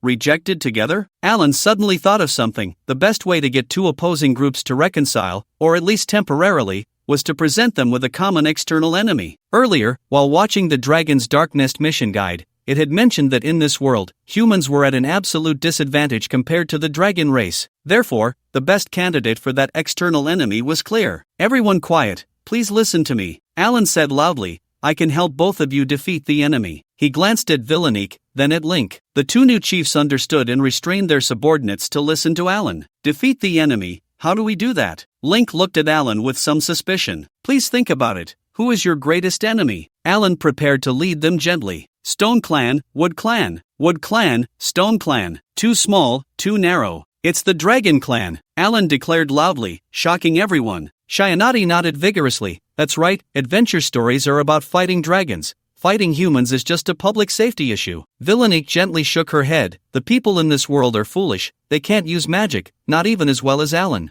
Alan's mouth twitched slightly as he forced himself to continue. Magic is the power of imagination. As long as everyone practices hard, anyone can wield extraordinary power. Nonsense! Who besides the dragon race and monsters can use magic? The people from both races voiced their disbelief. Alan looked at Link. Brother Link, I am human, you have checked this, right? Link nodded, though he was unsure of Alan's intentions. Alan cleared his throat, extended his right hand with fingers spread wide, and grasped his elbow with his left hand, loudly chanting a spell. O blazing fire god, grant me the light of hope, burn away the evil in the darkness, dance of fire. With a puff, a small flame appeared out of thin air from Alan's palm. The previously noisy crowd fell silent in an instant. Ziana and Valenica both lowered their heads, their faces flushed. They had never seen Alan use magic. In their minds, Alan's physical combat ability was extremely strong, and his cards were very basic, so his magic must be unfathomable. They never expected it to be at such a level. What a disgrace! Ziana lowered her head, wanting to pull Alan's arm down, but Alan remained unmoved, still holding his arm up, gazing ahead with determination. He was taking a gamble. Oh, my God, he really can use magic! Link exclaimed loudly, his expression excited. May the gods forgive us. With a clatter, hundreds from both races bowed down to the ground, some even shedding tears of excitement. In the vast Wood Clan camp, only Alan and the two bloodthirsty girls stood dazed in the middle. I was right. They really can't use magic at all, and they haven't had much contact with outside adventurers. Alan secretly wiped his forehead, took a deep breath, and lowered his arm. Everyone, please rise. The reason I am a god is that I can do what you mortals cannot. Ouch. Unable to listen any longer, Villanica secretly poked Alan with her finger. So each of you present has the potential to defeat the dragon race, Alan continued. Why don't we abandon our pointless conflicts and join hands against the brutal dragon race? The people from both races gradually stood up, but no one spoke. Link looked hesitant for a long time before finally saying, even if what you say is true, and we can all learn magic, does that mean we can defeat the evil dragon? Why not? Alan replied confidently with a smile. But you can't even handle my traps. Link stammered. Ahem, well, such things are inevitable. Alan scratched his head awkwardly. But humans can defeat the dragon race, and I can demonstrate it for you right now. Now! The people from both races looked confused. Alan signaled to Villanica while secretly poking Ziana. Villanica sighed. The timid Alan just loves to mess around. With that, she suddenly pointed to the sky. Look, a flying dragon. Ha! The crowd gasped and looked up. The new chief of the Stone Clan had weight in his words. A flash of purple light appeared, and Ziana seized the opportunity to summon a purple rare, young green dragon familiar. When this green dragon faced Alan, it was instantly bounced back to the card by the childhood trampoline. Roar! Upon seeing its enemy Alan, the green dragon let out a furious roar, startling the flames in the camp. The people from both races were pulled back to reality by the sudden dragon roar. Upon seeing the green dragon in the clearing, they all let out panicked cries. Oh my God, run! How can this odd-eyed kid's mouth be so effective? Everyone, stand still! Alan shouted again. Link, after all, had some courage, though he was also very nervous. Still, out of trust in Alan, he gathered his people and formed a formation, all raising their weapons towards the green dragon. The Stone Clan remained calmer than the Wood Clan. Under Vallinica's restraint, they also gathered together, raising their weapons and glaring at the green dragon. Faced with the encirclement of hundreds, the green dragon showed a disdainful expression. Despicable humans, how do you carry the scent of my master? The green dragon seemed to see only Alan, and asked in a deep voice, "You can actually speak human language? That makes things easier." Alan approached the green dragon with a broad smile. The green dragon took a step back, looking disgusted. "Oh!" Alan scared the green dragon back. Link exclaimed excitedly, "Oh!" The two races let out a low murmur of admiration in unison. The green dragon was furious. "Nonsense, you foolish humans." After saying that, it stepped forward, baring its teeth at Alan, who had already approached. "Don't be so fierce, my friend," Alan said softly. Then, in a voice only he and the green dragon could hear, he said, "Green brother, can you do me a favor and pretend to be defeated by me, okay?" The green dragon coldly replied, "Even if you are my master's man, I will not listen to you." Ziana T curiously asked from a distance, "Little green, what did you just say?" "And nothing," the green dragon quickly replied loudly, then whispered to Alan, "You need to pay more." Alan's face showed difficulty. "What do you want money for, you dragon?" "I only have about 10 gold coins left, and I'll give them all to you." "Who do you look down on? What can this do for me?" The green dragon raised its head, very disdainful. Alan took out all his magic cards. This was his most valuable possession.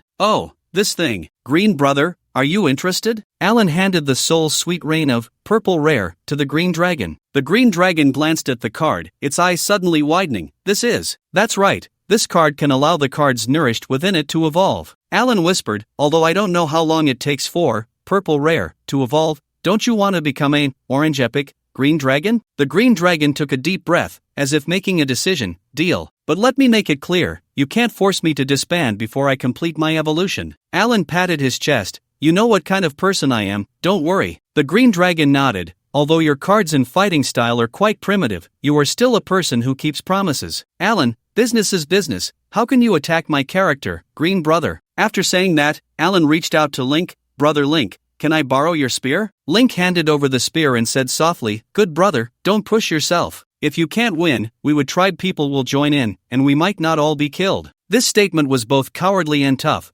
which made Alan feel a bit moved, and he nodded at Link. "Don't worry." Alan raised the hardwood spear, aimed at the green dragon, and loudly declared, "Everyone, look closely. This is an ordinary hardwood spear, but I can use it to defeat the evil dragon." Before Alan finished speaking, the green dragon suddenly let out a tragic cry and fell to the ground. "Oh!" The two races gasped in astonishment. Even Ziana T couldn't help but blush. This little green is acting too exaggerated. Alan scratched his head and walked over to the green dragon, saying softly, "Green brother, I haven't thrown the spear yet." The green dragon squinted. "Doesn't that show your marksmanship is accurate?" After saying that, the green dragon voluntarily dispelled its summoning, its form dissipating. "Wow, he really defeated the evil dragon." The two races erupted in excitement. Only Link looked puzzled. Just now, Alan hadn't thrown the spear, right? And then the green dragon fell? Moreover, the sound the green dragon made when it fell didn't sound like a dragon, but more like a rooster being stepped on. Why does it feel like that green dragon was acting with him? Could it be that this was all a trick? No. If that green dragon was willing to act with him,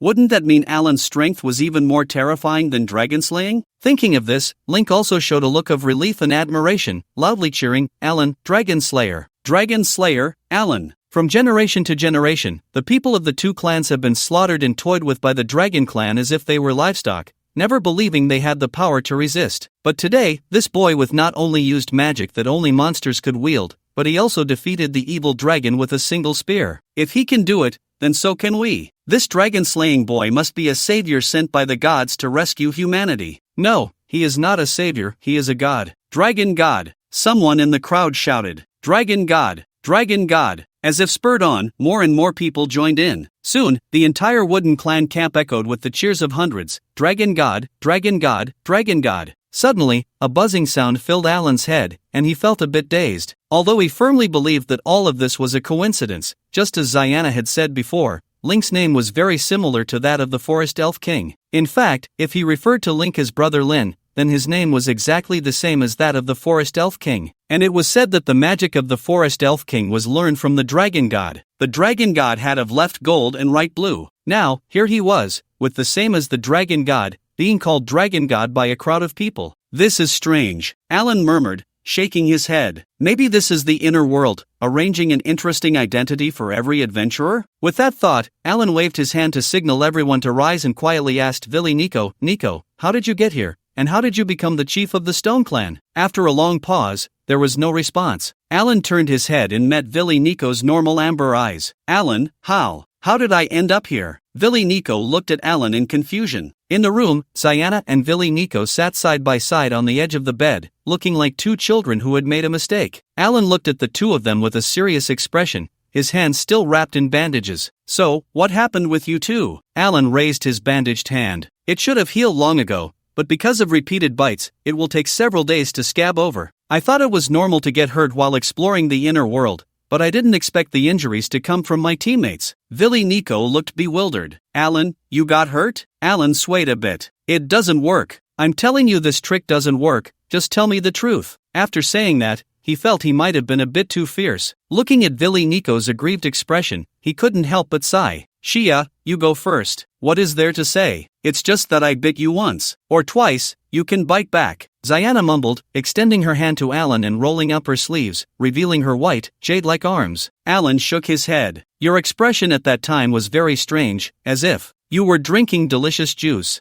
Zayana's face turned red. Stop being so narcissistic. Pfft, the blood of the brave is stinky. Is it? Alan unwrapped the bandage, exposing the wound to the air, reaching out towards Zayana. Don't come over, Zayana deliberately exclaimed in exaggerated surprise. Knock, knock, knock. A series of knocks sounded at the door, and Link's voice came from outside. Alan, if the girl doesn't want to, you can't force her. Get away, Alan shouted. Link outside the door side, gently shook his head, and left. Alan's brother is a good guy, just a bit lecherous. See, even your brother Lin is more considerate than you, Zayana said with a grin. Alan propped his chin up and looked at Vili Nico again. Nico, seriously, don't you ever feel like sometimes you have a sense of amnesia? Vili Nico's eyes lit up. How did you know? Alan's eyes also brightened as he squatted down and looked at her gently. So, during those times that felt like amnesia, how did you feel about yourself? Violini glanced at the wound on Alan's hand, swallowing instinctively. It's like a dream, and when I wake up, it's still very. Goo goo goo. Violini suddenly felt her stomach rumble. I'm hungry, Alan. Alan extended his injured hand towards Violini, gazing seriously into her eyes. Violini pouted. In my dream, I felt dizzy as if I had been drinking, and I became someone else, as if I were reckless about everything. Alan was taken aback. Nicole, have you ever drunk? Are you of age? Violini shook her head. I don't drink.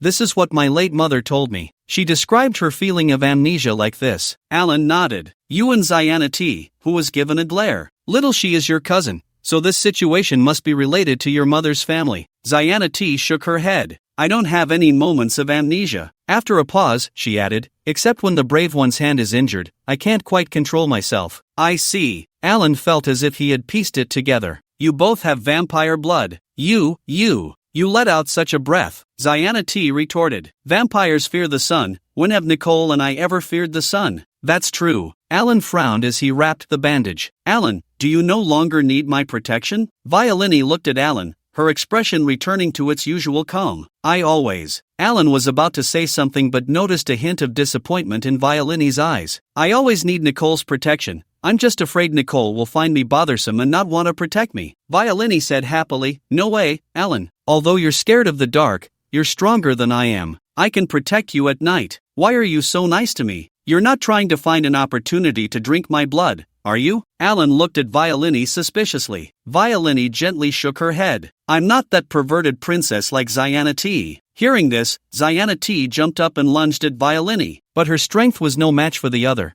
and she was instantly countered. Her arms caught in Violini's grip. Brave one, save me. Woo woo. Zayana T pleaded pitifully to Alan. Alan replied, I have something to do. I need to go find Brother Lin. With that, he fled, unable to be stopped. The long night had passed, and the blues filled the sky. In the forest, Link sat on a rock, his left index finger gently tracing circles, seemingly deep in thought. Under the deep blue light, his hair appeared blue as well. Snap! The sound of stepping on dry branches came. Link looked up and saw Alan approaching, looking disheveled. Alan, I knew you wouldn't pressure the girls, Link said with a smile. Alan shook his head, too exhausted to explain further. Brother Lin, I have something to ask you. Why do the Stone Clan scream as if poisoned when they touch your Wood Clan's blood? And during the battle, you reminded me that the Stone Clan would suck my blood? Link sighed. I know you're of the human race. In fact, our Wood Clan and their Stone Clan ancestors were also human. But to escape the dragon's slaughter, the ancestors of the Wood and Stone clans led their people away from the human stronghold. We, the Wood clan, can avoid the dragon's harassment to some extent thanks to the forest's protection. The Stone clan, however, lives in caves, long deprived of sunlight, and for some reason, they gradually became bloodthirsty. But perhaps because of the forest's protective power, our blood is lethal to the Stone clan. Both clans consider each other to be the fallen clan, hence the endless battles. Alan listened silently as Link recounted the history of the dragon's dark nest world, suddenly feeling a wave of sorrow rise in his heart. Just hearing the name of this world made it clear who the protagonist was. The humans in this world may never be able to defeat the dragon race? Link looked at the bandage on Alan's hand and suddenly said, "Alan, the magic you used, I've tried it, but unfortunately, I'm not as powerful as you and can't use it." It was the first time Alan had heard someone say his magic was impressive, and he couldn't help but blush. Actually, I'm just average. But just now, sitting here meditating, I had a wonderful feeling," Link continued. "Oh, what kind of feeling?" Alan also sat down on a stone. "It felt like I was one with the forest." Link gently closed his eyes, his index finger continuing to move in circles, as if I wasn't in this forest, but I was a part of it. "That's great, you really have merged with nature," Alan said with a smile, not thinking much of it. Suddenly, a small green light orb flew up from the nearby grass and landed on Alan's bandage. Alan was taken aback, feeling that this light orb was familiar. Before he could react, countless light orbs surged out from the branches and grass, all rushing to Alan's hand. In an instant, Alan felt his wound had healed, and even the tingling sensation of self-healing was gone. The last time he saw such a scene was when he was urgently rescued by Ning Yeyu in the forest. Alan quickly unwrapped the bandage, and sure enough, the wound on his hand had healed. "Did I do this?" Link stared blankly, his fingers still unconsciously moving in circles, and countless vibrant green light orbs continued to surge towards Alan. That's enough, any more and I'll get oxygen poisoning," Alan shouted. Link hurriedly stopped his finger from moving. The light orbs also ceased to emerge from the forest. Alan rushed to Link's side, grabbed his hand, and examined it closely. Then he tugged at Link's ear, checking if it was the same elven ear as Ning Yeyu's. It was clear that Link had just used the same emergency forest spirit magic as Ning Yeyu. Moreover, judging by the size of the green light orbs, it seemed even more powerful than Ning Yeyu's. "Are you really a forest spirit?" Alan looked at Link seriously. Link looked confused. "Forest? What?" Alan sighed, releasing Link, knowing that he wasn't the type to keep secrets. Looking at Link's expression, he seemed to not fully understand the strange phenomenon that had just occurred. Alan sat back down on the stone. "Link, how did you manage to heal my wound just by moving your fingers?" Link tilted his head and thought for a moment, answering somewhat uncertainly, "Didn't you say that magic is the power of imagination?" "I was just thinking, when we get sick or injured, we usually use herbs to heal. So, if we could use magic to extract the life-filled energy from the forest and apply it to a person, could it directly heal them? And then, that's how it happened." "Alan, that's it?" "Link, that's it." Alan nodded. All right, so you really are a genius." Link scratched his head. "Alan, what are your plans next? You're not really going to hunt a dragon, are you?" Alan slowly stood up. "I have no choice. I must find a red-black giant dragon." "Red-black giant dragon?" Link's expression changed slightly. "The dark nest dragon, Doug?" Alan, "Oh, you've seen it? The one I'm looking for is extremely huge, probably around 200 meters long." Link, "That must be it. According to legend, the red-black Doug is the largest dragon in the world, very cruel and violent." Alan's heart sank as he carefully inquired about the red-black giant dragon named Doug. Even its nickname was Dark Nest, and this dragon was likely more formidable than he had anticipated. If the giant dragon's Dark Nest world was considered a dungeon, then Doug would probably be the final boss of that dungeon. In the following days, Alan and the others worked hard to mediate the relationship between the Wood clan and the Stone clan. Both clans revered Alan like a deity, and Viline was the newly appointed chief of the Stone clan. Although there was still resentment between them, they promised not to attack each other for the time being. As for the expedition against the red-black dragon Doug, Alan knew he couldn't rely on these people and had to take matters into his own hands. In his opinion, Valenica and Shiana should stay at the Wood tribe camp. After all, the oppressive presence of the red-black dragon was too strong, and Alan didn't want them to fall into danger. But Valenica insisted on protecting Alan, and Shiana was almost unwilling to let him out of her sight for even a second. After much debate, and after Alan was bitten by Shiana once more, they finally reached a compromise. The three of them set off together on the journey to find the red-black dragon Doug. At the Wood tribe camp, after Alan and the others left, Link was carving magical insights into a stone. He wanted to firmly remember the ability and sensation of healing wounds with just a flick of his fingers, and pass it on to the future generations of his tribe. After a while, Link had basically completed the carving, with only the signature left. Names are just codenames. Without the help of Brother Alan, I wouldn't have this magic, Link murmured, writing the words Link Carlin, disciple of the dragon god, at the signature spot. In the dragon's dark nest, the red-black dragon Doug let out a yawn like thunder, shaking the ears of the nearby young short-haired rabbit dragon. Doug, your voice is too loud. No dragon wants to be with you, the rabbit dragon complained in the dragon language. The rabbit dragon was surrounded by a mist-like aura, which, while not affecting its breathing or speaking, also prevented it from moving. Doug snorted heavily through his nostrils. No, there are others louder than me, but they willingly become slaves to humans. I don't want to deal with them. The rabbit dragon lay on the ground, observing the mist enveloping it, a slave to humans. You must be mocking me. I'm not mocking you, I'm protecting you, Doug said. Your so-called master is an outsider. Once I kill them, you will be free. The rabbit dragon shook its head repeatedly. I told you, I am a magical card familiar. If my master dies, I will also dissipate with the card. You don't understand, Doug said proudly. Once I kill your master, you will know. Why resort to violence? Whatever your demands are, we can talk. A clear youthful voice suddenly rang out. The rabbit dragon immediately stood up and looked in the direction of the voice. There stood a boy with heterochromia, looking at the dragon Doug with an indifferent expression. Woo woo woo. The rabbit dragon immediately began to whine. It recognized this boy, named Alan, who had a very close relationship with its master. This whimpering sound was not something it was born with but learned through training from its master, Shiana. Every time it made this sound, Shiana would praise it as a good baby. After all, the card it belonged to was the young rabbit dragon. In terms of a dragon's lifespan, it was truly just a child. Doug lowered his massive dragon head, staring at Alan. Human, I have long noticed you. The reason you are still alive is that I do not wish to kill you yet. Alan took a few steps closer, now very near Doug's dragon head. It was then that he discovered that the red-black dragon Doug's eyes were actually compound eyes. Thousands of polygons, each reflecting Alan's shadow. Alan praised, impressive, no wonder you can see me. So, you came to rescue this little guy? Doug glanced at the rabbit dragon, which was making a ruckus. His voice was deep, like muffled thunder. Hearing the word you, Shiana and Valenica, who were hiding nearby, exchanged glances. Their small hands clasped together, both palms already sweating. No,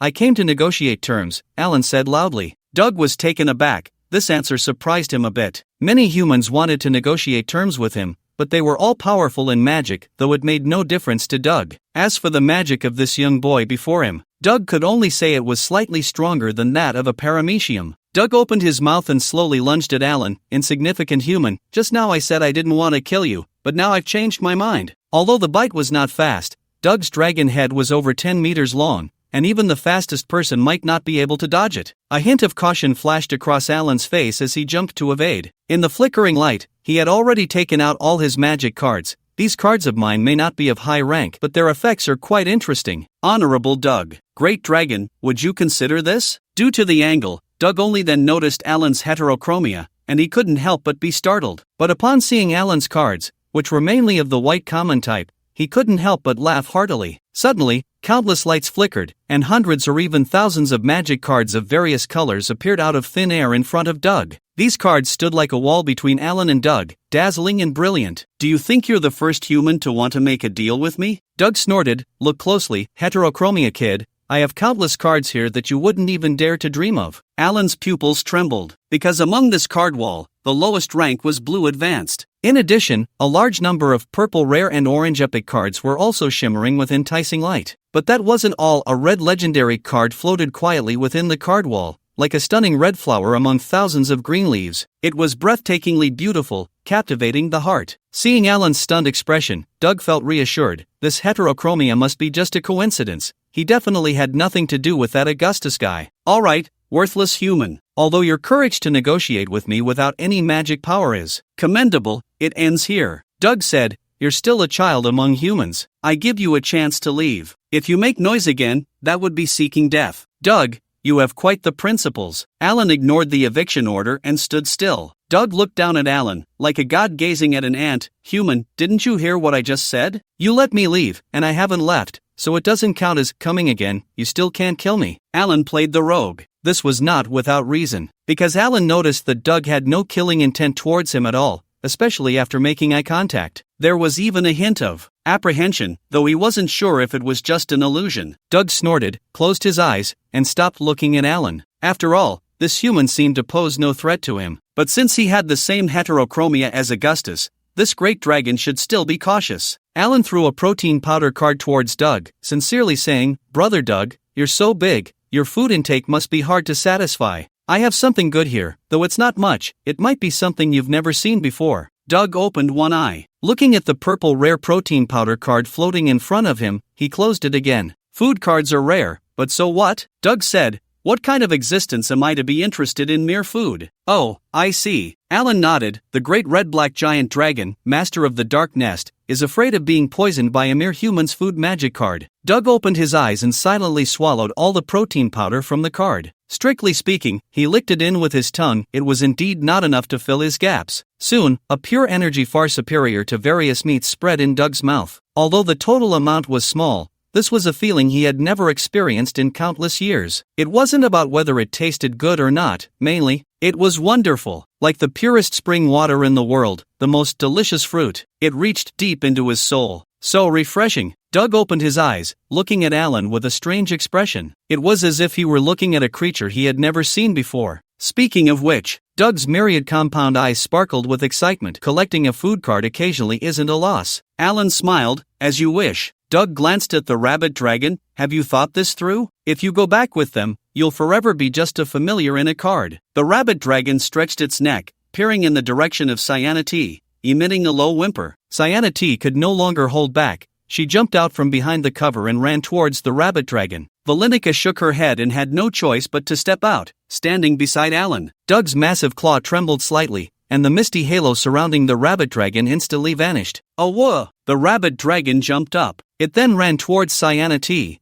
and the two of them came together. The rabbit dragon lowered its head and gently rubbed against its master, its two rabbit ears making Cyanity giggle with delight. Alan honored the trade agreement, unbinding the protein powder card from his soul slot and handing it to Doug. Doug then added the newly acquired card to his card wall and prepared to put everything away. "Wait, Brother Doug, I think we can continue trading." Alan suddenly spoke up. "What?" Doug's voice turned unfriendly. "Human, do you dare call me brother?" "Ah, you might not know this," Alan replied, still smiling in the face of the dragon's gaze, which was larger than any human's. "In our world, the highest compliment a man can give to another man is 'you're impressive,' and the second is brother." Doug was skeptical. "I haven't read much, don't try to fool me." Alan thought to himself, "You haven't read a damn thing, who did you learn this from?" But his smile remained. "That's right, I swear on my character." "All right. However, even if you have other food cards, I'm not interested," Doug said indifferently. Alan took out the 25-year-old programmer card and grinned mischievously. "Brother Doug, do you have any enemies, or opponents with whom you have a bad relationship but can't fight directly?" Doug replied proudly, "I had some,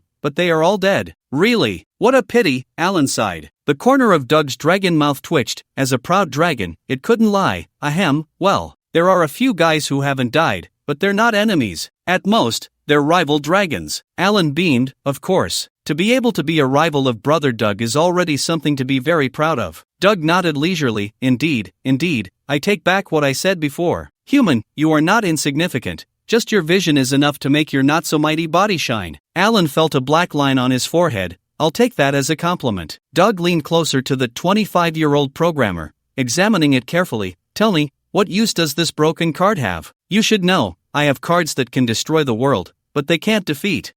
Doug's dragon eyes suddenly widened. This action frightened Valenica, who turned pale. Cyanity, who had already recalled the rabbit dragon and returned to Alan's side, screamed out loud. Alan gently patted Valenica's head with one hand and stroked Cyanity's eyes back with the other. The two girls finally managed to calm down. However, this scene made Doug glance sideways, especially since it could clearly sense that both girls' magical powers were far greater than Alan's. There seemed to be an extremely mysterious power in their bloodlines. Moreover, they both had Alan's blood within them, yet they were so dependent on Alan? This human is indeed strange. It's a good thing this great dragon didn't act rashly. Didn't claw. Doug thought to itself. This card is interesting. I want it. Doug added the 25-year-old programmer to the card wall. At the same time, it was overjoyed. Augusto, oh Augusto, although this great dragon can't defeat you, this time I can finally vent my anger. To see Augusto with a Mediterranean hairstyle in my lifetime is truly worth it. Meanwhile, in a distant ancient Roman-style castle, sitting on the throne of white bones, the suddenly sneezed. Strange, I have a bad feeling. A hint of confusion appeared on his stern face. In the dragon's dark nest, Doug pretended to be calm as he looked at Alan. Human, it's your turn to choose a card. Alan smiled and said,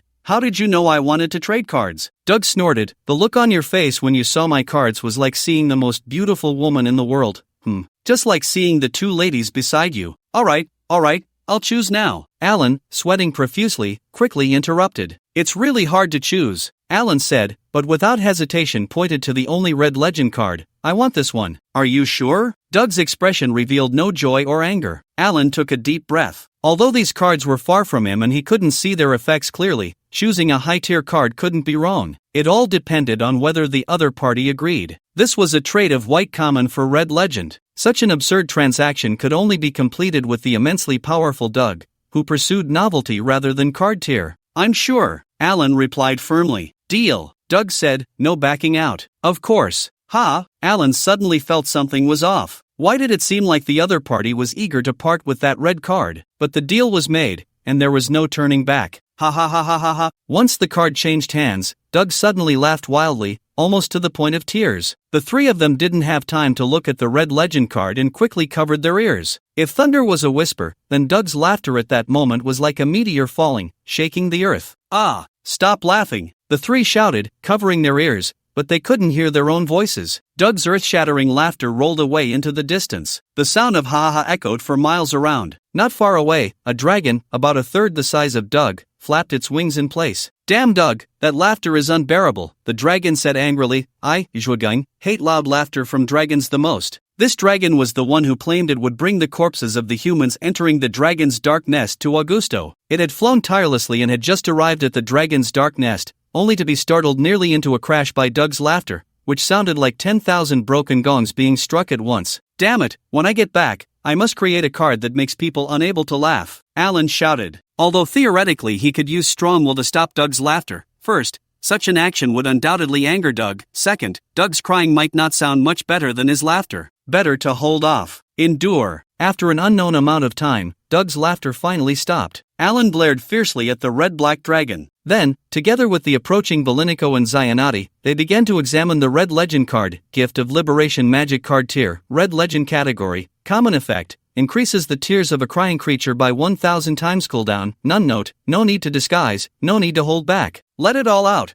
cry as much as you want. This card is ineffective against creatures that are not crying. Zionati murmured, brave one, if you dare to use this card on me, I will drain your blood, Valinico continued. Doug couldn't help but feel smug. You humans care too much about the tier of magic cards and overlook their practicality. This useless broken card has finally been traded away. There's no need for Doug to use magic cards against opponents who can cry. They could be defeated without any effort. Those opponents Doug couldn't defeat wouldn't cry in front of him. So this red legend was utterly useless to him. I really made a huge profit. Doug looked up at the sky and let out a dragon's roar. Yes, you struck it rich, Alan forced a smile. It seems I'm going further down the path of the newborn flow cards. If someone calls me a devil because of my cards in the future, you, brother Doug, won't be able to escape blame either. Doug swayed his dragon head. You, come on. That's right. You might not even live to see tomorrow. What future is there? A fierce dragon's voice suddenly echoed above Alan and the others. A wave of murderous intent descended upon them. The three of them were startled, quickly taking their stances and looking up. A flying dragon, its body as red as the blazing sun, hovered above them, flapping its wings. This red dragon was about 1/3 the size of Doug, but still quite massive. Its body length was approximately 50 meters, at least equivalent to several rabbit dragons combined. Doug raised his head and said in a deep voice, Zhugang, what are you doing here instead of being a slave to Augusto at Crouching Dragon Fortress? Zhugang looked at Alan from a distance, his dragon mouth producing human speech. I heard that 3 outsiders have come in, but I didn't expect them to be such weaklings. Zhugang then turned to Doug, a look of disdain on his face. Doug, you really are useless, getting a magic card and being this happy. Doug replied coldly, come down, we haven't seen each other in a long time, just in time for you to see my new magic card. Upon hearing this, Alan's heart stirred. That 25-year-old programmer card had the effect of turning the target into a balding man. I wonder what it would do to a dragon. If it has no effect, that would be a bit awkward. Although Zhugang was not afraid of Doug's massive form, he also didn't have complete confidence in winning. Compared to fighting this giant, he just wanted to quickly take Alan and the others back to Augusto at Crouching Dragon Fortress. Alan continued to look up at the sky and said to Valinica, Nika, get ready.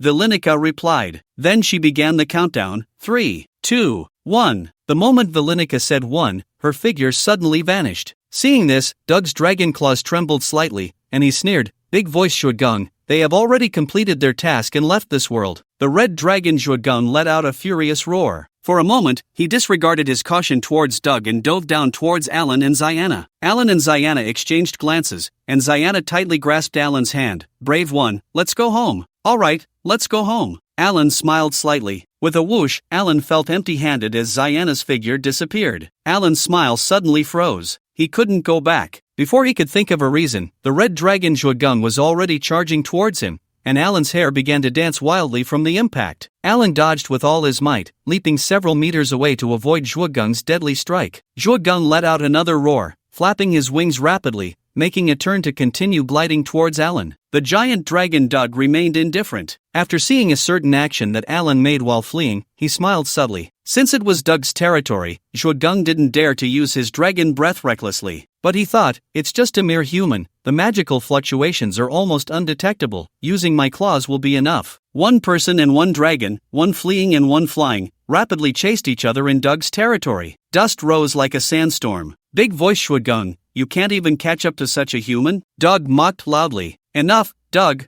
I'm not called Big Voice," Zhugang retorted while chasing Alan. "What I hate the most is loudmouth dragons." The bickering between the two dragons made Alan's ears buzz, and as he fled, he shouted, "You two are equally matched, both shut up." Zhugang was furious. "You dare tell me to shut up? You think you're worthy?" Doug laughed heartily. "Big voice Zhugang, this is your second humiliation today, right?" "Second? What do you mean?" Zhugang knew Doug wouldn't make baseless accusations, and his pursuit of Alan suddenly hesitated. "You'll understand soon." At that moment, Alan snapped his fingers, activating the trap card Strong Will that he had secretly set up. "Wah wah wah!" Zhugang suddenly burst into tears, losing his balance and falling to the ground. He then slid forward for dozens of meters, leaving a long trail of kneeling marks on the ground. Seeing that Strong Will was effective against the dragon, Alan felt a surge of joy. He then activated the newly acquired red card Gift of Liberation. Instantly, Zhuang's eyes shot out streams of water like a high-pressure cannon, spraying for dozens of meters. Zhuang's cries turned into painful wails, mixed with even more sorrowful sobs. It was as if the humiliation and grievances of being enslaved by Augusto for hundreds of years had completely erupted.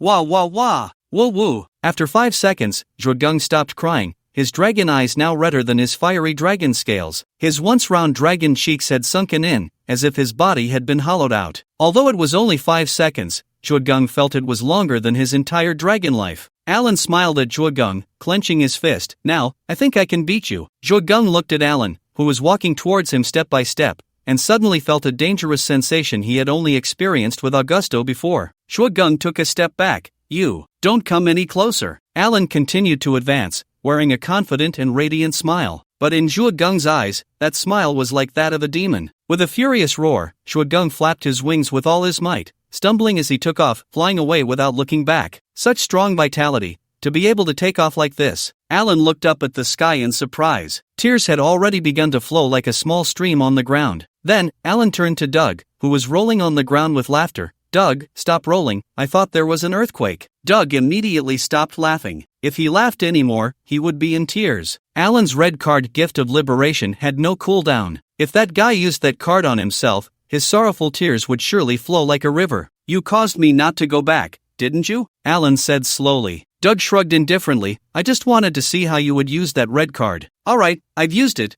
You can lift the seal on me now," Alan said lightly. Doug shook his head. "I saw you secretly set up a trap card while you were running away." Alan's expression turned serious. "So?" Doug replied, "So I know you don't have any trap cards set up right now." Alan's face darkened, and with a flicker of green light, he took out his barbell. He adjusted the runes, lowering the weight to the minimum. Since Doug had said that, he had to prepare for the worst. Without a weapon, he could only use the barbell for now. If it really came to blows, he would attack as quickly as possible, adjusting the barbell to maximum weight at the moment of impact. This would maximize the damage. As for whether the damage would be effective, Alan wasn't sure. Doug shook his head again. "We're still trading partners, so I won't attack you." Alan asked, "So you want to detain me, like you did with the rabbit dragon?" Doug snorted dismissively. "Why would I detain you? Are you as cute as a rabbit dragon?" After a pause, seeing that Alan still looked tense, he continued, "I just have a few questions I want to ask you." Alan sighed and sat down on the ground, Go ahead. Actually, I have questions for you too. Doug leaned down, his dragon head close to Alan. What is your mission? Alan scratched his head and recited the text on his pupils. Task LV1.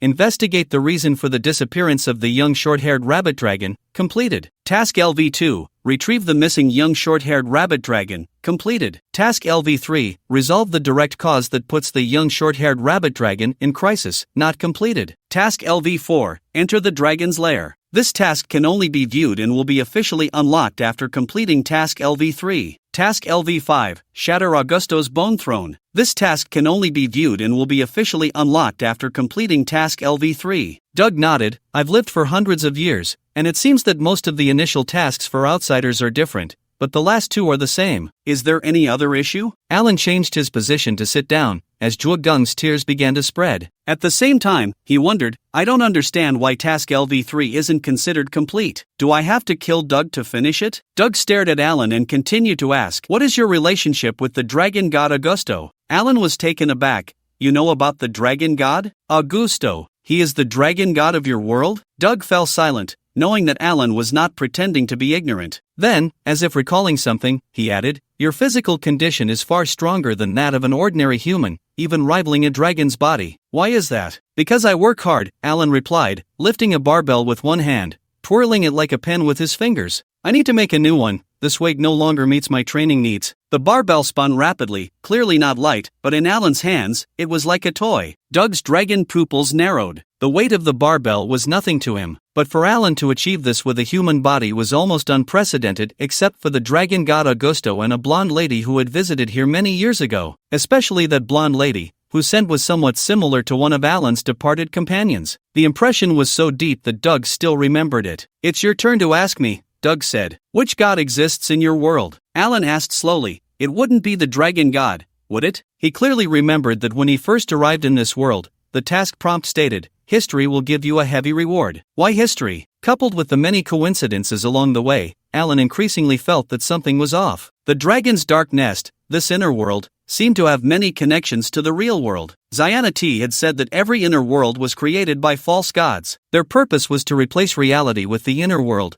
thus achieving the transformation from false gods to true gods. So, does everything have to refer to reality? Doug thought seriously for a moment before slowly answering. It seems that you humans regard gods as very great, but to me, the most powerful god is just a being slightly stronger than I am. Therefore, this world has no so-called gods. Even the dragon god Augusto is just a very powerful person to me. Alan replied, well then, I suppose this world doesn't have elves or similar beings? Doug asked, elves. What are they? Alan nodded and stood up. Doug, when the gate opens next time, I will come back. By then, I will definitely bring you more interesting cards. Doug's myriad of compound eyes lit up simultaneously. Very well, it's a promise. Then, his dragon claws trembled, lifting the seal he had secretly placed on Alan. Finally, I can go back, Alan sighed in relief. Before coming to Doug, he had already discussed with Villanico and Ziana T. When the crisis occurred, they planned to resolve it by leaving the inner world. Villanico's tasks were simply to become the Stone Clan chief, enter the dragon's lair, and shatter the bone throne, which meant she could have left long ago. But it was the first time for all three of them to navigate the world within, and none of them knew how long the process of leaving this world would take. Since Sharana insisted on leaving with Alan, the three decided to let Villanico withdraw first. They also used a countdown to determine the time needed for the departure. Fortunately, the process could be completed in an instant. The only surprise was that Doug, that sly old fox, actually sealed Alan the moment he saw Villanico leave. It must be said that Doug's sealing technique was instantaneous and left almost no trace, which made Alan envious. But he also knew that with his limited magical power, he couldn't learn this sealing technique. Mission accomplished, returning, Alan said with his eyes closed. After a moment of disorientation, Alan opened his eyes. The night sky was clear, the bright moon hung high, and the surrounding environment was already in the arena of Sigornai Academy. The brave one has returned. Sharana ran up and leaped into Alan's arms. Alan let out a breath, lowered his head to say something to Sharana. Just as she raised her head to say something, their lips accidentally met. So soft, warm, and sweet. Sharana suddenly widened her eyes, pushed Alan away, and turned to run. Ouch! Sharana stumbled and fell, then got up and continued to run with her head down. The onlooking Princess Irina and several guards shouted and chased after her. You are Alan Nosh? A middle-aged man surrounded by several guards asked. Yes, sir, Alan replied,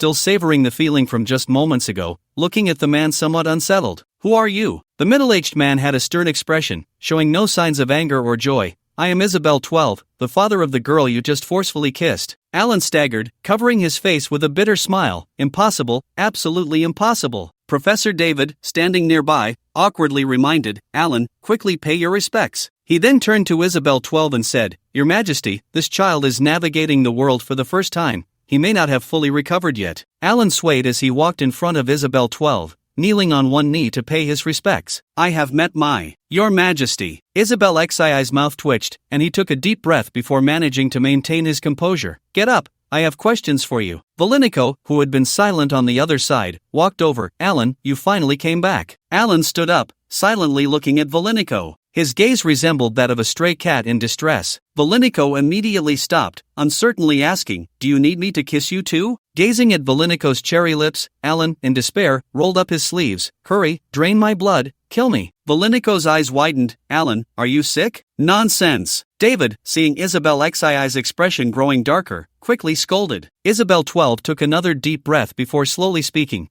"Tell me everything about your time in the world within." After a pause, he added, "Just focus on the key points of navigating the world. No need to mention unrelated matters." Alan agreed and, while recalling, honestly recounted his experiences over the past few days. Of course, even without Isabel Xii's reminder, he knew to avoid mentioning some of the more intimate interactions with Sharana. Even if the other party was an ordinary person, kissing someone's daughter in front of her father was quite detainable. Not to mention, he was a king. Alan's narration was plain and unadorned, but he gradually became immersed in it, and the awkwardness began to fade. Surrounding him were Professor David and some palace guards, as well as members of the Joint Strategy Group from Sigourney Academy and the royal family. These members held paper and pen, listening intently to Alan's account, afraid of missing a single detail. "That night, I heard screams, and I went out with the little princess to check." Alan recounted the situation of the Stone Clan's attack. "Went out together?" A glint of light flashed in Isabel Xii's eyes. "Let's go out together." Alan quickly added, having to tell a harmless lie. "It's so hard, I'm so overwhelmed." After a long while, Alan was parched and finally finished speaking. But the members of the Inner World Strategy Group clearly had many more detailed questions, each eager to ask. However, without the king's permission, no one dared to speak. Isabel 12 nodded. "Very well, then let's have Alan continue to answer the strategy group's questions." After saying this, she prepared to leave the arena, surrounded by her guards. "Nicole, you come too," Isabel Xii's voice called out. Villanico pouted and whispered to Alan, "I'll be back soon." Alan weakly nodded. So thirsty. He remembered the cup of water magic card from Ziana T. It seemed that card was unexpectedly useful. Dozens of members of the Inner World Strategy Group waited for Isabel 12 to walk far away before immediately surrounding Alan, chattering, "Alan, are you sure that dragon's eyes are compound eyes? Is that person named Link Carlin really human and not an elf? Can we take a look at your Red Legend card?" Alan felt dizzy and at a loss. All right, this is my student, and I need him to rest now." David stepped in front of Alan. Alan quietly asked, "Professor, how many days have I been gone?" "Exactly 7 days," Professor David replied. "So that's the same duration as my time in the inner world, but over there, everything is reversed," Alan said. "Yes, the time flow in the dragon's dark nest is the same as in reality, but other inner worlds may not be," David said, pushing the crowd away and walking to the edge of the arena. At this moment, yellow tape was still up at the edge of the arena, and several senior students from the Sigourney Academy were patrolling back and forth. "Since the three of you disappeared, the arena has been under lockdown," David said. "Professor, how did we get pulled into the inner world?" As Alan spoke, he suddenly remembered something and took out the holographic world projection card to hand to David. David took the orange glowing card inside in relief. "I thought this card was damaged, thank goodness." He then looked back at the now empty center of the arena. "The specific reason is still under investigation. You should go back and rest for now." Alan finally returned to his long-lost double-decker dormitory. As soon as he entered, he suddenly felt a wave of exhaustion, not wanting to move a finger or think a thought. Looking at the familiar ceiling under the moonlight, Alan felt a sense of peace in his heart and quickly fell asleep. The next day was not a rest day, and Alan jogged out to class. The tree-lined avenue was empty except for him in the morning light, prompting Alan to quicken his pace. However, he had just returned from the inner world last night. Given the special circumstances, he shouldn't be caught late. The Renaissance-style green dome of the teaching building appeared in his sight, and Alan felt a bit more at ease. Just as he was about to step onto the building's steps, he suddenly heard a pop sound nearby. The next second, Alan stepped into thin air and fell from a tree beside the avenue. Ha! Alan reacted quickly, flipping over and landing lightly. Standing in the center of the avenue was a tall boy dressed in a purple wizard's robe. The boy looked at Alan and gave him a thumbs up. Not bad. You really are the man who can conquer the dragon's dark nest. Alan, I acknowledge you. Alan replied, I have a bad feeling about this. The boy strode over to Alan. Now that I've acknowledged you, we are best friends, brothers. As he spoke, he reached out to pat Alan's shoulder in a familiar manner. Alan smoothly dodged and stared at him. Brother, aren't you going to introduce yourself first? The boy was nearly 2 meters tall, and even Alan had to look up at him. The young boy, hearing this, smiled confidently, his white teeth gleaming. He pointed to himself with his thumb. I am the strongest freshman of this Sacred Light Academy, Foden. Alan clapped enthusiastically. The strongest freshman? Great. Bro, it's not that I don't believe you, but why didn't I see you in the divine selection competition? The boy Bayer's smile froze, and he suddenly looked a bit awkward. I really am strong, but the entrance exam questions were a bit off. Yes, they were way off. Alan asked, oh, what were the questions at your Sacred Light Academy?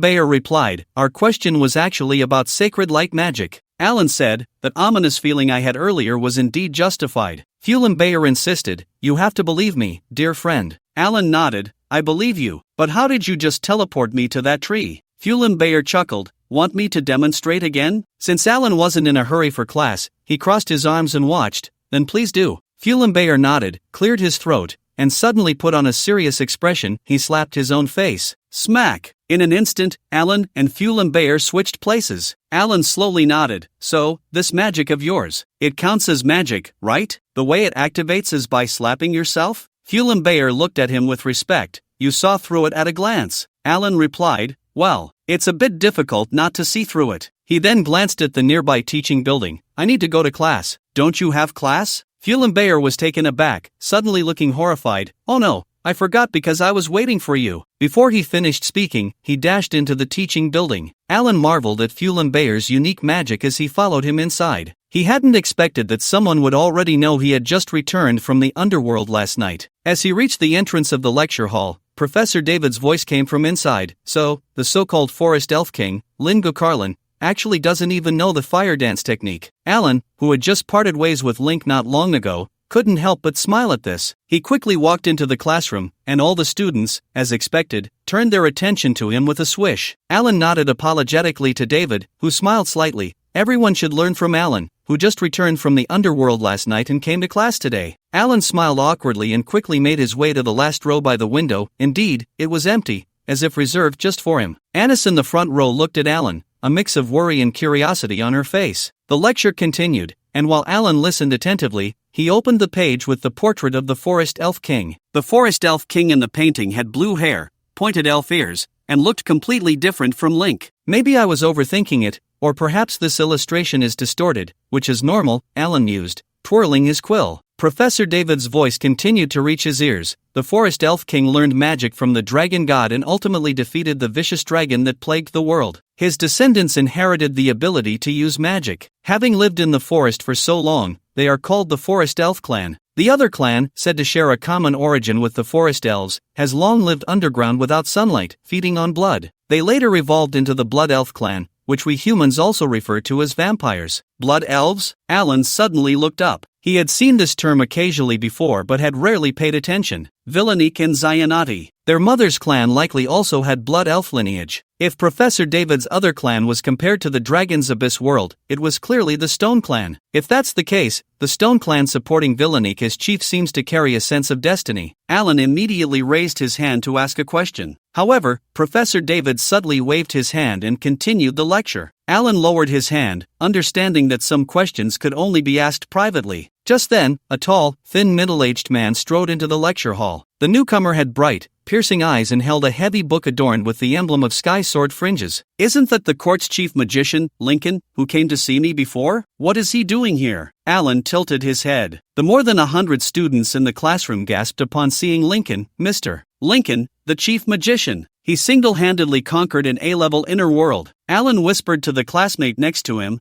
"What does A-level inner world mean?" The classmate replied softly, "If you want to show off that you conquered the dragon's lair, then congratulations, you succeeded." Alan smiled wryly. This is the first time I've heard that inner worlds have level classifications. The classmate looked at Alan with some surprise, realizing he wasn't joking, and explained, Dude, you're really something. Inner worlds are classified by difficulty, from S to E. The dragon's lair you conquered, aside from the 2 final tasks, has generally low difficulty, so it's rated B. Low difficulty? Alan thought of the massive dragon body of Doug and shook his head repeatedly. It nearly killed me. The classmate laughed. Low difficulty is relative to the last 2 tiers of tasks. It's still quite challenging for us. Professor David and Chief Lincoln exchanged a few words in low tones, then vacated the podium and stepped aside. Is Chief Lincoln going to give us a lecture? The students whispered excitedly. Please come forward, Alan, Lincoln called out loudly. Swish! Over 100 pairs of eyes focused on Alan again. Don't do this, I'm socially anxious. Alan scratched his head and stood up. The students felt a blur before the next moment.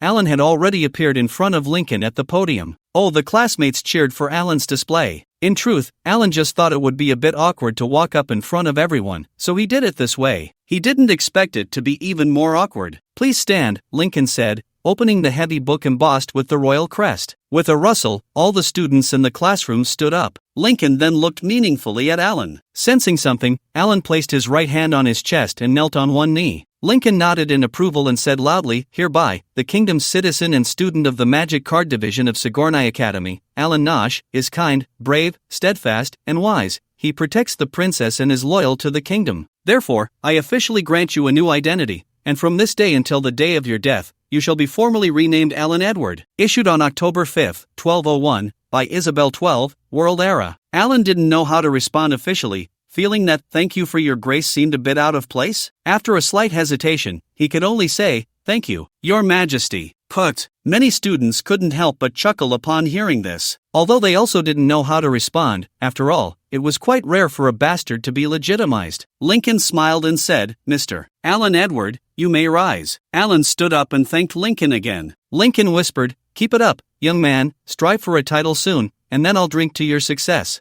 I have high hopes for you. After saying this, he exchanged a few pleasantries with Professor David and left. Soon, the class ended, and as Alan was preparing to leave, he was called back by Professor David. Alan, this letter is for you. I just received it this morning, David said, handing over a letter. Professor, you're too kind. I can handle these matters myself in the future. Alan expressed his gratitude profusely. David looked at the groups of students passing by and leaned in to whisper to Alan, Congratulations. Also, about the matter of the divine selection for the tournament. Just forget it, you understand? Alan nodded. Don't worry, Professor, I know my limits. Although it may not seem significant, in the end, I still couldn't obtain this unique title. Alan bid farewell to David, opened the letter, and read it as he walked. The handwriting was elegant, a beautiful cursive script, but that wasn't the main point. Alan first looked at the signature Ningyi Rue Kalen. Master! Alan exclaimed in surprise, drawing the attention of those around him. He crouched in a corner and carefully finished reading the letter. In the letter, Ningyi Rue not only shared interesting anecdotes from her travels across various countries but also emphasized the need to be cautious of Vili Nico. She particularly stressed not to bleed in front of Vili Nico. Alan smiled wryly. Not only have I bled, but she has also bitten me. Remembering how Ningyi Rue's elven ears gently swayed with the elven wind, Alan fell into deep thought. According to previous information, it was known that Ningyi Rue and Vili Nico should be acquainted. One was a forest elf, and the other had elven blood, and it seemed they were both enemies and friends. This coincided with the world setting of the dragon's dark nest. The question Alan couldn't ask David in class was, is the dragon's dark nest an independent, ordinary inner world, or a historical projection of the real world? Why was he revered as a dragon god by the Wood clan in that world? Was it merely a coincidence or something else? Fortunately, Ningyi Rue left a return address, somewhere in the kingdom of Farsi far to the north. Alan decided to write back and ask. As for asking Vili Nico, Alan didn't think this girl, who always looked bewildered,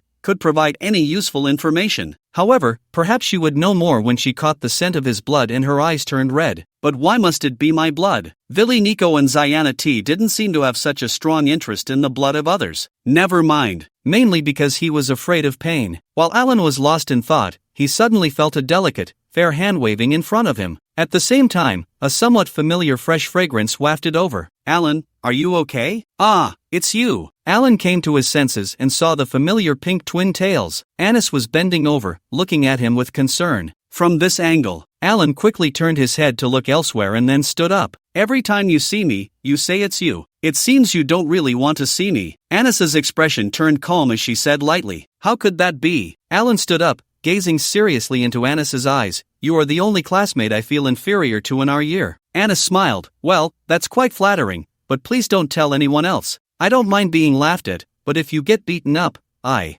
won't be able to help you, I'll just cheer you on from the sidelines. Alan suddenly looked mysterious and whispered to Annis, do you want to get a high-level card? I met a generous dragon in the dragon's dark nest who was willing to trade a red legend for a white common. Annis's eyes widened as she whispered, you traded? Alan slapped his forehead, about to take out that card, graceful liberation. Smack! Annis quickly pressed both hands firmly on Alan. We shouldn't show off our wealth, let's find another place. The two of them, like thieves, tried to avoid the students passing by after class, looking for a secluded corner. Unfortunately, Alan was somewhat famous, and no matter where they went, someone would greet or nod at him. Of course, there were those who were perceptive. Seeing Alan and Annis's sneaky demeanor, they would show a knowing smile while secretly gossiping. This guy has publicly flirted with the little princess and also with the beauty academic from the Card Academy. Truly a talent. Finally, they found a garden between the teaching building and the auditorium, with no one around. Are you ready? Looking at Annis's nervous face, Alan couldn't help but smile. Annis was both anxious and expectant, nodding vigorously. If purple rare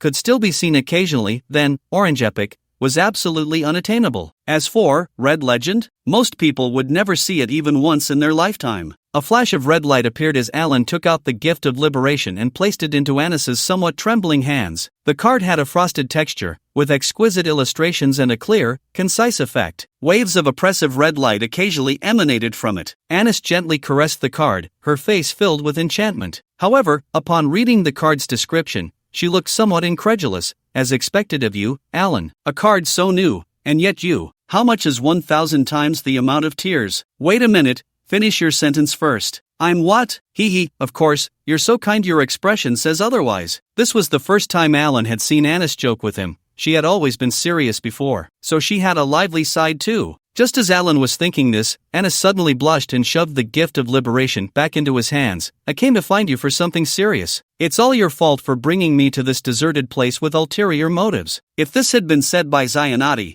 Alan would have probably made a further joke, but facing Annis, he didn't dare. What is it? I'll do my best, Alan asked earnestly. Don't agree so quickly, Annis said mysteriously. What if a little rich lady wants to sponsor you? Alan chuckled. If it's you, then of course. Cough cough. What was it you wanted? Annis lightly huffed. Follow me, we're going to find a little rich lady. No way, are you serious? Alan said sternly. Absolutely not, I will never agree to that. Alright, I agree. Alan signed his name on a contract. Annis couldn't help but lightly huff again, mimicking Alan's earlier words. I will absolutely not agree. After saying this, she pointed to her cheek and stuck her tongue out at Alan. Nearby, a red-haired Losanki laughed. Don't bully our Alan, he's the rising star supported by our Mercy family. Hearing the words our Alan, a playful glint flashed in Annis's eyes. Your Alan. Or is it your Alan? Losanki remained unfazed, reaching out to pinch her. Little girl, I see you're trying to rebel. The two beautiful girls laughed and playfully wrestled together. Alan couldn't help but take another look, his gaze revealing the wonder of witnessing an extraordinary beauty. Have you signed? Losanki easily subdued Annis and turned to ask Alan. Just one last step. Alan gently closed his eyes, channeling all his primordial power, and finally squeezed out a bit of magic. He extended his thumb and pressed it on the place where he had signed. A thumb-sized hexagram magic circle appeared and then vanished. Signed, in triplicate, Alan said with a smile. Great! Losanki beamed as she held up the contract. From today, our Dragon Nest Card Guild is officially established. Alan, please pass the registered cardmaster exam as soon as possible, and we'll have independent operating rights. No problem, but what about Annis? Alan asked. Annis lowered her head slightly. Only doing white regular won't allow me to pass the exam. Alan realized he had misspoken and quickly looked at Losanki. Doesn't your family have a chain of card-making workshops? Why establish a guild separately? Losanki sat down on a soft, comfortable sofa and said softly, I want to do something, not as Mercy, but as Losanki. Alan nodded. I will pass the exam as soon as possible. By the way, if I can't pass the exam in time, what will happen? If that's the case, Losanki sighed, I'll just have to go home and inherit those dozens of shabby card-making workshops. Upon hearing this, Alan and Annis exchanged glances and shook their heads. Annis said, Does your family need a daughter? I'm super well behaved. Alan added, Does your family need a son? I am also very well behaved. Losanki looked at Alan with a half-smile. If you want to marry into our family, you'll have to change your surname to Mercy. Alan chuckled. That's easy to say. After all, I haven't warmed up to Edward's surname yet. Annis felt embarrassed and stood up to leave. Losanki grabbed Annis and turned back to Alan, saying, while you were away, 2 major events happened in the capital, both related to you. Alan found a comfortable spot to sit down, smiling as he watched the 2 beautiful girls tugging at each other. I would love to hear more. The first thing is, Judy transferred to the Sunblade Magic Academy in the southern region. Losanki wrapped her arm around Annis's waist. Alan's gaze shifted to that slender waist. Who is Judy? The name sounds familiar. Annis, unable to break free, pinched Losanki's side while replying to Alan. She's the granddaughter of the Archbishop, the one who uses hair magic and was styled by you, a student from the Divine Institute. So it's her. That classmate has very long hair, and an even longer title. Alan sighed. What a pity, things have changed. Losanki looked at him oddly. You didn't even remember her name, yet you're feeling nostalgic? She couldn't help but giggle and pinched Annis's side as well. Alan tilted his head to change his angle of observation. I'm just lamenting that my 25-year-old programmer card has already been exchanged in the dragon's lair. Losanki, gasping for breath from Annis's pinching, managed to say, I heard he transferred because he was humiliated in the Chosen One competition. Ha ha. His exclusive magic was also cracked, which led to his transfer. While you were away, many people imitated your card. Ha ha ha. Although they didn't have a hairstyle as outrageous as yours, his hair magic, ha ha, was completely countered. He lost only face, but I lost the title of Chosen One, Alan said half-jokingly. Earlier in class, Professor David had told him that the title of Chosen One was no longer an option. After all, the Chosen One competition hadn't officially declared a winner, and both the royal family and the academy planned to handle the matter quietly. It seemed that perhaps the Archbishop had a hand in it too? That's not the main point. Annis, whose shoulder strap had slipped down, finally gained the upper hand after Judy transferred. Huff, her twin sister enrolled, and she's also in the Holy Light Division. Oh, is this sister very impressive? Alan, reluctant to let go of this friendly exchange, continued to ask. I heard her talent surpasses that of her brother, Annis replied, having subdued Losanki, panting. She held Losanki's back with one hand and grabbed her wrist with the other, as if apprehending a criminal. Upon hearing this, Alan immediately stood up. I need to go back and make a few more 25-year-old programmer cards for self-defense. He clearly remembered the feeling of being surrounded by Judy's hair magic. To be honest, even if he had given it his all at that time, he might not have been able to escape. If this sister had even greater talent and was hostile towards him, he had to prepare a countermeasure. Losanki struggled gently beneath Annis, hurriedly saying, Don't worry, she can't really do anything to you at the academy, and besides, she might not even use hair magic. Right now, our guild only has 3 members, expanding our size is the top priority. Alan looked around the elegant and quiet room, nodding. The afternoon sunlight slanted in through the window, creating a clear Tyndall effect with the division of the window panes. The environment was quite nice. This was a suite located in the Student Activity Center of Sigurnai Academy, already rented by Losanki. As the guild's base, the annual rent was 30 gold coins, equivalent to half a year's salary for Alan's cheap father, Knight Philip. According to Losanki, this newly established Dragon's Nest Card Guild not only had the ability to create and sell cards but also functioned as a mercenary guild. Losanki personally served as the president, focusing on strategies for the underworld and magical exchanges among members. Annis is the vice president, primarily in charge of card creation and sales. Alan is the second vice president, mainly for his fame, serving as a mascot to attract attention. He is also the first mercenary. The battle between the 2 beautiful girls has come to a temporary halt. Losanki stands up and pats Alan on the shoulder. My vice president classmate,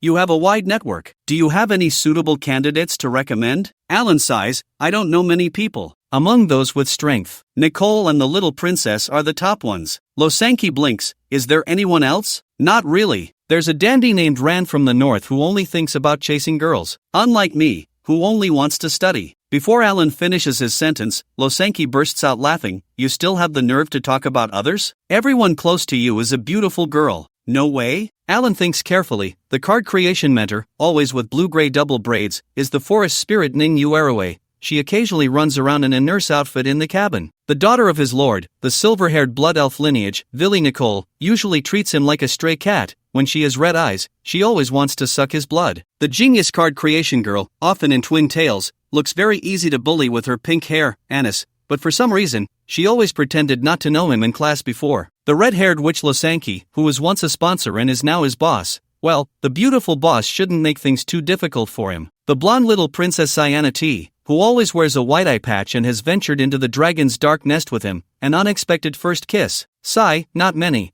and they are all just ordinary friends. Besides, this is just the beginning. By the way, what is the second thing? Alan slowly sits down. Losanki gathers her messy red hair with her right hand, the strands flowing like fireflies. The second thing, originally, hundreds of adventurers were preparing to conquer the dragon's dark nest, and on the night you disappeared, they all rushed to the royal capital. Alan nods. The dragon's dark nest is the closest to the royal capital. If they hurry, they can get here in a few hours. Losanki laughs. The royal capital's guards thought those people were up to no good and almost got into a fight. Alan sighs. So, they came to the royal capital because the entrance to the dragon's dark nest shifted, right? Yes, but it's quite a coincidence. Losanki's expression suddenly becomes a bit serious. Such a large entrance just happens to coincide with the holographic world projection vortex. Besides the venue magic card you are in, only Miss Villy Nicole, who noticed the clues, rushed over in time and ended up getting caught in it. That is indeed quite a coincidence. Alan also puts away his playful smile. If it's coincidental to such an extent, we must consider the possibility of it being man-made. If this unexpected incident at the dragon's dark nest was man-made, then someone must be plotting against the little princess or even the kingdom. Alan doesn't believe that anyone would be bored enough to target the illegitimate son of a knight like him, not to mention such a huge project as changing the entrance to the inner world. With this thought, Alan stands up. I can't think of a reason either. Let's wait and see the investigation results from the kingdom's inner world strategy team. Where are you going? Losanki also stands up. I'm going to register for the card creator exam. Alan makes a helpless gesture. Let's go together. Losanki shows a satisfied smile unique to a boss. Anna stays at the base to practice drawing and does not follow. The registration office for the Card Creator Association is located in the library at the center of Sigurnai Academy. It is now a weekend afternoon. In the square, students dressed in different colored wizard robes chat in groups, discussing their studies and weekend travel plans. The enormous magical screen that previously displayed the entrance exam rankings was now looping through the history and traditions of the 5 major houses: the Sacred Lighthouse, purple, symbolizing nobility and piety; the Magic House, black, symbolizing exploration and wisdom; the Night House, red, symbolizing courage and blood; the Magic Card House, blue, symbolizing focus and creativity; the Continental Studies House, gold, symbolizing erudition and knowledge. Why do you have your house uniform so early? Alan looked at Losanki, who was still in her black wizard robe, puzzled. His uniform hadn't been issued yet. I made this myself. It fits better. Losanki suddenly quickened her pace to stand in front of Alan and spun around. What do you think? Does it look good? It looks great. So beautiful. Alan exclaimed sincerely. Is it the person who's beautiful, or the clothes? Losanki asked, staring at Alan with a half-smile. Honest Alan, after interacting with various beautiful girls,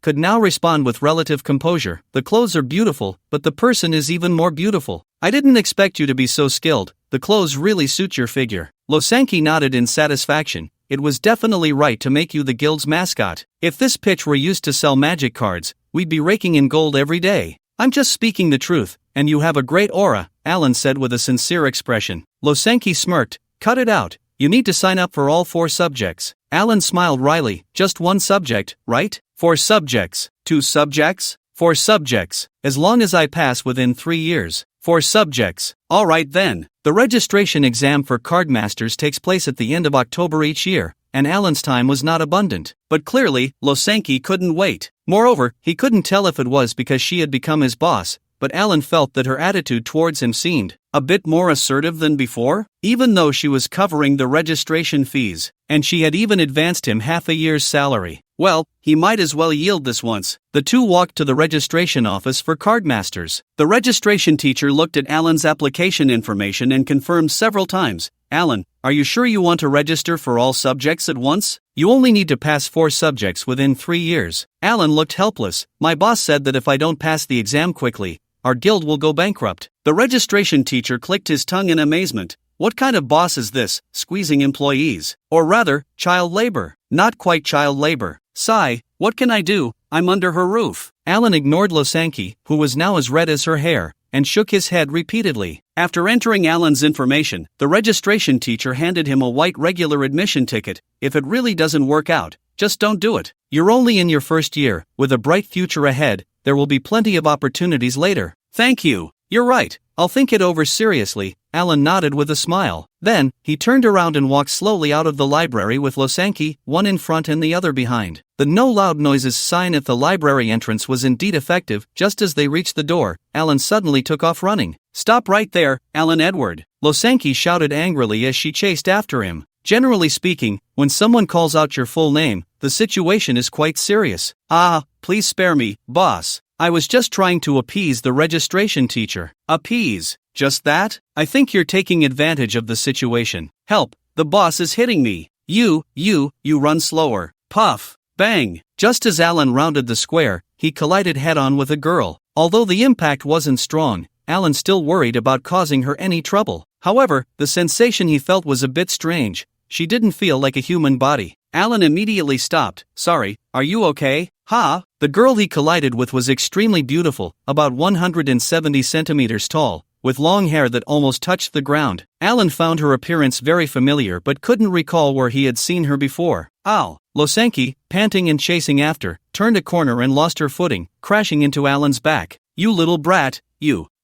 Just as Losanki was about to punch Alan on the head, she was taken aback by the girl across from them. The girl frowned slightly and said, "It's nothing." After that, she glanced at Alan and tried to pass by. Alan turned to watch the black-haired girl leave, his brow furrowed. "I must have seen this girl before. Heterochromia?" The black-haired girl seemed to realize something and suddenly turned around, glaring at Alan. "It's you? Hello, I'm Alan." You're Judy's sister?" Alan suddenly had a bad feeling. The black-haired girl's eyes flashed with a strange color, and her long hair began to dance as if caught by an invisible wind. "Watch out!" Alan gently pushed Losanki back while setting up a trap card. Losanki's body involuntarily flew backward. She soared a dozen meters before landing gracefully, without any injuries. Before the trap card was fully set, the black hair had already surged toward them like thousands of iron worms. Alan dashed in the opposite direction of where Losanki had flown, breaking through the encirclement of black hair in an instant. "Follow me." Alan tried to draw the battlefield away from Losanki. The black-haired girl snorted but did not rush to pursue. Instead, she turned her head and controlled her hair to wrap around Losanki. The hair came at high speed, and Losanki, without her staff, had no time to chant a spell. She could only dodge backward while pulling out a few magic cards, waiting for the right moment to use them. Trouble doesn't involve family, this isn't good. Alan noticed that Losanki was surrounded and had to run back. He continued to set up trap cards in front of the black-haired girl. The black-haired girl's eyes gleamed with malice, and part of her hair suddenly lengthened, resembling venomous snakes flicking their tongues, each one coiling toward Losanki and Alan. "Draw a line to confine." Losanki threw out a green premium magic card. Instantly, a cage of purple crystals rose around her, enclosing her in the center. Countless strands of hair, upon touching the purple crystals, seemed to test their defensive power and did not launch a strong attack but instead surrounded the crystal tightly. "Alan, you go first. She won't do anything to me." Losanki shouted loudly, her figure gradually disappearing within the mass of black hair. Alan nimbly dodged the incoming strands, smiling, "Leave the woman and run?" "Sorry, I don't operate that way." A fierce glint flashed in Alan's eyes as he attempted to draw another card. Just as he raised his hand, several strands of black hair latched onto his wrist, leaving him no time to pause. As expected, she's much stronger than her brother. Alan continued to move quickly around the black-haired girl, the sound of his feet striking the marble floor crackling loudly, causing the black-haired girl to raise an eyebrow. Wherever Alan ran, the hard marble ground was crushed beneath his feet. "Doesn't it hurt his feet?" The black-haired girl stood still, part of her hair continuing to encircle the purple crystal that trapped Losanki, while the rest split into several groups, like the tentacles of an octopus,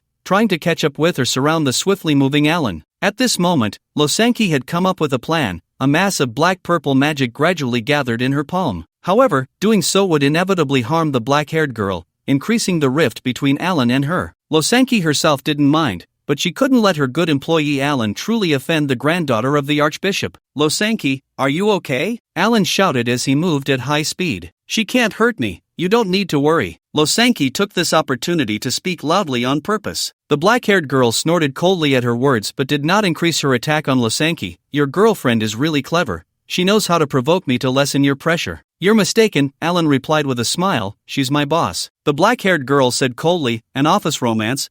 You two are quite bold." Alan kept moving, countless strands of black hair brushing against his limbs and torso, leaving thin trails of blood. As soon as he reached out to grab the card, his body's coordination would be affected, allowing the hair to catch up with him. Alan let out a humph and adjusted his steps. He kicked a piece of marble that he had crushed underfoot towards the black-haired girl. Smack! The shattered stone was struck and shattered by the hair that had automatically blocked it in front of the black-haired girl. Hiss! With such hardness, no wonder the hair was so long. What kind of barber could cut such hair? Before he finished speaking, he kicked several more pieces of stone over. In an instant, the sound of smack echoed as the stones were all predictably shattered by the hair, while the black-haired girl remained standing still, her expression calm. Why aren't you using your evil card to modify hairstyles? Alan smiled and said, You're too beautiful, I don't want to use that card to defile a beauty. The black-haired girl sneered, flattering now won't help. Alan kicked a few more pieces of stone over, and suddenly changed direction, charging straight at the black-haired girl. Her expression finally changed as she stared at Alan's face, which was becoming blurred, and the countless strands of hair surged towards him. The hair was so dense that it even obstructed his line of sight. At that moment, Alan suddenly leaped high into the air, snapping his fingers with his left hand to activate the trap card he had finally set up. At the same time, a red light flashed in his right hand. Gift of Liberation was already in his grasp. Then, he began to free fall. The black-haired girl looked up at Alan, who had no leverage in the air, and gently shook her head. While I won't kill you, I still need to teach you a lesson. With a thought, countless strands of black hair coalesced into a massive cone, suddenly stabbing towards Alan's chest. Wow! Woo woo! In the blink of an eye, the black-haired girl suddenly covered her face and cried out in pain, as if recalling the saddest thing in the world. The conical shape that had pierced Alan's clothing suddenly dissipated. Looking at the black-haired girl squatting on the ground, wailing loudly, Alan, with Gift of Liberation in hand, hesitated. When a person cries in a storm, the amount of tears lost becomes 1,000-fold. What would happen? Just as Alan hesitated, the crying black-haired girl, without lifting her head, suddenly emitted a faint glow. Countless strands of black hair once again coalesced into dozens of small sharp cones, stabbing aimlessly towards Alan. Alan gritted his teeth and raised his hand to throw the card in his hand. Smack! A crisp sound of a slap suddenly rang out. The determined Alan suddenly looked relaxed, floating down lightly, putting away Gift of Liberation. The black-haired girl had disappeared from her spot, replaced by a nearly 2-meter-tall figure who claimed to be Alan's close friend, Bayer Foden. My dear friend, what were you just doing? Bayer looked at Alan seriously. Alan sighed and looked up. The black-haired girl was now sitting atop a tall building nearby, looking terrified as she clutched a nearby sculpture. Your teleportation magic is really useful, it works from so far away, Alan said. She seems to be afraid of heights, said the relieved Losanki, walking over to Alan and also looking up at the black-haired girl on top of the building. Bayer also looked up. The three of them simultaneously shaded their eyes, their movements surprisingly in sync. Should we save her? Alan asked. No need, Julia is a genius from our Divine Academy. She won't be defeated by such a minor difficulty, Bayer said, retracting his gaze to look at Alan. And you, my dear friend, your performance in the battle just now disappointed me greatly. Julia? Alan finally learned the black-haired girl's name. Bayer looked sorrowful. With your skills, you had 7 or 8 opportunities to take Julia down just now, but you didn't do it. Alan waved his hand dismissively. There weren't that many, you overestimate me. Sigh, maybe you're just too soft-hearted. Bayer shook his head and suddenly leaped forward. Alan and Losanki exchanged glances, unsure of what this close friend was about to do. Bayer was about to crash into a sculpture on the side of the building when he suddenly turned, bending backward to deliver a flying kick. Smack! The sculpted protrusions were kicked away by that foot. Alan's eyes widened. In the next moment, Fallenby rolled smoothly, bouncing back to stand in front of Alan. My dear friend, your speed and strength surpass mine. You can definitely do this. I would rather believe that in the recent battle, you held back because you had the red legend card as your trump card, rather than out of compassion. Alan sighed and patted Fallenby on the shoulder. What if I said I haven't learned the technique you just used, or that I couldn't even think of it? Would you believe me? Fallenby was taken aback, scratching his head. Well, the probability of that is low,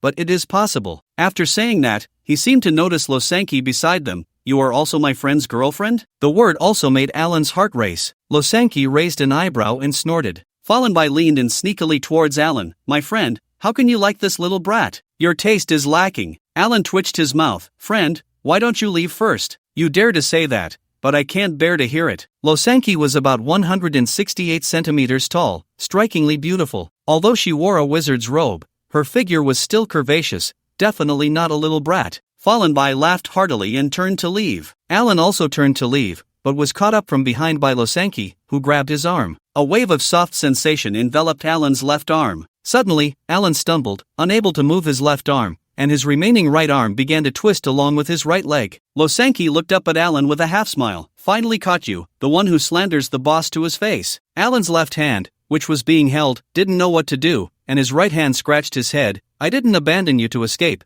You owe me a reward." "Oh, what reward do you want? Just so you know, I can give you anything." Can we negotiate like this?" "Of course. By the way, that line you said to Julia at the beginning, disasters do not affect family, who does family refer to?" "Of course, it's you. The guild is my home, and the boss is my mom," Alan answered seriously. "Humph." Losanki wrinkled her nose and leaned her head on Alan's shoulder. Alan gently pulled his left arm, but Losanki held on tightly. "I'm a bit cold, let me borrow your shoulder, you stingy person." The two walked a short distance when suddenly a man's furious shout came from behind. "Who did this? Destroying public facilities on campus." Alan paused, turning to look. It was a member of the school's patrol team. In the recent battle, Alan had smashed many parts of the ground, and fallen by had also damaged a statue. Just as the patrol member was fuming, Julia suddenly leaped down from the top of the building. "Ah!" Alan and Losanki exclaimed in unison. The two moved to rush to her aid. Puff! In the air, Julia's hair transformed into a thin parachute, gently swaying as she landed safely. Julia took out some gold coins and handed them to the patrol member. "Is this enough for the repair costs?" The patrol member clearly recognized Julia, and his expression instantly softened. "That's enough, Your Highness." Julia nodded, not even glancing at Alan and Losanki, and turned to leave. "These clergy kids are really wealthy. No wonder the king has always looked down on them," Alan sighed. Losanki gazed at Julia's retreating figure, feeling a bit unsettled. Until they reached the door of Alan's dormitory, she finally hesitated and spoke. "Alan, do you think Anis is a bit strange?" Alan scratched his head. "What do you mean? You two seem to get along very well." Losanki suddenly blushed, whispering, "She seems indifferent to all the boys but always likes to stick with me." Her voice grew lower until it was barely audible. Alan smiled. "I can answer that. Her upbringing wasn't very good. I was always bullied by thugs in my hometown, so it's normal to have some resistance towards boys." "Is that so? Well, okay." Losanki blinked. At that moment, she no longer had the strong aura of a boss that she had before. It was as if she had returned to the lively girl she was when they first met. "Speaking of which, you two are indeed quite close, huh?" Alan recalled the tug-of-war between the two at the guild base, and a playful smile appeared on his face. Seeing Alan's expression, Losanki felt both annoyed and shy.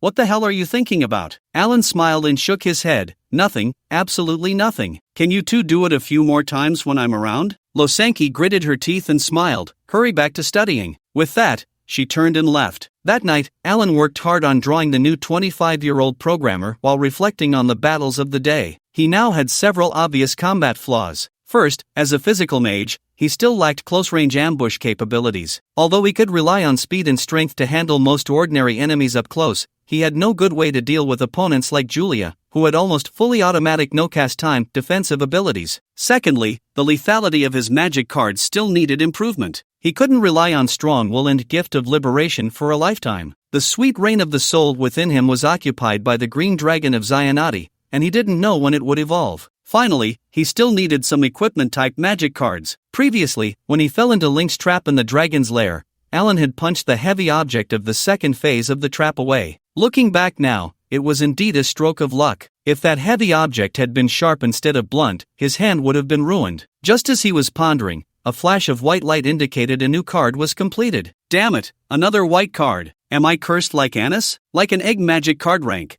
White regular category, normal effect. Change the opponent's hairstyle to a bald head cooldown. 1 hour note, too bright. The reflection from this head is too bright, like an egg. Alan unhesitatingly retrieved the new card into his soul card slot. Next time he encountered Julia, he wouldn't hold back. Meanwhile, Lincoln, the chief court mage, returned home tired, pinching the bridge of his nose, to his home at the foot of the Lair volcano. As soon as he entered, he noticed a magic card on the living room table. The card depicted 9 drops of blood, pointed inward, arranged in a circular pattern. Lincoln frowned. "Looks like I have to work overtime again." He locked the doors and windows, picked up the card, and walked to a corner of the living room to press it gently. The sound of mechanical operation echoed, and a hole large enough for a person to enter appeared in the previously flat corner. Inside the hole was dark, with a faint green light flickering. Lincoln crawled into the hole, walked down a few meters along the sloping steps, and then moved forward horizontally. At the end of the dim underground passage was a wooden door. The door was wide open, revealing a round table inside. 2 people were sitting around the table. One was cloaked, making it impossible to see their face, while the other was very young and looked somewhat nervous. Lincoln entered the room and sat down at the table. Looking at the somewhat nervous young man, he asked lightly, "Are you Calvin Lang from the north?" The young man nodded vigorously, stealing a glance at Lincoln. "My father has been a member of your church for many years, and I have admired it for a long time.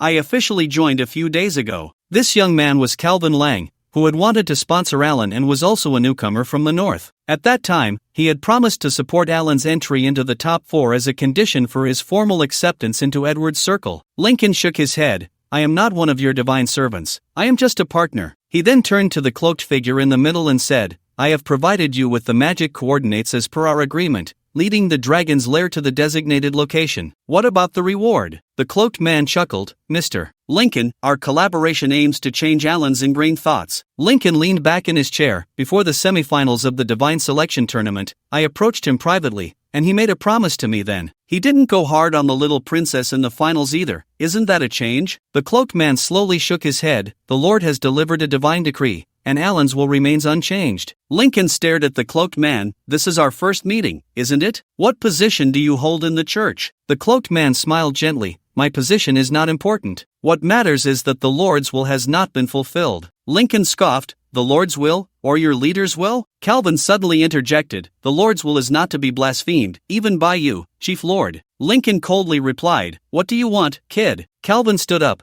placed his left hand on his chest, and looked pious. "I am willing to offer my soul to the Lord." He then sat back down. "I have approached Alan multiple times before the Divine Selection Tournament, applying to be his sponsor, but was repeatedly rejected. Even offering the condition of legitimizing his status as an illegitimate child was useless. This kid is resolute and hard to sway." Lincoln laughed heartily. "He earned his chance to be legitimized through his own strength. He doesn't need you." The cloaked man smiled. "Chief Lord, I need to borrow your influence this time." Lincoln suddenly snorted coldly. "You seem sneaky. I don't trust you." The cloaked man was taken aback, pondered for a moment, and then slowly spoke. "Your concerns are quite reasonable, so I will reveal my true self. In fact, we have met before." With that, the cloaked man removed his cloak, revealing a pale face. "Sorry, I don't recall." Lincoln was quite certain. The man's face was extremely pale, with 3 blood droplet marks on each cheek and 2 on his forehead, totaling 8. Such a unique appearance would leave an impression on anyone who had seen it. "I am Roll Nash. About 20 years ago, I passed the entrance exam for the Sigourney Academy and gave up that opportunity." The man who had removed his cloak was the mercenary Roll,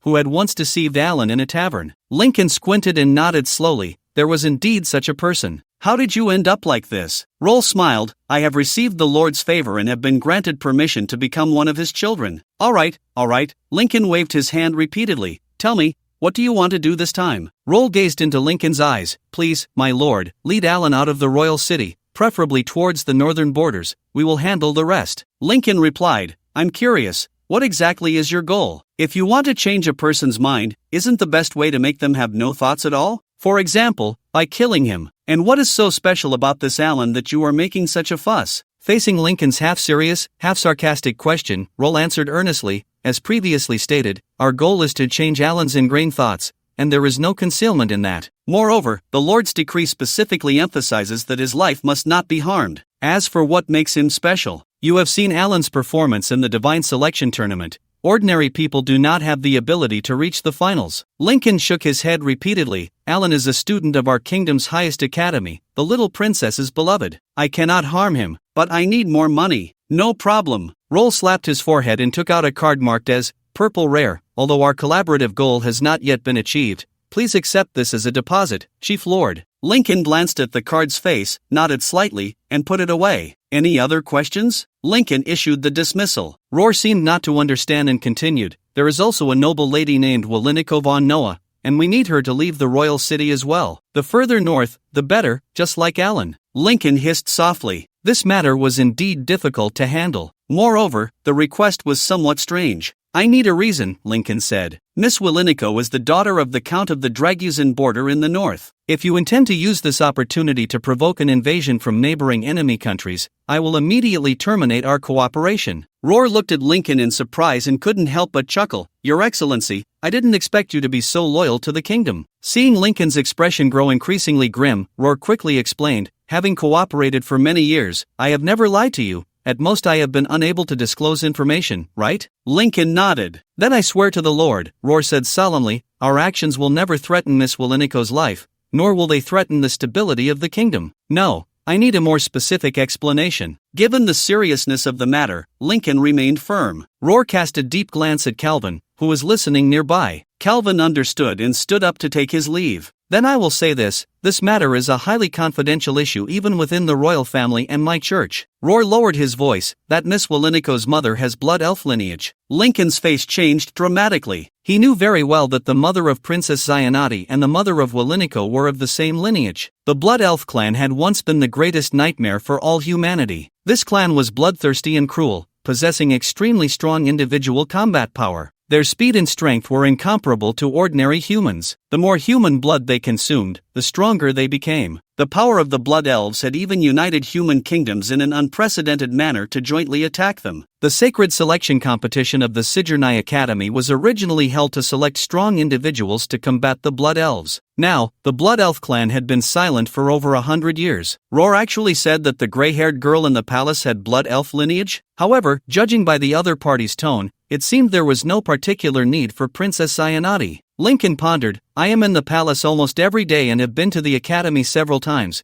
I haven't heard of any incidents involving blood elves harming anyone. I have seen Miss Willinico eat human food. Surely there can't be any misinformation? Absolutely not, Roar asserted firmly. I believe you have just developed doubts about the little princess's lineage. I can explain to demonstrate my church's sincerity. The Isabel royal family has dragon lineage, so the offspring born from a hybrid with blood elf lineage have their blood elf traits almost completely neutralized. Therefore, our target this time is only Princess Willinico. Princess? She is just the daughter of a count, Lincoln corrected. Roar smiled slightly, of course. Unless Miss Willinico's mother was also a princess. Lincoln let out a long breath. I know almost nothing about the relationship between Willinico's mother and the little princess's mother. No wonder His Majesty never brings this up. It turns out there is this reason. While conversing with Roar, Lincoln had been openly probing with magical fluctuations. Given his position and abilities as the chief magician of the palace, he could do so. Thus, he knew Roar was not lying and had no need to lie. Otherwise, he could simply suggest killing Alan. There was no need to repeatedly emphasize the abstract goal of changing Alan's ingrained thoughts. Moreover, Roar had sworn to the Lord,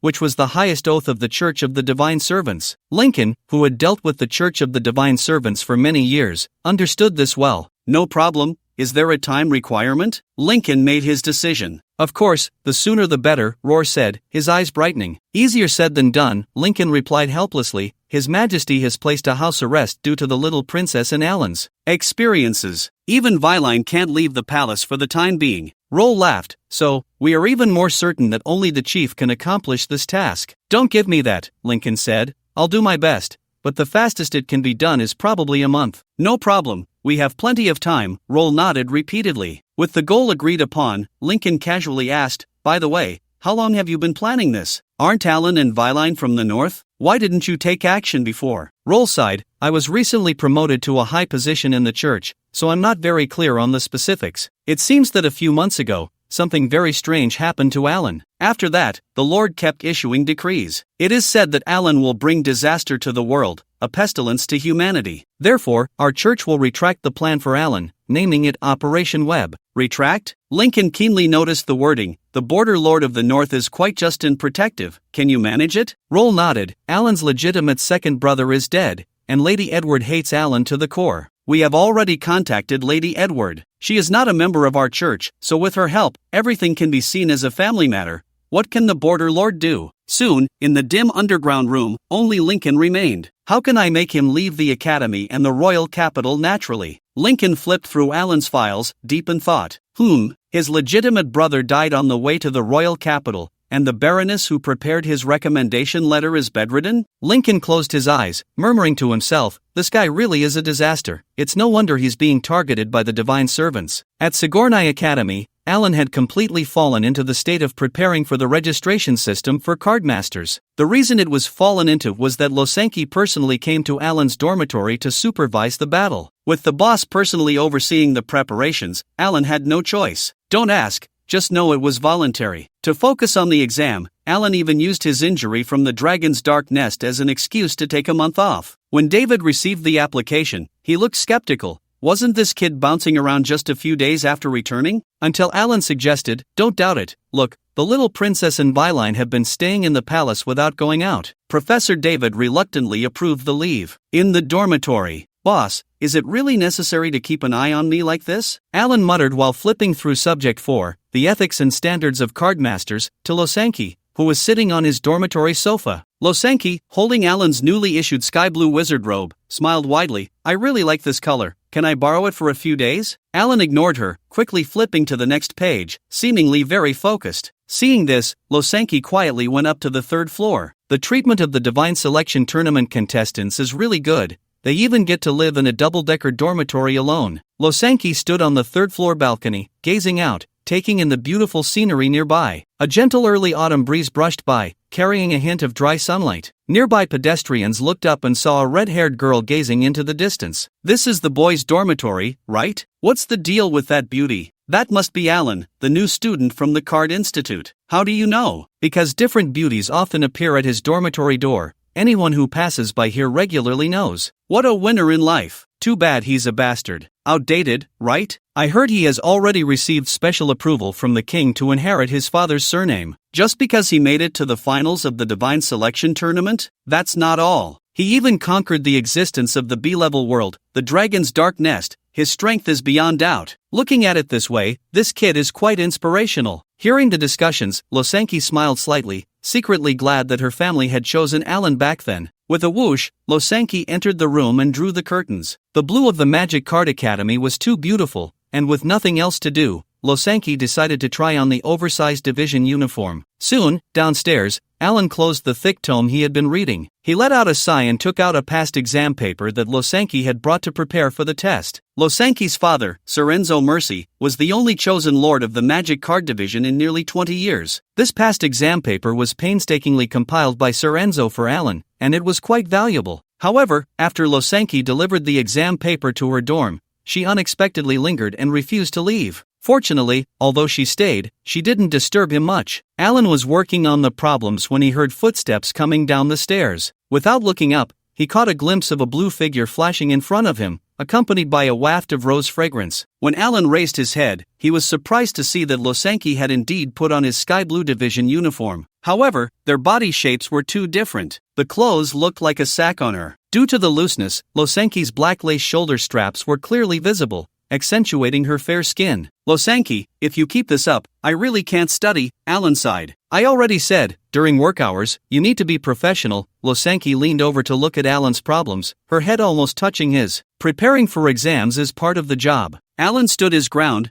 pushing back with his head against Losanki's, and said, do you prefer me to call you boss or president? Losanki didn't answer, using all her strength to confront Alan. Alan quickly finished several multiple-choice questions, and Losanki gritted her teeth. You can't possibly be guessing the answers in less than a second for each question, right? Alan laughed. The level of questioning in this world is still far too low. It's as if the answers are explicitly stated in the questions. As he spoke, he felt Losanki pressing her head against him even harder. Strands of her red hair brushed against Alan's ear, tickling him slightly. Boss, are you still avoiding Anis on purpose? Alan continued to work on the problems, as if casually asking. Losanki was startled and pressed even harder. Why is your head so hard? Alan quickly solved a few more multiple-choice questions, replying while checking the answers. I think you should have a good talk with her. It's better to express your thoughts. Losanki took a deep breath. I'm afraid she'll be hurt. Alan smiled. If you keep avoiding her, she'll only be more hurt. If you really lose this good friend, it would be a loss for you too. Losanki was already bent over, pushing against Alan with all her strength. What if? She really? How should I respond? Respond as your true feelings dictate, Alan answered. Of course, if you plan to agree with her. Remember to call me when the time comes. I'll support you. Losanki scoffed. I'm getting a headache. Can't you just let me be? Alan sighed and leaned his head back. Just then, as Losanki was pushing forward with all her might, she unexpectedly fell into Alan's arms over the table. Alan helplessly held Losanki's head, watching her long, slender calves flail in front of him. He tilted his head slightly to avoid the incoming heel attack. Quick, catch me, I'm going to fall, Losanki exclaimed. At that moment, she was upside down, feeling like she would fall at any moment. Her calves unknowingly hung over Alan's shoulders, clutching his neck like a lifeline. Alan, choked by Losanki's legs, gasped, Boss, let me go first, I can hardly breathe. As for the white bear pattern that unexpectedly appeared between Losanki's legs, he truly had no mind to appreciate it. Just then, amidst the chaos, Alan seemed to hear a sound similar to knocking on the door. No, it was indeed a knock. While Losanki was still panicking, Alan quickly shushed her. Wait a moment, almost there. While saying this, she tried to pry open the lock on her own throat with her calf. Bang! The dormitory door swung open. Losanki hadn't locked it when she arrived. The familiar pink twin tails appeared, and Alan quickly lowered his head, pretending to be serious. All these questions are correct. However, two smooth little legs were still hanging around his neck. Hi, how are you, Anis? Alan forced a smile as he looked up. In the dormitory, Losanki sat on the sofa, trying to appear calm, her gaze slightly evasive. The suddenly arrived Anis sat across from her, looking at her with a strange expression. Not far away, Alan kept his head down, seriously working on his problems. Although his ears were perked up, the atmosphere was quite awkward. Fortunately, Alan only had to pretend to do his work and didn't have to face the tension of this hellish scene directly. Anis asked, "You two, when did this start?" Losanki waved her hand and laughed. "That's not the case. You've misunderstood. We were just discussing some questions." Discussing questions? What kind of questions require that kind of position? Anis's body was already trembling slightly. Angry. The usually composed Losanki slightly parted her lips but didn't know how to explain. Looking at Alan, he mumbled with his head down, "This question is well crafted, quite impressive." Anis continued to gaze at Losanki. "How do you really see me?" Losanki also looked back at her and answered earnestly, "I see you as my best friend. I'm very happy when I'm with you." "Happier than when you're with him?" Anis pointed at Alan. "Ahem." Alan awkwardly cleared his throat. "Of course, he can't compare to you," Losanki said gently. "He's just my employee." Alan raised his head to retort but was shot a glare by Losanki, helplessly lowering his head to continue working. Losanki sat next to Anis and held her hand. "Anis, I heard you used to be bullied by delinquents, so you're not used to interacting with the opposite sex, is that right?" Anis shot Alan a glance because she had only told him about this.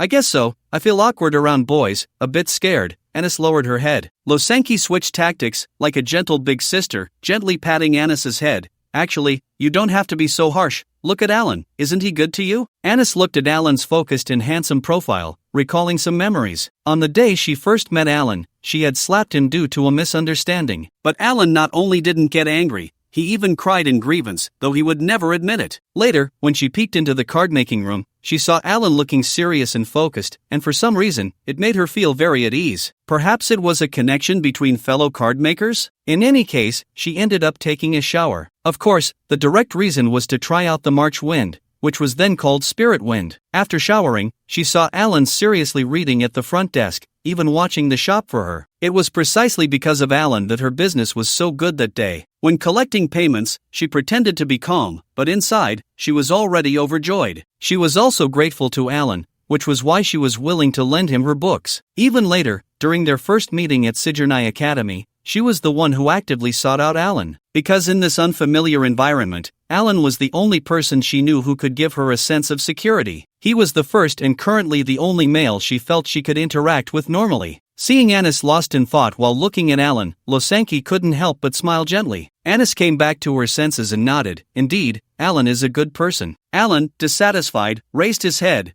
"I'm just sitting here minding my own business. How did I get a good person card?" Losanki laughed. "Be content. This good person card is one of a kind in the world." "That makes sense." Alan stood up and began to tidy the table. "Have you finished these questions?" Losanki asked in surprise. Alan smiled. "All done, much easier than I expected." Losanki's smile blossomed. "I believe you're not just putting on a brave face. That's great, our family. Our guild is going to have a registered cardmaster." She clapped her hands. "Come on, it's on me." But Alan mysteriously waved his hand. "You all sit here and wait. We'll eat at my place tonight." With that, he hurriedly put on the blue wizard robe that Losanki had already taken off and rushed out the door. He also left a bit of space for the two to be alone. Otherwise, once they stepped out, they might not see each other again. "So, why were you wearing his clothes in the first place?" After Alan left, Anis looked at Losanki with suspicion. Losanki sighed softly. Then, as if she had made up her mind, she said, "My father has always mentioned Alan to me since the first time he met him,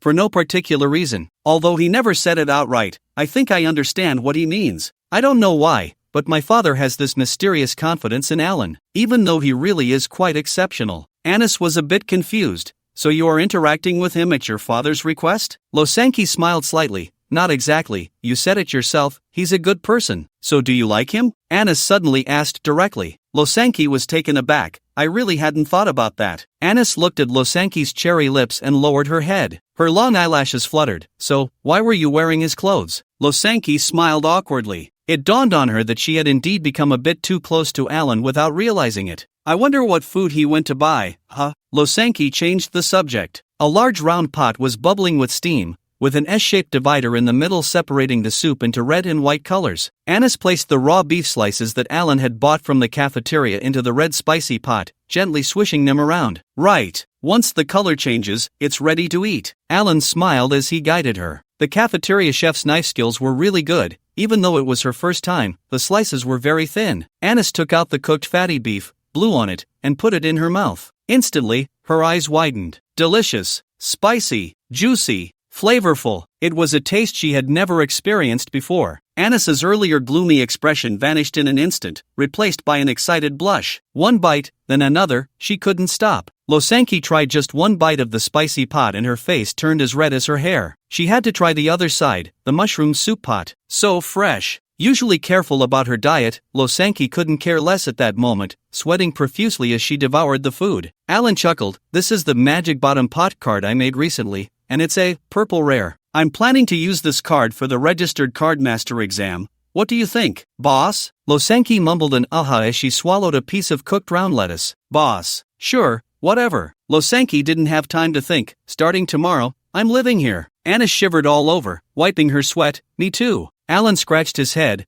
Alright, my place is quite big. There's a double bed upstairs, and the sofa downstairs. Alan! Losanki and Anis suddenly shouted in unison. What? Alan, who had been talking to himself since the meal started, was startled. We're running out of ingredients. Humph, what's with that attitude? Alan crossed his arms, looking defiant. Anis's eyes sparkled as she gently tugged at Alan's shirt. Please, just let me have one more bite. I'll do anything. Are you sure? A wicked smile appeared on Alan's face. He wanted the two to help him wash the dishes, because the cleaning magic that Ling Yirue taught him was still a bit unfamiliar. Anis shrank back, as if she had made up her mind, and nodded. So hot. Saying this, she took off her jacket. The somewhat familiar black lace straps rested on her fragrant shoulders, her skin as white as snow. Elegant collarbones and incredible peaks appeared simultaneously through the lining. And it had to continue. Alan hurriedly held Anis's hand tightly. Please, we can't go on like this. I really can't take it anymore. In fact, the dormitory had a clear rule. If the overnight guest was of the opposite sex, only one person could stay. After much persuasion from Alan,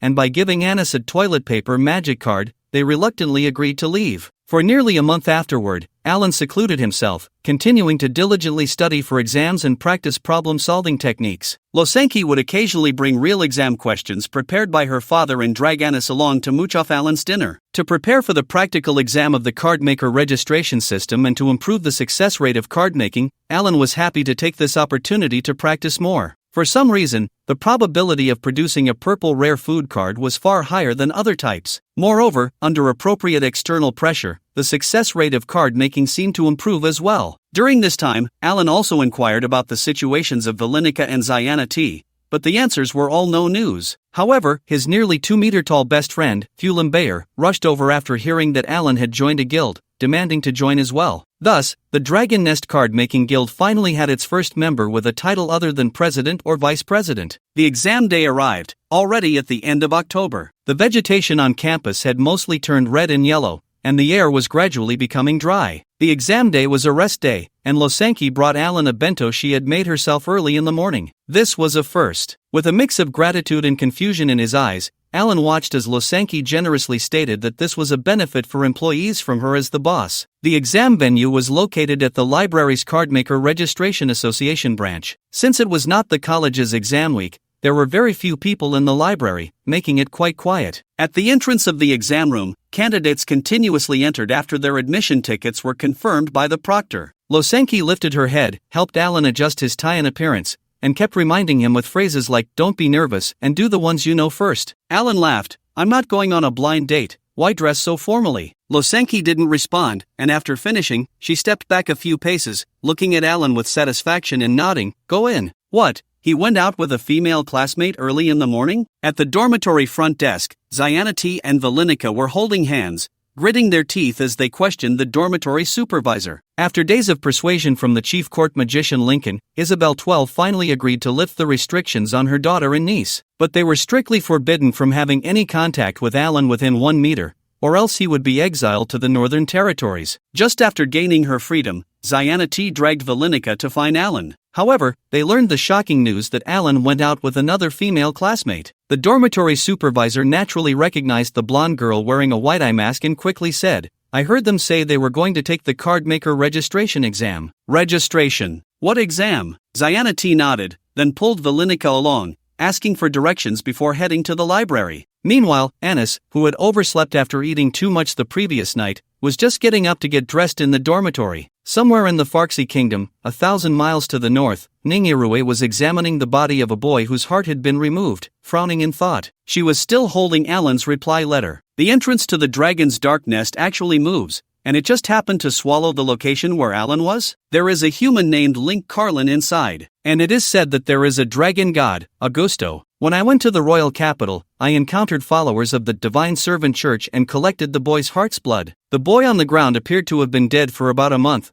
This method of death, having had his heart removed, was quite rare. Ningyi stood up and gazed towards the south. "Alan, you mustn't come to the north." After some thought, Ningyi still threw out a blue advanced card. A cradle flower card woven from plants appeared in the card, and Ningyi lightly jumped onto it, heading south. "Magic juice, pour it on." Alan drew the last micro-magic circle into the card and let out a breath. A wonderful purple light burst forth in the examination room, attracting envious glances from other candidates. The invigilator's face also showed an uncontrollable joy. Most ordinary card makers would not produce a few purple rare cards in their lifetime. Yet this first-year student managed to do it in the exam room. "Truly a light of our industry," the invigilator said, trying to maintain composure as he walked over. "A purple card. It must have strong combat power." Alan held the freshly made purple rare card, his expression somewhat strange. "Stinky tofu magic card rank. Purple rare category, food effect, eating it can increase all basic attributes by 10% for 30 minutes cooldown. 1 hour note, smells bad, tastes good, and you become stronger after eating." This was his first card that could enhance attributes. Finally, it had practical combat use. Alan was so excited he could cry. Aside from the note sounding a bit like a rhyme, this card had almost no flaws. At that moment, the invigilator also approached, looking at Alan's card. What was this dark thing? The invigilator could no longer care about maintaining his image and picked up the card to examine it closely. This was an original card, with no precedent in the association. The invigilator was sure of that. Creating an original card in the card-making exam required considerable courage. As the saying goes, the higher the skill, the bolder the person. Alan smiled at the invigilator. "I've completed Subject 1. Could you please give me the exam paper for Subject 2? As time passed, fewer and fewer people remained in the exam room. About half of the candidates only registered for 1 subject, while the rest primarily registered for 2. Very few registered for 3 subjects at once, and even fewer for 4. After finishing the last question of Subject 4, Alan felt dizzy, his mind a blur. Looking up, he found that aside from himself,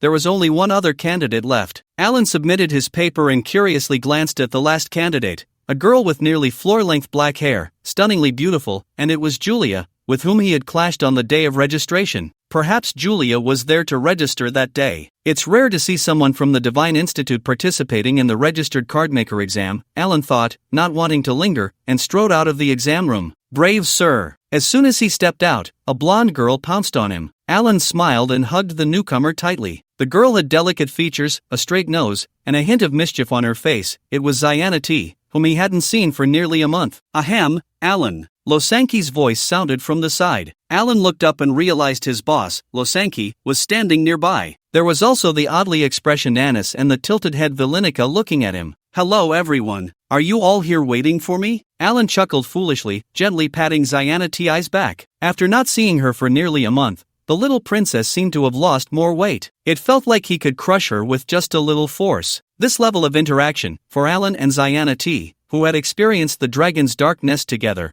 was not even in the top 3 for intimacy. However, to others, it seemed quite bold. Anis shook her head vigorously. "You're overthinking it. I'm here to find your boss." Losanki smiled. "I've suggested a few times that we take a break elsewhere, but this pink-haired girl has always disagreed." Anis was startled and quickly rushed over to cover Losanki's mouth. Seeing the two getting along so well, Alan felt genuinely happy for them. The two of them are doing so well now, it's all my doing. Suddenly, Wiliniko walked over and forcibly pulled the already flushed and dazed Zayanati. Alan, according to His Majesty the King's orders, I am here to arrest you and send you to the Northern Territory, Wiliniko said seriously. Ha! Alan, whose mind was already in a fog after just finishing his exam, was even more confused. Wiliniko dragged Alan out, and no one could stop them. Once they were outside the library, Alan sighed, Nico, you're not the king's hostage, so why are you going to the Northern Territory? Wiliniko froze, standing there in shock. Zayanati exclaimed anxiously, Father was joking about exiling Alan. Silly sister, how could you take that seriously? Joking? Wiliniko looked shocked.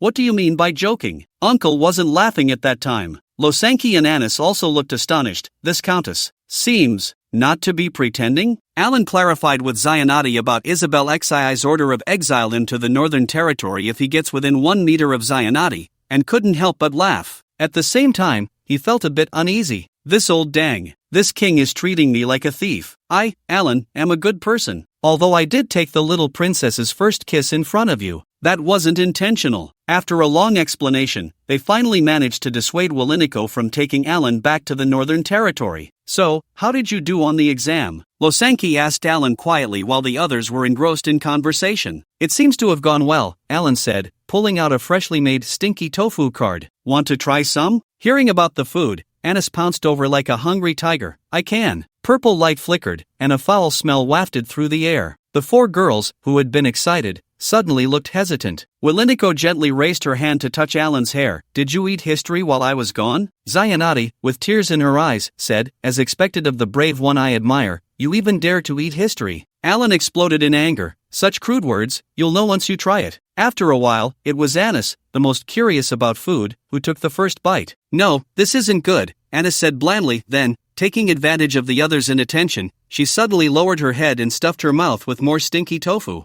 Her cheeks instantly puffed up. Stop her. Losanki laughed as she pinned Anis down, while Wiliniko and Zayanati seized the opportunity to grab a few pieces for themselves. Thus, outside the library, in the square, 4 stunning girls were tangled together, wolfing down some black, stinky things. This rare sight drew the attention of passing students, who wondered what kind of strange illness had struck them. Here's your handkerchief back, Alan said, handing over the handkerchief that Losanki had lent him when he sneezed in the box. It had already been washed and dried. Losanki smiled and shook her head. Your toilet paper card is so useful, I won't need a handkerchief anymore. 7 days later, the results were out, and Alan had unexpectedly passed all 4 subjects. So, under Losanki's urging, Alan quickly completed the registration process. The Dragon's Nest Cardmaking Guild officially gained independent card management rights. Except for the professional ethics and standards of cardmakers, which he barely passed, his scores in the other subjects were quite good. I'm so ethical, and I barely passed this subject? Alan complained to Losanki as they walked to the college's adult ceremony. The road was crowded with students heading to the first-year freshman's adult ceremony. I told you, you were too fast when practicing that part of the questions, Losanki laughed. Sometimes it feels like you're not from this world. You make mistakes on some common-sense questions. Alan looked disgruntled. I've adapted pretty quickly. The ceremony was held in the Gothic hall next to the library, and it was also Alan's first time entering this place. To Alan, the exterior of the auditorium was not much different from that of a church,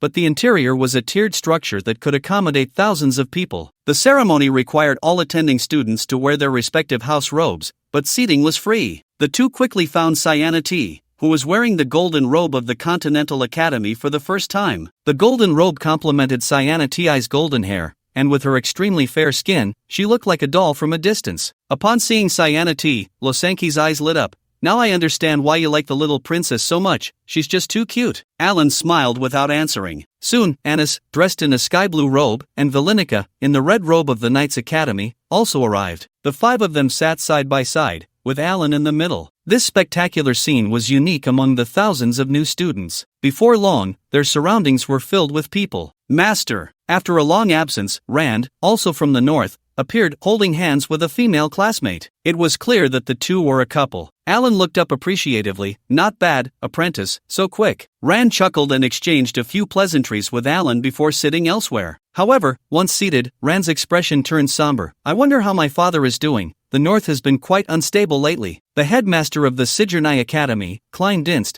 presided over the coming-of-age ceremony. In the kingdom of Leisure, regardless of nobility or commoner, and regardless of age, only those aged 16 and above who participated in the coming-of-age ceremony had the right to marry. Losanki, sitting to Alan's right, whispered, "I heard that every time this ceremony ends, someone proposes on the spot." Alan was taken aback. "Is it that urgent?" Losanki shook her head with a smile. "It's not urgency, it's romance." Sayana T leaned forward. "Why are you two chatting endlessly?" Losanki laughed. "I'm the president of his guild, does he dare to ignore me?" Sayana T's eyes twinkled. "I want to join your guild too." She reached over and grabbed Valenica on her left. "She'll join as well." Losanki smiled. "No problem, Your Highness. From today on, you and classmate Valenica are both members of our guild." Sayana T raised her hand. "I want to be the president." Losanki replied, "No way, I'm the only official president." "Then I'll be the vice president." "Sure, and Nico too, as vice president." "Alright," Alan quickly interjected. "Wait a minute,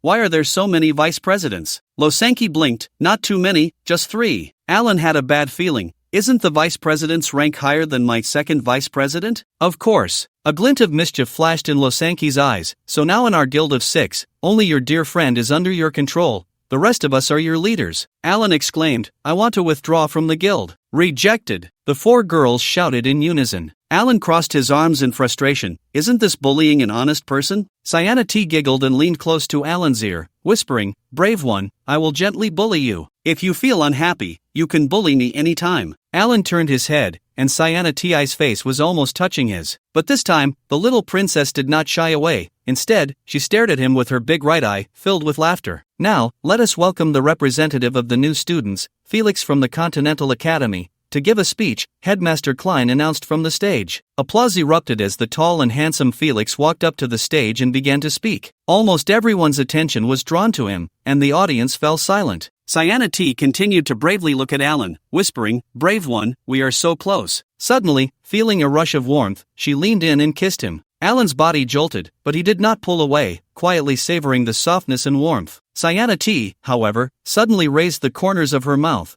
revealing a mischievous smile of triumph. "Ah!" Alan suddenly let out a cry of despair, drawing the attention of those around him. Felix, who was speaking, smiled and said, "It seems some classmates are getting impatient." "Don't worry, I'll be quick." A light laughter erupted from the audience, and many couples blushed. Felix struggled to suppress the surging thoughts in his heart. "Although I couldn't obtain the title of the chosen one, neither could anyone else. The little princess is still mine." He continued speaking. Villanica, who had been listening attentively, suddenly caught a whiff of a strange fragrance and couldn't help but inhale deeply. She then turned to look incredulously at her companion, Sharana. Sharana, with a grin, wiped her mouth, leaving a bright red stain on her hand. Alan also wiped the blood from his bitten lip. "I can't believe I was ambushed again. This little girl really is a dog." Soon, Felix finished his speech. As he stepped off the stage, several people in the auditorium suddenly stood up and knelt beside their partners to propose. Oh, the sound of cheers erupted. It was the first time for Alan and the others to witness such a scene, and they looked around, joining in the ruckus, even though they had no idea who was proposing or being proposed to. Suddenly, there was a loud round of applause and cheers from somewhere. A couple embraced amidst the crowd,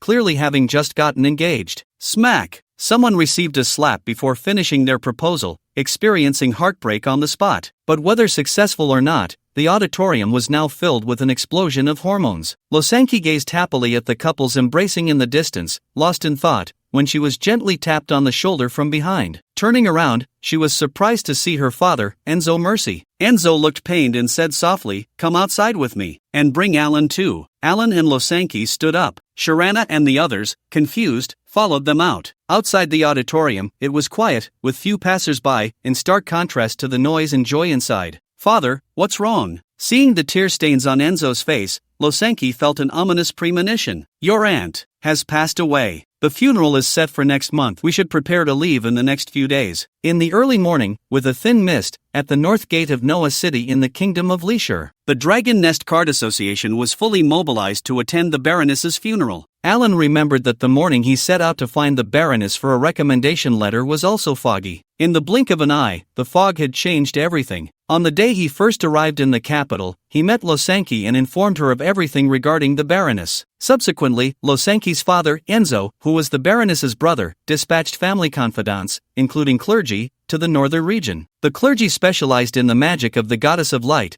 particularly adept at dealing with curses and dark magic. Unfortunately, the Baroness's soul had been depleted over years of sacrifice, and even high-ranking clergy were powerless to save her. What puzzled these confidants even more was that the Baroness herself seemed to lack any desire to survive. Only Enzo, who knew the details, understood that his sister, who once regarded her husband as her everything, might have already died inside the moment she was sacrificed. After Baron Martin's death, the Baroness lost both her greatest love and her deepest hatred, as well as her will to live. Enzo believed that while Baron Martin deserved to die, the servants of God were even more unforgivable. Therefore, at his suggestion, Count Draguxin of the Border led a large-scale search for information about the servants of God in the northern region over the past few months. Unfortunately, the servants of God were well hidden, and there were no other obvious actions, resulting in little success in the search. Due to Enzo's multiple responsibilities and busy schedule, he would not be able to set out for several days, so Losanki decided to leave first. As a relative of the Baroness, she easily obtained permission for bereavement leave from the academy. Alan, being the Baroness's recommended candidate, was also granted permission to go. As the daughter of the Lord of the North, Veline naturally applied to the academy and the royal palace for permission to travel to the north after a noble's passing in her territory. Everyone expected her to encounter obstacles,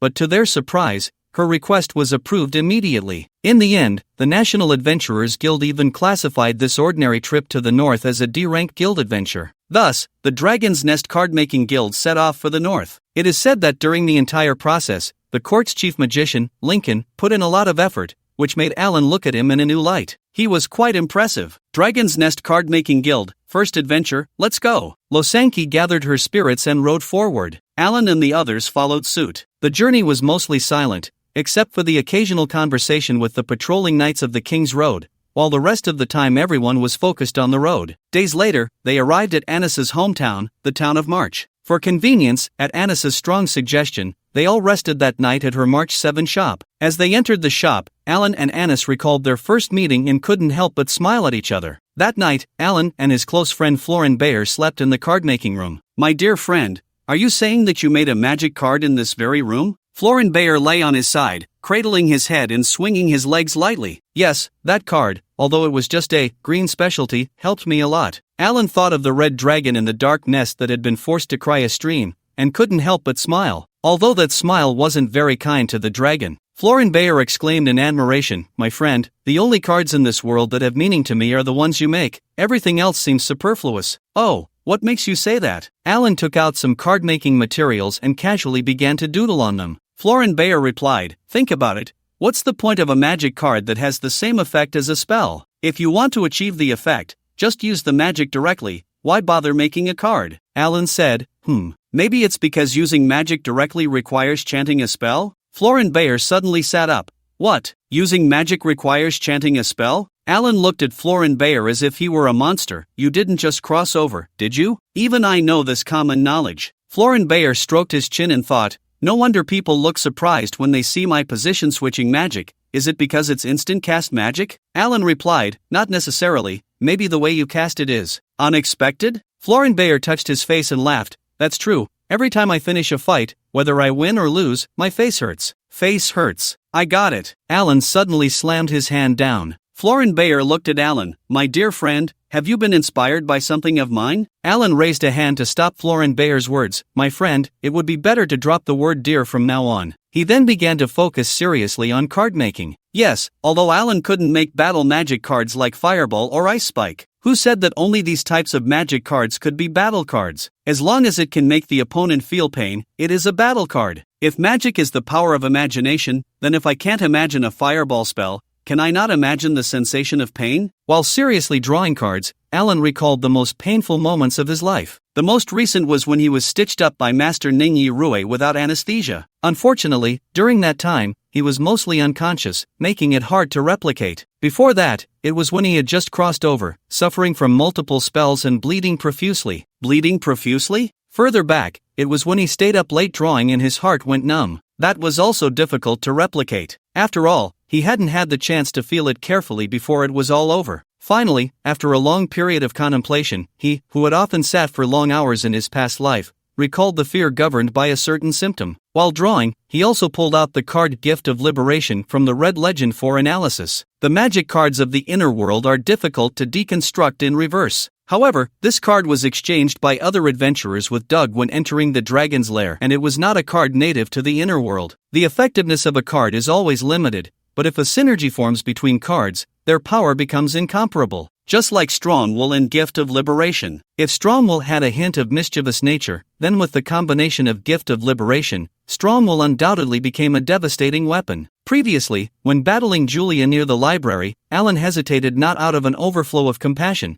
but because he truly had no deep-seated hatred for her. Once Gift of Liberation was played, he genuinely feared that she would cry to death. Publicly killing the granddaughter of the Archbishop within the academy, Alan did not believe he would have a good outcome. Of course, if the enemy were malicious or a must-kill existence, Alan would only complain that the tears from Gift of Liberation were only a mere 1,000 times, rather than 10,000 times. Fulimbai was very understanding, remaining quiet. Ever since Alan began to take card-making seriously, he had not spoken a word, but as time passed, it seemed Alan was still unwilling to stop. Although Fulimbai did not understand card-making, he could see that his dear friend was making 2 cards at the same time. After a long while, Fulimbai could no longer contain his curiosity and leaned over. One of the white cards seemed nearly complete. Hiss. This card. Just looking at it hurts. Even Fulimbai couldn't help but gasp. Isn't this quite common? Alan replied while busy, laughing. Isn't it said that 9 out of 10 men have hemorrhoids? Fulimbai thought carefully and nodded.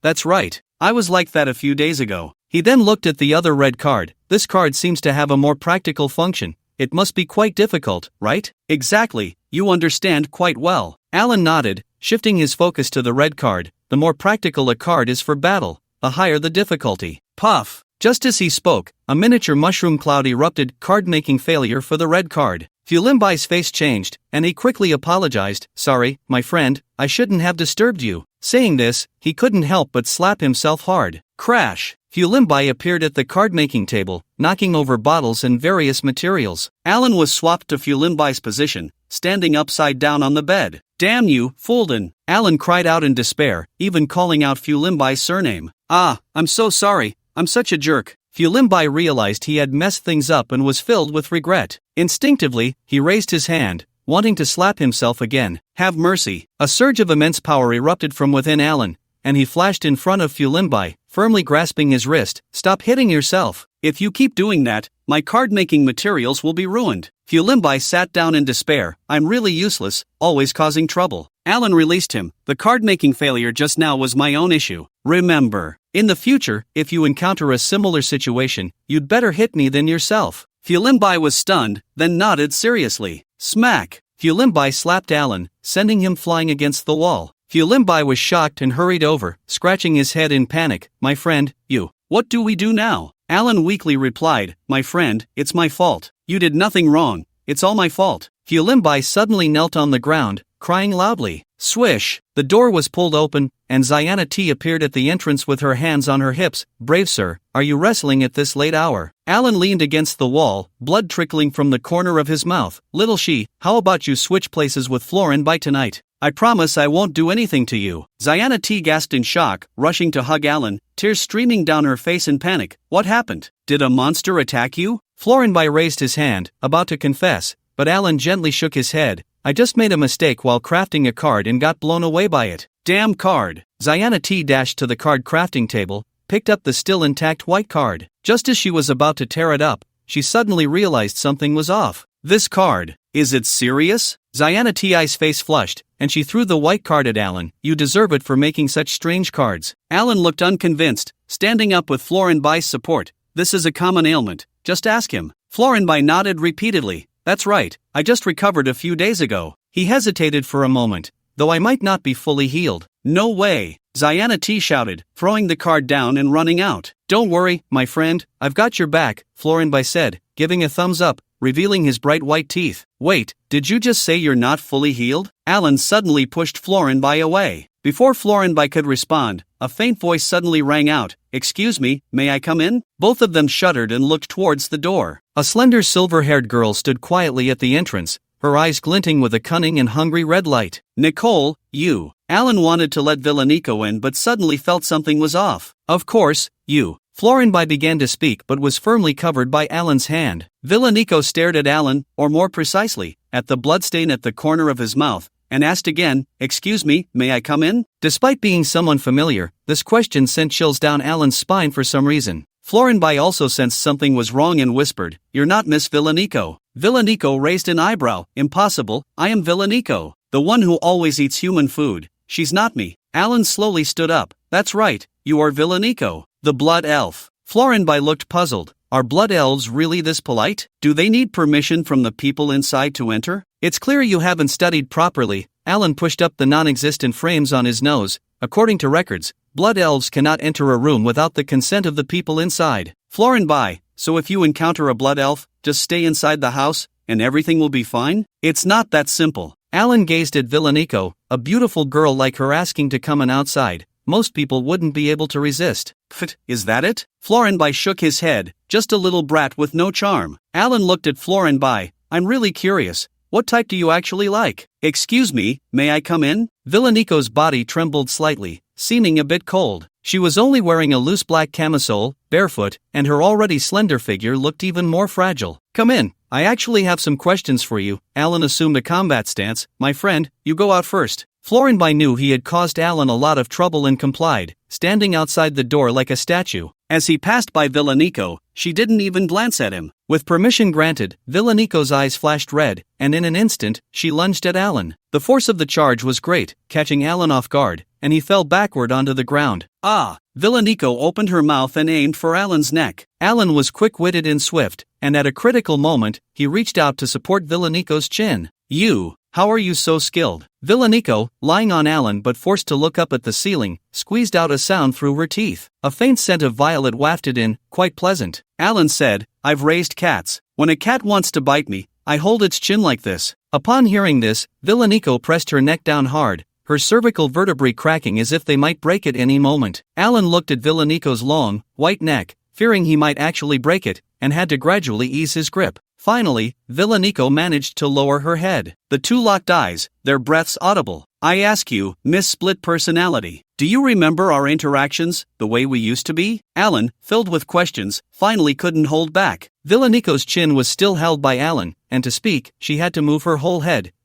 Rude boy, you're the one with split personality. I told you, right now I'm just like someone who's drunk, particularly bold." Alan understood. "So, you're saying you're just acting tipsy?" Villanico replied. Alan continued, "And one more question. Why me? You seem indifferent to other people's blood?" Villanico squeezed out her voice again. "I'm a vegetarian. If you weren't so fragrant, I wouldn't even glance at you." Alan said, "I get it, you keep saying you want to protect me, but actually, you're just craving my body." "You put down your sword." Villanico panicked. "No way. The usual me is sincere, only the current me is craving. And not even now." Alan shook his head. "Miss Villanico, you're lying to me terribly." Villanico, in a rush, let tears fall onto Alan's face but stammered and couldn't speak. Alan sighed and released his hold on her chin. Villanico exclaimed, "Oh," and fell into Alan's arms. Alan wrapped one arm around Villanico's waist and gently stroked her hair. "I was wrong, Nico, you wouldn't lie." If she still wanted to bite him in this position, he would have to rudely tug at her hair. Villanico lay in Alan's embrace, as if resting on a giant delicious cake,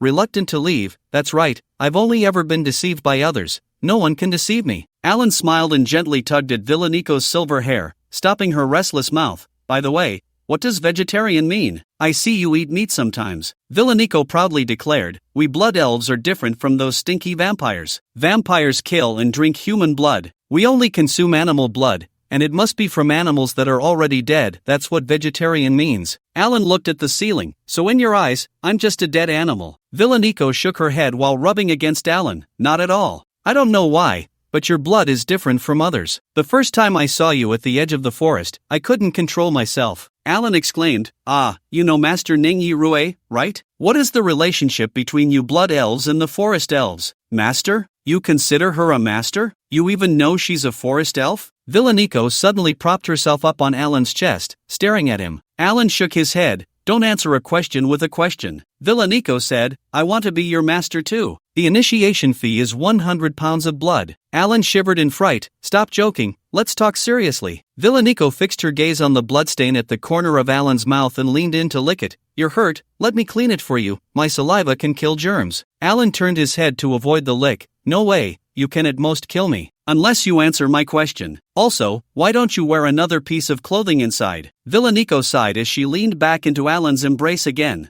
We were at odds with the forest elves, but there were rarely direct conflicts. Later, with the help of the forest elves, humans destroyed the Blood Elves nation, only to betray and annihilate the forest elves afterward. But the forest elves seem to have a problem. They always prioritize monitoring the Blood Elves. Since I can remember, I've seen Ning Yirue, she grew up with me. Alan's heart stirred. Do you know how old Master Ning Yirue is? I don't know. My late mother said she had seen Ning Yirue when she was young. Villaniko was already feeling drowsy, the red light in her eyes gradually fading. Unknowingly, the two fell into a deep sleep in that position. In Haida City, a shadow floated in front of a certain house. Please open the window, I want to come in. The figure's eyes flickered with an eerie red light, the voice sounding both distant and near. Inside the house, a 7 or 8-year-old boy was about to open the window but was stopped by his parents just in time. With a whoosh, the curtains were drawn shut. The parents trembled as they held their child tightly, whispering in fear, "You absolutely cannot open the door for anyone at night, do you understand?" The little boy nodded, half understanding. The shadow lingered for a long time before drifting to another nearby house. "Please open the window, I want to come in, is that okay?" This household had only a teenager. Seeing the lonely figure, he felt pity and opened the window. But why the window and not the door? "Please come in." Although the boy was somewhat confused, he spoke politely. The red-eyed figure floated in like a ghost,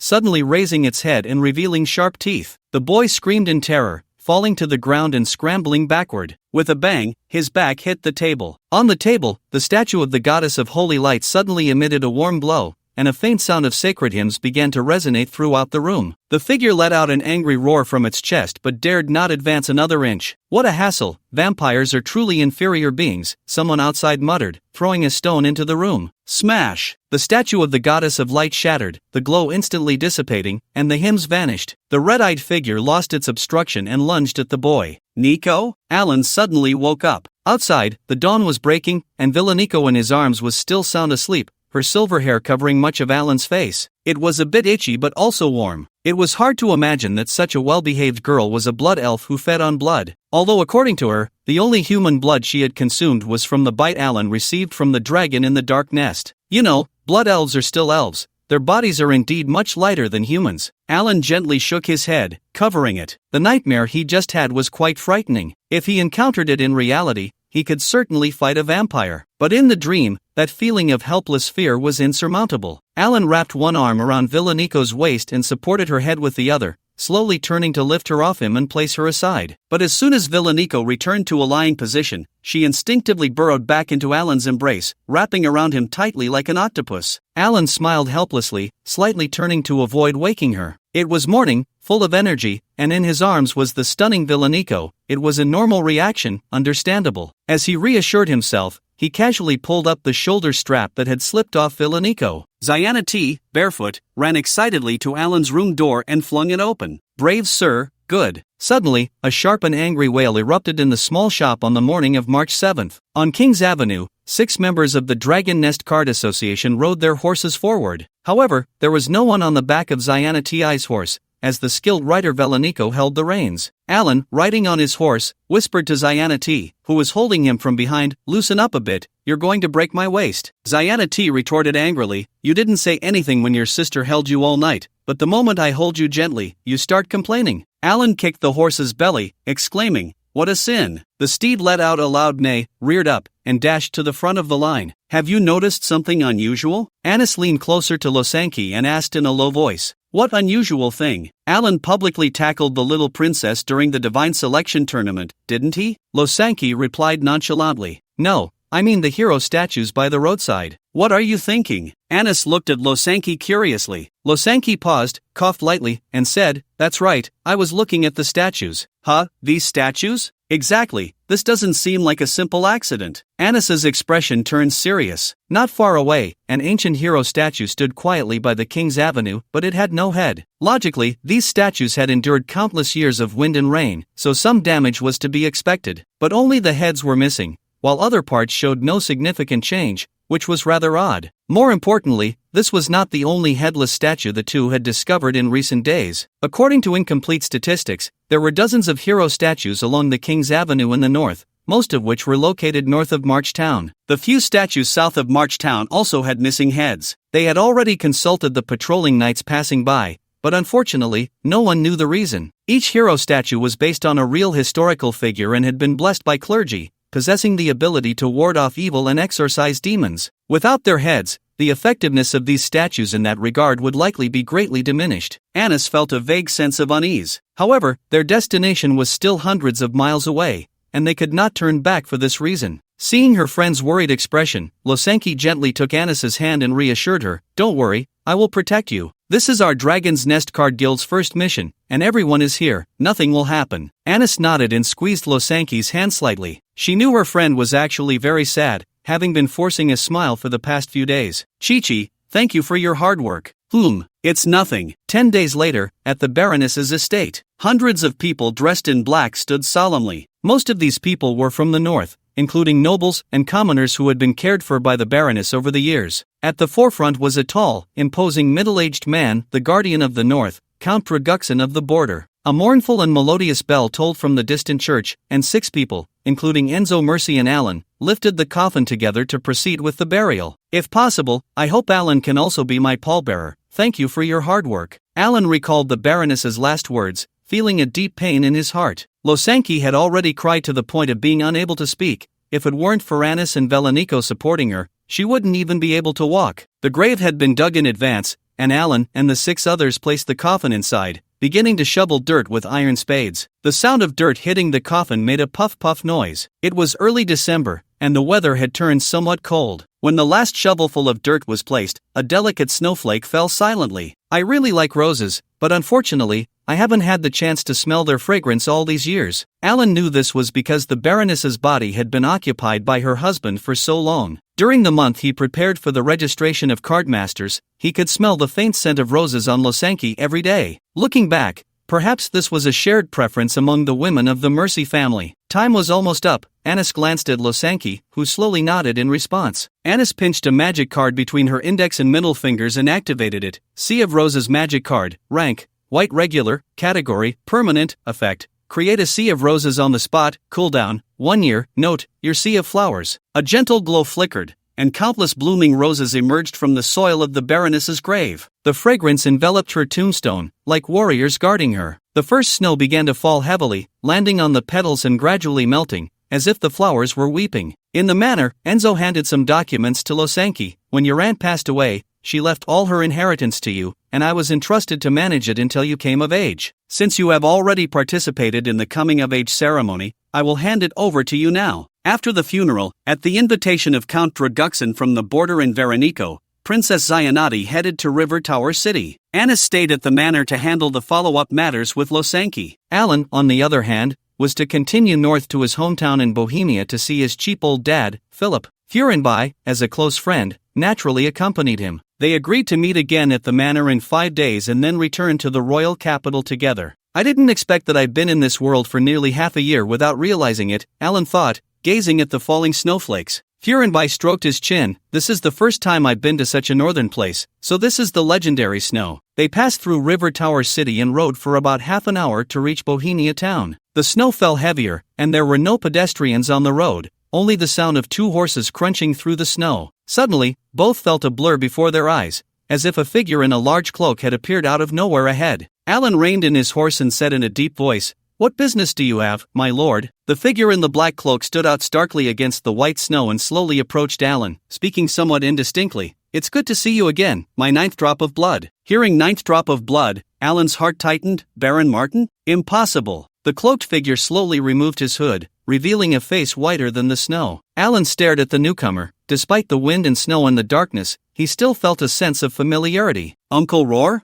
That's right, little Alan. You are one of the few who can still recognize me." In an instant, Alan recalled the kind-faced middle-aged man from the tavern who had invited him to join the Mercenary Guild. It later proved that this person had lied to him, and that phrase 9th drop of blood was filled with an eerie sense for Alan. In a moment, countless memories flooded his mind. The Church of the Divine Servants, the heart's blood of 9 boys, Baron Martin sacrificing the soul of his beloved, becoming a more perfect me. This sweet reign of the soul is for you. You are not suited for the Sigourney Academy. I gave up back then. I really like roses, but unfortunately, I haven't had the chance to smell their fragrance for so many years. Suddenly, Alan kicked off with both feet and lunged at Roar. Roar's figure flickered, dodging back like a ghost. My friend, hit me. Furinbai also jumped off his horse and ran towards Alan, his eyes fixed on Roar. Alan understood and ran towards Furinbai. The distance between them closed in an instant. Alan punched Furinbai in the abdomen, while Furinbai slapped himself hard across the face. Smack!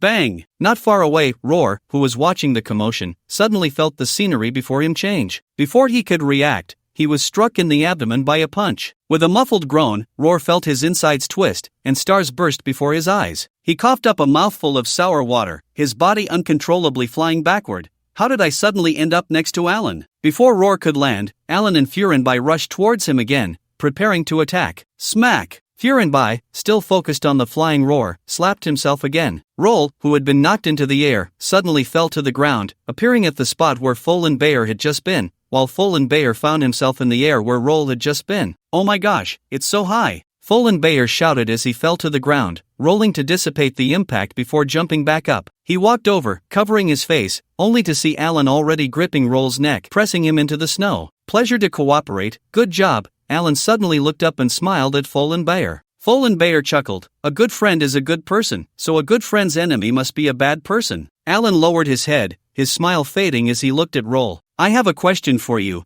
and you must answer truthfully. No counter questions, no lies. As he spoke, he tightened his grip, and Roll's neck made a cracking sound. Roll's eyes rolled back, and he nodded with all his might. Alan slightly eased his grip, allowing Roll to gasp for air. Wait, before we officially start, I have one question. How do you know if what I say is true or false? Roll rasped. If I think what you say is true, then it is, and vice versa. Alan's voice was cold, as if it were colder than the swirling snowflakes. Roll replied, I think that's unreasonable. Alan interrupted, I don't want your opinion, I want my own. Folan Bayer gave a thumbs up. My friend is right. Roll continued, is there a more humane way? A sharp glint flashed in Alan's eyes as he took out a magic card. Punishment for prolonged sitting. Magic card. Rank, white common. Category, ordinary. Effect, causes target's hemorrhoids to flare up. Cooldown, 24 hours. Note, experts recommend seeking medical attention early. Don't be shy. This is quite humane. Do you want to give it a try? Alan asked with a smile, though the sharpness in his eyes had not faded.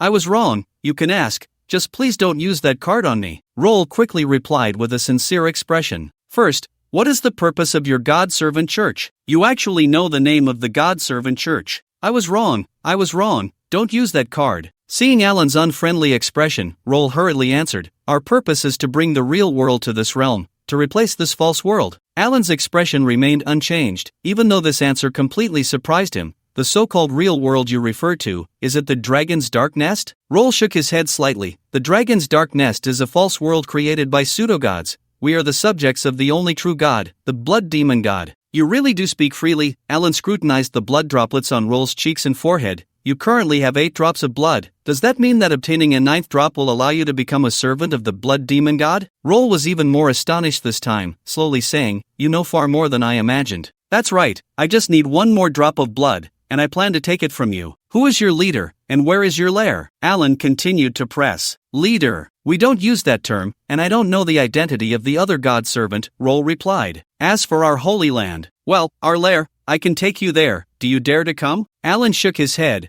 I don't dare. I'm not going. Roll was taken aback and couldn't help but laugh. Little Alan, you really are an interesting person. As he laughed, he suddenly melted like a puddle of mud, gradually losing his human form. Alan was startled, feeling a tremendous suction from the puddle, as if a swamp had already pulled his arms in. Oh no! In just a moment of hesitation, half of Alan's body had sunk into the mud. My friend! Folan Bayer quickly slapped himself, instantly swapping positions with Alan. As Alan's feet landed on solid ground, he regained his senses and looked at Folan Bayer, only to see that most of his body had already sunk into the swamp. Immediately, he lunged forward and grabbed the opponent's leg. Get up! Alan shouted, pulling Folan Bayer out. Phew! The rescued Folan Bayer gasped loudly, having just narrowly escaped suffocation. Alan, we will meet again soon, a muffled voice came from the swamp, and then the mud that was Roll transformed and vanished into thin air. Staring at the empty space where Roll had been, Folan Bayer said in a daze, my dear friend, this guy is too strange. He must be using dark magic. Sort of, strictly speaking, it's blood magic, Alan replied. It's a pity I don't know any holy light magic, otherwise, I could have caught him just now.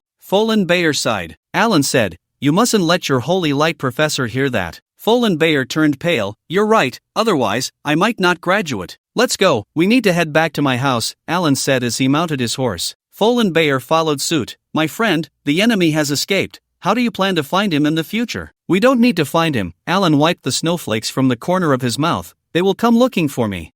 Bayer nodded repeatedly, correct, insightful, and to the point. Then he looked at Alan with some confusion. My friend, this enemy can clearly escape at any time. Why would he pretend to be caught and reveal so much information? Alan smirked slightly. If they wanted to take my life, they would have had the chance long ago. Nicole smelled my blood and went on a drunken rampage, while Roll used blood magic. Their goal is certainly related to my blood, but beyond that, it probably has to do with me as a person. That said, the specific reasons were something neither of them could deduce. To learn more, they would have to get closer to the God-servant church. With that thought, Alan found himself looking forward to the other party coming to find him sooner. Before long, the two arrived at Alan's home. The doors and windows were tightly shut against the wind and snow, with not a glimmer of light, just like the other houses nearby. It was around 8 p.m., although the small town wasn't completely dark. It shouldn't be this pitch black. Alan gently knocked on the door and whispered to Bayer, my mother's identity has always been a mystery, and my father is an ordinary human. The main purpose of my return this time is to inquire about my mother. Bayer whispered back, my friend, something feels off. Alan nodded and took out a stinky tofu magic card. Here, eat a piece, it can increase all attributes by 10%. Bayer's nose twitched slightly, then he showed a resolute expression. Fine, since it's your request, I'll eat it. With that, he stuffed a piece of stinky tofu into his mouth. Delicious.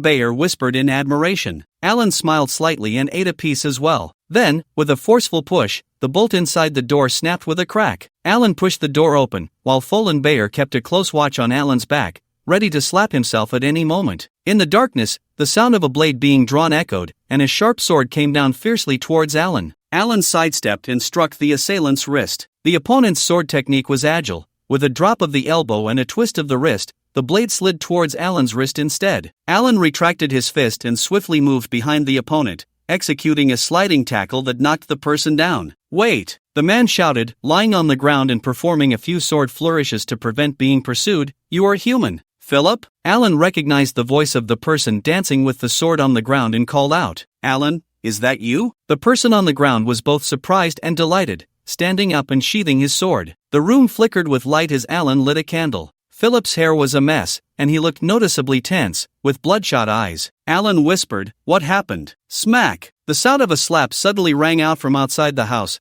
and Alan thought to himself that it was bad. In the next moment, the person in front of him had changed to Bayer. My friend, how did I do with the timing? Philip stood dazed in the snow outside the house, looking bewildered. Well done, but don't do that again next time, Alan said with a smile as he called Philip back to the door. That's great, Alan, you've made such an impressive friend, Philip said as he returned inside, glancing at Bayer with a tone of relief. What about the others at home? Alan patted Philip on the back for comfort, more like a brother than a son. Philip slumped into a chair, his voice low. Not long after you left, people in town started disappearing one after another, and everyone says it's the work of vampires. Alan exchanged a glance with Bayer and continued to listen. After your second brother died, the lady seemed possessed, shouting every day about seeking revenge on you. Philip said slowly, of course, I know that has nothing to do with you. Sir Paul, the patrol captain, has already issued a cause of death report. Alan replied, yes. To be honest, I don't have a good impression of him, but I haven't had the chance to take action.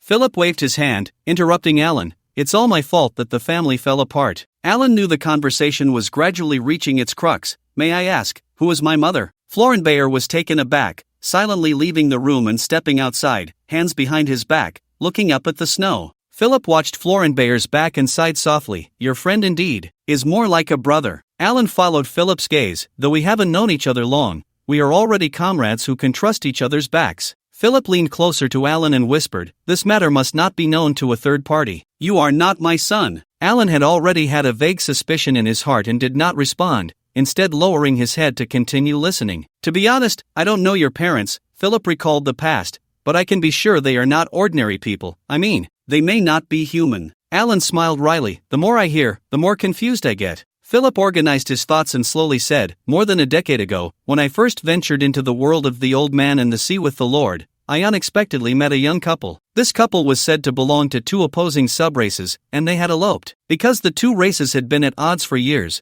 with the goal of annihilating each other, such a relationship would never be allowed. At that time, their child had just been born, and I stumbled upon them. Knowing I was an outsider, they begged me to take that child away. Which is you? Alan asked, so people from the inner world can also enter reality. What happened to them later? Philip's face showed deep sorrow. Later, they were executed by their respective races as heretics for the sake of reconciliation. I'm sorry, by the time I got the news, it was too late. Moreover, even if our entire team joined forces, we would not be a match for either side. The two races do not know of your existence. To prevent leaks, I have been calling you my illegitimate child for years. I'm sorry. Alan stood still, a mix of emotions swirling within him, like a statue. Philip sighed again. Vampires can only enter human rooms with the permission of the people inside. So everyone turns off the lights and locks the doors and windows at night to prevent them from sneaking in. The lady may not have been able to bear this pressure and disappeared last night without a trace. Looking at the haggard and weary Philip, Alan gently patted his shoulder. Does the Lord know about the vampires? Philip slowly shook his head. I reported it to the border earl long ago. Unfortunately, we haven't seen any bodies of the missing people, so there's no way to investigate. Alan nodded and called Florent Bayer back in. Let's rest for the night. Philip stood up.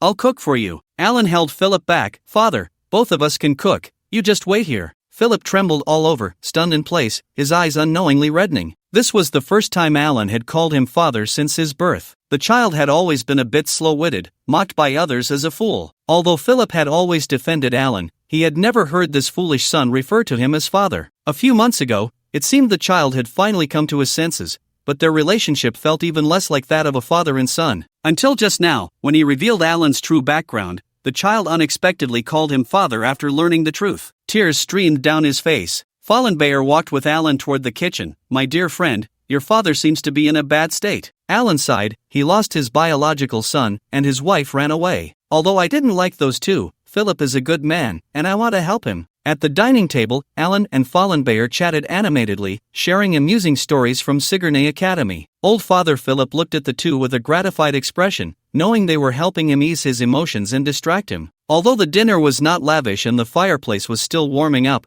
the hearts of the three were warm. In contrast, in the spacious and bright hall of the Count of the Border, facing a luxurious and abundant dinner, Sienna felt quite uncomfortable. Vilinica strictly adhered to table manners, eating quietly and slowly. Her father, Count Draguxin of the Border, wore a blank expression, also silent, seemingly focused only on the food before him. The fireplace was clearly burning warmly, but the atmosphere was extremely cold. Only the occasional clinking of cutlery and Draguxin's chewing could be heard. Sienna glanced at Draguxin, then at Vilinica, feeling that the two seemed less like father and daughter and more like superior and subordinate. Draguxin suddenly put down his cutlery, his face softening. Your Highness, may I ask if you are satisfied with the dinner? Sienna internally shouted, not satisfied. This is super awkward. But she knew that if it were the brave one, he wouldn't shout like this. So, recalling Alan's demeanor, she forced a smile. It's, quite good. It would be even better if we could chat. Draguxin replied, as you wish. Nika, don't just focus on eating.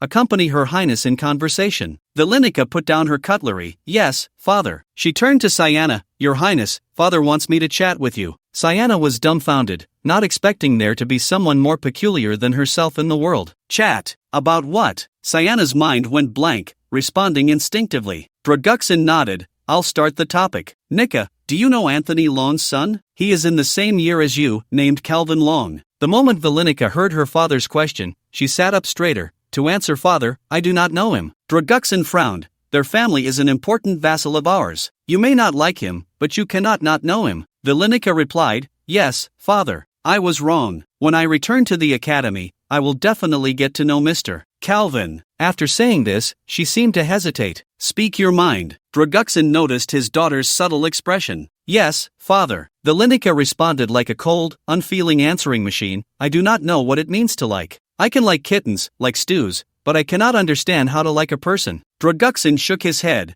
Whether you like someone is not important. After you graduate, you will marry Calvin. Put. Sienna, who had just taken a sip of juice, spat it out. Isn't that too hasty? Vilinica fell silent for a moment, then suddenly shook her head slightly. Draguxin remained unfazed. What's the problem? There is a problem. Sienna stood up for her cousin. Sister already has someone she likes. She can't possibly marry some vassal she doesn't know. Oh, who is this person? Draguxin stared at his daughter. Vilinica looked confused, not understanding what Zionati's words meant. She simply felt that she could not marry someone she did not know. At the same time, for some reason, the image of Alan suddenly appeared in her mind. The boy with heterochromia, whom she once thought was timid, afraid of the dark, and weak, always looked at her with gentle, indulgent eyes. In her interactions with others, they would often show exasperation, as if she were a very annoying person. Only Alan was different. That night in the small shop on March 7th, when she had slept on top of him, he had not complained at all. So when Alan gently removed her from him, even though she was already awake, she pretended not to be. She even uncharacteristically acted coy and clung to him. She just didn't know why,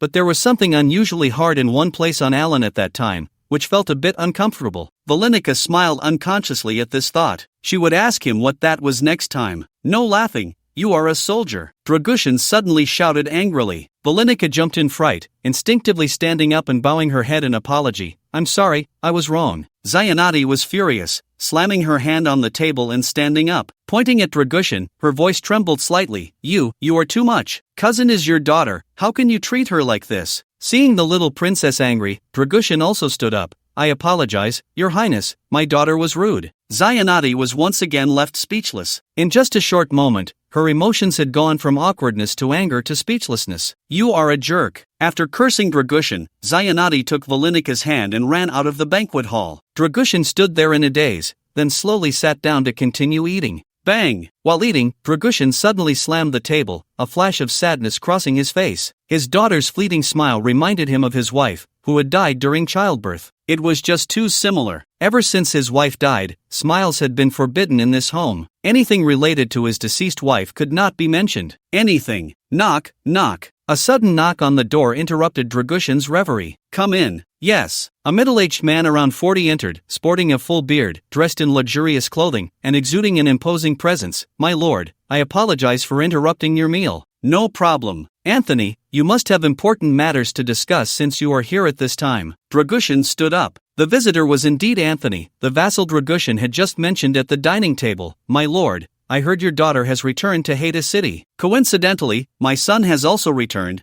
Perhaps the two children can meet? Dragushin nodded. Why didn't your family provide sponsorship for this year's divine selection competition? That's not like you. Anthony smiled. My son Calvin had sought out our northern illegitimate child, Alan. Unfortunately, our offer was too low and someone else snatched him away. Alan Edward, he is no longer an illegitimate child. Dragushin recalled that name. He had seen that boy at the Baroness's funeral. The boy was the pallbearer for the Baroness and should have been quite conscientious. Anthony nodded in agreement, then his expression tightened as he whispered, a corpse was discovered in the city. My subordinates suspect it may have been killed by a vampire. Dragushin stood up abruptly. Where? Take me there. Anthony replied, on 5th Street in the north. It's quite remote, so the body was only discovered after about 10 days. As they spoke, the two hurriedly set off, not even having time to bring guards. Haida City, 5th Street, in a residential house. A young boy's corpse lay on the ground, his eyes wide open, with several obvious bite marks on his throat. On the table behind the boy, there was a broken statue. From the base and the fragments, it appeared to be a statue of the goddess of light. Dragushin turned to look at the window he and Anthony had entered through. The window was open from the inside, while the door is tightly shut, right? Anthony's expression was grave. Yes, vampires can only enter a room with the consent of someone inside, including in the form of a corpse. It all seems too similar. Dragushin looked up at the ceiling, deep in thought. According to old tales, vampires are a branch of blood elves, possessing the ability to transform ordinary humans into their kind. But the boy before him clearly had not been transformed. His own wife was the last pureblood elf and had informed him that the vampire clan had been exterminated. So, could it be that the boy, who had not been transformed, died from blood elves rather than vampires? The only one in this world capable of doing that would be his daughter, Valenica, but that was impossible. It was late at night, and the candles in the room made a soft pop sound. Behind Dragushin, Anthony stared at his back, his hand reaching for his waist, slowly drawing out a chain as thick as his wrist. With a clang, the chain swung out. Dragushin suddenly turned around, only to see that Anthony's chain did not fly towards him but instead twisted like a venomous snake, striking towards the window. A shadow flashed at the window, followed by a loud cry from Sienna. I was wrong, don't hit us. Dragushin helplessly got up and raised a hand to stop Anthony's movement. You two, come out. Under the moonlight, two small heads poked out from the window. One had golden hair and wore an eye patch over the left eye. Sienna. The other had silver hair with a tuft of hair on top, his daughter, Valenica. Seeing this, Anthony immediately knelt on one knee, please forgive my rudeness, your highness and miss. Sayana cheerfully pulled Valenica into the room, waving her hand. Uncle, you have such good skills. I didn't make a sound and you noticed me right away. Anthony smiled. That's because no moon can hide the grace of your highness. Sayana beamed. You're so good with words. If the brave lord spoke to me like that, I would marry him. The other three were momentarily stunned, each wearing a strange expression. Valenica asked, Father, may I ask if this person died from a vampire? Draculson nodded. Although it still needs further verification from the clergy, it's likely. Valenica cautiously stepped forward to examine the corpse, and Draculson did not stop her. Suddenly, Anthony swung the chain again, and with a bang, he closed the window. Draculson's expression changed slightly as he strode to the window to look outside. Sayana exclaimed, What's wrong? Draculson did not answer, his expression serious. A figure with eyes glowing red had appeared outside the window, mumbling, May I come in? No! Sayana gasped, running to Valenica's side, their small hands clasping together. Draculson said in a deep voice, Now there's no need for verification. As he spoke, he was about to open the window to confront the vampire. However, before he could finish, suddenly more than a dozen figures surged to the window, all with glowing red eyes. May I come in? Anthony's face changed. My lord, please do not open the window. There are too many. Draculson replied with a grunt, locking eyes with the strange red eyes outside through the window. Suddenly, more shadows flickered, and more vampires surged towards the house. Every window was crowded with countless figures. Please help me open the window. I want to come in. Countless whispers filled the air, their voices soft but overwhelming in number, making one feel as if trapped in a nightmare. Draculson turned and shouted, Nika, you and the princess go upstairs to check the other doors and windows. Remember, under no circumstances should you agree to open the window. Yes. Valenica pulled Sayana and ran towards the second floor. Anthony said in a low voice, My lord, something is amiss. How could so many vampires suddenly appear in River Tower City? Draguzin glanced at Anthony. I didn't expect you to understand autopsy. When you reported to me earlier, you could accurately state the time of this boy's death. Anthony was taken aback, frozen in place. Then, he suddenly broke into a smile. As expected of my lord, you really are quite perceptive. Anthony laughed and walked to the window. Draguzin shouted, What are you doing? Anthony did not answer, reaching out to pull the window open. Please come in, elegant guests. A chorus of ghostly wails echoed, and countless vampires surged in, bypassing Anthony and lunging at Draguzin. Draguzin swiftly moved to the staircase leading to the second floor, took out a blue advanced card, and stood his ground. Blue light flickered, and a pair of short swords resembling dragon claws appeared in his hands. The vampires moved like phantoms, yet their actions were eerily silent. Crack! Gurgle! A few faster vampires had already pounced in front of Draguzin, but were instantly gutted by the dragon-claw short swords, emitting inhuman hisses. Anthony smiled, walking to the door and opening it as well. My lord, if you put down your weapons now, we can spare your life. Draguzin did not respond, his short swords dancing faster, injuring several approaching vampires. But the enemy was simply too numerous. Just as he felled one, more rushed in. Despite Draguzin's relentless swordplay, he was quickly scratched and bitten in multiple places. Blood gushed from his wounds, and the vampires, sensing the scent of blood, became even more frenzied, swarming to attack Draguzin. Anthony sighed, if you weren't so stubbornly guarding the staircase, you wouldn't be hurt. Draguzin gritted his teeth and continued to fight the vampires. If you dare touch a hair on my daughter, I will have your family erased from the north. Anthony laughed heartily, stepping out of the house. Outside, Anthony's son, Calvin Long, stood quietly holding a blue advanced summoning card. Behind him was a dark mass of about 100 people, each holding a blue advanced summoning card, silent. The vampires continued to emerge from these blue cards,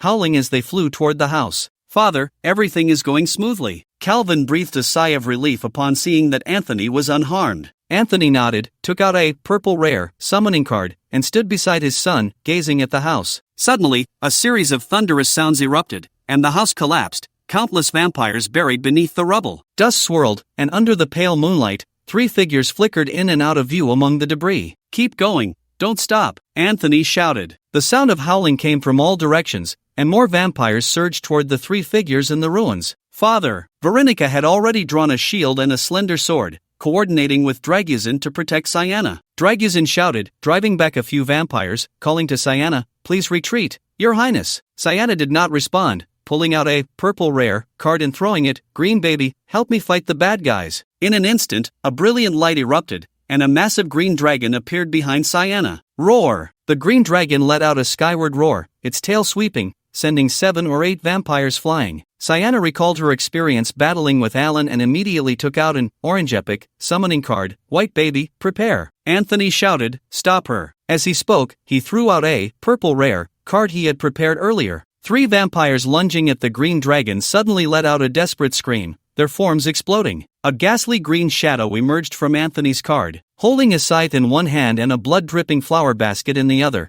it emitted a strange whisper. The voice was not loud, yet everyone heard it clearly. Baby bye? Sayana T panicked, as she suddenly realized that the orange epic familiar in her hand could not respond to her summons. Calvin looked at the magic card in Anthony's hand with envy. Father, will this card be passed down to me in the future? Anthony smiled. Your vision is too narrow. Once the plan is complete, the rewards from the Lord of the Gods will be more than just this. Familiar card, Plague Apostle Attribute, Dark 8 Stars Grade, Purple Rare Race, Undead Effect. 1. While this card is alive, all familiar cards within the attack range cannot be summoned. 2. Can infect enemies within the attack range with plague, causing rapid death. Cooldown, 24 hours. Note, requires 3 undead familiars as sacrifices to summon. The ghastly green shadow of the Plague Apostle staggered forward, seemingly using its scythe as a crutch, step by step approaching Draguxin and the others. Although no new vampires were summoned due to the Plague Apostle, the hundreds already present had already surrounded the 3. The green dragon let out a series of roars,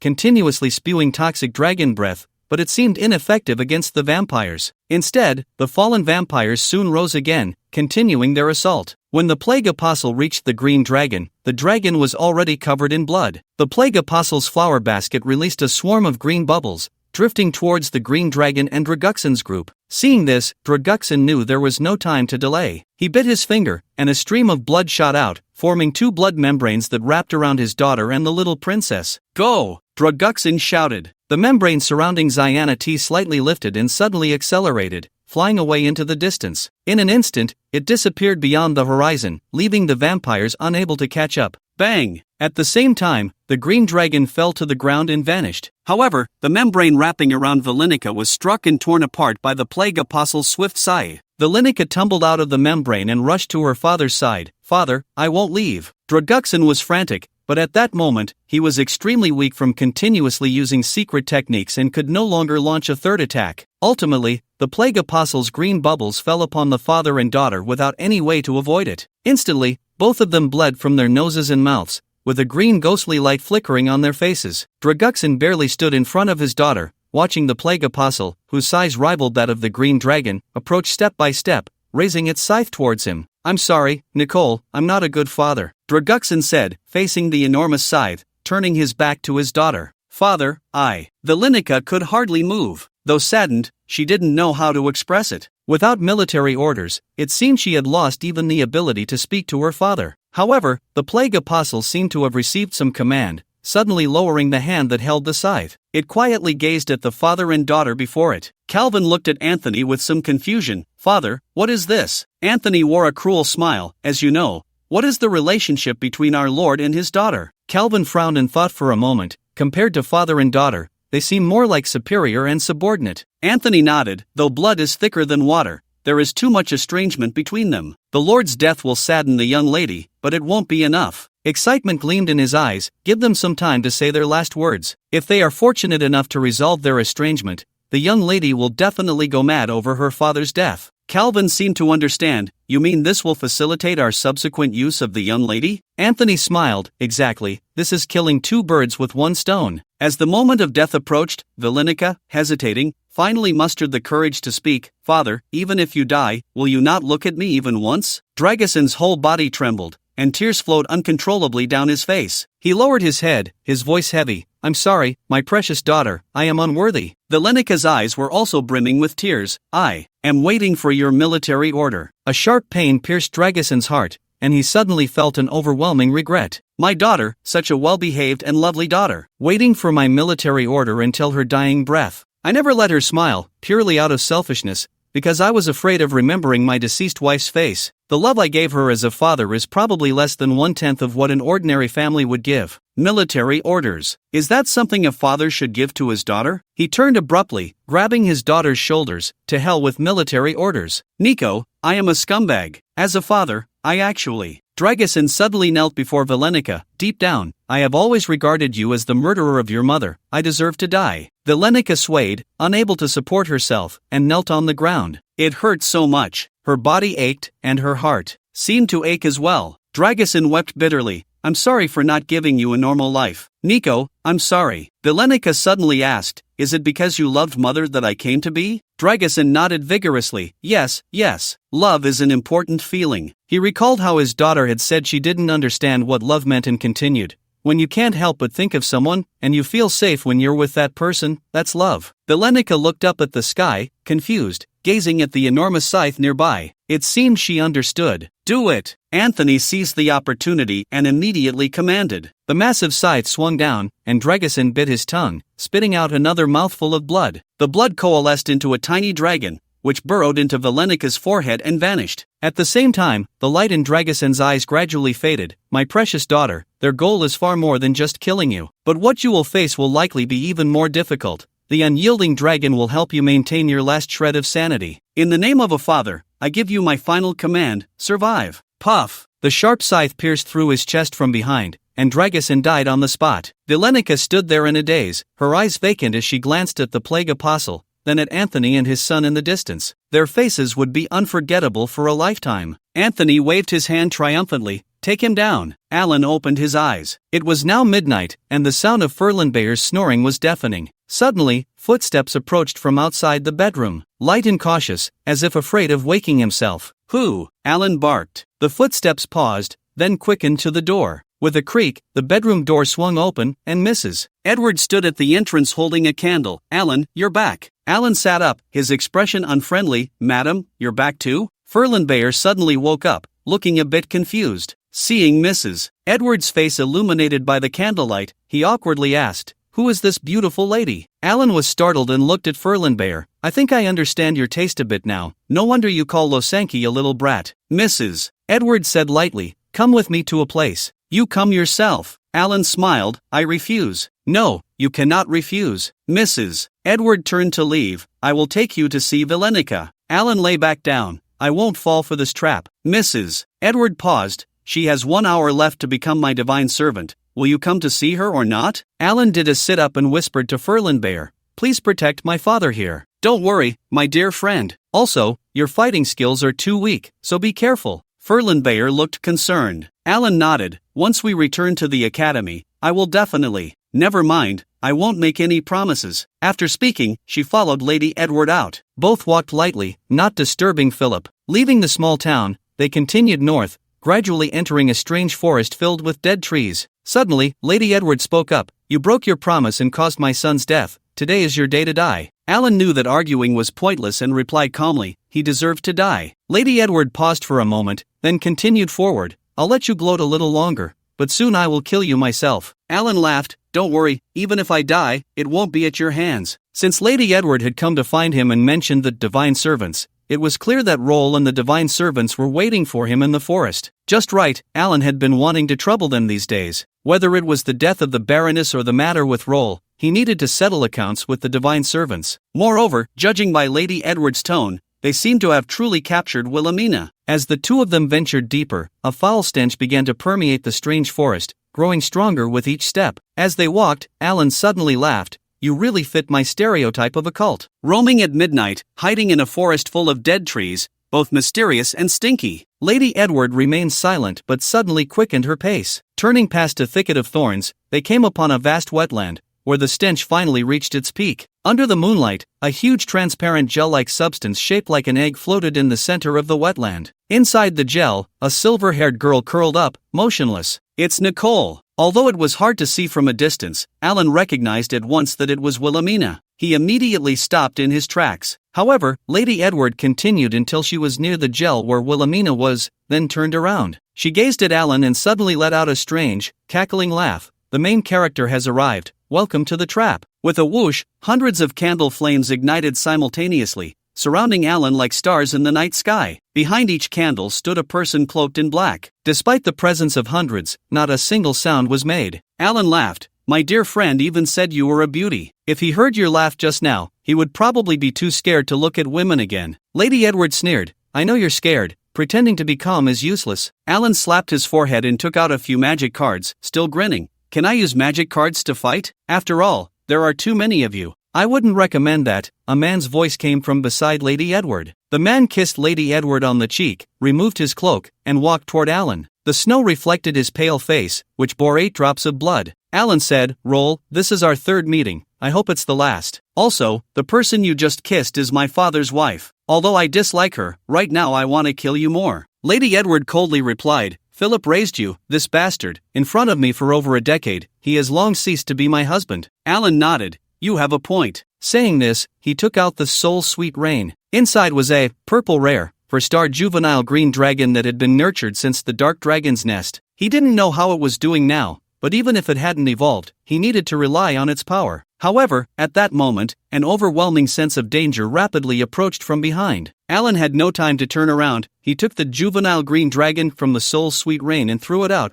"Green, it's up to you behind." At the same time, he got into position, ready to take down Roll. However, there was silence behind him. The expected roar of the green dragon did not come. Gurgle. A non-human sound came, making Alan feel extremely uncomfortable. Turning around, he saw a massive, grotesque green figure, comparable in size to the green dragon, swaying as it approached. In his left hand, a sickle, in his right, a blood-dripping flower basket. This was the plague apostle who had attacked the Villanico mother and daughter. Alan silently picked up the card from the ground and retracted his soul card slot. "Not good. It looks like I'll have to fight barehanded today." Alan cracked his knuckles, producing a series of crack sounds. Before he could finish speaking, a voice that Alan found somewhat familiar suddenly came from his right. "If you keep doing that, your knuckles will get bigger." Alan was taken aback, feeling that not only was the voice familiar, but the content was too. With a whoosh, 2 iron chains, as thick as wrists, suddenly shot up from the ground, rapidly encircling Alan from both sides. Just as Alan was about to jump off the ground, he suddenly heard the sound of a lute,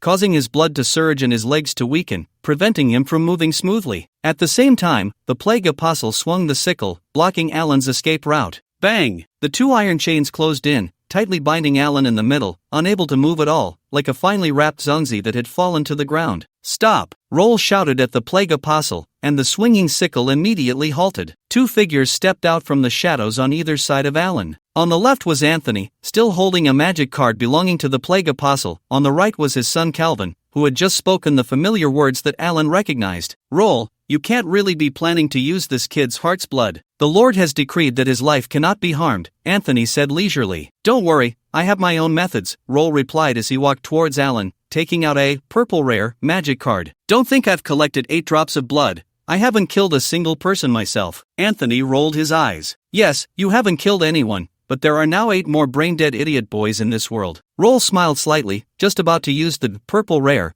card when he suddenly looked strange. "Excuse me, put away your plague apostle. My familiar can't be summoned." Just as Anthony was about to comply, one of the 100 cloaked figures suddenly said, "Things need to be prioritized. Roll, you go deal with Alan elsewhere. The plague apostle needs to guard here." Roll, feeling helpless, waved to Calvin, "Kid, come with me." With that, he walked deeper into the woods. Anthony shook the iron chains in his hand and removed them from Alan, but Calvin's chains still surrounded him. Anthony whispered to his son, "I need to control the plague apostle here. You go with Roll. If anything special happens, activate the key." Calvin nodded, gently shaking the iron chains in his hand, lifting Alan and the chains as if by an invisible hand, suspending them in midair. He then quickly followed Roll's pace. The 2 walked for a long time, and Roll showed no signs of stopping. Calvin felt a bit nervous and couldn't help but ask softly, "Mr. Roll, you really do need Alan's blood, right? Just his will be enough." Roll chuckled, "Don't worry, your father is trusted by the great servant. I won't lay a hand on you. It's just that the plague apostle's influence is too great.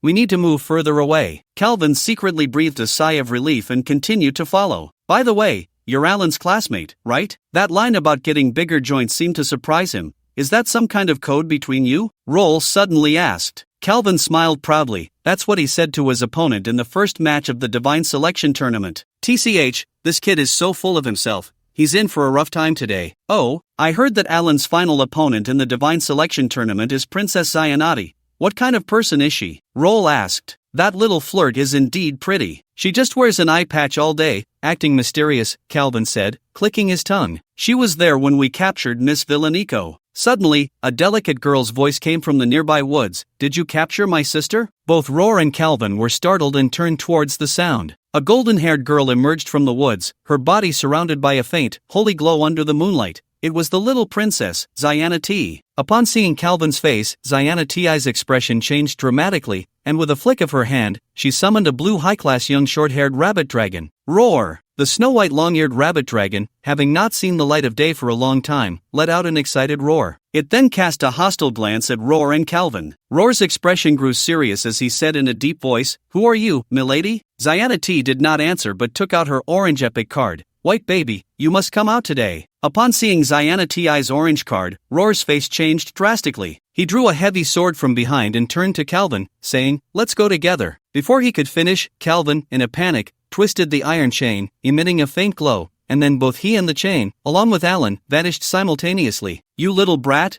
you just ran away?" Roar cursed loudly. Although Ziana T did not know Roar, seeing him with the bad guy Calvin, she naturally assumed Roar was also a bad person. Without hesitation, she used the rabbit dragon as a sacrifice to summon her orange epic familiar. Familiar card, blue-eyed one-eyed white dragon, attribute, light, 6 stars, grade, orange epic, race, dragon, effect. This card destroys all trap cards that have been set within the attack range upon summoning, cooldown, 1 hour, notes, 1. This card requires an unharmed dragon familiar as a sacrifice to summon, 2. This card is immune to trap card effects, 3. This card has strong resistance to black magic and curses. Suddenly, a flash of golden light appeared, and the rabbit dragon, which had just entered the field, let out a reluctant low growl before its form shattered and disappeared. Roar! Roar! The ground shook, and a louder dragon's roar nearly ruptured Roar's eardrums. A silver-white giant dragon, about 10 meters tall, appeared out of thin air, crushing the ground beneath it. Its left eye was tightly closed,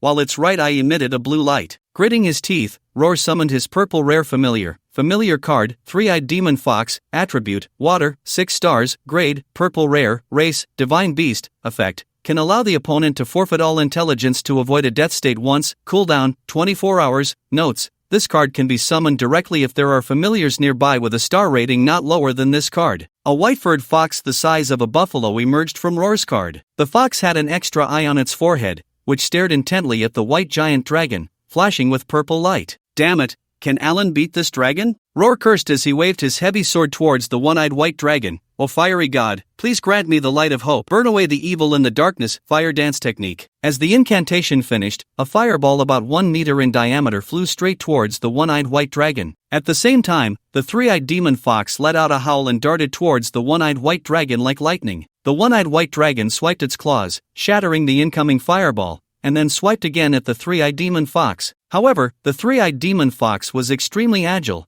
managing to evade the attack midair with a swift turn. The fox's eye on its forehead focused on the white dragon, and purple light began to flicker rapidly. After being illuminated by this purple light, the one-eyed white dragon seemed to become somewhat agitated, wildly swiping its claws in an attempt to catch the 3-eyed demon fox. The 3-eyed demon fox, relying on its nimbleness, dodged all the chaotic strikes, then suddenly crouched down and pounced towards Ziana T, who was behind the one-eyed white dragon. Yet, Ziana T remained unfazed, climbing onto the back of the one-eyed white dragon using both hands and feet, tightly gripping its scales. "White baby, don't be angry. Once you defeat this big bad guy, I'll introduce you to a very strong hero who can fight with you." The one-eyed white dragon, upon hearing this, suddenly spoke in human language. "Little girl, have you finally found your hero?" Ziana T chuckled. "That's right. His left eye is golden, his right eye is blue, a bit like you, and a bit like Lord Dragon God." The one-eyed white dragon, hearing this, swept its tail to temporarily push back the 3-eyed fox spirit, feeling somewhat uncertain. "We dragons are not well read,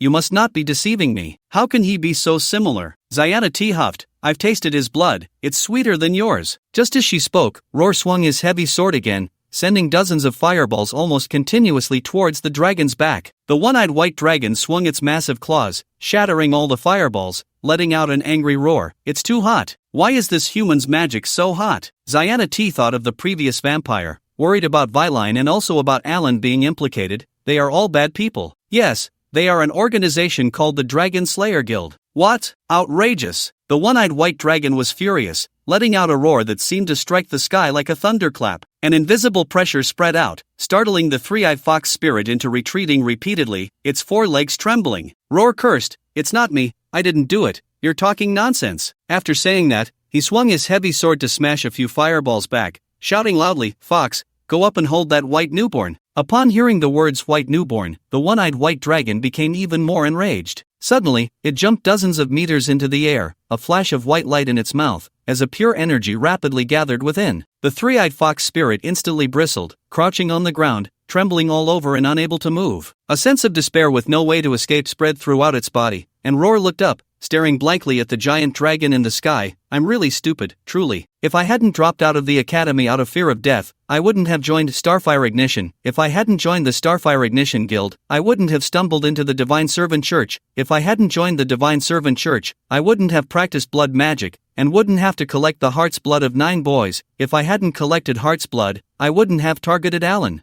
If I hadn't targeted Alan, I wouldn't be facing an epic dragon alone here. If I weren't facing an epic dragon alone, I wouldn't die today. So, because of fear of death, I die early." A burst of white light shot out from the one-eyed white dragon's mouth, the light attribute dragon breath pouring down like divine retribution, enveloping Roar and the three-eyed fox spirit. Boom! After a long time, as the white light dissipated, Ziana T, who had buried her head in the dragon scales, raised her head and opened her eyes. The one-eyed white dragon had already landed, proudly looking around with its neck held high. The ground remained flat, not forming a large hole to match the tremendous roar just now. Ziana T pouted, "White baby, you didn't even make a small hole." The one-eyed white dragon proudly replied, "Our light attribute dragon breath does not destroy a single blade of grass. We only kill our opponents." Ziana T suddenly slapped the dragon scales, pointing to a spot on the ground. "White baby, you didn't even kill your opponent." The one-eyed white dragon widened its only right eye and looked over. Not far away, Roar was slowly getting up from the ground, staring blankly in this direction. The one-eyed white dragon's right eye widened in embarrassment. Our light attribute dragon breath." Roar's vacant gaze did not linger much on the one-eyed giant dragon in Ziana T, but instead looked around as if he had forgotten where he was. Ziana T whispered, "It's okay, white baby, I won't tell anyone about this embarrassing dragon incident, at least that fox was killed by you." The one-eyed white dragon suddenly realized, it was that fox. Although it was just a mere, purple rare, familiar, it belongs to the Divine Beast clan and has the ability to exempt someone from instant death. Ziana T looked at Roar, who seemed dazed. "So what is this bad person doing now? Has he lost his memory?" "Not just lost his memory, he has now become a fool, completely useless," sighed the one-eyed white dragon. "Then should we cut the grass and eliminate the roots?" Ziana T scratched her head. After all, Roar was part of the gang that kidnapped Villainico, so he must be utterly wicked. The one-eyed white dragon actually blushed slightly. "Our dragon clan generally does not strike again if we have released the essence and failed to kill the enemy." Cough cough. Ziana T giggled, "Got it.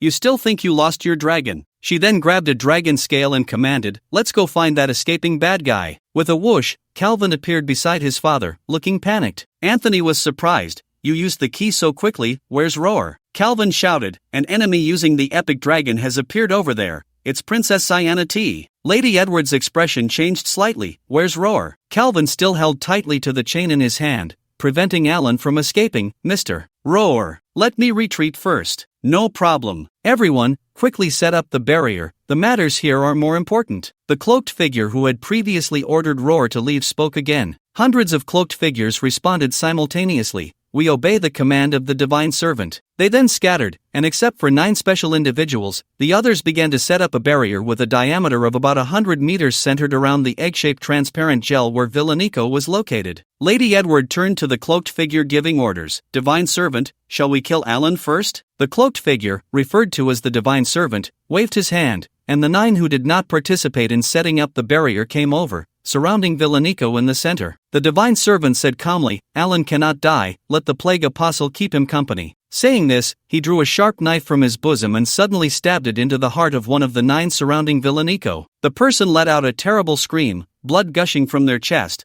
splattering onto the egg-shaped transparent gel. Inside, Villainico's eyelids twitched slightly, and a trace of blood began to appear on her face. Anthony exchanged glances with Calvin and simultaneously ordered the Plague Apostle, who had been standing beside him, "Just leave him a breath." The Plague Apostle lifted a flower basket and gently shook it, sending a person-sized green bubble flying towards the chain where Alan was. Just as the green bubble was about to collide with the chain, Calvin gently flicked it, loosening the chain. Ding dong! A sound of a lute echoed again from the Divine Servant, and the faint magic power within the freed Alan was disturbed, causing his legs to weaken again. Bang! The green bubble exploded on Alan, who screamed and fell to the ground. The divine servant continued to stab the sharp knife into the hearts of the others surrounding Villanico while saying, "Anthony, you were too harsh on Miss Villanico. If I hadn't protected her life with the cocoon of creation, she would have died long ago. Moreover, if the divine servant ritual is not performed, Miss Villanico will still die once she leaves the cocoon of creation." Anthony's expression was respectful. "It was my mistake. This Alan will definitely not have any accidents." Hearing their conversation, Alan remained on the ground. "If you want to turn Nico into a divine servant,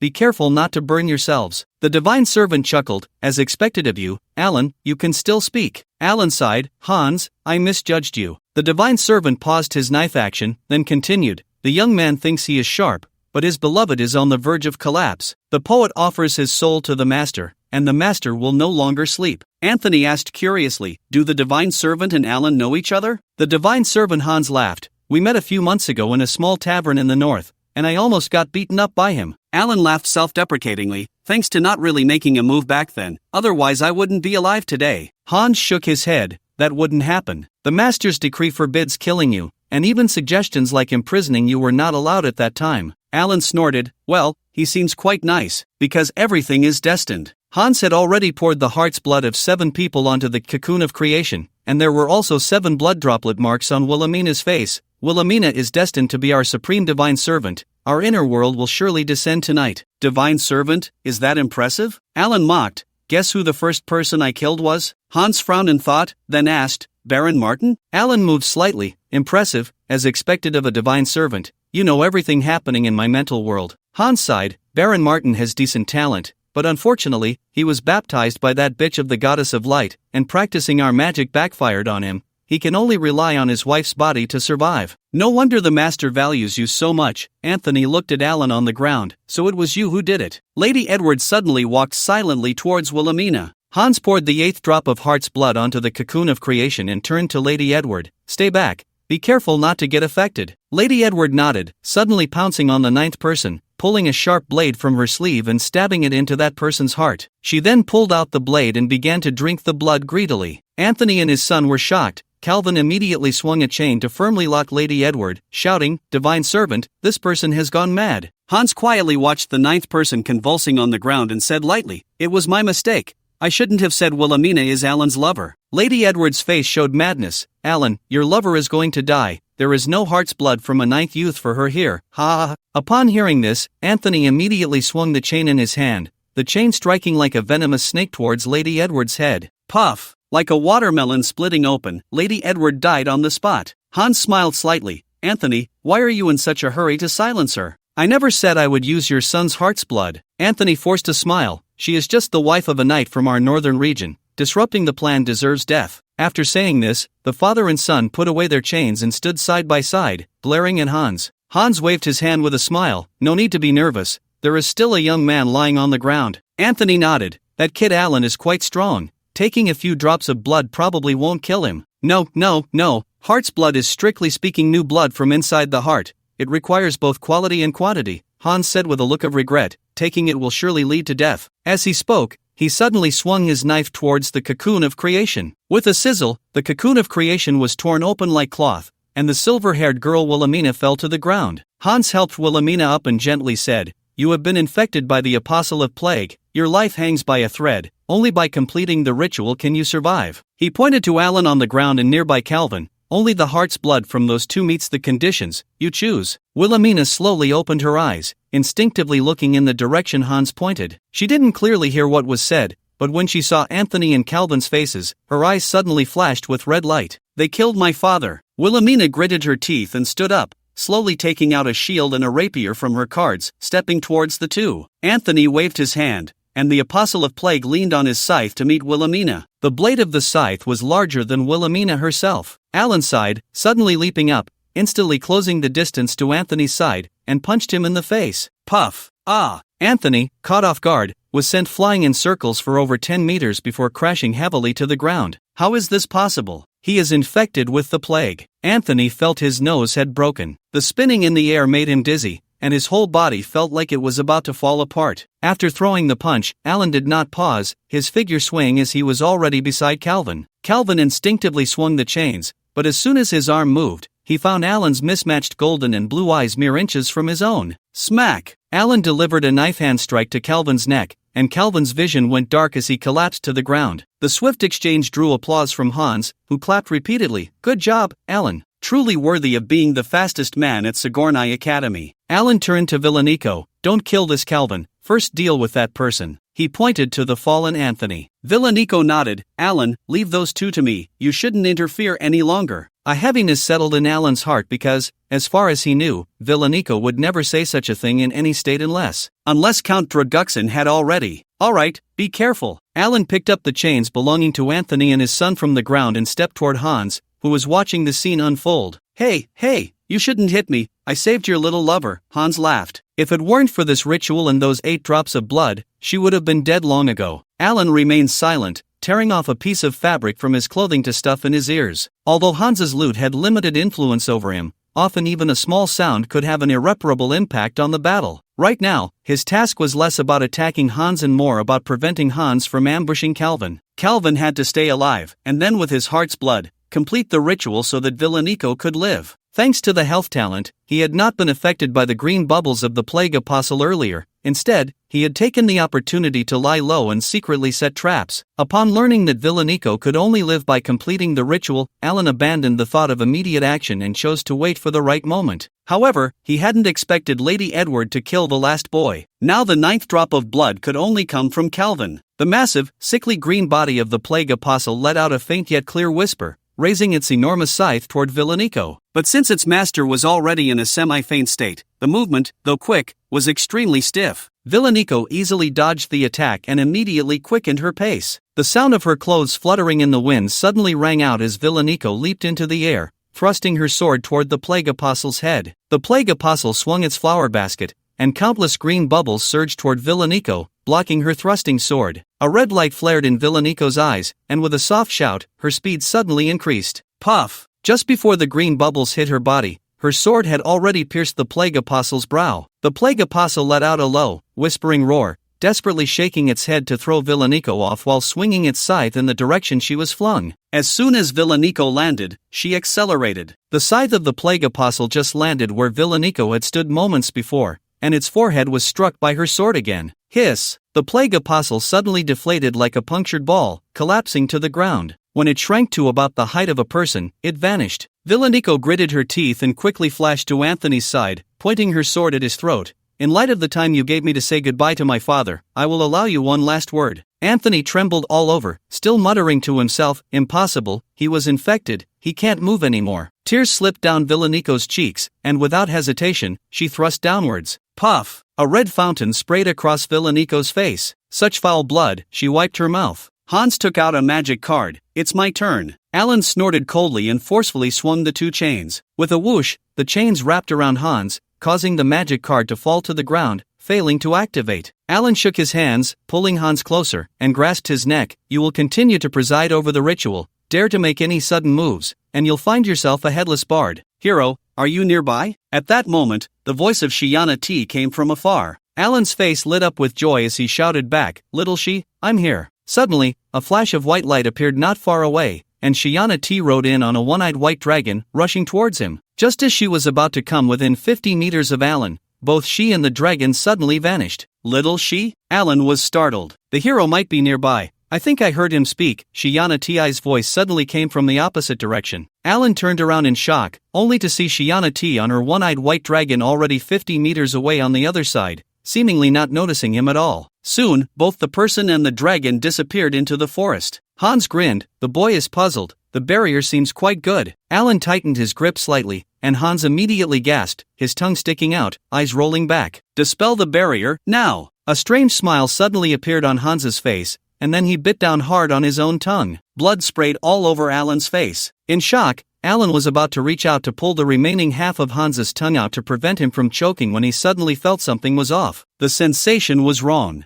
Hans in his hands felt like a puddle of mud, melting into the chains. Not far away, where Hans had been standing, another Hans emerged from the ground, still wearing that strange smile. Oh no, I died. Oh no, I'm alive again, Alan whispered. Nicole, how are you? Nicole walked over to Alan. Don't be afraid, Alan, I will protect you. Alan looked concerned. Can you hold on? Let me cover you while you complete the ritual, okay? Hans scratched his head, chuckling as he took out the magic card again. So, can I use it now? Nicole shook her head. He won't give us the chance. Alan knew Nicole was right and clenched his fists. I don't know what his abilities are, but there's no choice now. We can only hit him hard. Nicole nodded. Cover me. With that, she vanished and was already within 3 meters of Hans. Alan swung 2 chains, as if playing with 2 jump ropes at once, the chains whistling as they flew towards Hans. With no way to dodge, Hans simply stood there, still smiling. Puff! The chains in Nicole's slender sword struck Hans simultaneously, and he fell to the ground. This doesn't feel like a living person. It feels a bit like when I struck the plague apostle just now. Nicole's face showed her usual confusion. Not a living person? This statement reminded Alan. Suddenly, a wave of magical energy formed nearby, and a new, living Hans emerged from the ground. Hans scratched his head and laughed. You guys are amazing. That hurt. Before he finished speaking, Alan lightly flicked his index finger, activating the preset childhood trampoline. The trampoline could return the summoned familiar back to the magic card. With a flash of white light, a bouncy bed appeared under Hans's feet, bouncing him up before disappearing. Hans scratched his head and laughed. What is this thing? You clearly had no childhood. Seeing that the childhood trampoline had no effect, Alan didn't get discouraged and continued to swing the chains at Hans. This time, Hans was on guard, lightly leaping back to barely avoid one chain, but his calf was still ensnared by another. Nicole seized the opportunity and lunged, stabbing her sword through his throat. No, it's fake. Realizing the sensation was wrong, Nicole anxiously called back. Damn it, even a so-called divine servant shouldn't be invulnerable. Alan watched as yet another new Hans rose from the ground, forcing himself to calm down. I can only keep testing, looking for his weaknesses. At this thought, Alan suddenly felt a chill. Because Hans could buy time, he and Nicole could not afford to delay. In just a short while, Nick was already panting. Of course, it wasn't due to physical exhaustion, but rather the worsening effects of the plague. Nicole, come over here. I'll hold off the enemy. Okay. Nick immediately understood and turned to run back. Alan kept a close watch on Hans, ready to prevent any surprise attack. Hans bent down to pick up the dagger that Lady Edward had dropped on the ground, suddenly grinning at Alan. Not good. Alan quickly activated the trap card Strong Will, and Hans, who had been grinning, suddenly lost his smile and began to wail. Gift of liberation. Although Alan knew that killing Hans now might not be effective, he had no choice but to act. The priority was to let Nick collect Calvin's heart's blood from the ground. Wah! Hans was hit, and 1,000 times the tears instantly drained him, blood even spraying from his eyes. Seeing Hans fall to the ground, Alan immediately became alert, searching for a new Hans. Right here Hans's voice came from behind. Nick had just retreated to Alan's side, and upon seeing the new Hans appear next to Calvin, her heart sank. Hans acted quickly, scratching his head with one hand while stabbing a knife into Calvin's heart with the other, grinning at Nick. Alan let out a furious roar, not having time to use any magic cards, and threw down the chains, charging at Hans with all his might. Unexpectedly, Hans's speed seemed to suddenly surge, and he turned to run while holding Calvin's corpse. Alan and Nick chased at full speed but couldn't catch up for a moment. He was hiding his strength before. Nick shouted, "Be careful of his ambush." Seeing blood still gushing from Calvin's chest, Alan was frantic and desperately threw out the punishment for sitting too long. However, Hans's running path was erratic, and with the distance between them, the card failed to activate and fell to the ground. This Hans is faster than me even while carrying someone. All my time spent lifting weights was for nothing. Alan glanced at Nick, who was almost stopping, his gums nearly bleeding from clenching his teeth. When he reached a certain point,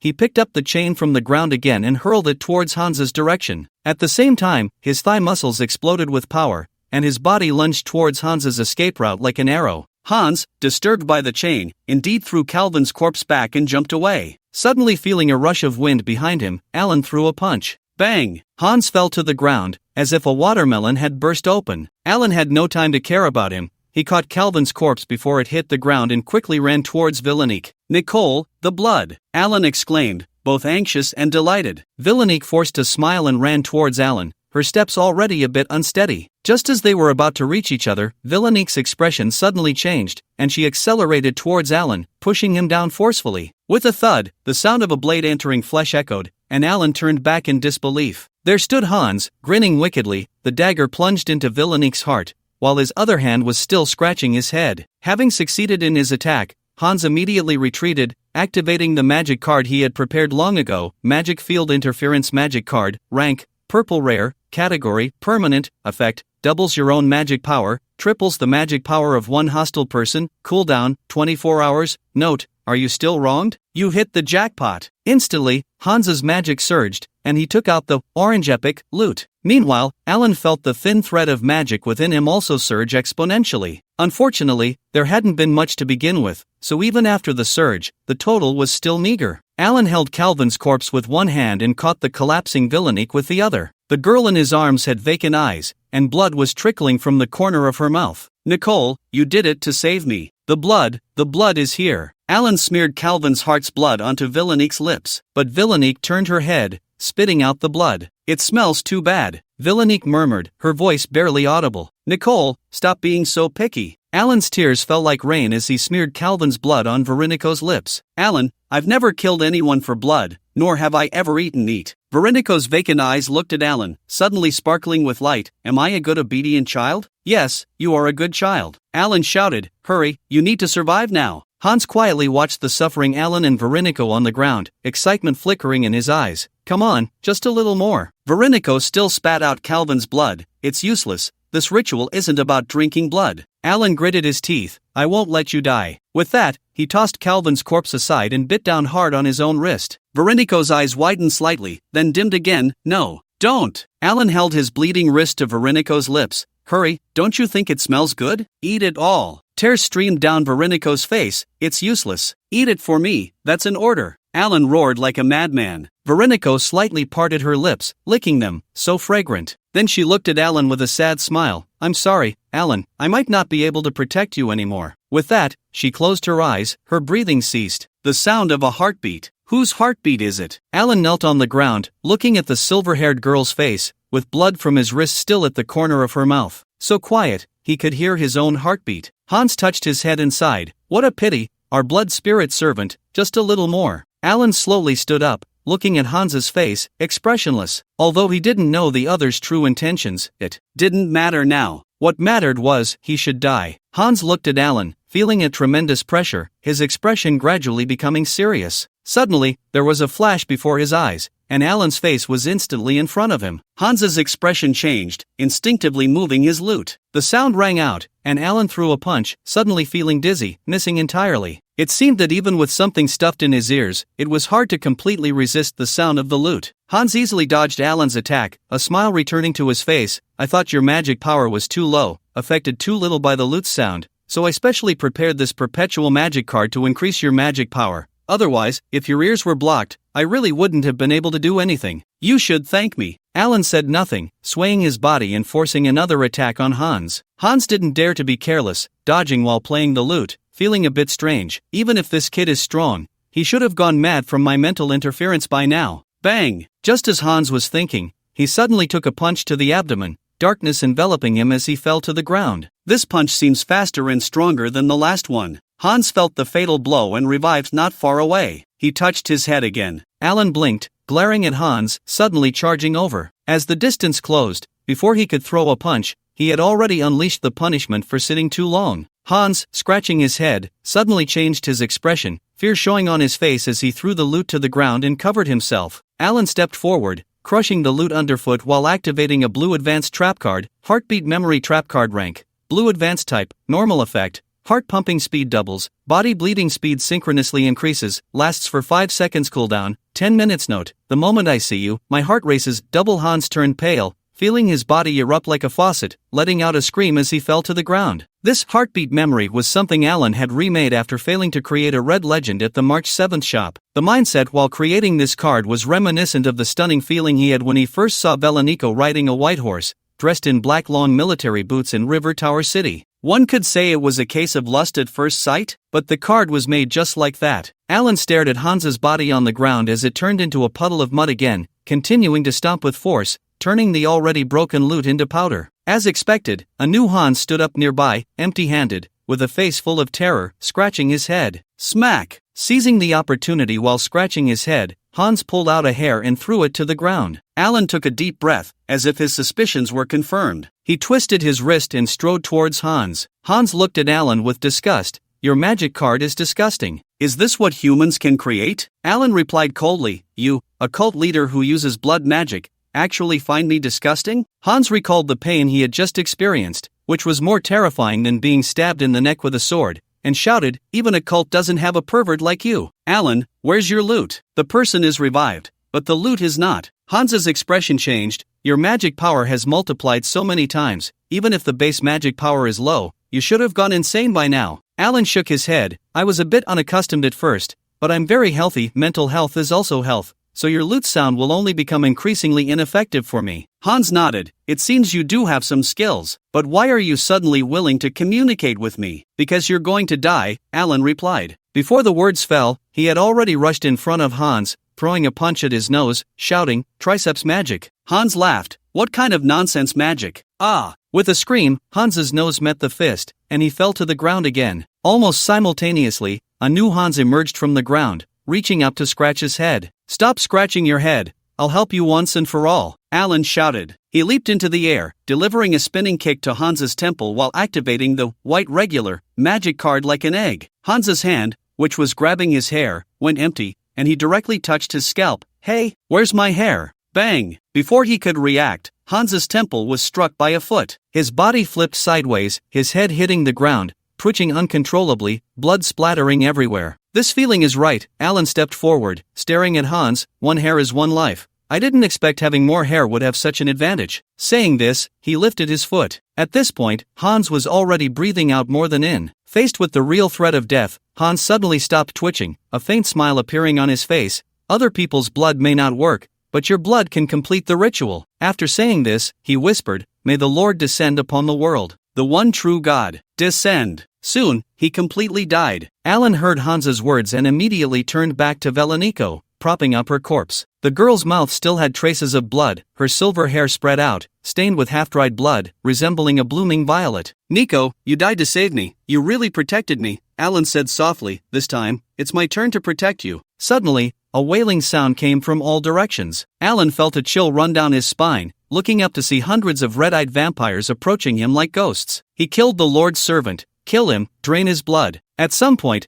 the hundreds of cloaked figures who had set up the barrier stopped their incantations. Each held a blue advanced, familiar card, and new vampires kept emerging from the cards. Noisy, Alan sighed, taking out exploding stinky tofu, preparing to temporarily boost his attributes to wipe out these hundreds of people. Just as the stinky tofu appeared, hundreds of vampires suddenly halted as if struck by a holy light spell. They glared at Alan, letting out furious howls. Alan blinked, not eating the stinky tofu. I've only heard that garlic can repel vampires. Who knew stinky tofu had this effect too? Seeing that there was no immediate danger, Alan waved his hand and summoned the green dragon that had been waiting to evolve in the soul's sweet rain. The green dragon let out a roar, looking around, its voice deep and resonant. So many pests, big brother, you really know how to command people. Alan forced a smile, grabbing Veronika's slender sword and pointing it at his own heart. Dragon brother, after I die, please protect this young lady. Although this green dragon card was in Alan's possession, it was still bound to the soul card slot of Ziana, so it wouldn't disappear upon Alan's death. The green dragon was taken aback.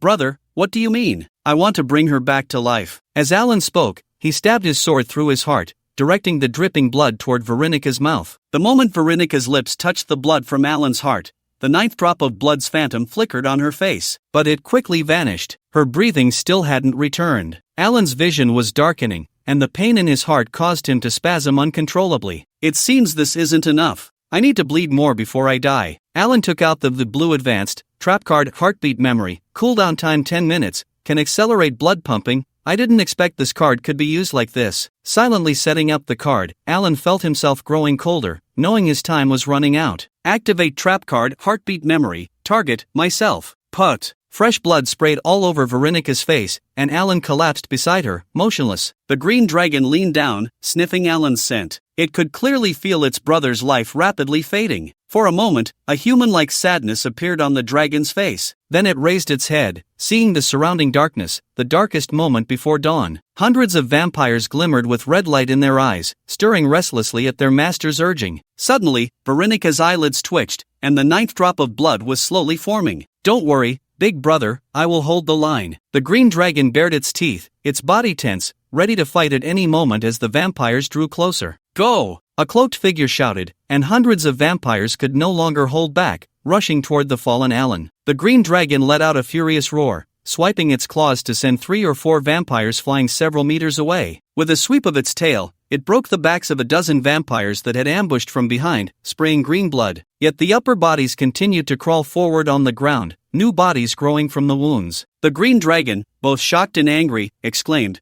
"Aren't these pests supposed to be killable?" It opened its mouth, unleashing a torrent of green poisonous dragon breath, but it had little effect on the vampires. Seeing the dragon breath was ineffective, the cloaked figures urged even louder, "Tear that green thing apart." "What do you mean by that green thing? That's so disrespectful to a dragon." The green dragon roared in anger, stopping its breath and tearing apart several more vampires with its claws and tail. However, as it could see, these vampires seemed to possess immortal bodies. No matter how it attacked, they could not be completely eradicated. Instead, due to their overwhelming numbers, they quickly swarmed all over the green dragon. "Little girl, are you not waking up? I can barely hold on," the green dragon roared, struggling to stand firm against the tide of vampires. Yet on the ground, Veronica's 9th drop of blood still hadn't fully formed, her eyes tightly shut, and her breathing had not returned. Roar! The green dragon was bitten in multiple places, letting out a weak wail. At that moment, as if in response to the green dragon's roar, a dragon's cry suddenly echoed from deep within the forest. The dragon's roar grew louder as it approached, suddenly bursting forth in a brilliant white light. A powerful beam of light, infused with the essence of a light attribute dragon, pierced through the night sky, illuminating the dark night as if it were day. The vampires let out piercing wails the moment they were touched by the light, melting away like ice meeting a fierce fire, unable to regenerate. The green dragon, using all its strength, shook off the vampires clinging to it, coughing up blood as it laughed like a barbell. "It's here, we're definitely going to win, ha, cough cough cough." Not far away, the one-eyed white dragon leaped out of the forest with Ziana T on its back, landing with a tremendous thud. The vampires, sensing a formidable enemy, shrieked in terror and scattered in all directions. The cloaked figures, witnessing this, fell into chaos. Some urged each other to fight back,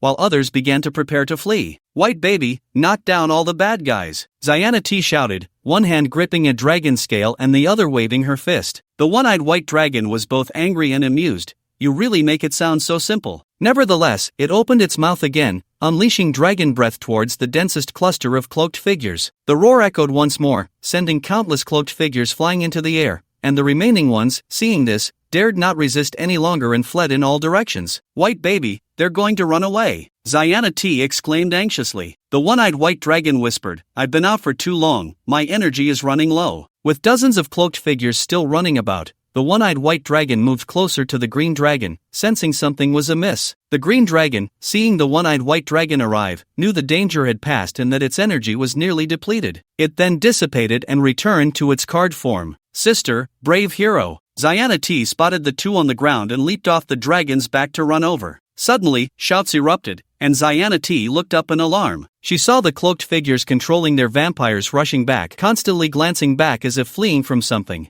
"Damn it!" The one-eyed white dragon bared its teeth, preparing to unleash another powerful dragon breath. Puff! The last cloaked figure running at the back was suddenly pierced through the chest by a massive ice spike and fell to the ground, its vampire dissipating as well. Then, a series of puff-puff sounds followed, as countless fireballs, ice spikes, boulders, and wind blasts rained down from the sky, exploding among the cloaked figures like bombs, slaughtering them in an instant. The one-eyed white dragon retracted its dragon breath and looked up. A glimmer of dawn was piercing through the darkness at the horizon. In the sky, a pink-haired girl with twin ponytails sat sideways on a flying broom, carelessly tossing down numerous, white regular, and green premium cards. The various attribute attacks were all unleashed by her. Even the one-eyed white dragon, who had seen much alongside Ziana T, couldn't help but gasp at the sight of the pink-haired girl's fighting style, nearly choking on its own dragon breath. A few stragglers managed to evade the pink-haired girl's attacks by using the complex terrain and agile movements, fleeing deeper into the forest. Ah!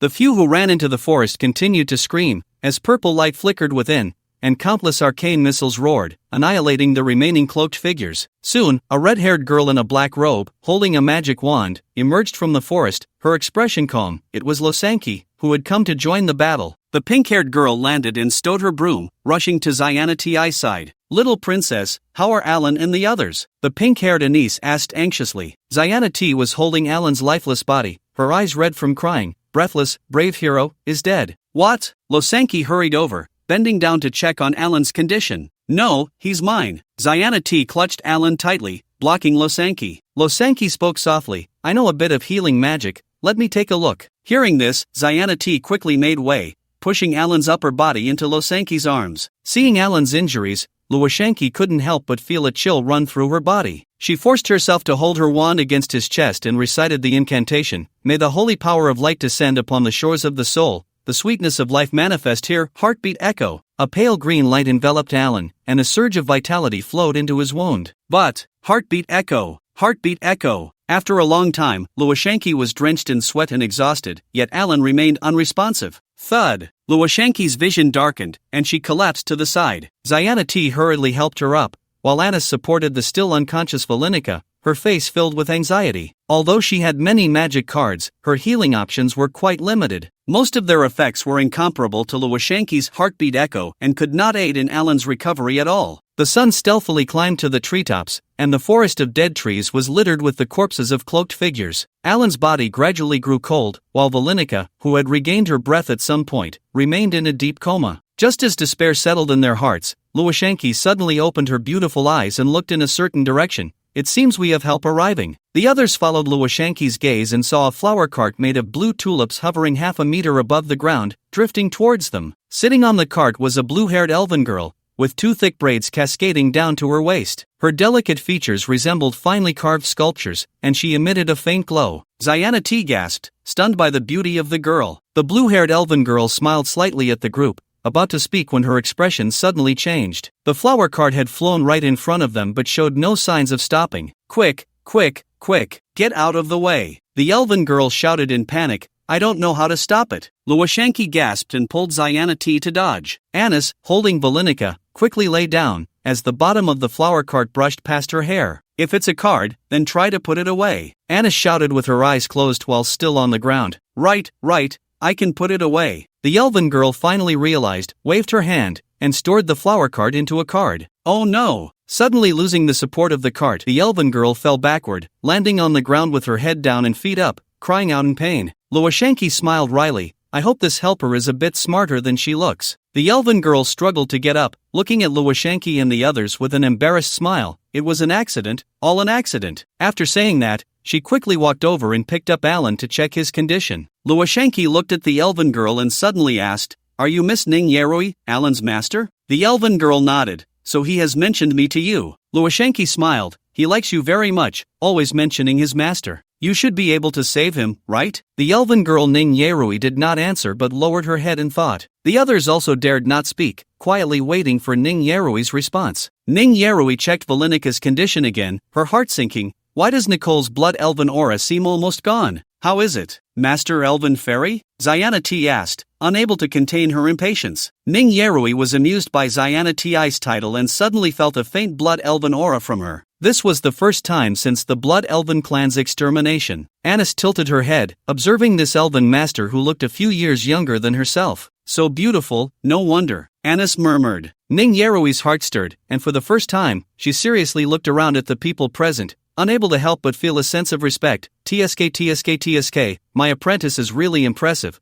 Where did he find so many beautiful teammates? Seeing Ning Yerui's relaxed tone, Luoshanki was overjoyed. Miss Ning Yerui, is there really hope for Alan? Ning Yeyu smiled and nodded. When Ziana T suddenly heard the good news, she was so happy that she almost fainted. Anis quickly used several low-level healing magic cards to treat her, and after a while, she finally regained consciousness. Ning Yeyu looked at Alan in her arms, suddenly blushing, and whispered, Could you please help me take Alan to a place with living trees? It's not very convenient here. Anis took out a green boutique magic card and handed it to Ning Yeyu. Master, may I ask if this card can help you? Ning Yeyu took the card and smiled. Everyone, there's no need to be polite. Just call me Ning Yeyu. As she spoke, she glanced at the card's content and her eyes lit up with joy. Yes, it can. If this lovely lady could use this card, I will treat Alan right here. Anis, flattered by Ning Yeyu's praise, happily used the magic card, Old Times Forest magic card, grade, green boutique, category, location, effect, lively, cooldown, 48 hours, note, a somewhat useless location magic card, but it can provide fresh air. In an instant, the withered wood forest where everyone was located transformed into a vibrant summer forest filled with blooming flowers. Centered around Anis, a radius of several hundred meters was enveloped by this forest. The sounds of birds and the fragrance of flowers replaced the dead wood and snow,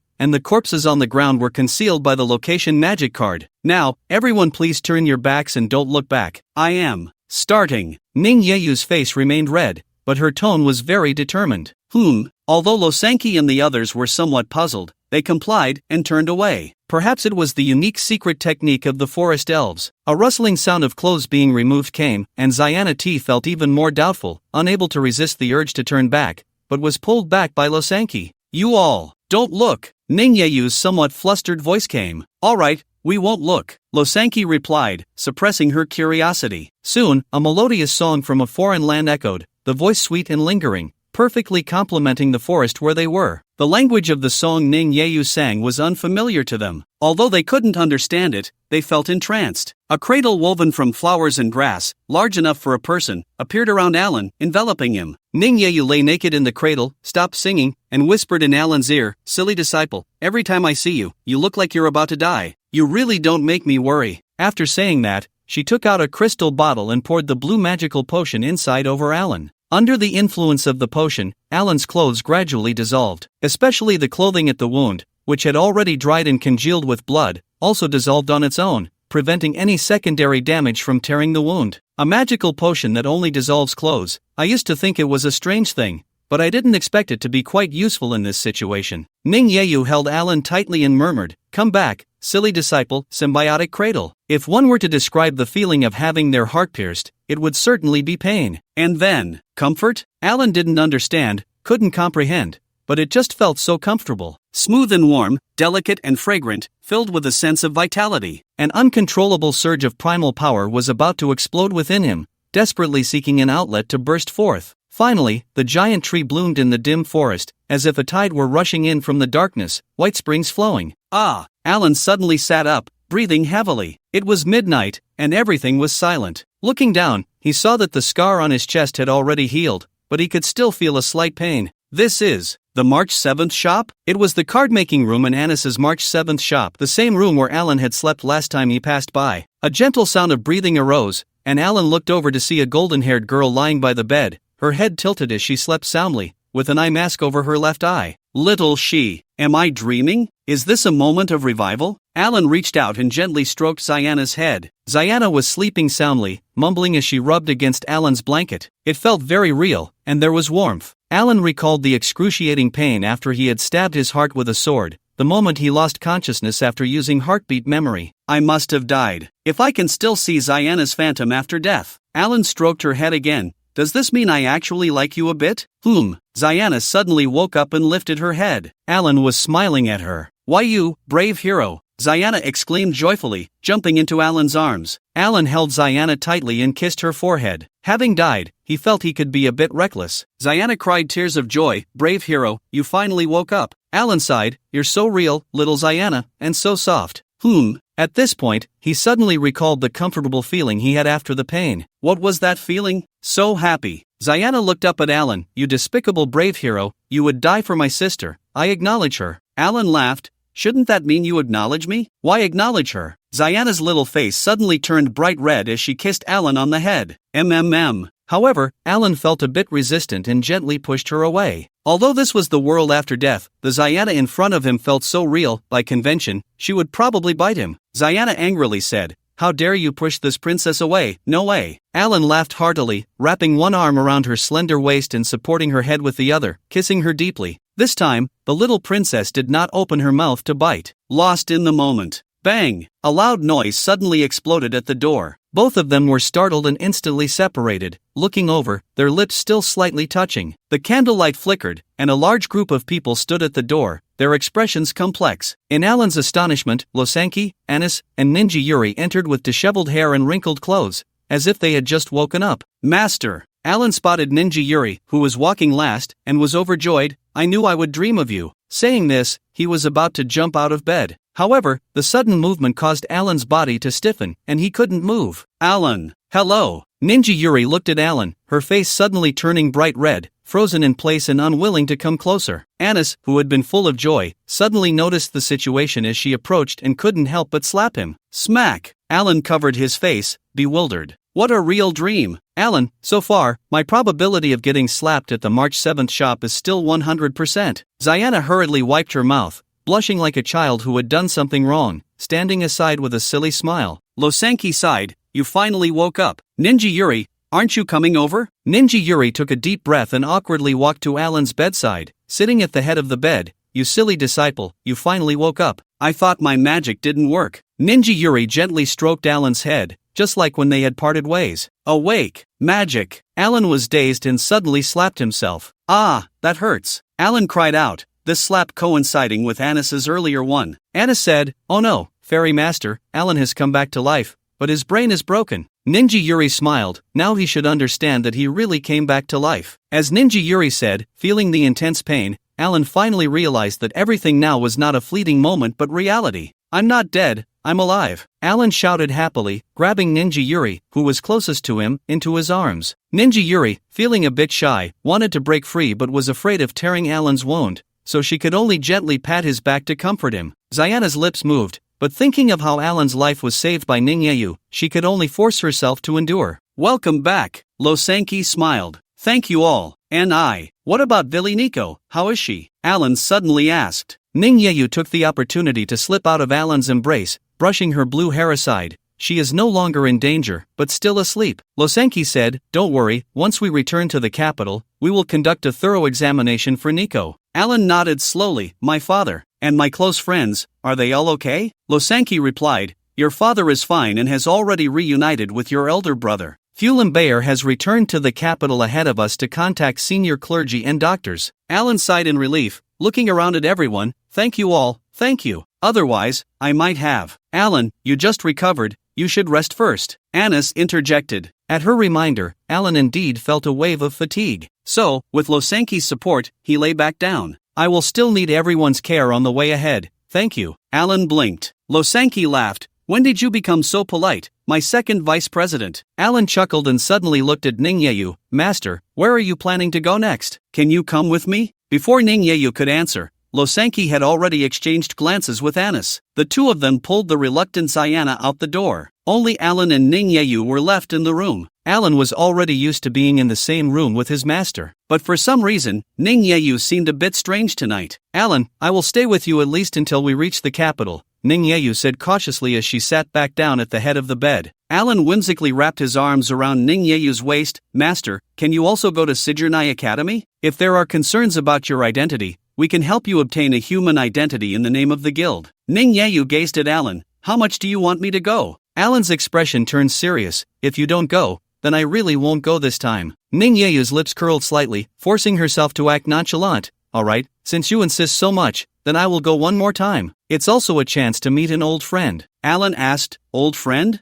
Has Master been to the capital before?" Ningyeyu lifted her head in recollection. "I went once before. I have a junior brother working in the capital." Upon hearing this, Alan suddenly felt a bit displeased. "So, Master has a junior brother? Then, what is the relationship between this junior brother and Master?" Damn, suddenly feeling so gloomy, Alan exhaled heavily through his nose, and Ningyeyu curiously asked, "What's wrong? You seem angry? Master, are you very close to that junior brother?" "It's okay, although we've only met once, we still recognize each other quite well." "Only met once?" Alan's face instantly broke into a smile. "Once is enough, once is enough." Ningyeyu looked at him with suspicion. "Why are you angry one moment and happy the next? Is your brain really broken?" Alan grinned foolishly and changed the subject. "Master, what kind of magic did you use to revive me? I might not be able to learn it, but I'm very curious." Ningyeyu felt her face heating up again, especially recalling the last step of the symbiotic cradle, making her feel even hotter all over. "I won't tell you." Ningyeyu stood up and walked out. As she reached the door, she suddenly turned back and smiled. "Do you really like the little princess? As soon as she wakes up,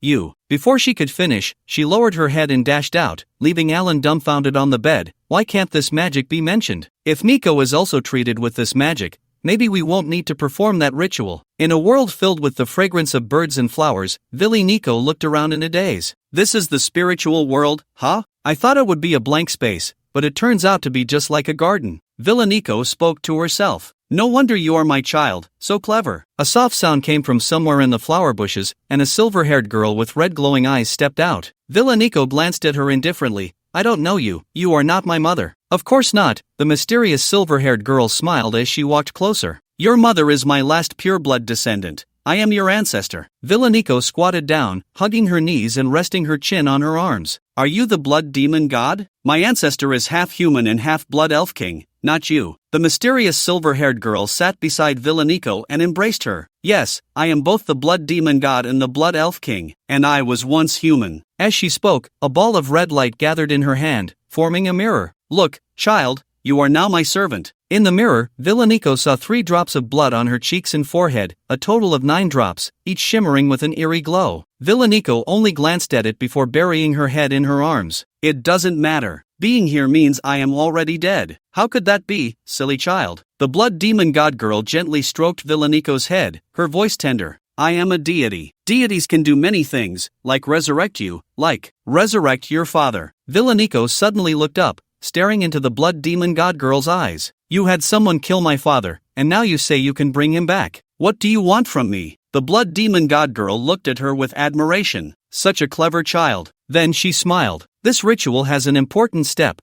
to sacrifice the soul of a beloved one. Villaniko pouted. What an evil ritual, I regret having your bloodline. Then you truly are unaware of your fortune, the blood demon god girl said. Your bloodline is something many desire, something Hans, Roll, and others can only dream of. Villaniko recalled the battle that seemed to have just happened. Why couldn't that divine servant be killed? He is already dead, killed by your Alan. The blood demon god girl sighed. Hans possesses a trace of Shinma bloodline, every hair can bring him back to life, but he encountered a very unfair magic card. Villaniko smiled. Alan is amazing, only he could do that. Suddenly, she felt something was off. Then whose is my 9th drop of blood? The blood demon god girl replied, of course, it is Alan's. To save you, he pierced his own heart with your sword. Afraid there wouldn't be enough blood, he even used a magic card to accelerate his blood loss, all to bring you back to life. Villaniko stood up abruptly, her eyes moist, and the blood demon god girl stood up as well. I don't deserve this. Villaniko trembled, her voice shaking,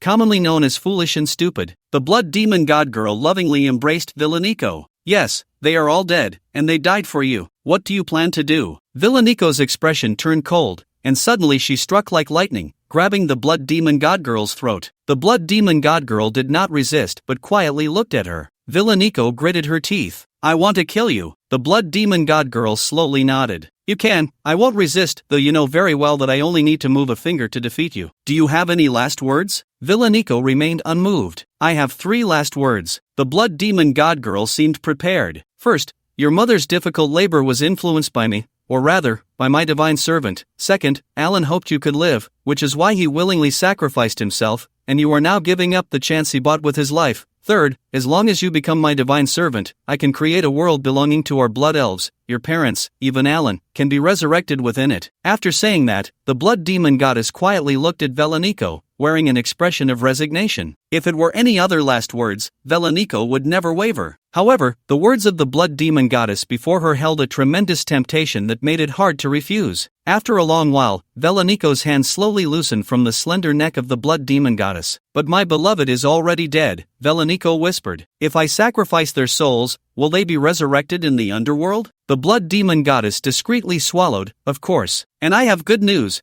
After death, souls linger in the human world for a while. Since they are already dead, sacrificing them is just making the most of what you have. Villaniko felt quite repulsed by the phrase, making the most of what you have, but still lowered her head and thought, is my father's soul still in the human world? No, dear. The blood demon goddess leaned closer to Villaniko, whispering in her ear like a devil's temptation, but Alan's soul is still here.